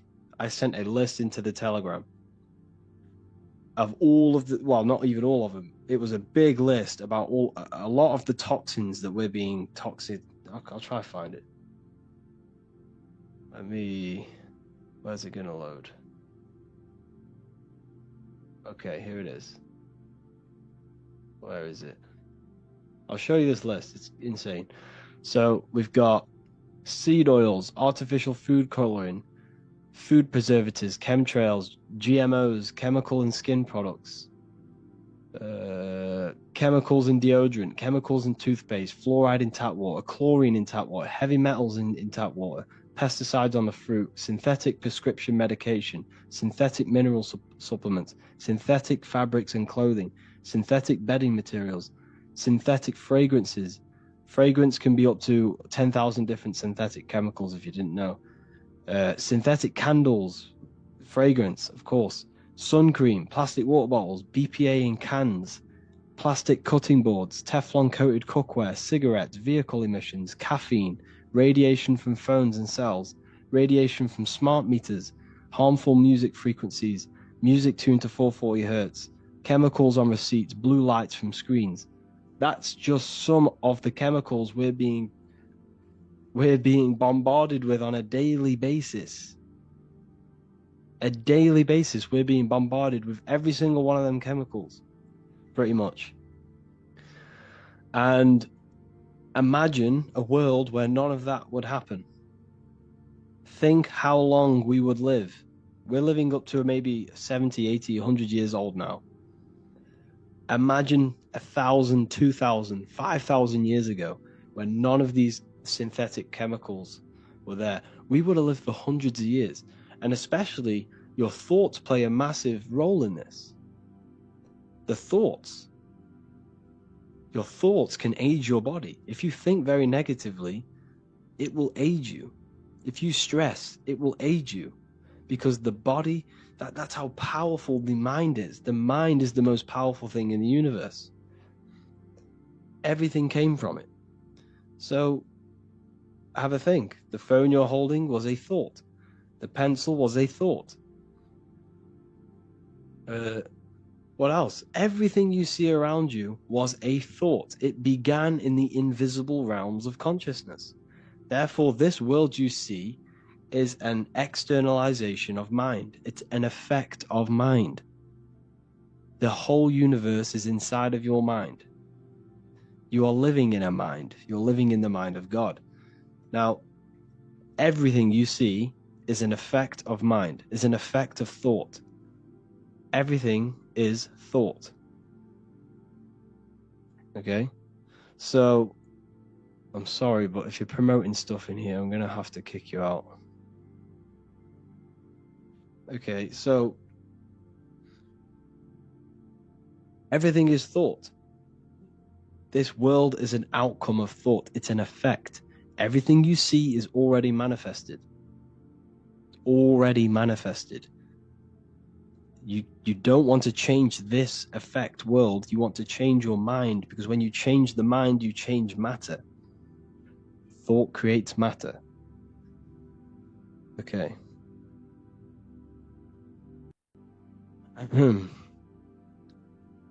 We become mind and God after we die. We are eternal. You'll never die. You can't die. It's impossible. You die every night when you go to sleep. And then when you wake up from that dream, you die and wake up in this body. You will never die. Can't die. Everything's eternal. Everything in this universe is eternal, because everything's a part of mind. Everything's an extension of mind. Everything's an extension of God. Everything's an extension from the one consciousness. Here you see it. Mind and matter. Mind and matter are one. Consciousness creates matter. Does it mean that we think about money and then money comes to us, right? No, not essentially. Now, you're thinking about the wrong thing. Don't think about, if you want money, you're not going to get money. You attract what you are, not what you want. It's called a mindset. You got to set your mind to a frequency, to a reality, and it will come to you. Now, what do I mean? If you want money, focus on providing value. Focus on creating a solution for people. Don't want money, want to help people. If you gain money with a dark heart and a negative heart, you won't keep that money, because your heart will come into your reality somehow. It will destroy you. You have to do things with a good heart. If you don't do it with a good heart, it will come back around and take everything from you. So focus on giving people value, helping people's lives, providing a solution for people, and money will come with that. That's how you gain money.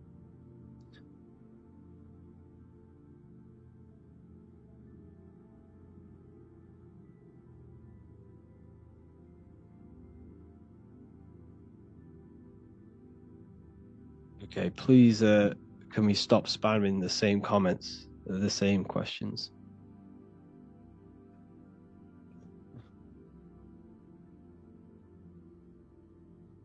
So, yeah. What do you think about psychotherapy? Is that some sort of therapy? I mean, depends.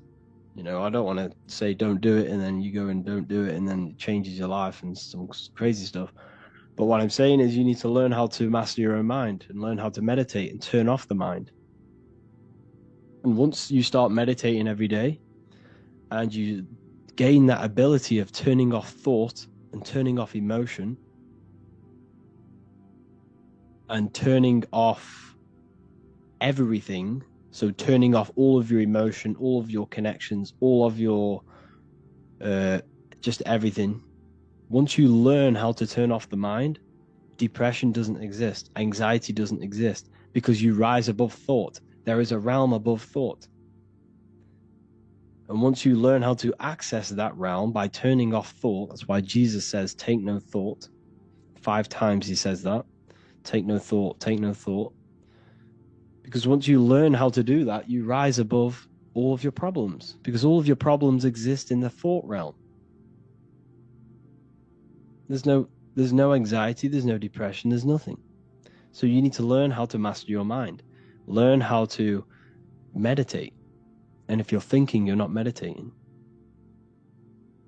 How can we start to meditate? Sit down and think of nothing. And if just try and experience your thoughts. So if a thought comes, push it away and carry on. And then there'll be about 5 seconds of nothingness. And then another thought will come. Push it away and then keep doing it. And the longer you push away these thoughts, the more consistent and more disciplined you are every day to turning up and meditating, the longer the gap will become. And the gap between another thought will then become half an hour, sometimes an hour. You can then think, you can then meditate for like an hour with no thought. And this is when because once the mind is turned off, once the thought aspect of consciousness is turned off, you are opening up new doors for your consciousness. You're opening up new avenues of your consciousness. That's what the power of meditation. And once you start to master your mind and you have the ability to turn off thought, this will then come into all aspects of your life. It will come into every aspect of your life. For example, you'll be able to turn off thought when you're about to make a bad decision. Your decision making will be good. Your anxiety will go out of the window because you won't no longer have it. You'll always remain in the present moment. So it's basically organizing and disciplining the mind. It's meditation. That's why it's so powerful. You have to learn how to do it.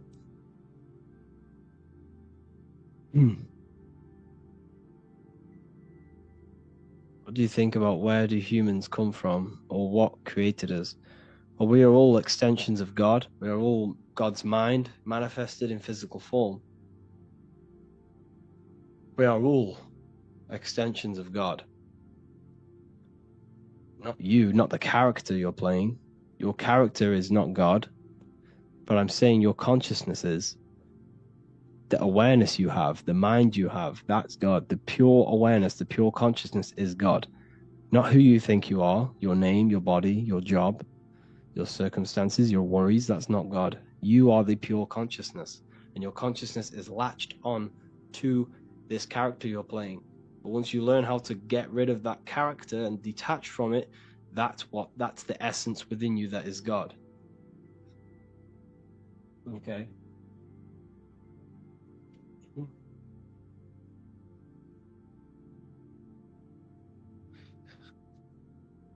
What else have we got? Did sugar turn off the thought broadcasting ability? I really don't know what you mean by that question, sorry. What is consciousness? Awareness? Creativity? So, consciousness is... Right.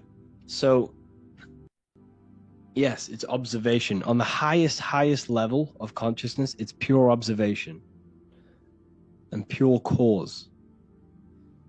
Now, on the lower, so you have observation. So there's different bodies of consciousness. You have observation, that's the eye. It's this eye you see here. Then you have mind, which is the thinking aspect of consciousness. So thoughts are not physical. Thoughts are not a part of your brain. This is an aspect of your consciousness. Then you have, under thought, you have emotional body of consciousness. You have thoughts, emotions, observation, and then you have imagination. Imagination is an aspect of your consciousness. And then they are mainly the four things inside of your consciousness. Because imagine, you can't split open the brain and see someone imagining something. You can't split open a brain and see a thought. You can't split open the brain and see an emotion, because these things exist metaphysically. They don't exist physically. They're in consciousness. And that's what everything stems from. Now, and if you really want to connect with this, you must detach. You must sit down and detach from everything. Now, what do I mean? Sit down, detach from your name, detach from your body. Say, I'm not the body, I'm not the thoughts, I'm not my name, I'm not my worries, I'm not my money issues, I'm not the car, I'm not the clothes, And once you detach from every worry and every little aspect you identify yourself with, you're left with the mind. You're left with thought. And then once you're left with the mind is then attached to a language. That little voice in your head is using a language. You need to detach from that language. And once the mind is detached from that language, you're left with a pure consciousness, pure awareness, pure cause. It's a cause. It's a cause. Like everything comes from that cause. What's your opinion on Rosicrucians' secret society? I know that the symbol of the Rosicrucians is the cross with the rose in the middle, which represents the cross is your body, the Jesus cross is your body, and the rose is your heart, because all of your action comes from the heart. So there's a lot of secret teachings of the heart in Rosicrucianism. If we are all God, are we the devil also? Yes. You have the ability to bring in a non-physical thought into a physical reality. You have this creative power of bringing thought into physical matter. You can use this for your gain. You can use this for darkness, which is the devil. Do evil is the devil. Or you can do this for good, which is God. You have a higher mind, which is the mind that wants love and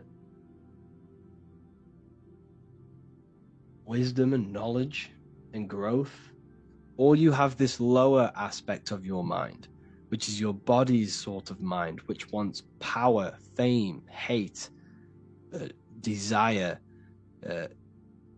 food, survival. This is Satan. It's an aspect of your mind. It's psychology. It's a psychological allegory of the human mind. That's what the Bible is. It's all allegory for the human mind and the functions of your mind, body, and spirit.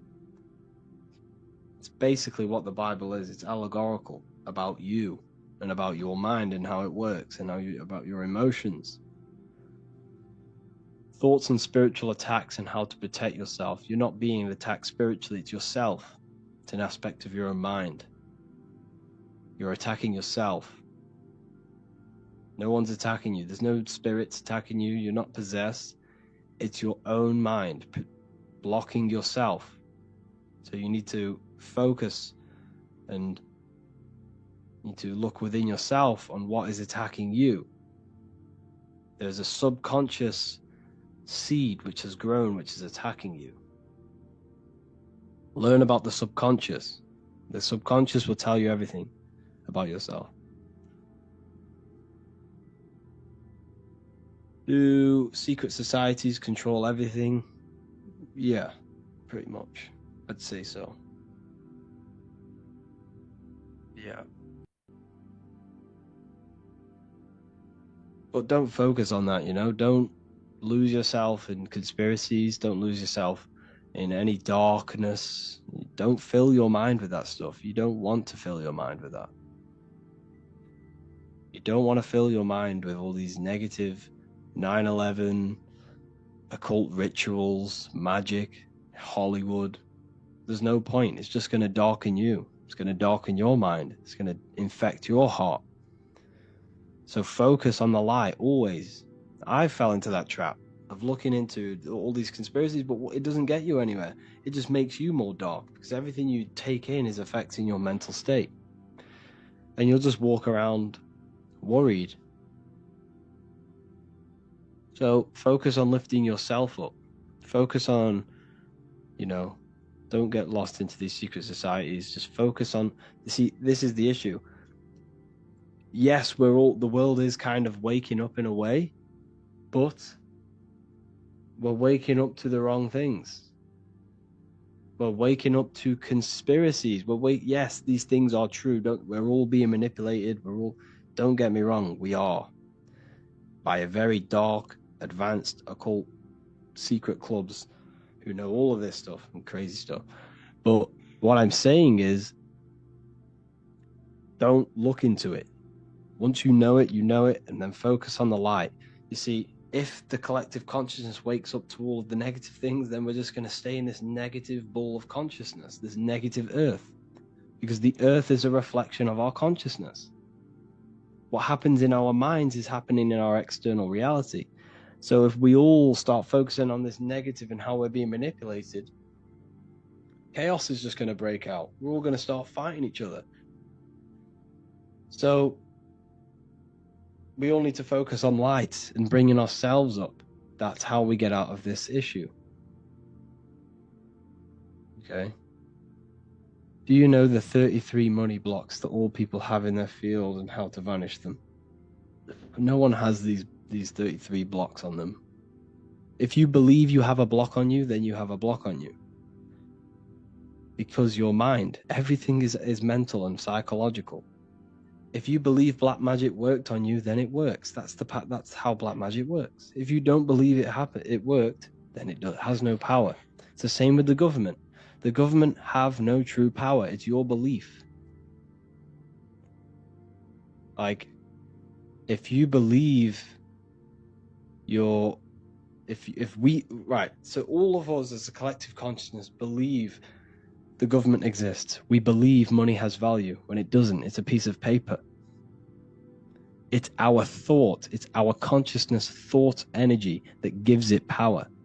That's why they're called a government. They govern your mental state. They govern your mind. They don't govern your body. They govern how you think. Because that's where the power's at. The power's in the mind. In your consciousness.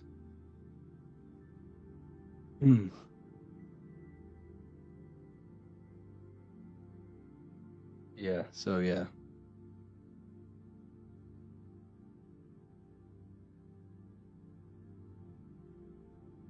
Go up a little bit. Just focus on the goodness, people, and you'll have an amazing life.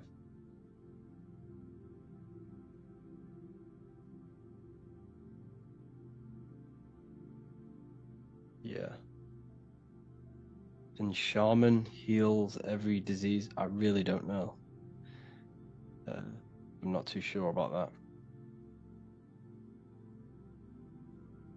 Tattoos affect your mental state? I wouldn't say so. Like, just be careful what you get and make sure it has a good meaning, and then you're okay. We are the government once they give us the information. A whole lot to see. Yeah, literally. Yeah.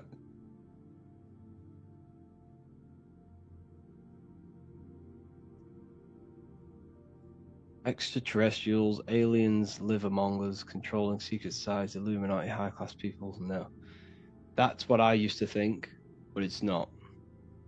We're not being bombarded by aliens, reptilians. This is all humans. It's people who worship the flesh. It's all it is. It's people who worship the physical world. Why? Why do they worship the physical world?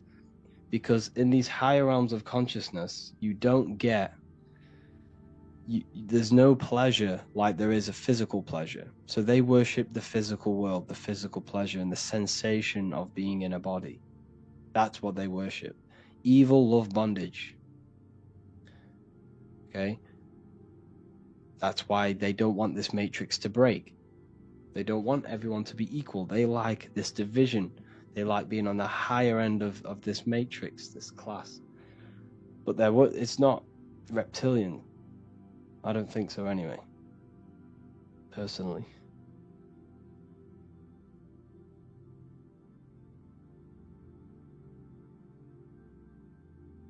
Yes, we have a brain, we have a reptilian brain, but this is our natural instinct brain.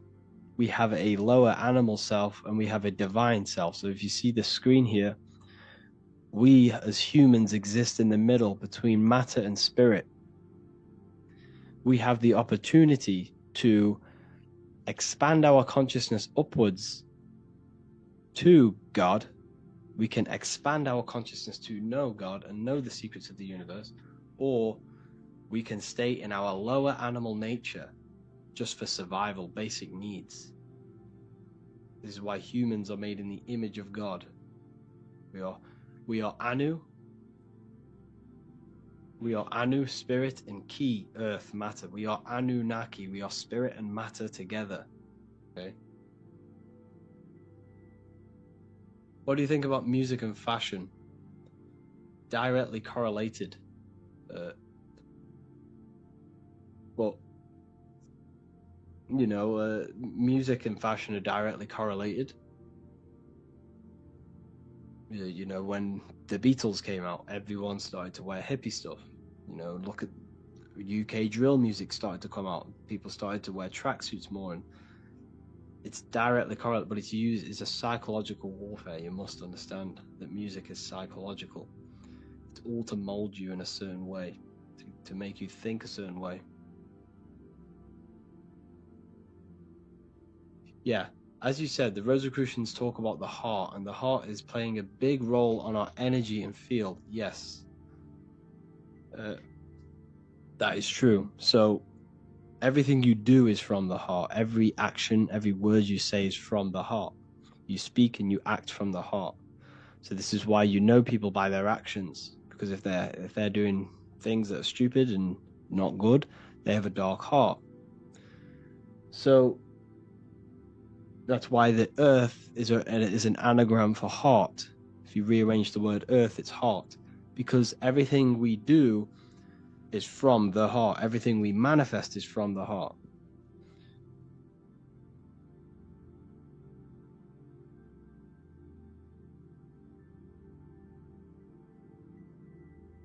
What other families that control the world? Tell us the major one. I don't look into it, to be honest with you. I don't really look into that stuff anymore.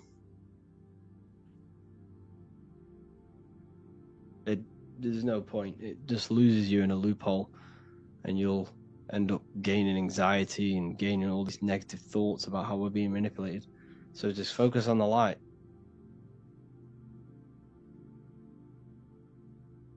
Just stay away from the conspiracies and keep your mind focused on the light. Yeah.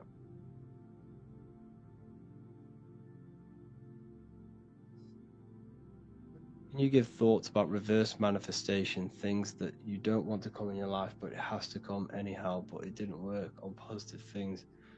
Can you explain this loophole? I'm not too sure about reverse manifestation, but everything that happens to you is necessary for you to grow as a mind, to expand your mind, to expand your soul. Everything is for you to grow. Doesn't matter how hard it is, how negative it is. But what you must understand is that everything that happens to you is neutral.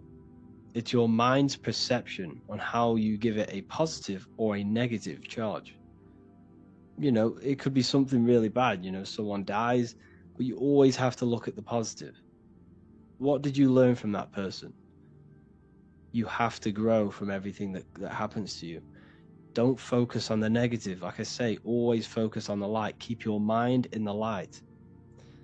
Because if you keep the mind on the negative aspect, it will consume you, destroy your mind, your emotions, and your body. So always focus on the light and the positive aspects of everything that happens to you. And just remember, when it comes to manifestation, you are just a result of your thoughts.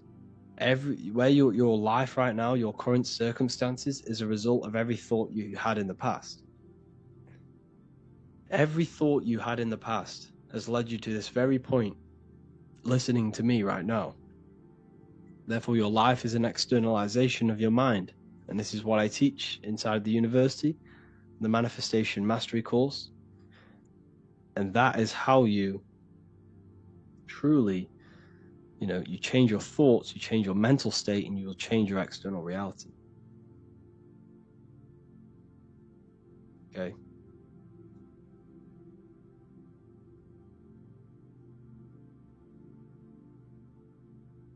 Can you explain the proof the earth is flat? Your senses. Have you ever been in a car going 100 miles per hour? You probably have. How quick does it feel when you're going 100 miles per hour? It goes very, very quick. You can feel it very quick. And we are apparently moving 1,000 miles per hour while going around the sun. It's complete lunacy. If you believe that you live on a spinning rock, hurtling through space, and we haven't hit something in trillions of years, which is obviously a lie. If you believe that, then they have tricked you to not believe your own senses. They've tricked you to not believe them senses that you have. That's the power. It's subconscious. It's a psychological warfare. If you believe you live on a rock, then you are more susceptible to believing that the universe is only physical. The reason why Isaac Newton came in with all this new science and destroyed all of the old science of the Egypts and the ancient occult teachings of as above, so below, the reason Isaac Newton came in with this was to separate you from the universe. Because the ancients knew, and I know now, and this is what I teach, is that you are the universe. But all of these new scientists came in to make you feel separate from the universe and to make you think that you are not special. And another one, if you believe that you're from, everything they teach you is to keep your mind trapped in physicality. Your mind isn't a physical thing. Your consciousness is not a physical thing. So everything they've told you is to keep you in a three-dimensional way of thinking, in a physical reality. Everything seen comes from the unseen. Everything seen is an effect of the mind. Everything you see around you began in the invisible realms of mind. Yeah, the body is physical. It's a meat suit. It's an avatar. It's a character. You're playing a character. It's not you. You are the I am. You must connect with the I am through meditation. So, I heard that sugar and artificial sugar block our thought and manifesting ability. Yeah. Well, your diet plays a massive role because it's all interconnected. Your consciousness is interconnected with your body, your physical body. So if your body's not well, your mind's not going to be well. So you must, find balance between mind and body, spirit and matter. I don't understand the flat earth. Every atom and all things inside of me are spheres. Why would the earth be flat? The atom they told you is wrong. The atoms are electromagnetic torus fields. Okay? So, torus fields is what creates everything. Everything has magnetic presence. But don't focus on the flat earth. Your body is the earth. The brain the brain is simulating a reality. You're not experiencing the external world. The external world is created with your body. Your body is a piece of technology creating this world. You don't see into the world. What you see is created in the brain. What you touch, you taste, you smell, you see with the brain. Your five senses are created by the brain. Your whole experience is created by the brain. The universe is mental. So don't focus on the flat earth. Focus on your body as a piece of organic technology, which is running a simulation of this reality. Now, once you understand that changes everything. You probably never thought about that. You probably now realize that your body is the universe. Your body is the earth. And when you leave the body, you're leaving earth. Okay? So, that's a very important one. How can we take advantage of the planets, the sun, and the moon within us? Their energies. So, Saturn. So, the reason why you see Saturn symbology everywhere, like walkers and all these companies, you see Saturn symbolized. It's because Saturn is to do with order. He's the order aspect of your consciousness. He's the conditioning. So, for example, if Saturn is ruling your life, which is an aspect of your consciousness,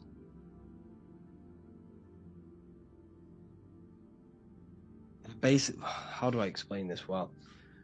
They're basically harnessing the energy of Saturn to condition you. That's what technically they're doing. That's why you see Saturn symbology everywhere. It's all about conditioning and, how do I say, like the education, for example. It's all about conditioning you to keep you in a certain state. That's what Saturn is. Now, the sun represents your pure consciousness. The moon represents your subconscious or emotion. Anyways, I'm going to have to love and leave you all here. This is a Q&A that takes place weekly inside of the university. If you wish to join, I will send the link into here. Hold on, I will send it into this chat. So yeah, these live calls happen all the time. They're going to be happening every week from now on. If you want to join the university, see you all on the inside. There's so much that you can gain. Let me just try and find.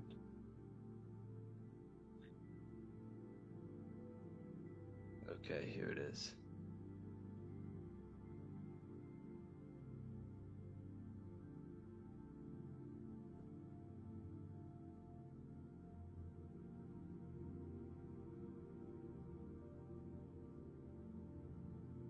Two seconds.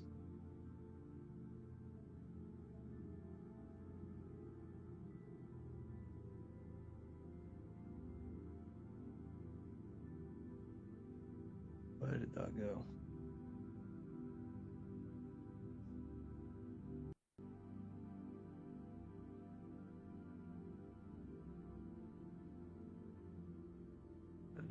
I don't know why I can't get it up.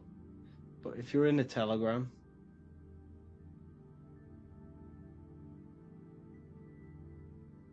go to my Instagram, my Telegram, or revivalofwisdom.com, and you'll see the Ethereal University.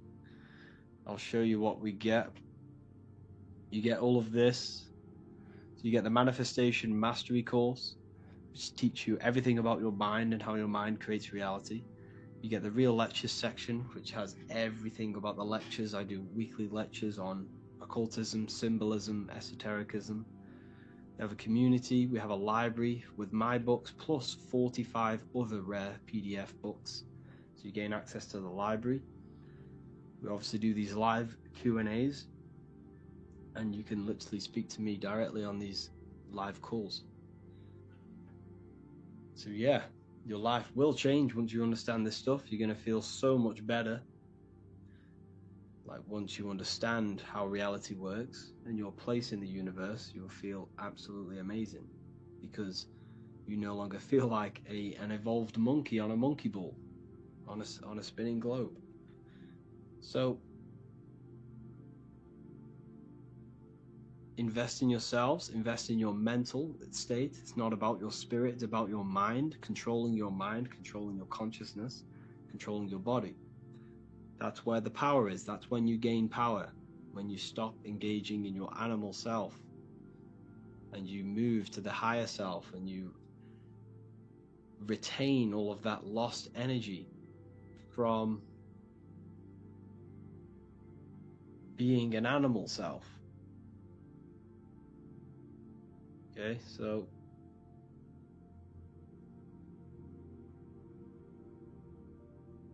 make sure to invest in yourself, and I will see you all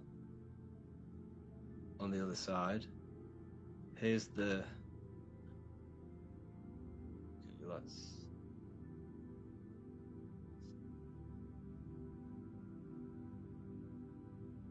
There's the link. I've just posted the link for the university.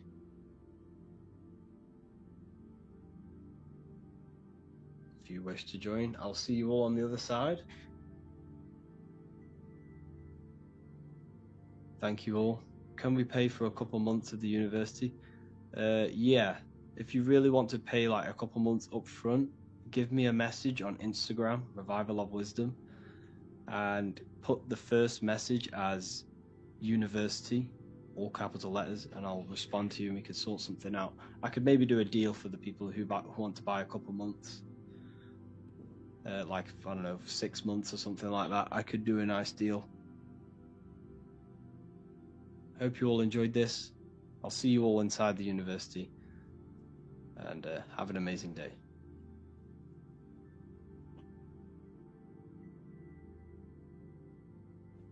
Hello people, we're going to be talking about psychology, the subconscious, and how it's basically trying to ruin your life in some sort of way, because your whole life, your subconscious has been programmed. You have programs, and more than likely, if you join this university, you're looking for some sort of advancement in mentally or physically or spiritually, whatever it is. And the subconscious is what is holding you back. Your whole life, you've ingrained your subconscious. You've told your subconscious, this is what you want. Your life right now, if you hate your life, your subconscious is manifesting programs where it's basically, it likes this life. Your subconscious likes this life that you live, but your conscious mind does not. But your whole life, you've been programming your subconscious, this is what you want. Every word you say, every action you take, everything you listen to is telling your subconscious this is what you want, because it takes everything as truth, and it accelerates everything. Everything you say, whether that is bad or good. So for example, if you are a loser and you have not much going for you and you want to change your life and you're trying to change your life, but you're finding it so hard to even get out of your room. Let's say you are an introvert, an introvert where you can't really speak to people. Your subconscious mind is manifesting this program. It's telling you not to speak to people. It's telling you to stay in your room. But every time you consciously walk out of that room, your subconscious will walk you back into that room. But you have to keep moving forward. You have to keep going and taking action and slowly reprogramming the subconscious mind. You want to walk out of the room. You want the financial freedom. If you want financial freedom, but you're in a place now where you don't have it, your subconscious is manifesting your reality. Your subconscious wants you broke. And it wants you because this is the program it's operating on. Your whole life has molded your subconscious mind, and this is what is creating your conscious reality, your external reality. So therefore you must change it. It will keep you broke until you change them broke programs. That is what the subconscious will do. It will keep you in safety because your whole life you've been wanting safety. If your whole life you wanted fighting, then your subconscious will manifest fighting. Like I said, it will walk you back into the room every time you walk out, but you just have to keep going and rewire the subconscious and change it. You must change the inner to change the outer. You change your internal state to project an outwards reality. Your reality, everything, like every relationship you have, every personal possession you have, everything you listen to, everything you do, every action you take is all a reflection of your internal mind. It's all an aspect of your mind. Every relationship you have is an aspect of your own mind. And whether you observe that or not, your girlfriend, for example, if you have a girlfriend, if you have a boyfriend, do you truly love this person? Or is it coming from a subconscious place of desire or fulfillment of lust? Is it a fulfillment of sexual desire? Or is it a hole that you are trying to fill of aloneness, of being lonely? Do you truly love this person, or is it a shadow trait manifesting on the surface of your reality? You have to deep dive within your mind and question every single person in your life. Why do I have this person in my life? What is it am I trying to gain from them? What is it that this person is fulfilling in my mind? And if it's for negative reasons, then you need to get rid of this person, or transmute into something that you that is positive in this person. Do you truly want to show love to this person, or is it just a subconscious fulfillment of loneliness? Are you scared, or is it a fear? Is it fear of being alone? Is this why you have people in your life? And you're probably thinking, well, yes, but what if it is? If that is true, everything in the subconscious comes to reality. It's just a matter of time. The only thing you can control is the time that program will reveal itself. That darkness you have within you will come to light, and you will show it to the person. If you are with that person just for lust and a fulfillment of sexual desire, then it will come to light. For sooner or later, 10 years time, it might take that.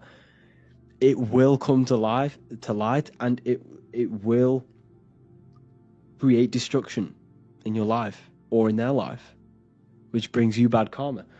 It's like a seed. The subconscious is a garden, and every subconscious program is a seed which is slowly growing towards the light. Every thought is a seed which is planting within the subconscious. So you must question every single person in your life. You must question everything you're chasing in your life. Why do you want certain things? Why do you want this person? Why do you want the money? What is it? What is it deep down within you that you want it? Is it for good or is it for bad? And if it's for bad, you need to transmute it, or you need to get rid of it. Nothing can fill your holes externally. Now let me tell you this. Nothing external will ever fill that hole you have inside of you. That unfulfillment you have within you. Nothing can fill that other than God. Other than the higher self. Other than pure love and light. Nothing will ever fulfill your needs physically. Nothing in this three-dimensional reality will ever make you happy. I remember when I first started this journey, and I thought, okay, it would bring me happiness. Now, as you go on with your journey, you hit certain milestones and it's not enough. No, and then you come to you sooner rather than later, you come to a realization where nothing tangible will ever fulfill that inner hole you have within you. No car, no money amount, no whatever it is, that house you want, that car you want, them clothes that you want, it will never, ever bring you happiness. Ever. Because this three-dimensional reality is holographic. It's not even real. It's a projection within yourself. And your mind is not even inside of this reality. It's operating on a higher level. You're not from this reality. Your body is a part of this reality. But the higher mind within you, the mind within you, the substance that makes you a conscious being, a being of consciousness of the universe, that universal spark within you is not a part of this physical existence. Therefore, this physical existence cannot fulfill the desire of this internal substance of the universe. The only thing that can fill this hole within you is love, peace, and unity with the self, and being happy with the self, and being one with your being. Now, that's not to say that we should not strive for greatness in this physical reality, in this physical existence. I'm not saying that. I'm not saying that you should not want to become wealthy, not want financial freedom, and not want the great things in this physical existence and the high end of society. I'm not saying that. You should strive for greatness. You should strive for financial freedom and wealth. It's balancing the inner and the outer self, the physical and the spiritual self. It's balancing. You are physical for a reason. You incarnated for a reason. Therefore, you should balance your inner world with your outer world. But all of your outer world should come from a place of love. This is why you must rewrite the programs here. You must create love-based programs. You must create a base. This base down here of this iceberg is creating the surface. And if all of these programs down here are all negative and come from a place of abandonment and a place of fear, then this surface will be negative. Your external reality will be negative, and what you will do, you'll cause destruction in your life and other people's lives. So you must build a foundation. You must reset the programs in your subconscious, coming from a place of love, from a place of peace. We should all strive for mental clarity and a good mind, and keeping a good mind. A negative mind creates a negative external reality. Where you are in life is a direct correlation of every thought you have thought up until this very point. Every thought you have thought in the past has led you to watching this video right now. Therefore, you must keep the mind clean of positive thoughts only. The goal should be mastering every single thought that enters the cranium of your brain. You must master everything. You must master this. If you do not master positive thinking, then you will never master your external reality. You'll never have full control over your life. Because if you let external forces control your internal state, then you'll forever be governed. You'll be forever creating someone else's reality and not your own reality. We must take control of our own minds. And how do we do that? Cutting out all of the negative content, all of the things that you take inwards. Your 5 senses are taking information, which then goes into the mind, the conscious, and then into the subconscious, which then molds your reality. So therefore, if you want to create a certain reality, you must fill your mind with this reality. You must fill it. Fill it with, if you want financial freedom, fill your mind with financial freedom and ideas, and it will become a reality. You see, your brain is producing this reality. What you're experiencing right now is the brain's simulation. It's a simulation of the body. The body is a piece of electrical computer decoding and creating this reality that you see in the screen of your mind. Therefore, what does that tell you?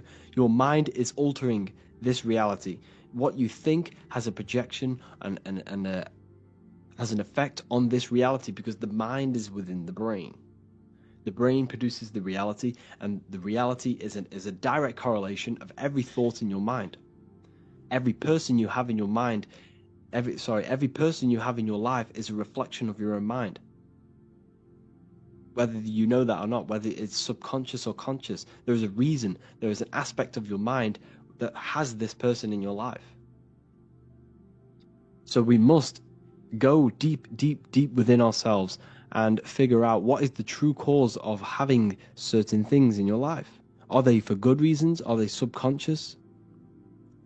Identify whether you truly love this person in your life, or is it coming from a place of fear, anxiety, loneliness? Are you keeping them there just because you are scared of fear? Scared of loneliness, sorry? Or is it, do you truly love this person? You must identify this. We all have an anima. It's basically, an anima is an animation of all, and this anime, for example, you're trying to meet a girlfriend, for example, and every girl you meet, okay, there's an animation in your mind that has been built from all of your past experiences from every female you've ever encountered. Therefore, you have this perfect version of a female in your mind that you want to meet. And you are trying to see this in that person. Okay, this is a very, very good teaching of psychology. There is an anima which you must come to one with, and you must understand that you will never actually truly find this anima, this animation, this perfect person. You'll never find it. Okay? And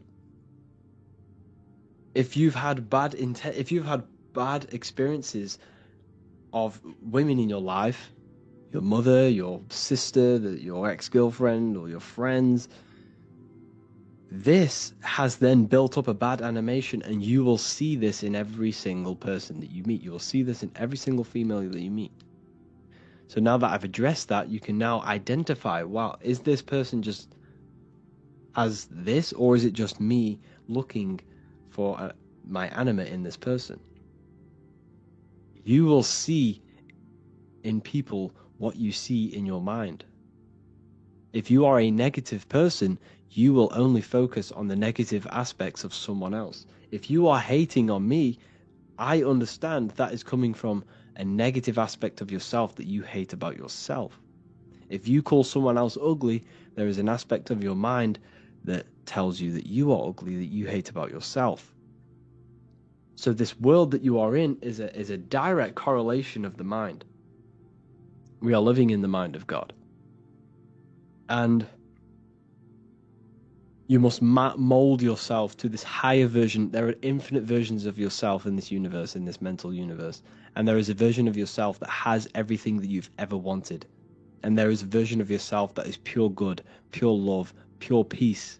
And this is what we all need to strive for, make the world a better place. When we all realize that the world is a reflection of our mental states and our mental landscapes are projecting our external reality, we will all figure out and that we can all change the world. And when we all figure out this, we can all mold ourselves to the highest versions of ourselves, of love, peace, enlightenment, and wisdom. The whole world will become a better place.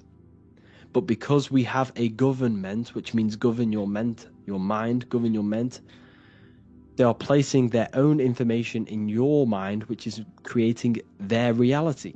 You are manifesting the New World Order. We are manifesting our own enslavement because of the beliefs that we take from school, the beliefs and information that we take from these institutions. We are manifesting this reality of enslavement. And until we figure out that our minds are projecting this reality, we will forever maintain a slave under the government. We project our own realities, and we all need to mold to the higher selves and come from a place of love and peace. And that is when the world becomes heaven, heaven on earth. That is heaven on earth, when we all figure out the divine power within us and we no longer use it for negative. You can't fix the hole you have inside of you. If you feel like you have something lost within inside of you, nothing external will ever fix that. The only thing will fix that is reaching that higher self and reaching the God within you and finding the peace within yourself. I hope this video had a very positive impact on you and you gained some insights. Watch this over and over again if you truly want to gain the true message. But just remember, analyze your life. Analyze whether, do I truly love this person? What are your true subconscious desires behind everything in your life? Is it coming from a place of fear, grief? Is it coming from a place of negativity, or is it coming from a place of love? And if it's coming from a place of negativity, that you have inner healing to do, and you must heal yourself and reprogram the subconscious mind. Have an amazing day, people. Hello, people. Today we're going to be talking about the secrets of the human heart. Everything they told you about the heart is a complete lie. There's secrets behind it, and you're going to find out why. And it's very important that you understand that the heart is not a pump. It's not a pump. They lied about this. The lungs is a pump. The lungs is what pumps the blood around the body. It's the oxygen. Oxygen is reacting on the blood. Now, what do you use to use a pump? You use air to pump things up. That's what your lungs are. They use air. oxygen. Now, oxygen carries magnetism. If you pour liquid oxygen between two magnetic magnets, you find an attraction, as you can see here. So this attraction proves that there is magnetic principles within oxygen, liquid oxygen. So when we breathe, we are essentially breathing in magnetism. Magnetism is the force driving this world. So your heart is a chestahedron. It's a seven-sided shape in geometry, and each side is pretty much equal. It's a chestahedron. Look at the word chestahedron, chest, where your heart is. And it looks very, very similar. So this is the sacred geometry of the heart.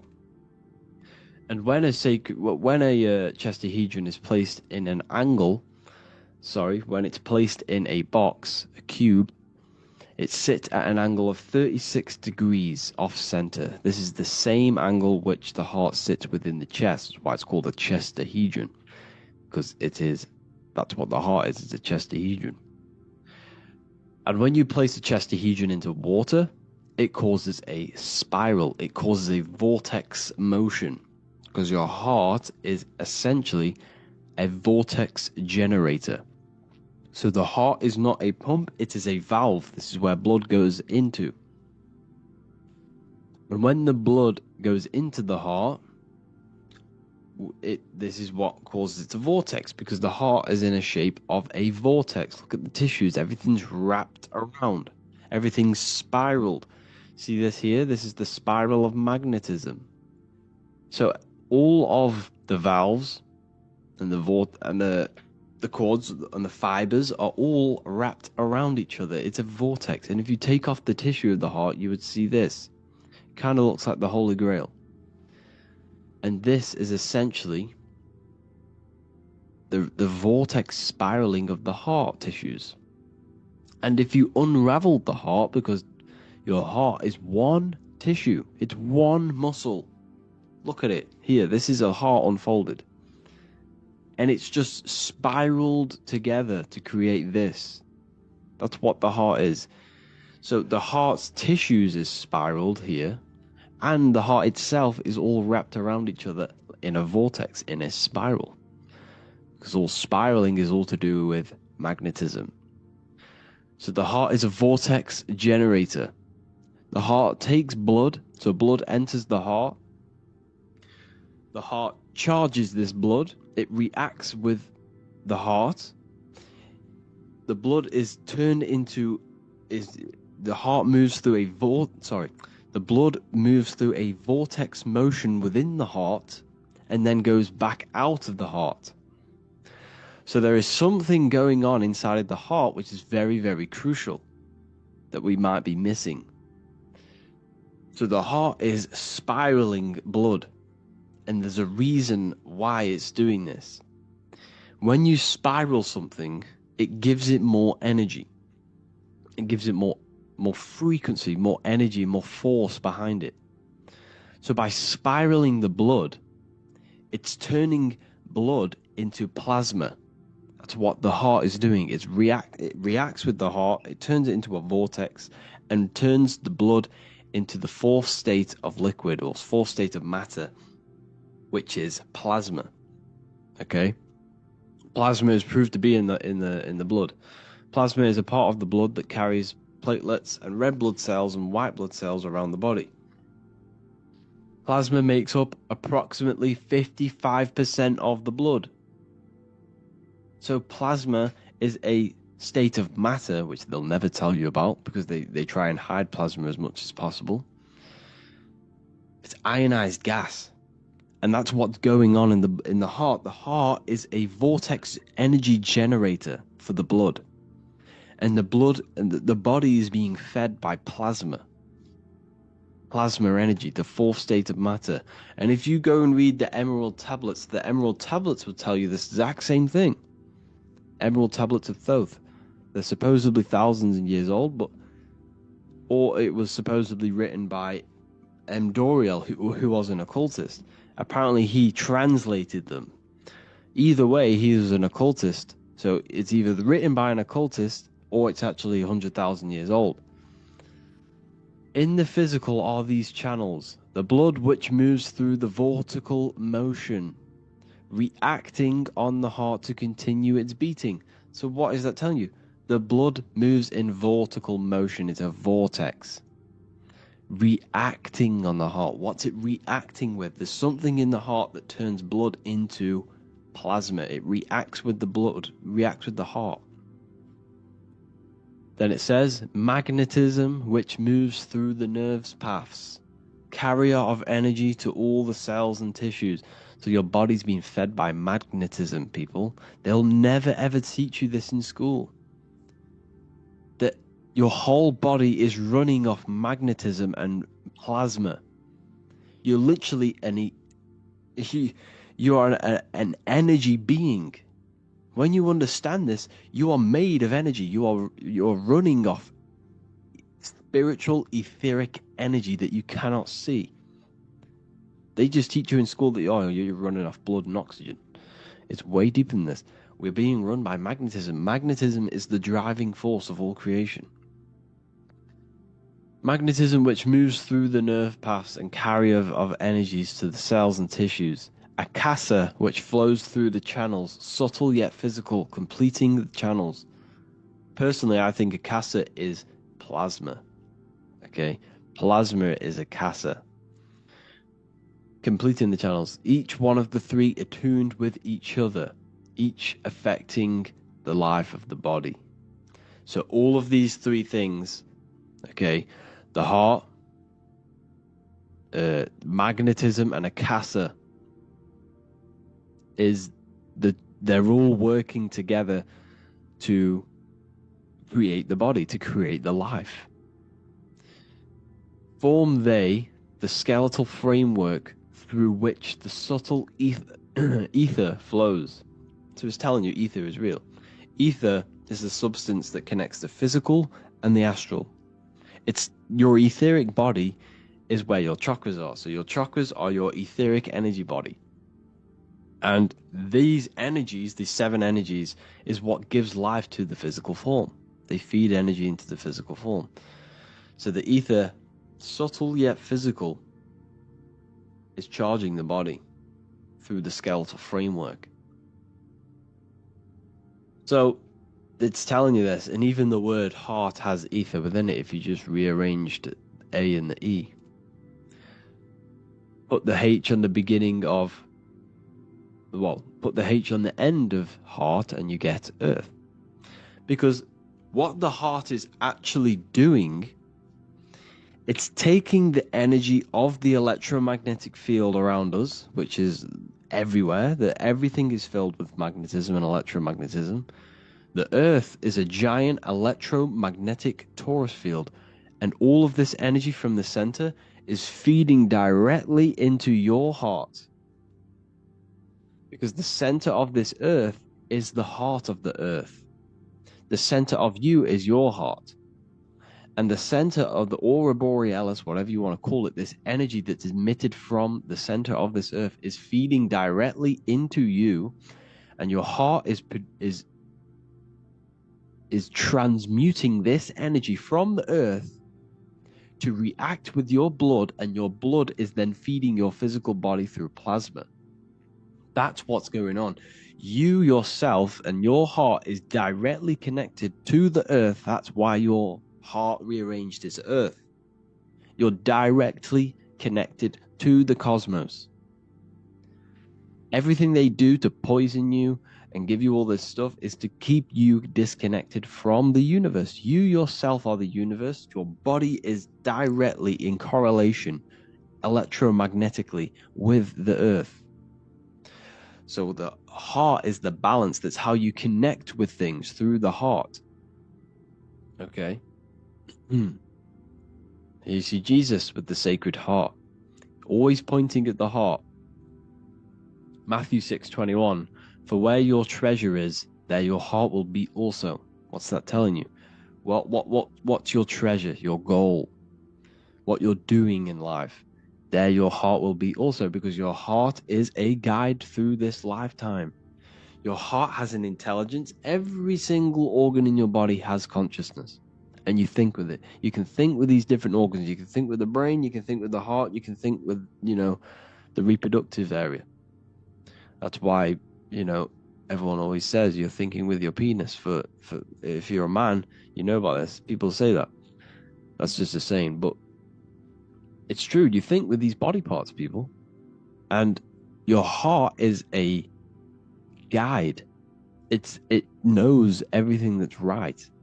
It knows the things that you need to do. So that's why your heart is called a chest, because your treasure chest is in the chest. Sorry, your treasure is in the chest. And what's the treasure? Your heart. All of the wisdom, all of the understanding, all of the guidance is inside of that heart. And you need to follow your heart. That's why we say follow your heart, to find your treasure in this life. Find your purpose. That's what your treasure is, your purpose in this life. So the heart is also producing your electromagnetic field around your body. And the heart is all to do with emotion. So thought happens in the mind, which is not the brain. Then the thought in the mind produces brain activity, electrical signals, and then these electrical signals are sent to the heart, which produces an emotion. So essentially, the brain and the heart are directly connected. You need to sync them. You need to sync the brain and the heart. Why? Because you need to be thinking with emotion behind it. If you think with lack of the heart thinking also, if you think without the heart, you are only thinking for yourself and not for the empathy of others. You have to think before you take action of the emotion of others and have thought of people's feelings behind. So you must sync the heart and the brain. The actions you must take must be in line with your heart. Your heart tells you everything. Before you do something, you can feel whether it's right or wrong. You can feel it deep down within you.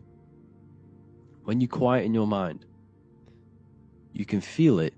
Where when you're doing something wrong, especially when you're a child, because as you get older and you constantly do negative things, then yes, you can block out the heart completely. But deep down within people, they know what they're doing and they know whether it's right or wrong.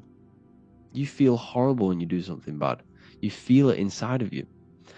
And Manly P. Hall said, every time you go against the heart, you are destroying your electromagnetic field. It kills the magnetism of your body every time you go against it. Obviously, I don't know if this is true, but I agree with this.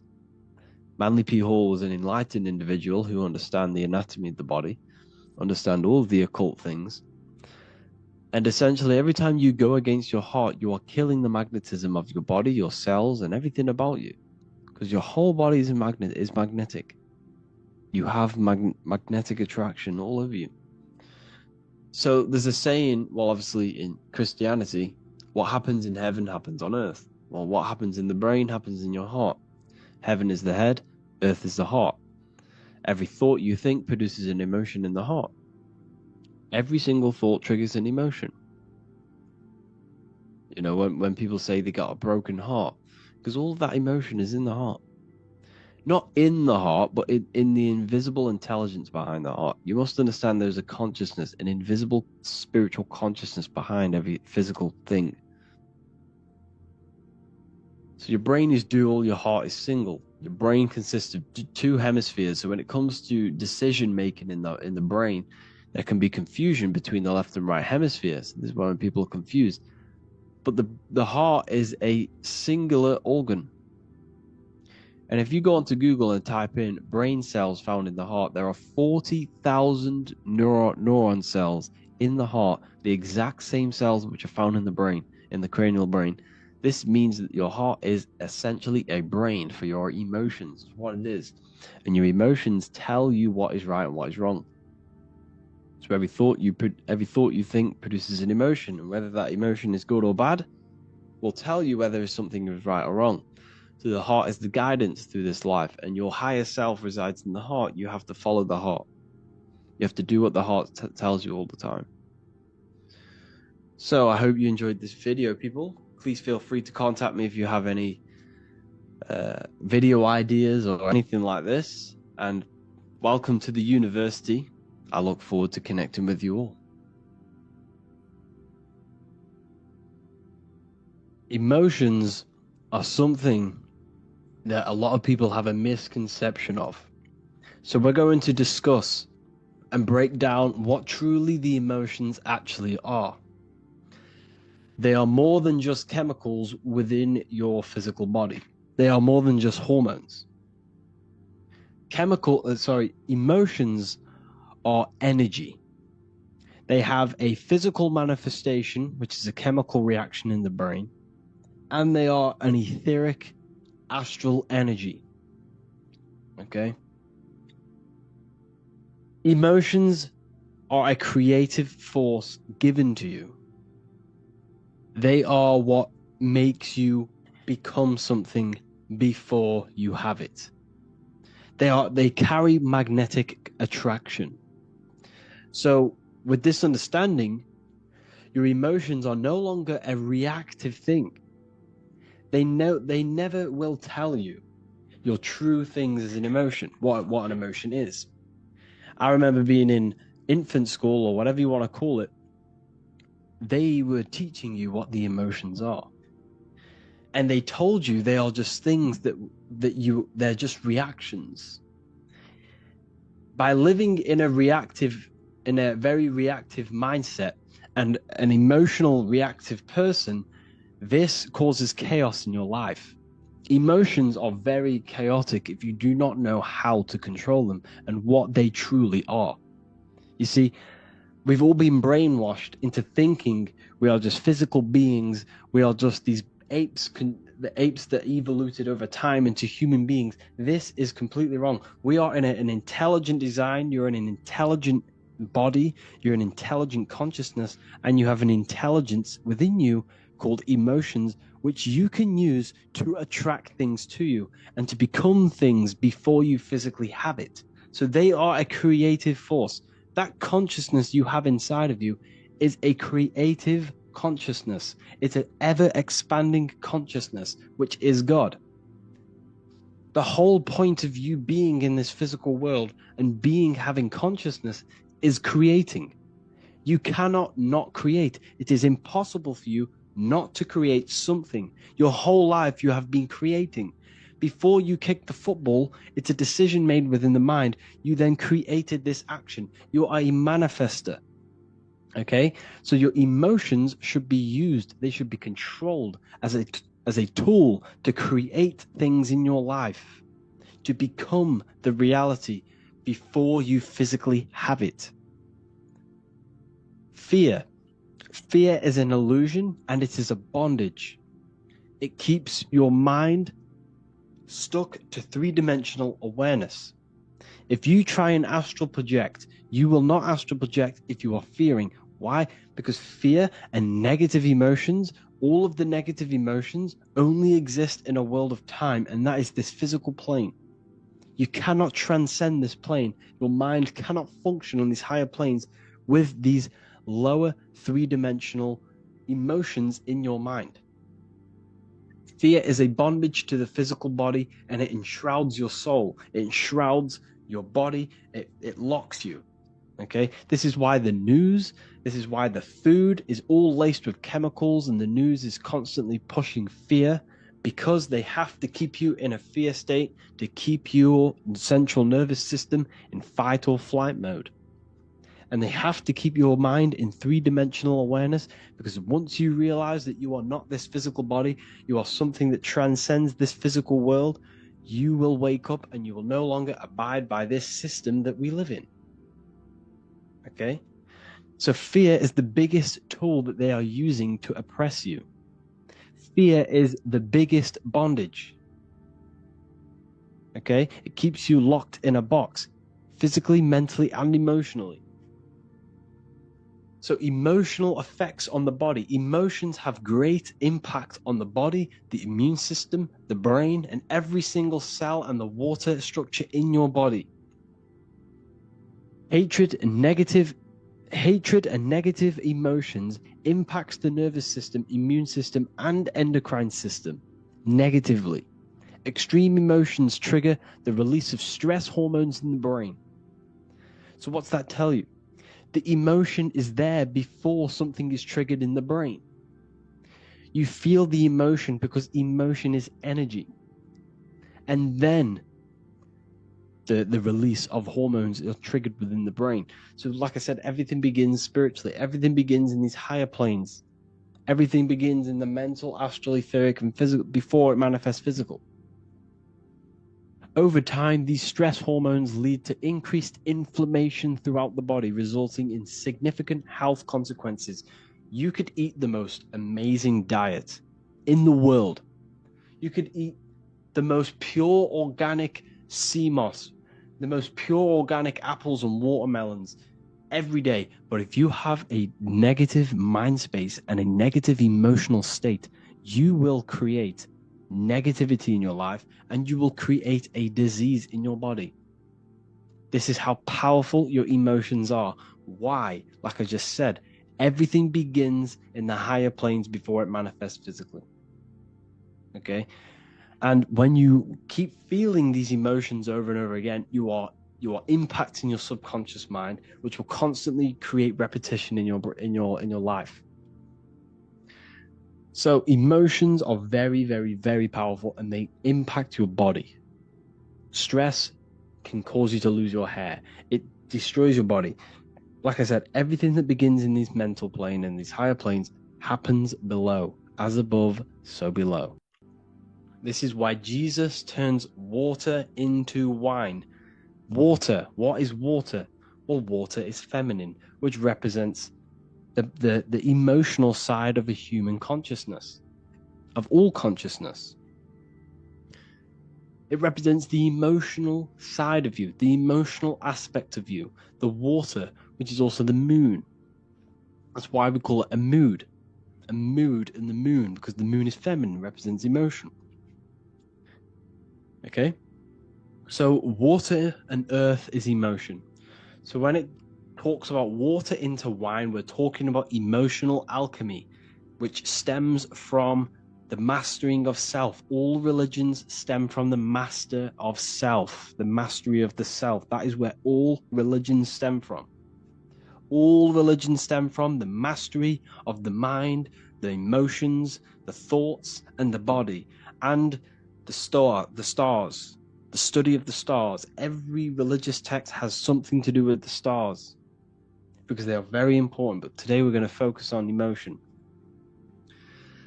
What's the wine? The water into wine. The water is the emotion. The wine is the transmuted emotion. It's emotional alchemy. It's alchemy, this is, people. It's what the Bible is talking about. It's talking about them negative lower carnal mind emotions being transmuted into positive ones that bring benefits to your life, that attract better things to you, and controlling the emotions. Because when the emotions are not controlled, you attract negative people, you put out negative vibrations, you attract that back, you are destroying your body. That's why the Bible says the light of the body is the eye. If thy eye be evil, thy whole body will be filled with darkness. That's what it says in the Bible. It also says if their eye be single, thy whole body should be full of light. But then after that it says, if thy eye be evil, their whole body will be full of darkness. Why? If your mind, your emotional state, your spiritual state is negative, your whole body, your whole life will be filled with darkness. You will be chained by your emotions. You will constantly live out of this animal state, this emotional state. Every time you feel sad, you will, fall into this trap of the emotions. So it's so important that we master the self, master the emotions. And we do that by changing the mindset that you have on life. Okay? what you must understand is that your mind is the director of energy. It has the power to create. It has the power to focus energy. Attention is energy. Where attention goes, energy flows. If you are placing attention on negative things, let's say you break your leg. Okay, this is a bad situation. Don't get me wrong. It's not nice that you broke your leg. However, there is a positive side to that.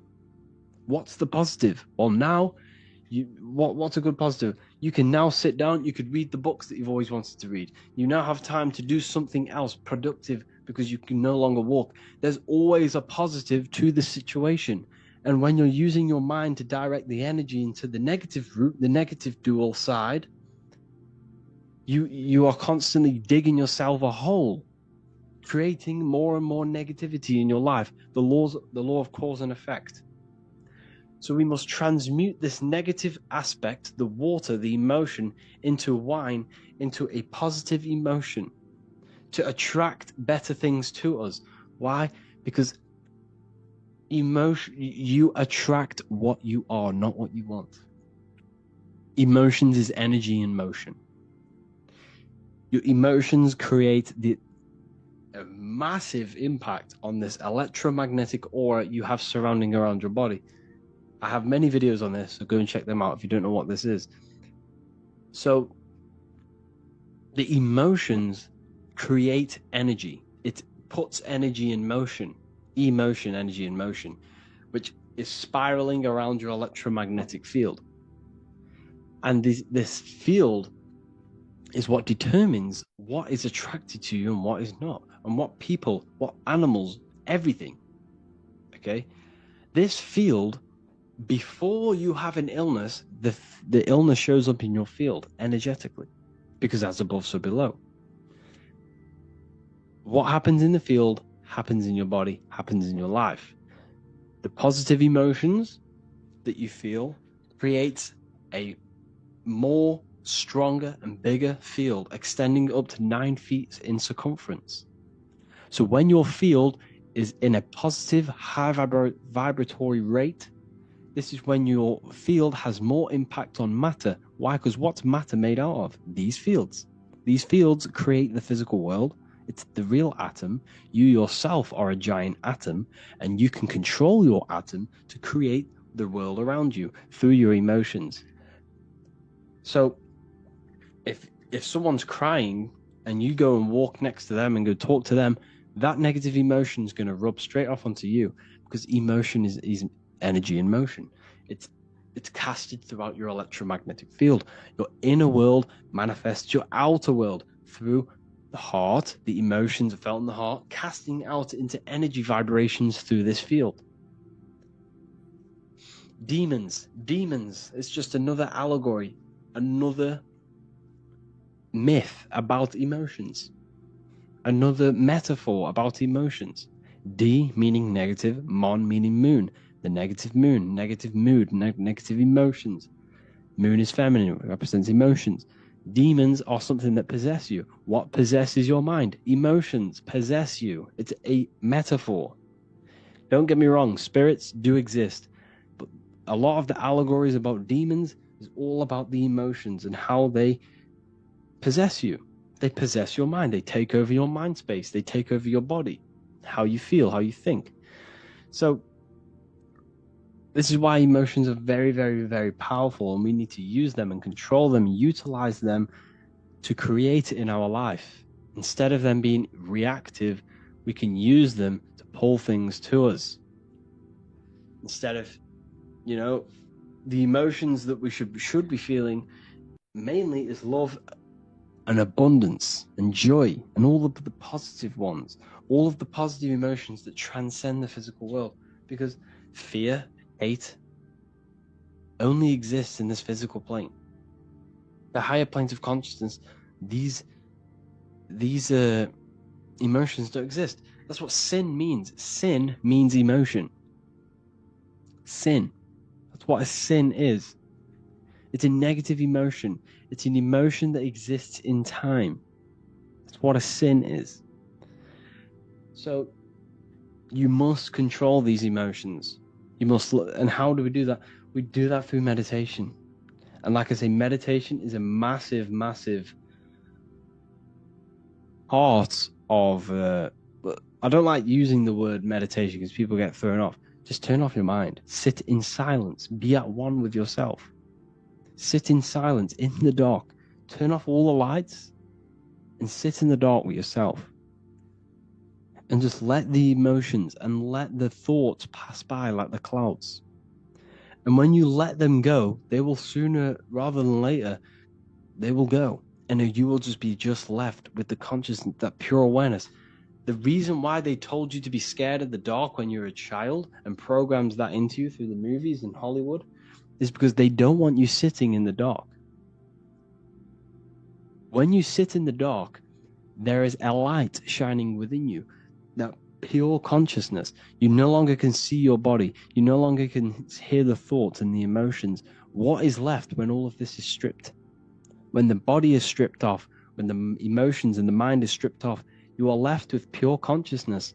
And that is what they don't want you to figure out. Because when you connect with that, you can transcend this physical world. You can do all sorts of have mystical experiences. So yes, emotions can be used to attract things to you. When you think, you are visualizing, and when you feel, you are becoming. So you can think and feel on a daily basis of this reality that you want, which I teach in my Manifestation Mastery course 2.0. You have access to this in the university, so make sure to check that out. I'll tell you how to use your emotions, thinking and feeling, visualizing, becoming that reality before you have it. This will train your mind, because why? Your brain does not know the difference between an imagination and a real reality. Your brain does not know the difference between an imagination and a real reality. So if you become that reality in your mind with your thoughts and emotions, you are creating, you are becoming, you are tricking your brain that this has already happened. And what will happen? When you create them neural pathways in your brain will subconsciously create that, somehow try and figure out to create that neural pathway into a real physical reality. And that's how it works. So I hope you learned a lot from this lesson about emotions and what they truly are. And the last thing I'm going to say is love. Love is the unifying force. Love is the unifying emotion. Because, like I said here, this image shows 1,000 words. What we all are is one observing consciousness expressed in thousands, if not trillions of different bodies. What's in the squirrel is inside of you. It's consciousness. It's self-awareness. And this consciousness is divided through fear and hate. And that's why they push fear and hate onto you so much. And they place you in different postcodes with different football teams and different basketball teams. And they send you different schools, and then different schools compete with the other schools to cause division. It's all about causing division and causing hatred towards others. Why? Because love. We all naturally love when we come here. When a child is born, you can see the love in its eyes. It loves everything.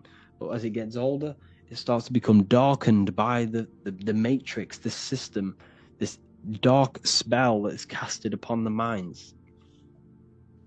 We all need to learn how to love, because this is the unifying force that brings all of our consciousness back to one unified team. And when we figure out that these elites are literally, there's probably, they're compared to the population, there's way more of us. And if we all started to love each other, why would we need them? So anyways, I hope you all learned a lot of this lesson. Thank you all for joining the university. I look forward to teaching you more. Please let me know for anything that you want. Because you have joined, I want to make sure that you are happy inside of this university. And I want to make sure any question you have, I can answer. I can research for you. Okay? Thank you all. Have an amazing day, people.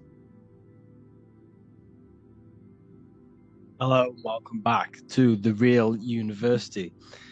Today we're going to be talking about hidden spells within the language, English language. This is why we call it spelling. A lot of people are already aware of this, however, I'm going to go over some words that have double meaning,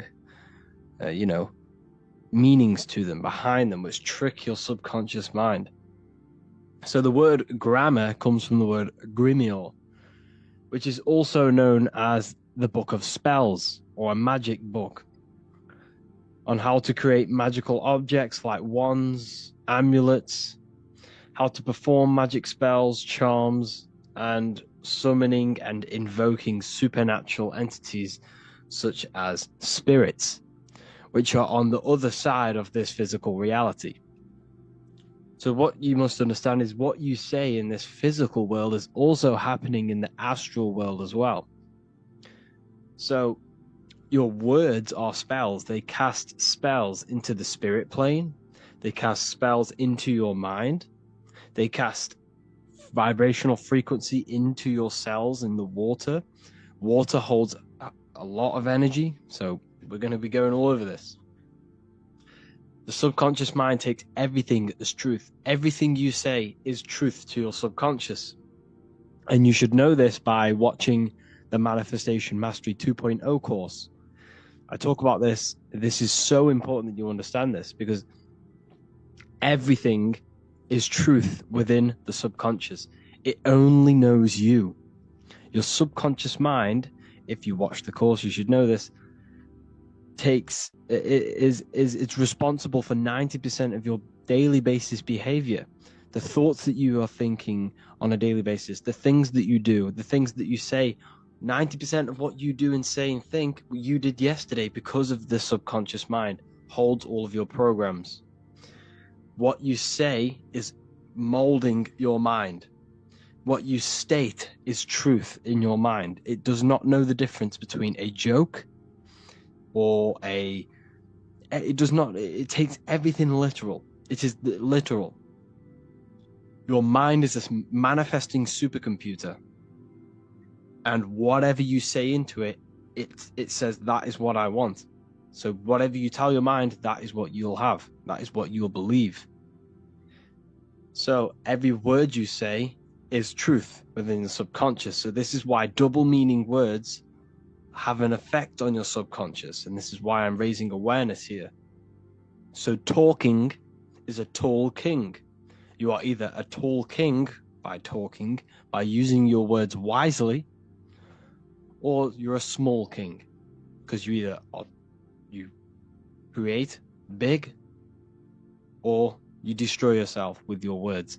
So talking is Phoenician. This is phonetics. So this is etymology, is when you take the root words, but phonetic etymology is when you take the sound of the word. So talk and tor are the same, because when you talk, you're creating sound waves, which is a form of a light wave. And when light waves expand in all directions, it creates a torus field. And everything is torus fields. So if you affect one torus field, it affects every torus field in creation, as above, so below. So what you say is affecting the torus fields around you in your body. You are made out of these torus fields. This is why talking is torusing. You're creating light waves, sound waves, and you are permeating creation. And this is why the Bible tells you the tongue has the power of life and death, and those who love it will eat its fruit. So the tongue is what creates these sound waves that we are producing when we talk or speak. Okay?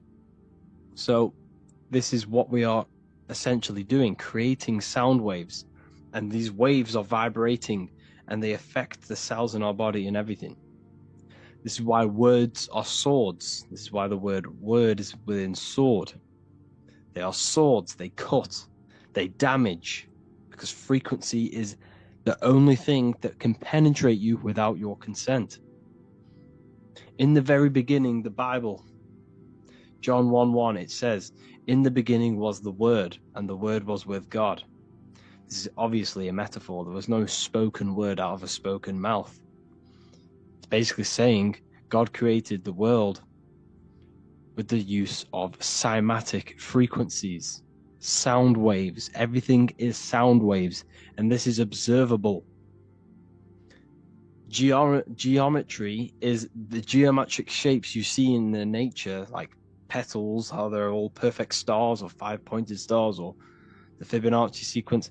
This is all an effect of vibrational frequencies. It's all cymatics. Everything is created out of sound. Sound is the creation of the universe. So this is how powerful words are. It's a cymatic frequency. Hello. Hell. When you say hello, you're subconsciously implanting hell into your mind and the people around you's mind. This is why it's casting a spell. Even though you may pick up on it, but your subconscious picks up hell. That is what you're picking up. And that word holds a frequency. The word hell, when you hear the word or see the word, activates thoughts within your subconscious. It activates, it stimulates it. What is everything that resembles hell in your mind? But that goes on within the subconscious without you realizing. Bless. When I bless you, I'm actually saying be less. So you're not blessing someone. You're saying be less. Appreciate. Appreciate. Weekend is when you're weakened. You see, they've casted spells on our cycle of life. The weekend is when you're weekend. You are weakened from the weekdays, when the working days are the weekdays, and the weekend is when you're weakened and you rest. Because in the days, you are in physical or emotional shock, unable to think or react properly. This is the days you're in. You're in a daze in the weekdays. See? Parents are a pair who rents. Because you don't, well, in this, we do own our children, but in the system, we technically don't. You're a pair who rents. Slaughter. They want you to think that slaughter is laughter. You see how it's implanting messages in your subconscious to make these things okay? They want you to think slaughtering is okay, so they put the word laughter in slaughter. I'm telling you, people, the people who made this language are satanic. They are witch. These people are wizards. We're getting ran by wizards. Dark occultists and wizards. That is who we're getting ran by. And they've been running for thousands of years, and they know exactly what they're doing. They've covered all aspects. They've covered the language, the frequencies, the music, the food, the water. They control everything. In every aspect of your life, they have some part in it. And it's all occult knowledge through magic. It's all magic. It's all a form of magic. Awake. Awake is an event where the family and friends of a deceased gather before the funeral. That's awake. Why are we talking? Why is the word funeral? Why is death associated with being awake? See how they are planting subconscious messages in you. They want you to feel death. They want you to be the low vibration. And it's the same with mourning. Mourning is an expression of sorrow for someone's death. They're always associating death because these people they're running a death cult. It's a death cult. It's a satanic cult. A job is Hebrew for prosecution. Soldier is a soul dyer. If you go into the army, you're a soul dyer, that they just use your soul to die. And then you just wasted your time in physical incarnation. Because you never die. You will never ever die. Ever. You're eternal. You never ever die. This body is just a suit. So you're a soul dyer if you go in the soul, if you're a soldier. S-O-L means soul or sun, because the sun is a soul. Music. So we say music. See, M-E-U sick. Music. See how it's me, you sick? Music. Me, you sick, because music is frequency, and frequency penetrates your body without your consent. The music we listen to today is making people sick, mentally, emotionally, and physically. What you hear, what you see, goes into the mind, it goes into the body and the spirit. It destroys you. It's hypnotism. Music is hypnotic. It's a form of hypnosis. When you listen to music and you can't think. You can't think. It makes your body move without you even being conscious of it. It's hypnosis. It makes you sick. The right music is good, don't get me wrong, but the music they use today is making you, me and you, sick. And that's another one. When we say things are sick, oh, that's really good. So we say sick. It's another spell that you're casting. You're calling yourself sick. Your subconscious mind doesn't know the difference. You're calling yourself sick, ill. Spellcasters will often use the word abracadabra when spellcasting. This is because the word abracadabra in magic means I create when I speak. Every word you say is molding your mind in some form of way. Not only is it molding your mind, you're casting frequency. You're producing frequency, light waves, sound waves into the ether around you. Okay? This is another good one. Look at the 5 vowels. A, E, I, O, U. They tell you to speak it in this order as well. They teach you this order, this exact order. A, E, I, O, U. I, O, U. Subconscious spell on yourself without you even realizing it. It's a subliminal message that you will not realize, but your subconscious will pick up. We are taught to speak them in the specific arrangement because the last 3 letters have a double meaning. You were never taught how the history of money, how it works, and how to obtain it, because your role in this system is to remain a slave. So they teach you this, A-E-I-O-U, and they do that when you are very, very, very young, because since the age of 7, so from 0 to 7, that is when your subconscious mind is wide open. So when a baby, why do you think they pick up on everything you do? If you say one thing, the next day they're saying it. It's because their subconscious is wide open to programs. Why? Because they're trying to learn what this world is. So their subconscious mind is wide open, taking in everything that you do, everything you say, your body language, the way you handle yourself, the way you talk to other people. They're taking in every little thing you say and do and making that a program so they can understand this world and the people around them.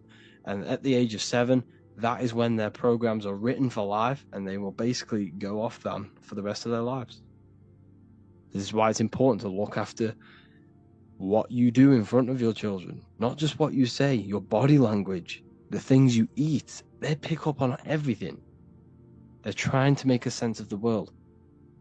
From the age of 0 to 7 in school, you learn this. I owe you. It belittles you. You owe nothing. No one has right over you. This should not be real. There should be no government. We should not have. No one should be over you. Everyone is equal. Everyone is the I. Everyone is God manifested. So we don't owe anyone anything, but it's a spell in your subconscious. Signature. Sign your nature. Sig is sigil. A sigil is a magic. Is a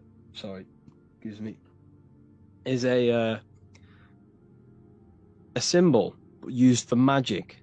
A sigil. Sigil nature. So your signature is your sigil. And when you sign that, it gives mental power over you. Once you have put your sigil into that paper, they now have mental power over you. It's magic. It's all a form of magic and brainwashing.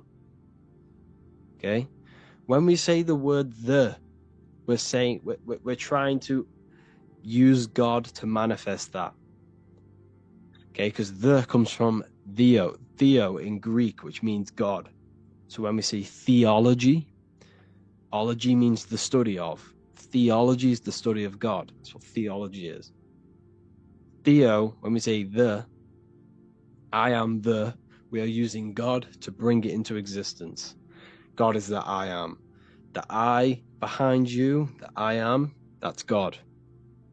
That's what manifested everything in your life. Everything in your life, that invisible creator inside of you has manifested everything you physically see. You are the invisible architecture, the invisible artist behind your life. The I, that's God. The only one. So when we use the word I am, well, this is how to bring the power to yourself. When we say I am strong, I am wealthy, I am free, I am financially free. When we say this, that I am, this is when we are bringing,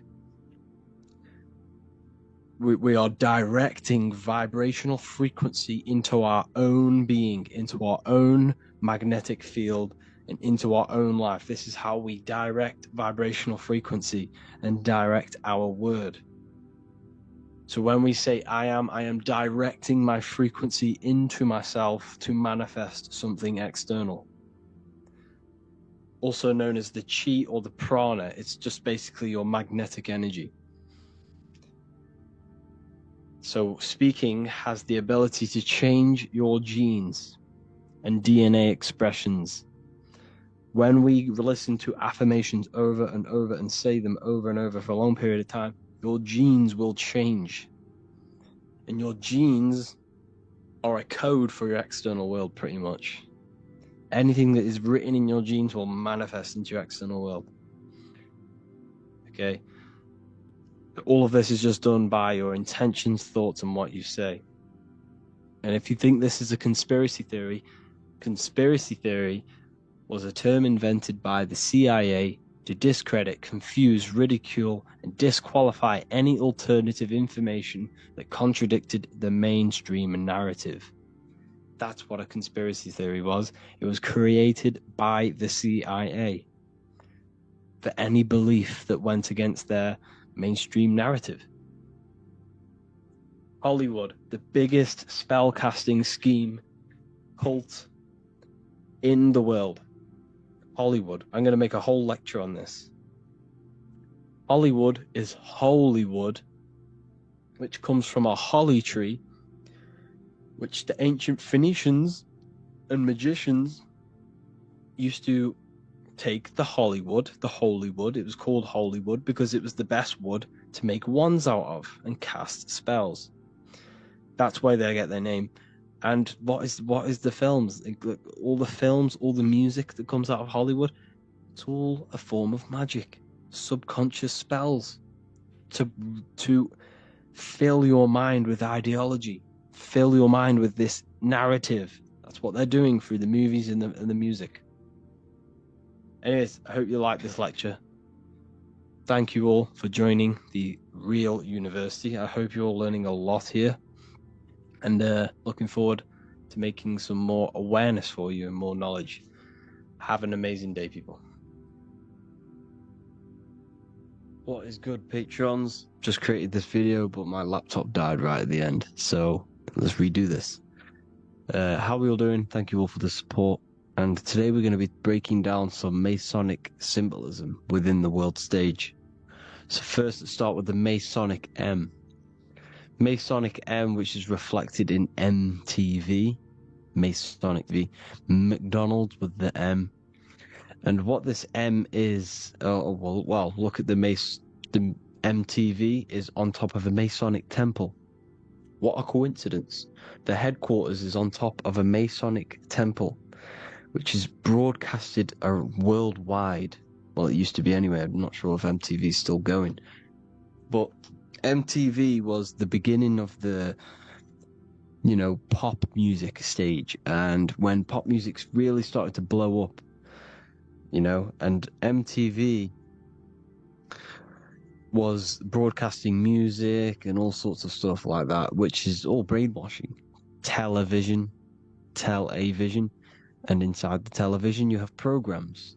And inside of this program was Masonic TV, MTV, which was programming the masses with the pop music and the music, because they used the music to influence new eras and influence society. Okay, so for example, the Beatles, they used the Beatles to influence society into the hippie stage, the hippie stage of society. But with the MTV, they manipulated the masses and the minds with the pop music era. When pop music started to begin, this was the beginning of the degradation of women.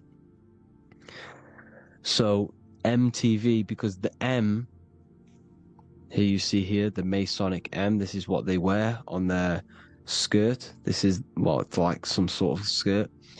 This is the Queen's father. He's a master mason, high degree mason, with the M. Here you see it, the M, which is the Gmail symbol. The G, the Masonic G, with the M, the Masonic M. This is the Gmail, the Masonic M. And what it actually is, it symbolizes the female aspect of creation. It is the M, the maker, the mother into matter. Because the M symbolizes the female genital areas. The two legs, the V, the two legs and the V. The V is the vagina. This is the stargate into the physical world. All things have to come through the mother, the maker. She makes your body, and she makes you into matter with the M. It's all the M, Masonic M, because you're made in the mother into matter. So this is the stargate. This is where your soul incarnates into matter through the mother.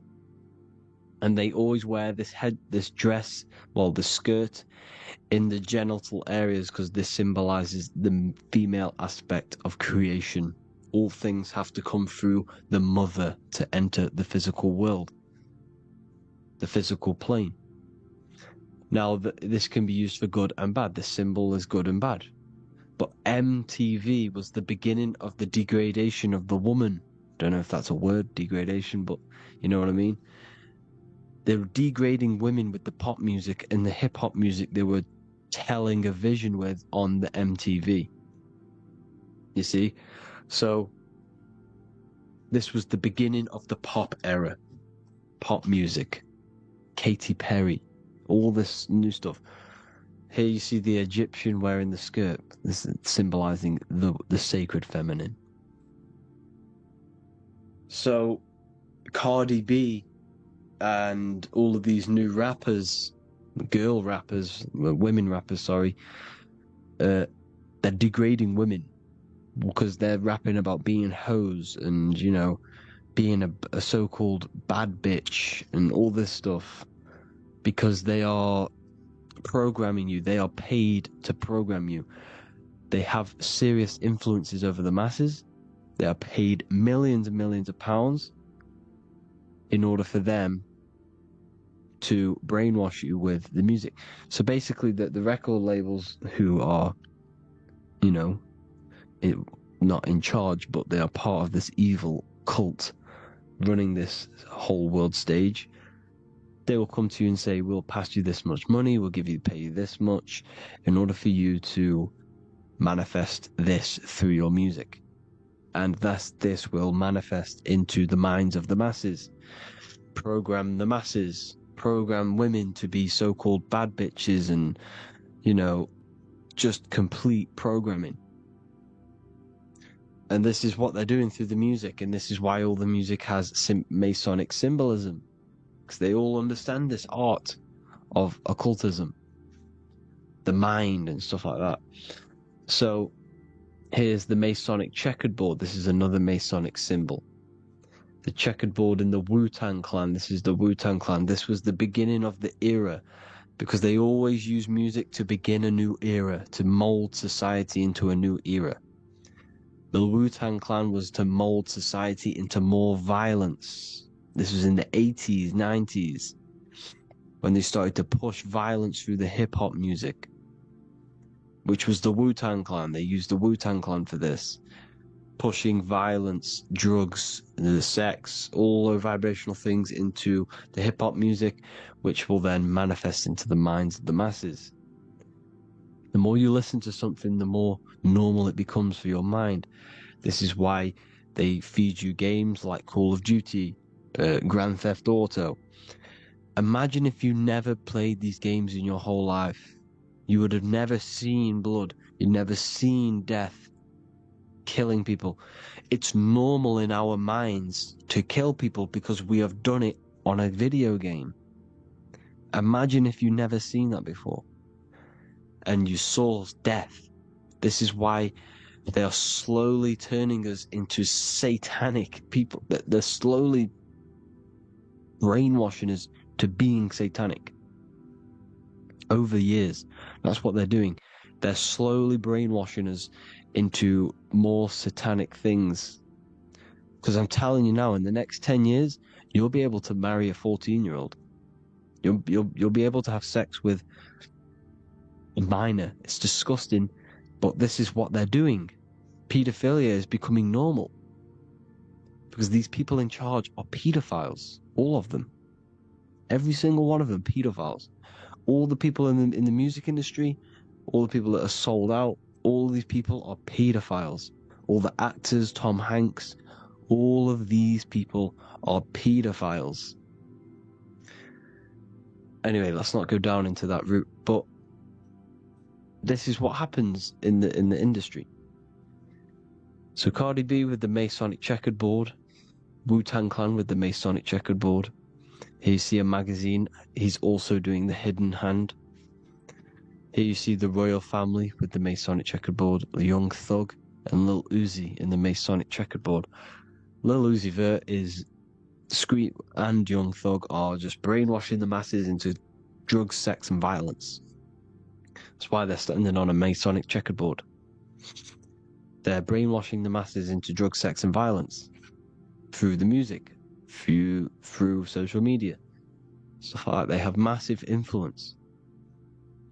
Here you see the Knights Templar. Knights Templar is a very high degree of Freemasonry, one of the highest. Here you see Teletech with the Knights Templar Cross of Lorraine, the double cross. Have you ever heard the saying, you've been double crossed? This comes from the Knights Templar Cross of Lorraine. The new era they're pushing us into in the UK, I don't know about anywhere else, is techno music. Techno music is blowing up in the UK at the moment. And Teletech is one of the most famous techno raves, or what's it called, a festival, which is Teletech, which is obviously has to have some Masonic symbolism. And the Knights Templar Cross of Lorraine, Teletech. And this is the new era. They're pushing us into a techno era. Techno is blowing up. It's going viral. It's on some of the main stages at some big festivals. So they're pushing techno now. The music that you listen to is having effects on your blood, your everything, because music is frequency, and each frequency has a cymatic pattern. That cymatic pattern is affecting the structure of your water, your water molecules in the body, and just affecting your whole body. Frequency is so powerful. Frequency is the only thing you cannot choose whether it goes into your body or not. That's why music's so powerful, because you cannot choose whether you hear something or not. You can choose whether to eat or drink something, but not with frequency. This is why music is their biggest weapon. This is why these music industry is one of the most, they pay these rappers millions to push negative vibrations, to push brainwashing of satanic things. Here you see Lil Uzi Vert with the double cross, the cross of Lorraine on his tongue. Jay-Z with the alcohol brand with the double cross of Lorraine. Alcohol. What is alcohol? What does it translate to in Arabic? Body-eating spirit in Arabic. Alcohol. Because it's spirits. That's why you call vodka spirits. And you call a jinn a jinn. A jinn is an astral plane deity, an entity, which is a demon, some sort of demon, a jinn. And because this is affecting you, when you drink spirits or jinns, this is why you act differently, because you've got other entities within your magnetic field influencing your behavior, demonizing you, possessing you. When you black out off alcohol, you have been possessed. Yes, your soul, your entity, the real you, cannot hack the poison, that much poison in the body, so it leaves the body and you will black out. And that's what happens. Alcohol is poisoning the blood, poisoning your body, and giving you brain damage, and you're being possessed when you drink it. You see X on the petrol brand, the petrol station, with the double cross, cross of Lorraine, Knights Templar. Here's another symbol. The hidden hand, the sign of the master of the second veil. When you master the second veil, you do this sign in Freemasonry, showing you've mastered the second veil.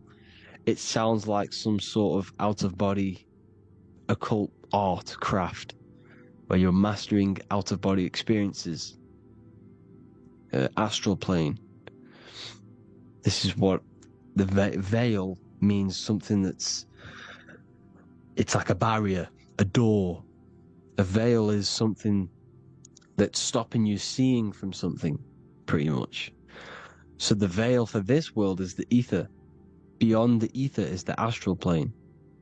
So a second veil is like, because I personally believe that you can go very deep into these alternative realities, very, very deep.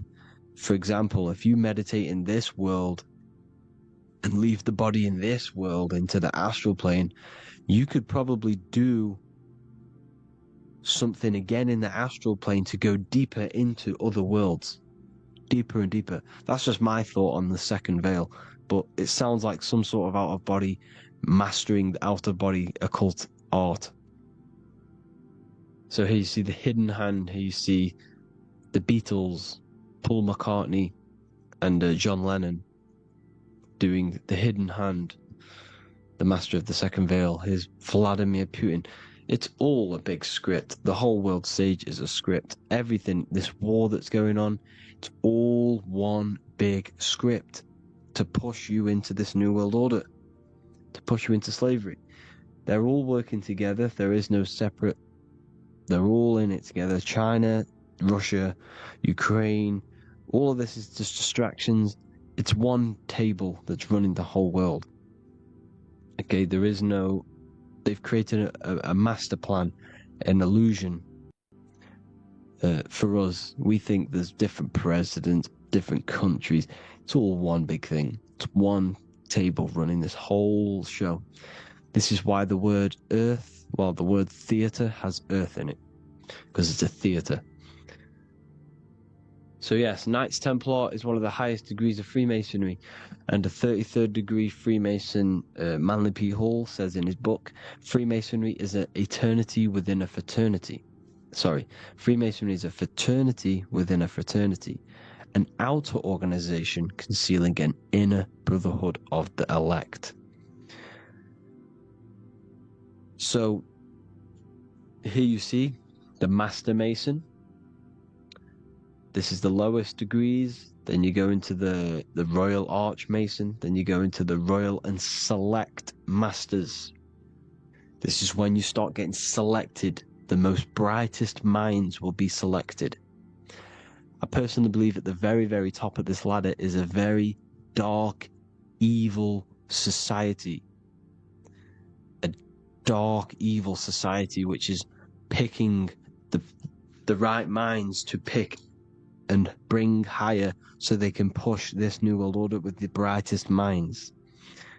These people who, you know, the very top of this, the Order of the Temple, the Order of the Knights Templar, the very tip top of Freemasonry, there are some very, very smart people, and they understand the whole of creation. They understand it, but from head to toe, through thick and thin. They know everything about this creation. They know how it works, everything. They're using all of this knowledge against us. I'm not saying every Freemason's a bad person, but the very people at the top and the select people who are getting selected are taking the dark route of Freemasonry. The dark occult sciences, dark magic, and stuff like that, and using this against us. Here you see the sign of the Master of the Third Veil, but the staff. Here you see the staff with Prince Charles. I'm pretty sure that is. Forgive me if I'm wrong. I don't know the names of these royal family because they're all sick pedophiles and they're disgusting. So they're all Freemasons. They're all into this occult. They all run this show. Disgusting people. But yes, these people are all inside of this occult society. You see the Apple Store with the Masonic compass. So, yes, these people running this show are all part of secret societies. Freemasonry is a fraternity within a fraternity, meaning it's secret society within a secret society. It's really getting ran by the people who are running this, the inner fraternity, the inner society. Anyways, hope you gained a deeper understanding on this, and please feel free to leave any comments on video suggestions. Have an amazing day, people. Thank you all to the patrons. Thank you all for the support. Have an amazing day. Today, we're going to be talking about numerology and the numbers. So first of all, the numbers that we see are the symbols used for numbers, because the numbers itself are not the symbols. Numbers are energy. They are things that exist within our consciousness. Everything we see exists in our consciousness. There is nothing outside of you that is not inside of you.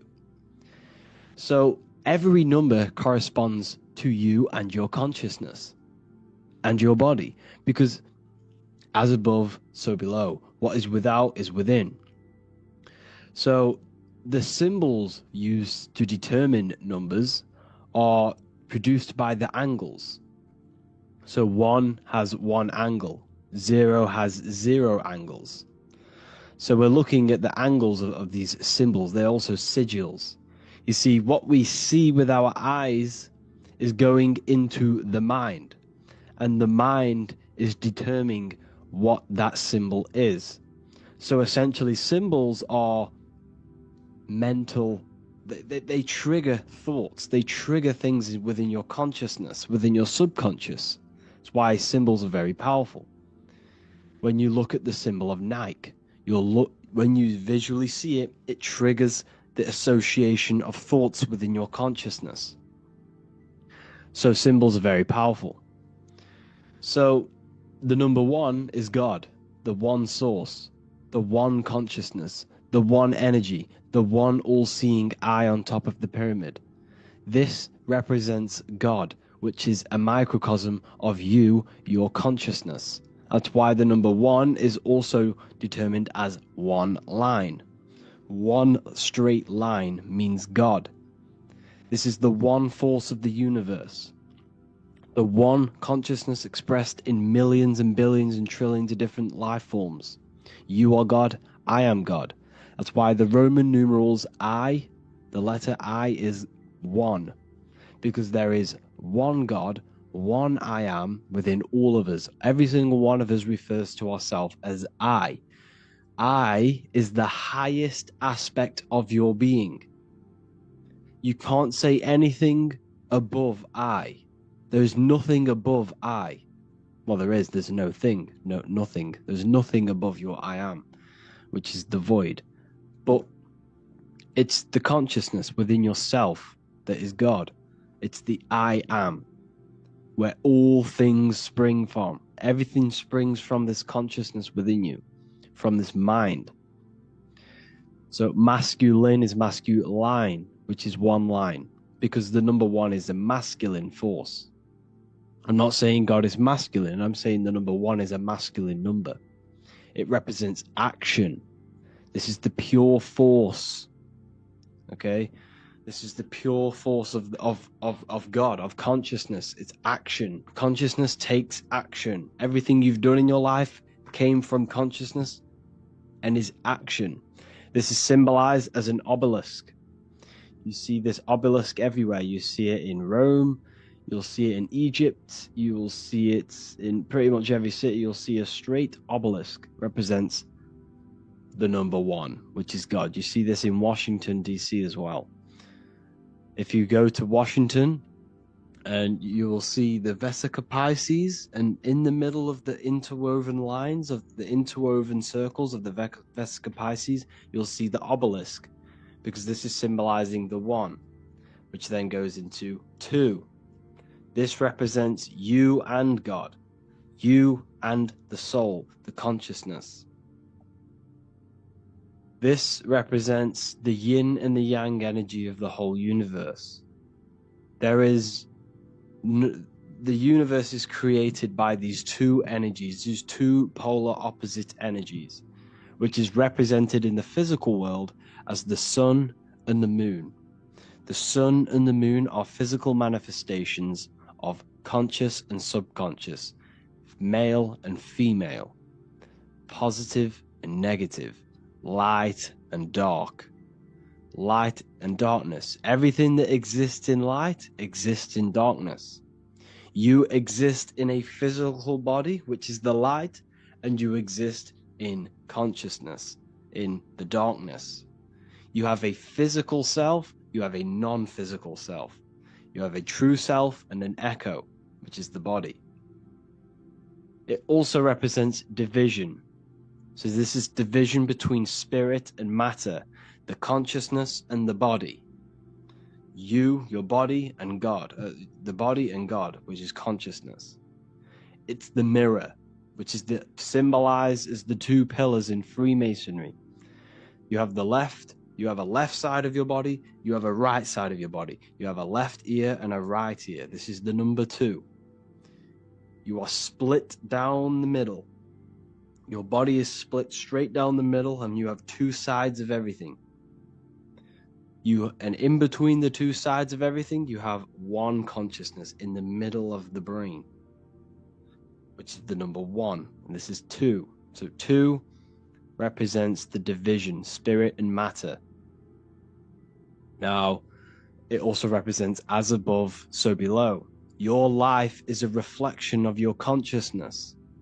Whatever is happening within your consciousness, mentally, mentally and emotionally, is manifested into your life, and that is your life. Your life is a reflection of your internal state. Every thought has led you to this very point in your life. Every action has led you to this very point in your life. And them actions started within mind or consciousness. So it represents as above, so below. Everything within your being is manifested from these two male and female energies, the left and the right hemispheres of your brain. Everything you do is created by these two energies. Okay. So you have the conscious, which is the light, the subconscious, which is the darkness. The conscious mind brings into light out of the darkness. So now what do I mean?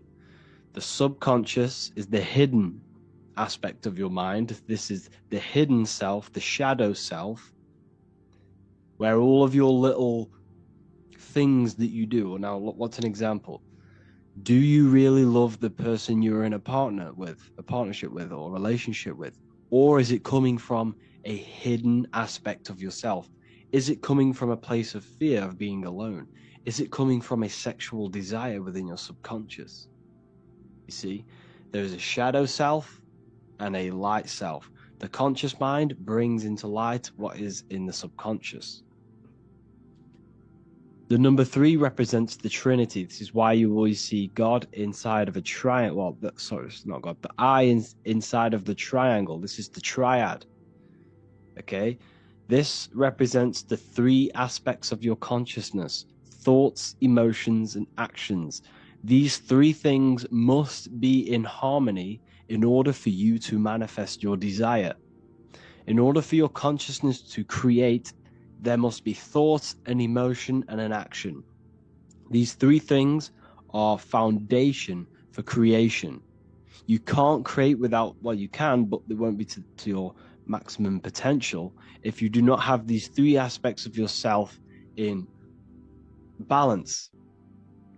If you want to create and manifest your life, you can't sit there and meditate. You can't sit there and visualize all day long. Yes, this helps, and it helps reprogramming your mind, but you need the action. The action is one of the most important, but they need to be in balance. There must be thoughts, emotions, and actions. Now, the daytime represents action. Okay? The nighttime represents thoughts. Thoughts and action. At the nighttime, people tend to reflect. People are alone. You're by yourself mainly, or you're in bed. It's you and your mind. This represents the winter time also. The winter time also represents this inner state of reflection. And the summertime represents the action. So you must have these 3 aspects of yourself in harmony for you to manifest a desire that you want. It represents transformation. It represents new life, resurrection. Jesus was in the cave for 3 days. And then he had a resurrection, a new life, a transformation. So consciousness is always transforming into new and bigger things. Your consciousness is always expanding. It's always transforming into new ways of thinking, into new chapters of your life. I'm currently going through a new chapter in my life. Big things are changing. And it's the evolution of your consciousness. This is what the number 3 represents. 3 also represents, if you look at the Kabbalistic tree, you have the top 3 spheres. Now we're going to be going into the Kabbalistic tree. I'm going to be doing some lectures soon on it. But that is so the top 3 spheres representing the triangle with the eye in it. If you know anything about Kabbalah, you'll understand. Now, number 4, this represents foundation. You have a 4-fold nature. You have 4 corners on a table. This is the foundation of yourself. Now, the foundation of yourself is mental, astral, etheric, physical, which is, you also have 4 directions: north, east, west, and south. 4 physical elements, 4 stages of consciousness, 4 seasons in the year, 4 gospels, 4 fixed signs of the zodiac. Now, everything you've been told about the zodiac is pretty much an externalization of the zodiac. The 12 zodiac represents the 12 aspects of your soul, your consciousness. The stars are in your soul. As above, so below. What is above is inside of you. What is outside of you is inside of you. The stars are aspects of your consciousness. Now, this is why you have 4 gospels, because Jesus is symbolized in 4 different ways through the 4 gospels. You see him in the 4 types of basically the 4 gospels are the 4 ways of portraying Jesus in the 4 aspects of consciousness, which are the 4 elements. Okay, so you have air, which is the mental aspect. You have fire, which is the spiritual aspect. You have water, which is the emotional aspect. And you have the earth, which is the physical aspect of yourself. These correspond with the 4 ways they portray Jesus in the 4 gospels. Okay, so this is also representing the foundations of consciousness. The 4 elements correspond with your consciousness. You have your body is a number 4. You have the cross. You have an upwards line and a horizontal line, and the cross section meets at the heart. Now, the heart is considered the sun. The soul is in the heart. Now, what is the soul?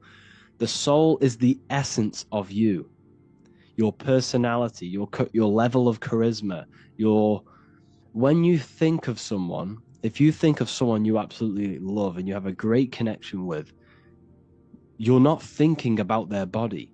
Yes, you may think what they look like, but what is the non-physical version of that person you have if you don't think of their body? It's the soul of that person, their personality, that individuality. That's their soul. Now, the soul is in the heart. Your words, your actions all come from the heart. Your desire all comes from the heart. This is the soul, the Son of Man, the Son of God. The mind is the Father. The Son of God is the heart. You are the Son of God. Okay? So when Jesus is portrayed as the sun, the sun you see in the sky, he always has the sun behind his head. Now, this represents the Son of Man, the soul of man, the heart of man, the core essence of someone. So that's what the sun is, because the sun in the sky corresponds with your heart. It corresponds with your heart. It's also on the Kabbalistic tree, it represents Teferot, the middle sphere, where all of the pathways on the tree connect to the middle sphere, which is the heart of man. We're going to be going to the Kabbalah soon. 5. So yeah, 4 represents the foundations of your consciousness. In your external world, this represents the foundation of manifestation. In order for you to build an empire, you must have 4 corners. You must have foundation. In order for you to have a table, you must have 4 corners. So 5 represents also the human body, because 5 now represents experience. This now represents the physical plane. Okay, this is the physical self. So if you notice, all of these numbers, 1 up to 4, is mainly about consciousness and the invisible side of yourself. Okay, mainly. But once you hit number 5, you're now starting to turn into matter, material. This is more material things now. 5 represents experience. You have 5 fingers on each hand. You have 5 senses. Your consciousness interacts with this material plane through the data of the 5 senses. The 5 points on your body. You are a star. You see this? This is the pentagram, a very sacred symbol.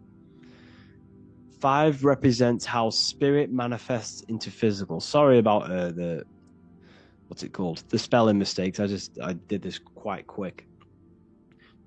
This represents how spirit manifests into physical. It's the material world, the experience of spirit in matter. Jesus took 5 wounds on the cross. Jesus said, "Take no thought," 5 times. He pretty much says, meditate, take no thought. I forgot what verse it is.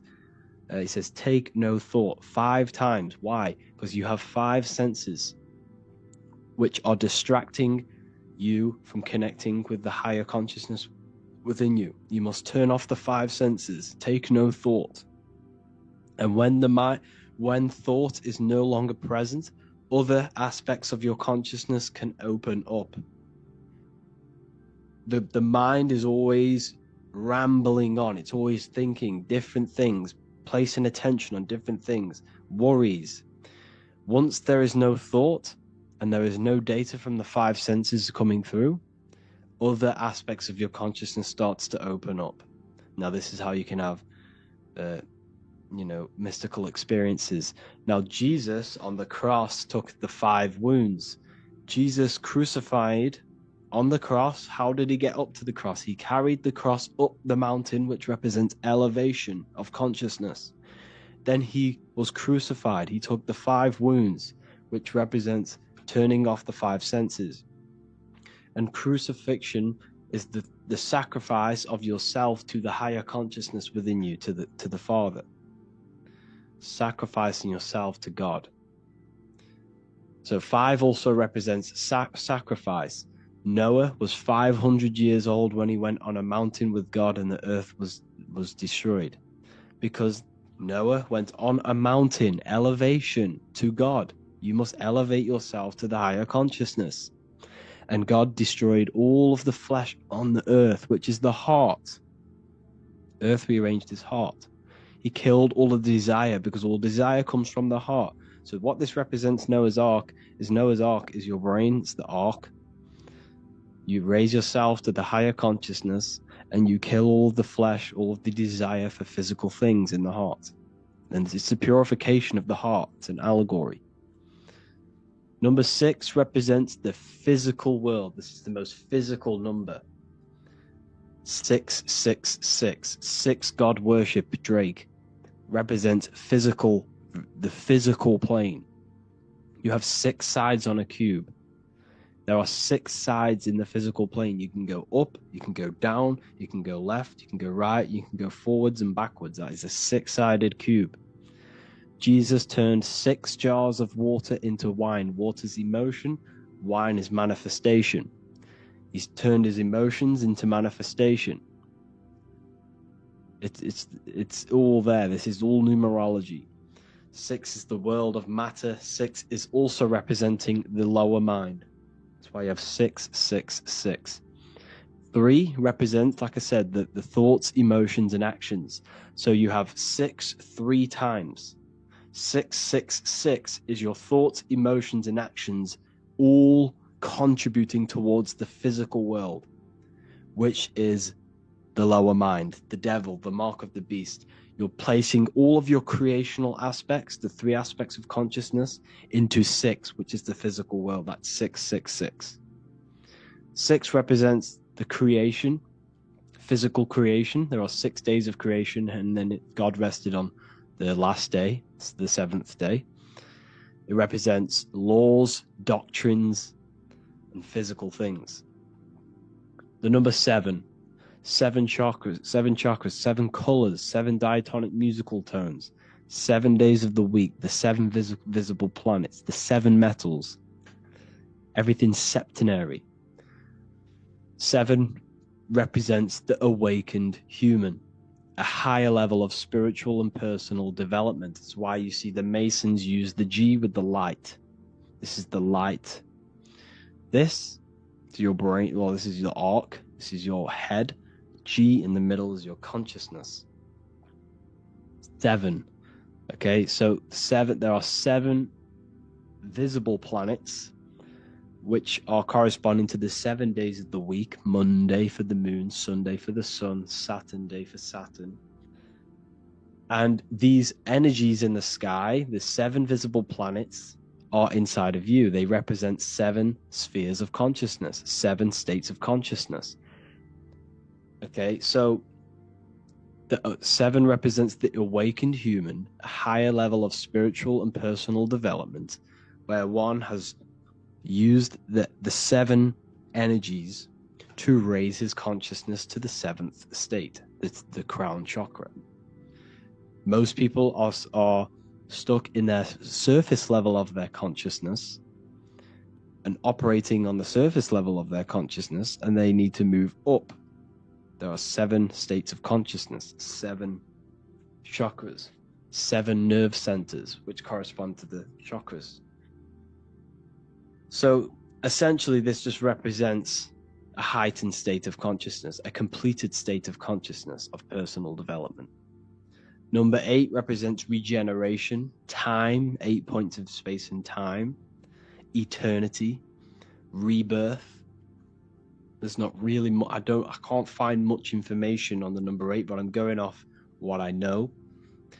This represents regeneration. So when you look at the infinity symbol, it represents the number 8, or a torus field. It's regeneration of energy, regeneration, rebirth, time.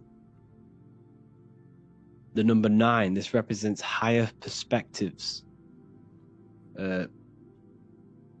Jesus casted his net onto the right hand side of the boat and found 153 fish, the right hemisphere of your brain.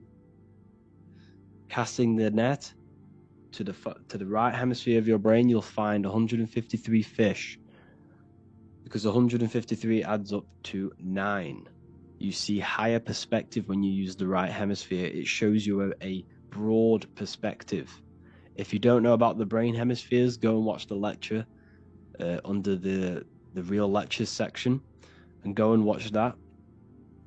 That will tell you everything you need to know about the left and right hemispheres of your brain. It also represents endings, completions, because you have 9 months in the womb. There are 9 moon cycles, because your body is created by the celestial spheres, by the energies of the celestial spheres, which are also inside of you. Your body is created in the moon. By the rotation of the moon, which is 9 months. The moon sounds like womb.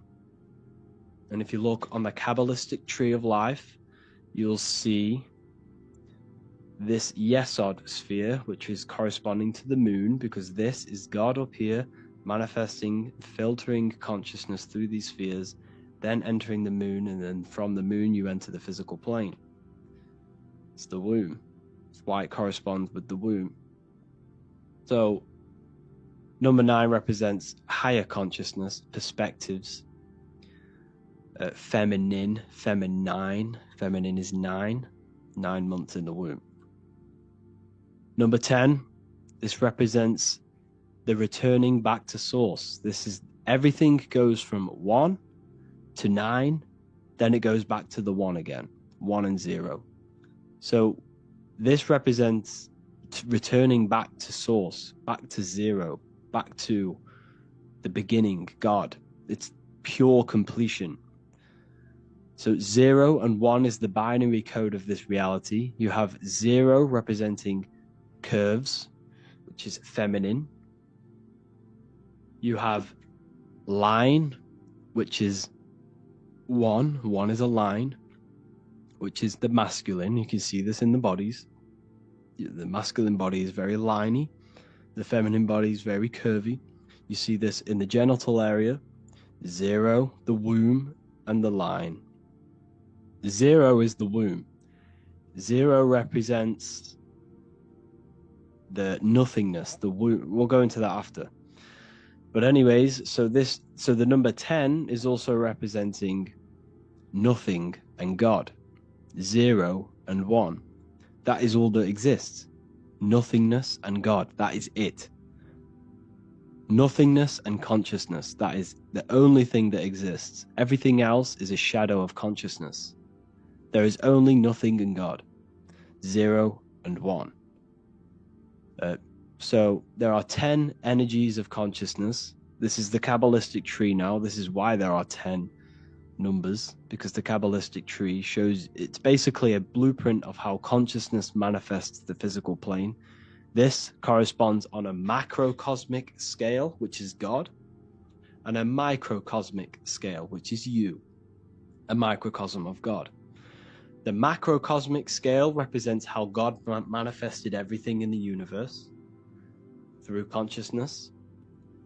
And then the microcosmic scale represents you manifesting from God into the physical world of God, of the manifested plane. So pure consciousness can't enter a physical vessel. It's too powerful. Consciousness is too powerful for it to enter a body. So what God did is filtered his consciousness through 10 energies, okay, which is the Kabbalistic tree, and basically filtered his consciousness through these spheres so that we could have a material plane. So this is where it gets very deep in the Kabbalistic teachings. So I advise you all to research the Kabbalistic tree. It's very, very interesting. And this is basically how God comes down through these spheres into the material plane. Each path corresponds with a lesson. You, on a microcosmic scale, are down here. but your consciousness can expand all the way back to source, because the mind has infinite possibilities. There is limitless possibilities with your mind. Your mind has the potential to grow and expand into new fields of thought and expand to know everything in the universe, which is basically pure enlightenment. Your mind has no limitation. The only limitation in your mind is the beliefs that you hold. The mind has infinite possibilities to expand beyond physical awareness to the consciousness of God. That's why humans are very, very powerful. Humans are made in the image of God, because we have the potential to expand our minds to God. So essentially, this also represents, on a microcosmic scale of you, the path back to source, the path back to Kether. Okay, I'm going to make a whole lecture on this, so we'll go into that another time. So this is why the word man adds up to 10. Adam, the first ever man created, adds up to 10, because 10 is the Kabbalistic tree. How one God, light, consciousness, manifests into matter or the body. So you are made in 10ness. You have 10 consciousness, 10 spheres of consciousness. You are made in the image of God. You are made to experience God's creation. You are made to expand your consciousness. You have been given the tools to awaken to the divinity within you. No other animal in this universe has the ability to awaken to its divinity. You have the ability. You've been given the tools to awaken. Everything is given to you so you can awaken. You have self-realization. A dog can't look in the mirror and look at his faults, look at how he can improve. A dog can't do that. A cat can't do that. A human can. A human can look at himself in the mirror and say, I need to improve here. I need to do this. If you keep feeding a dog, it will just keep on eating forever. But if you keep doing that to a human, at one point, they will stop and say, I can't do this. It's self-realization. We possess a very advanced consciousness. This is why we're made in the image of God. So yeah, the significance of 10 underscores the fact that all humans are created in the image and likeness of God. Yeah, so this is a new section from the New Book of Wisdom, Volume 2, which is coming very soon. The number 0, the cosmic womb, nothingness, no thing. Beyond mind is nothing, void. So if you go into meditation, this is a very deep thought, actually. Once you go past the mind, there's nothing. And that's essentially what you are. You are nothing. You don't actually exist, but you do exist. It's a polarity. Beyond the mind is nothing. The mind is not physical. Your consciousness is not physical. They're not made. Thoughts are not made of atoms. Emotions are not made of atoms. Your body is made of atoms. Once you go past the mind, there is nothing. It's a black void. And that's where everything springs from. All creation comes from the void. All things seen come from the unseen. Thoughts manifest out of nothingness. Mind is the realm of infinite possibility, infinite expansion. These are very deep thoughts. A lot of people aren't going to understand this, but for the people who are quite advanced and deep thinkers, they're going to understand this. Essentially, the universe is nothingness, but out of this nothingness, so think of it like this: the highest realm in the universe is nothingness, pure void, pure nothingness. Then after nothingness, there is infinite potential, infinite, limitless thoughts, which is the mind. Mind is the realm of infinite thoughts and infinite possibilities. There's nothing you cannot not think of. Everything is possible in the mind. This is why the universe is constantly expanding. It's the expansion of mind. The universe is one mind expanding through information and thought. So anyways, we got a bit off topic there. That's essentially what the numbers are. how they correspond with yourself, and the real interpretations of numbers. There are nothing external. There is nothing external in the universe. Everything you see is inside of you, including the stars, the planets, and zodiac. Everything is inside. So you must understand this. So thank you all for watching this video. I hope you all learned something. Look forward to connecting with you all. Mentalism, conscious and subconscious mind. You need to understand that the mind is the root and the cause of all reality. I am mind, you are mind. Every single living creature in this physical plane expresses and manifests mind. We are all the invisible substance of mind. We are all the source, which is God. We are all consciousness, which is mind. Before we manifest something physically, we manifest it within the realm of thought, which is the mind. Thought then manifests into astral imagination. This then gives energy within the etheric plane. Then we manifest it physically within the material effect world.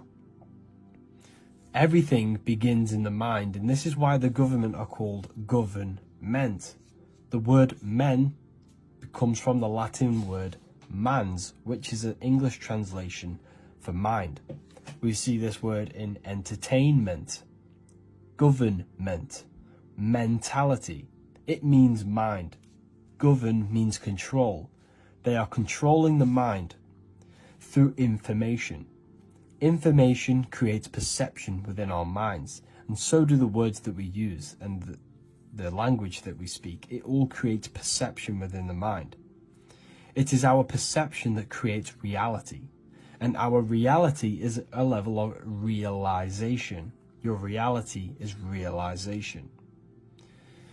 Everything begins in the mind. This is why they are controlling your mind through many different things. Okay? So essentially, they understand how the mind works. So this is why they manifest all things through mentally and not physically. Okay? You have a conscious and a subconscious mind. The conscious mind is what you are consciously aware of. It is the 10% of your mind. It is the mind that keeps you alert. A part of your conscious mind is for survival. A part of it is your visual field. A part of it is your just five senses. It is basically what you are consciously aware of right now. Your subconscious mind is the 90% of your mind. The subconscious mind is what holds all of your memories, your programs, and all things that you have ever experienced is all stored within the subconscious mind. It is this part of you where you draw memories from, where you draw your words from. I am consciously speaking, but the words that are coming out of my mouth are not thought about consciously. They are coming straight from the subconscious mind, where all programs and memories are stored. It is essentially this part of the mind which is manifesting our daily basis behavior, because the subconscious mind stores the programs which we are operating our life off. For example, if you tie your laces, you do no longer have to consciously do them. Your hands literally just know exactly what to do because you've done it that many times. So essentially, you create these programs within your subconscious mind through repetition and emotion. These are the two main ways your subconscious mind is programmed and installs things that you do on autopilot. The subconscious mind, like I said before, manifests 90% of your daily basis actions and 90% of your daily basis thought patterns. For example, if you were in a car crash 10 years ago and you had a very traumatic event, that car crash and that emotion that you felt in that time impressed your subconscious mind with a program. And even to this day, 10 years later, you are still wary about entering cars because of that program. Even though you may be not thinking about the car crash, you are still wary about entering cars because of that program, because of that emotion impressed upon the subconscious mind. You see, everything you say, everything you think, and everything you feel is telling your subconscious mind, that is what I want. The subconscious mind takes everything literally. Even if you are talking about someone else, your subconscious mind only knows you, and it only knows yes, and it only knows the now, the present moment. So this is why the golden rule back in the ancient days was treat others like you want to be treated. Because the way you treat others is telling your subconscious mind that is how you want to be treated. And this will create subconscious programs within you, affecting you. So, before you go to sleep every single night, what you want to do is to impress your subconscious mind with thinking and feeling of something that you want to become. Become that reality. Think and feel that reality. And by doing this, you are impressing your subconscious mind, and you will wake up in the morning with ideas. Because when you install a program within your subconscious mind, like I said before, it manifests into at least 50% of your thought patterns. So let's say I created a program within my subconscious mind of how to become financially free. Well, I created the program that I am financially free. My conscious mind will start to slowly think about that program and how I can achieve that program, because the conscious mind operates on survival. So if you create a subconscious program of I am financially free, your survival conscious mind will start to operate and think and act on this program subconsciously. You won't even know that you are doing it, but you are. And this is the power of the subconscious mind. You have to reprogram it properly. You have to be careful of the things you think, say, and feel, because all of this is contributing towards molding your subconscious mind, which essentially molds your reality.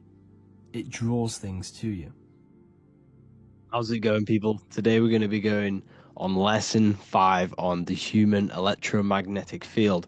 This is very, very important, people. You have to understand how energy works, how your mind contributes towards this, and how your emotions contribute towards this.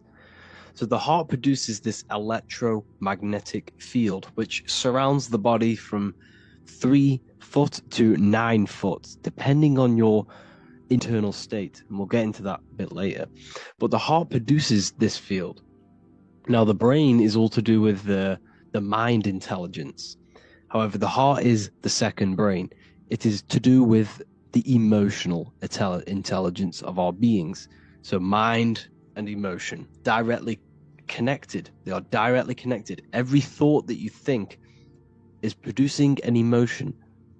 So the thought that you think is an electrical signal in the brain, which then gets sent to the heart. Now, the heart is what's judging.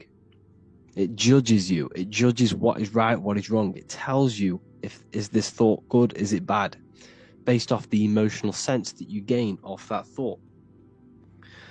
Therefore, before we go any further, every single cell in your body, every single organ, has its own electromagnetic field. So every cell, every organ, the organs come up to bunch together to create the system. The systems come together to create the body. And all of this contributes towards the electromagnetic field of the heart. Okay?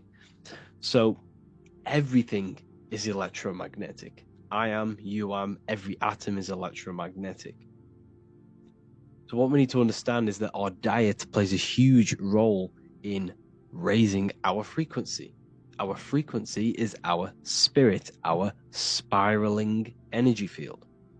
The stronger this field is, the more impact you have on reality when it comes to manifesting your reality and what you want. So it's important that we keep our body healthy, our cells healthy, because all of this contributes to what you're putting out and what sort of and how effective your energy is putting out into the quantum field around you. So your heart produces this field based off the emotion that you feel. So every emotion that you feel, your internal state, is what manifests this electromagnetic field. So when you stand next to someone, you can feel their vibe. You can get a sense of how this person is feeling. Well, because you're feeling the energy that their internal state is manifesting the external energy, which you're picking up. So when their mood changes, you can feel it in their energy, especially if your third eye is wide open. So what I'm trying to say is your emotions is what attracts things to you, because your heart produces this magnetic energy. So your heart is producing magnetic energy. Every emotion that you feel is creating magnetic energy, which is drawing people, things, situations to you. All of this contributes towards your life, because everything has a domino effect. If you happen to draw the right person to you because of your happy emotional state, that person can just change your life and turn the wheel on manifesting your reality. So like I said before, when we feel higher emotional states and elevated states of emotion, this strengthens our electromagnetic field. So when we feel happiness, contentment, joy, love, all of this expands our field from 5 meters to around 9 feet, 5 feet to 9 feet around your body. And the stronger this field is, the stronger your emotions are, and the more elevated they are, the stronger impact you have on matter. Why? Because you're vibrating more than matter. You're becoming more spirit than matter. So therefore, it is mind over matter. So if you experience these higher elevated emotions, you then have a greater impact on creating matter and influence on atoms around you and people around you. The higher you vibrate, the more people are going to stare at you, the more things that are going to happen better in your life, because the more energy that you're putting out positively. So this electromagnetic field is so important, and your emotions and your thoughts play a crucial role. You control your thoughts. This will then control your emotion, and then your emotion will control your magnetic energy. And not to mention, when we meditate, we turn our mind inward. So therefore, all of the attention, because where attention goes, energy flows. So where attention goes, energy flows. So if you turn your mind inward and put your attention on yourself, all of that energy is being internalized, and you can then redirect that into manifesting your reality. You can use this energy to manifest your reality. Okay? So the world will mirror back what we feel in our heart. This is a great saying. Whatever you carry in your heart, you will experience. Because emotion is energy in motion. The emotion you feel is the thought motion. So every thought you think produces energy in motion, which is emotion, which will then be put out into the quantum field, which is everything's in your mind, because the words you say, the things you feel, mold your mind, and your mind mirrors the external world. So you need to be careful what you're thinking, feeling, and saying and hearing, because all of this has an effect on your external world, because it has an effect on shaping your mind. Okay? So, controlling emotions. We need to get rid of the reactive emotions and use them intentionally.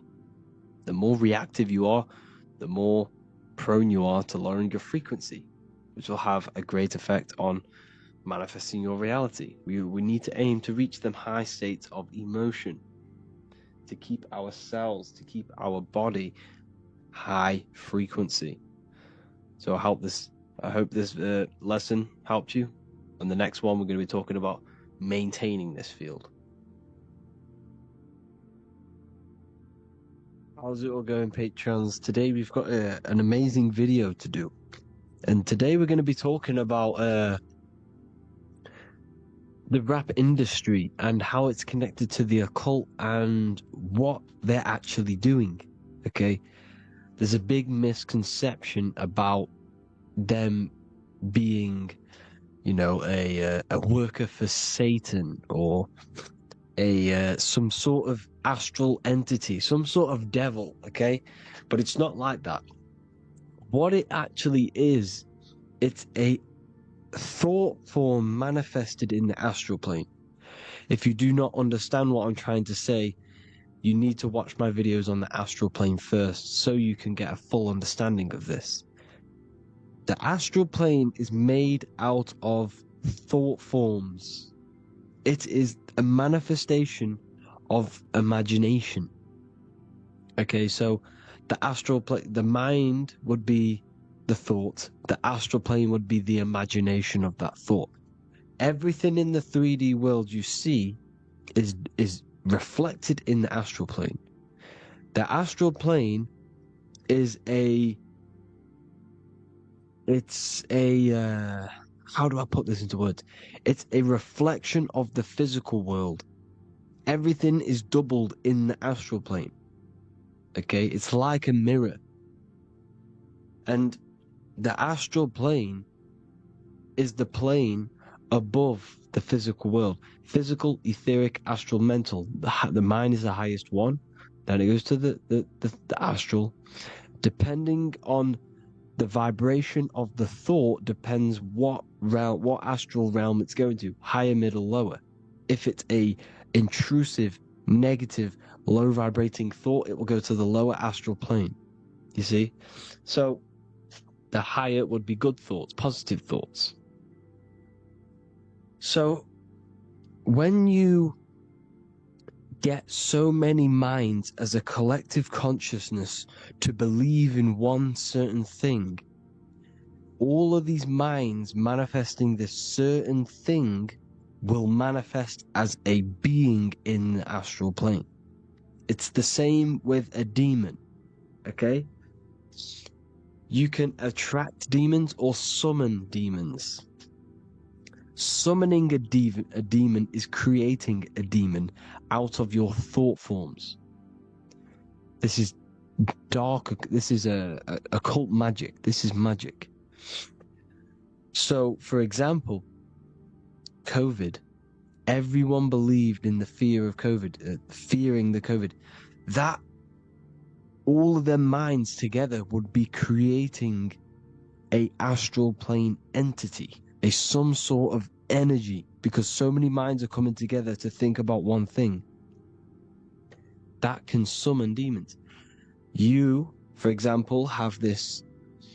If you've had a really traumatic event happen when you were younger, and you constantly think about it to this day, every day, if you keep thinking about it, that thought will manifest into some sort of demon energy entity which will follow you around and feed off your negative energy that you're giving off in the astral plane.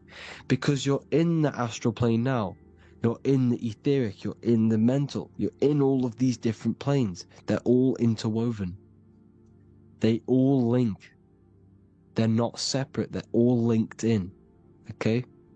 So what these celebrities are doing, they are pretty much selling their soul to manifest a negative entity, a negative energy.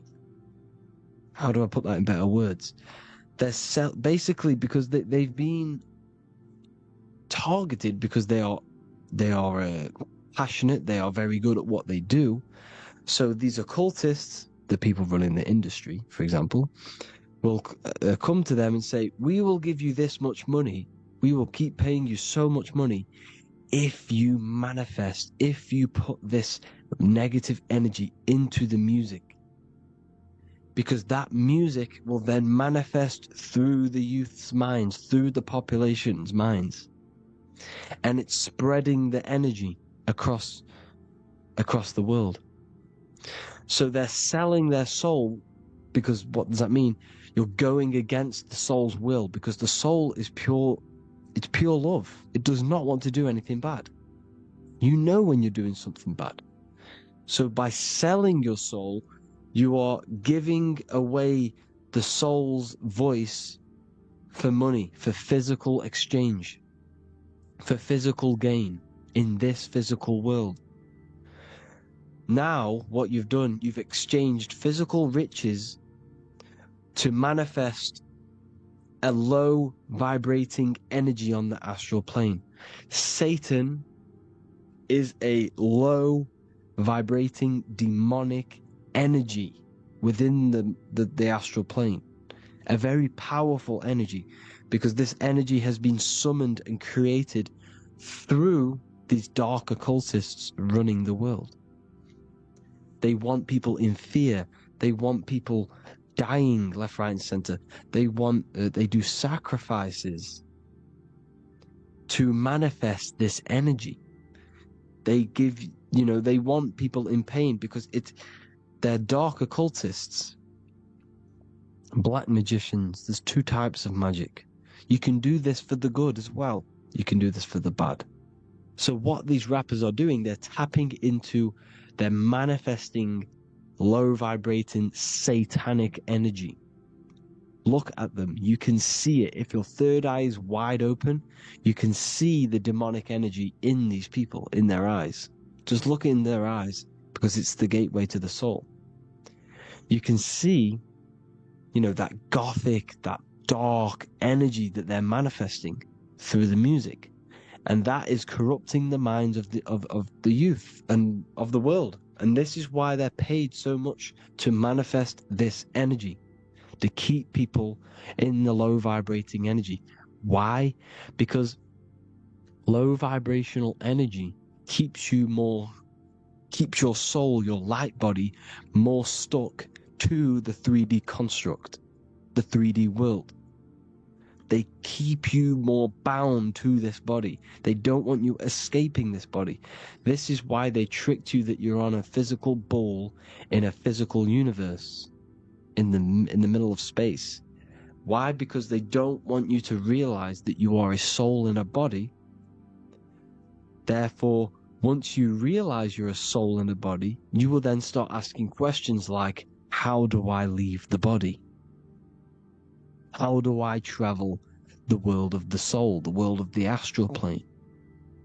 How do I get out of the body? And that's exactly what they don't want you to do. When you are astral projecting, if you fear something, you're snapped straight back into the body.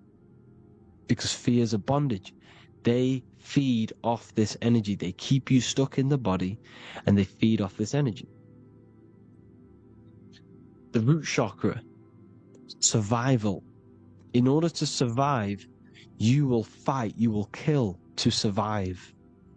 Red, the lowest vibrational color on the color spectrum. Look at the waves, very low, slow. They want you in the root chakra, red.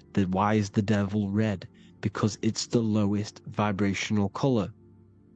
The devil always has a devil's tail with a triangle, because it's pointing down, symbolizing your Merkaba, your light body. Merkaba. Mer equals light, Ka equals spirit, Ba equals the body. Body, light, spirit. Light, spirit, body. Merkaba. And the devil's tail's the triangle down because it's symbolizing descension. This is the descension, this is ascension, upwards to heaven, heel, hell. So the root chakra is survival.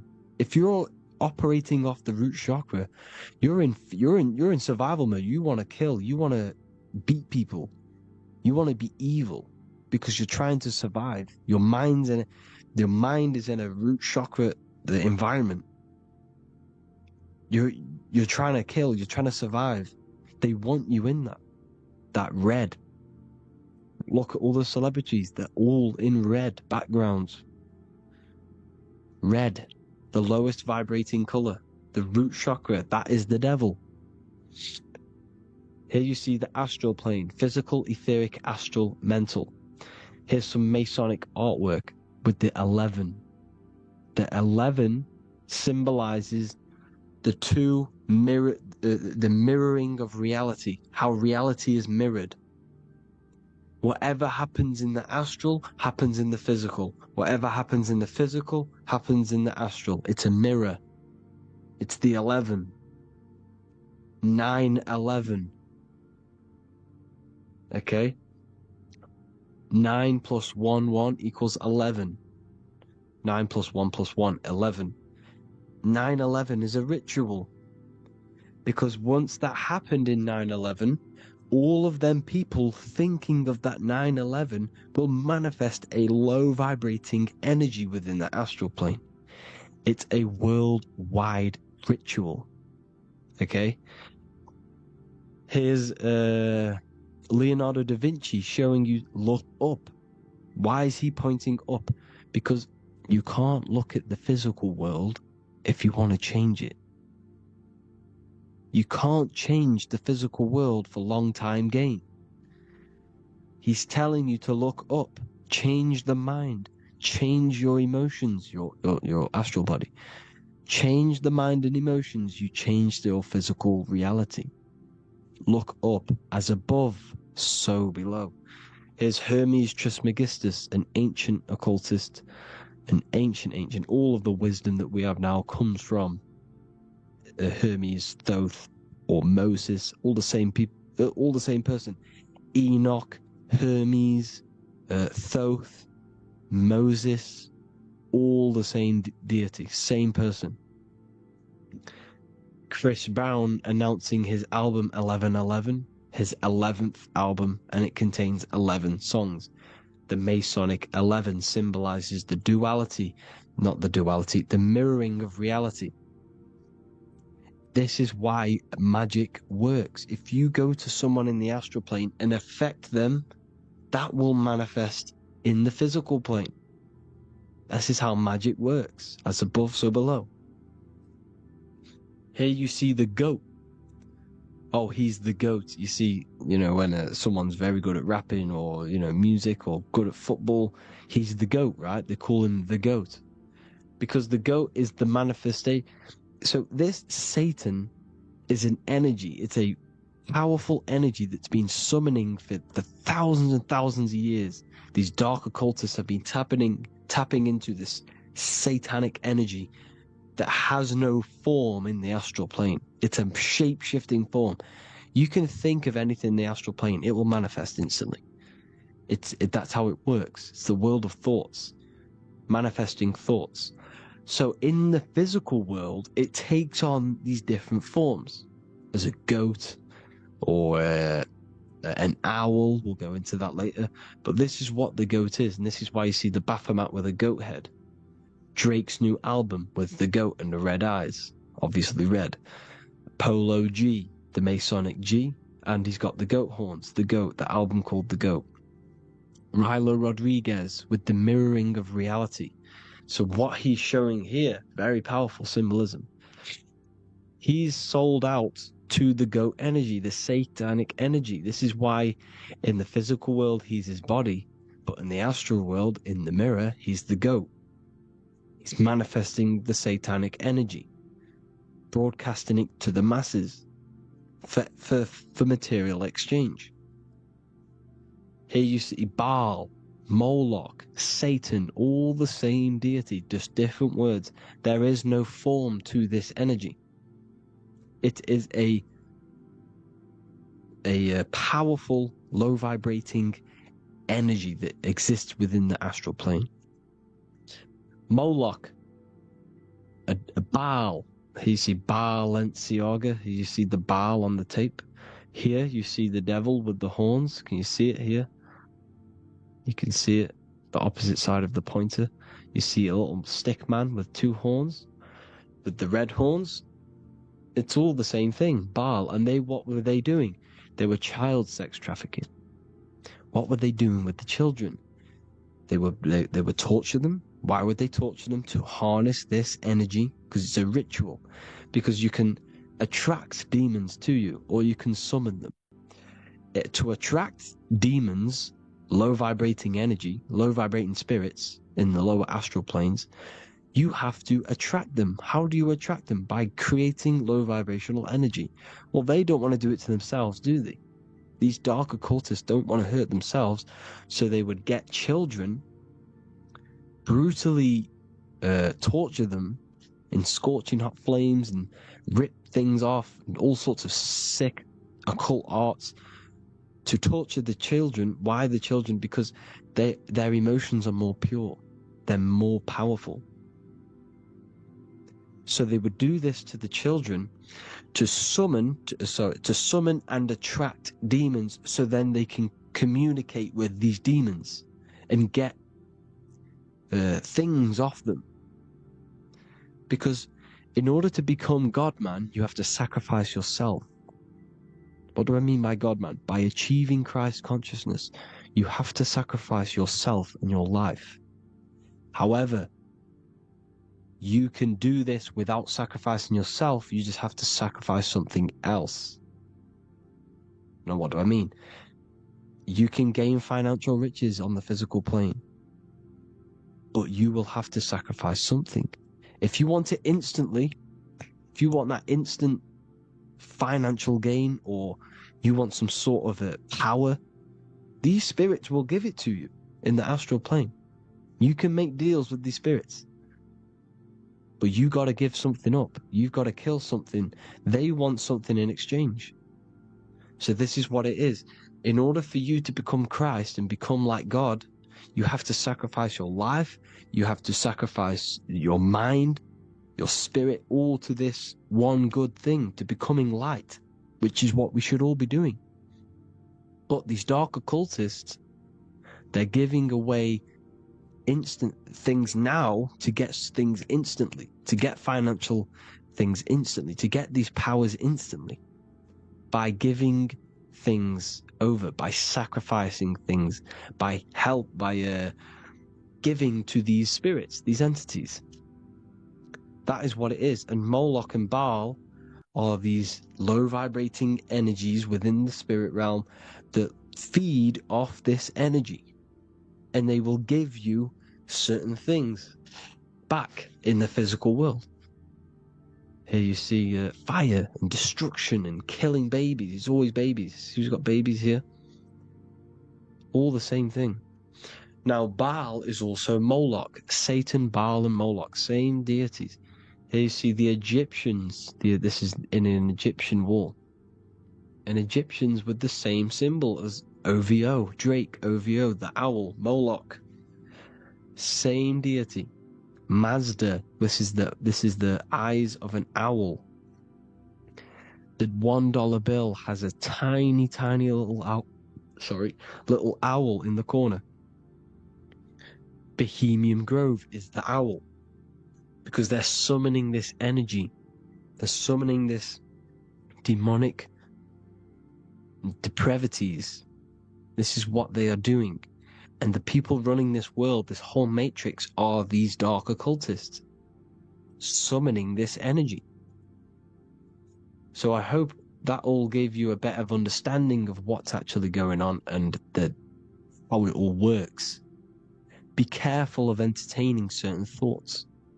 Don't let go of the things that's bothering your mind, because if you've been worrying or giving mental, because where attention goes, energy flows. So when you're putting so much energy, attention into one negative thought, you're summoning a demon which will follow you around and feed off this energy. So you need to sort the mind out before you sort your life out. You sort other things out. Hope you all gain a deeper understanding of this today. Please feel free to comment any video suggestions in the comments. I thank every single one of you Patreons for the support, and have an amazing day. Lesson 7, frequency, vibration, and the law of attraction. This is so important. All of these lessons are important. So get your notepads out. take down some notes because this one is a major one. So like we said before, everything is vibration. Everything is a vibration. Everything is a frequency. Everything is made out of light. Light is vibrating at a certain frequency. And within the realms of energy, the way how it works is that you attract what you put out. So you are what you eat. You are what you think. Whatever you put out is what you are going to get back. So it's like praying. If you pray from a place of negativity and suffering, you will get more back. You have to believe and become the frequency of what you want. Everything you already want exists as a state of frequency. Think about that. The thing that you want is a thought. Everything is a thought. Everything exists as a thought. What you want is a specific frequency. And you can experience that frequency before you even have it, before you even achieve it. You can become one with that frequency, with your mind and emotions. And this is the power of your mind. The power of your mind is that it can tune itself to anything. So you can tap into the frequency mentally and emotionally before you have something. And this is how you become the frequency and attract it to you. Like I said, whatever energy you put out, you get back. So if you become that frequency, you're going to influence magnetic fields, which is magic, mag. You're influencing magnetic fields, which is magic, through frequency, through thoughts and emotion. Your present results are a reflection of your vibration. You only attract what you are. Everyone in your external world is a result of your vibration. And your vibration is a result of your thoughts and emotions. The people around you are on a similar vibrational wavelength as you. So if you meet someone, for example, you walk down the street and you meet someone, and you're two complete opposite people, you're not going to resonate with that person. Why? Because his mindset and your mind are resonating on two different frequencies, so opposite that you cannot clash together. You can't come together. You might not hate that person. His ideology, his thoughts, his beliefs, his loves and things he does, things he likes is all a frequency in his mind. And your mind is the complete opposite. Therefore, you will not become one with that person. The people around you have similar interests, similar likes, similar things to you, and that is a frequency in the realm of your mind. Everything began in the mind. It mirrors reality. I've told you this many times. So if you look at this room, everything you see in this room did not just appear there physically. It began in someone's mind. Someone thought of the lampshade. Someone thought of this design. Someone thought of this design of the sofa. And then someone thought to place it there. So everything is a result of mind. Mind is the first cause of everything. You're going to hear this a lot in this course because it's so true. Your life is a result of your mind. Your mind is your biggest tool. It's an infinite, limitless tool that you can use to manifest anything you want in your life. All you have to do is fill your mind with what you want. Tunnel vision. You have to fill your mind with what you desire and what you want, and it will come true. If you think and feel, if you believe it, if you fill your mind with belief and just that one thing, it will come true. It has to, because your life is a result of your thoughts. So everything you see in this room is all a manifestation of someone's invisible mind. Out of darkness comes the light. Your mind's the darkness, the physical realm's the light. You manifest things out of the darkness into the light. You see? So everything is a state of vibration, and we can tap into these vibrations through the mind. You control your mind, you control your reality. And this is all to do with vibration, the law of attraction. Because when you become frequencies, you attract that frequency back. This is how it all works. If you become a certain emotion, you're going to attract certain people around you that are on that vibration. Okay? Your mind is like a radio. You tune into different frequencies. Okay? You attract what you come one with. Whatever you become one with, that is what you attract. That is what you become. So it's important to keep your mind on high frequencies, to keep your emotions on high frequencies, on elevated states of emotion, elevated people, elevated thoughts. Because whatever you think and whatever you feel, you're becoming that vibration. And that is what will come to you. Lesson number 3, conscious and the subconscious mind. This is so important to understand how the mind works and the two aspects of the mind. If you don't know this, your life is going to be hell. So make sure to listen and get your notepads out. So the conscious mind is the awareness. This is what you're aware of right now. You're listening to me. You're probably watching your phone or, laptop, something like that. Your 5 senses, your mental state, your awareness. This is all your awareness. What you're aware of. This is the 10% of your mind. Only 10% of your mind is what you're aware of, your consciousness. You're conscious. So, I know what I'm touching. I know what I'm aware of. I'm aware of my feelings, what I'm thinking. This part of the mind, what you consciously do, impresses the subconscious mind, which is 90% of your mind. Think about that. 90% of your mind, you are not aware of what is going on in that part of your mind. It's all there, but it's all in the background. The subconscious mind controls the systems in your body. So it is the mind that is telling your heart to beat, telling your lungs to breathe, telling your digestive system to digest food without you being conscious of it. So the subconscious mind is controlling every single system in your body and telling it to do its job. It's storing all of your memory, all of your paradigms, which are mental programs. Very, very, very important. These mental programs that you have are why you act the way you are, why you do certain things the way you do. All of these programs that you have generated throughout your life from the conscious mind. The conscious mind is picking up on your awareness and your surroundings. So when you were a child, between the age of 0 to 7, your subconscious mind was wide open to programming. Why? Because this is why by the age of 2 or 3 you start to speak.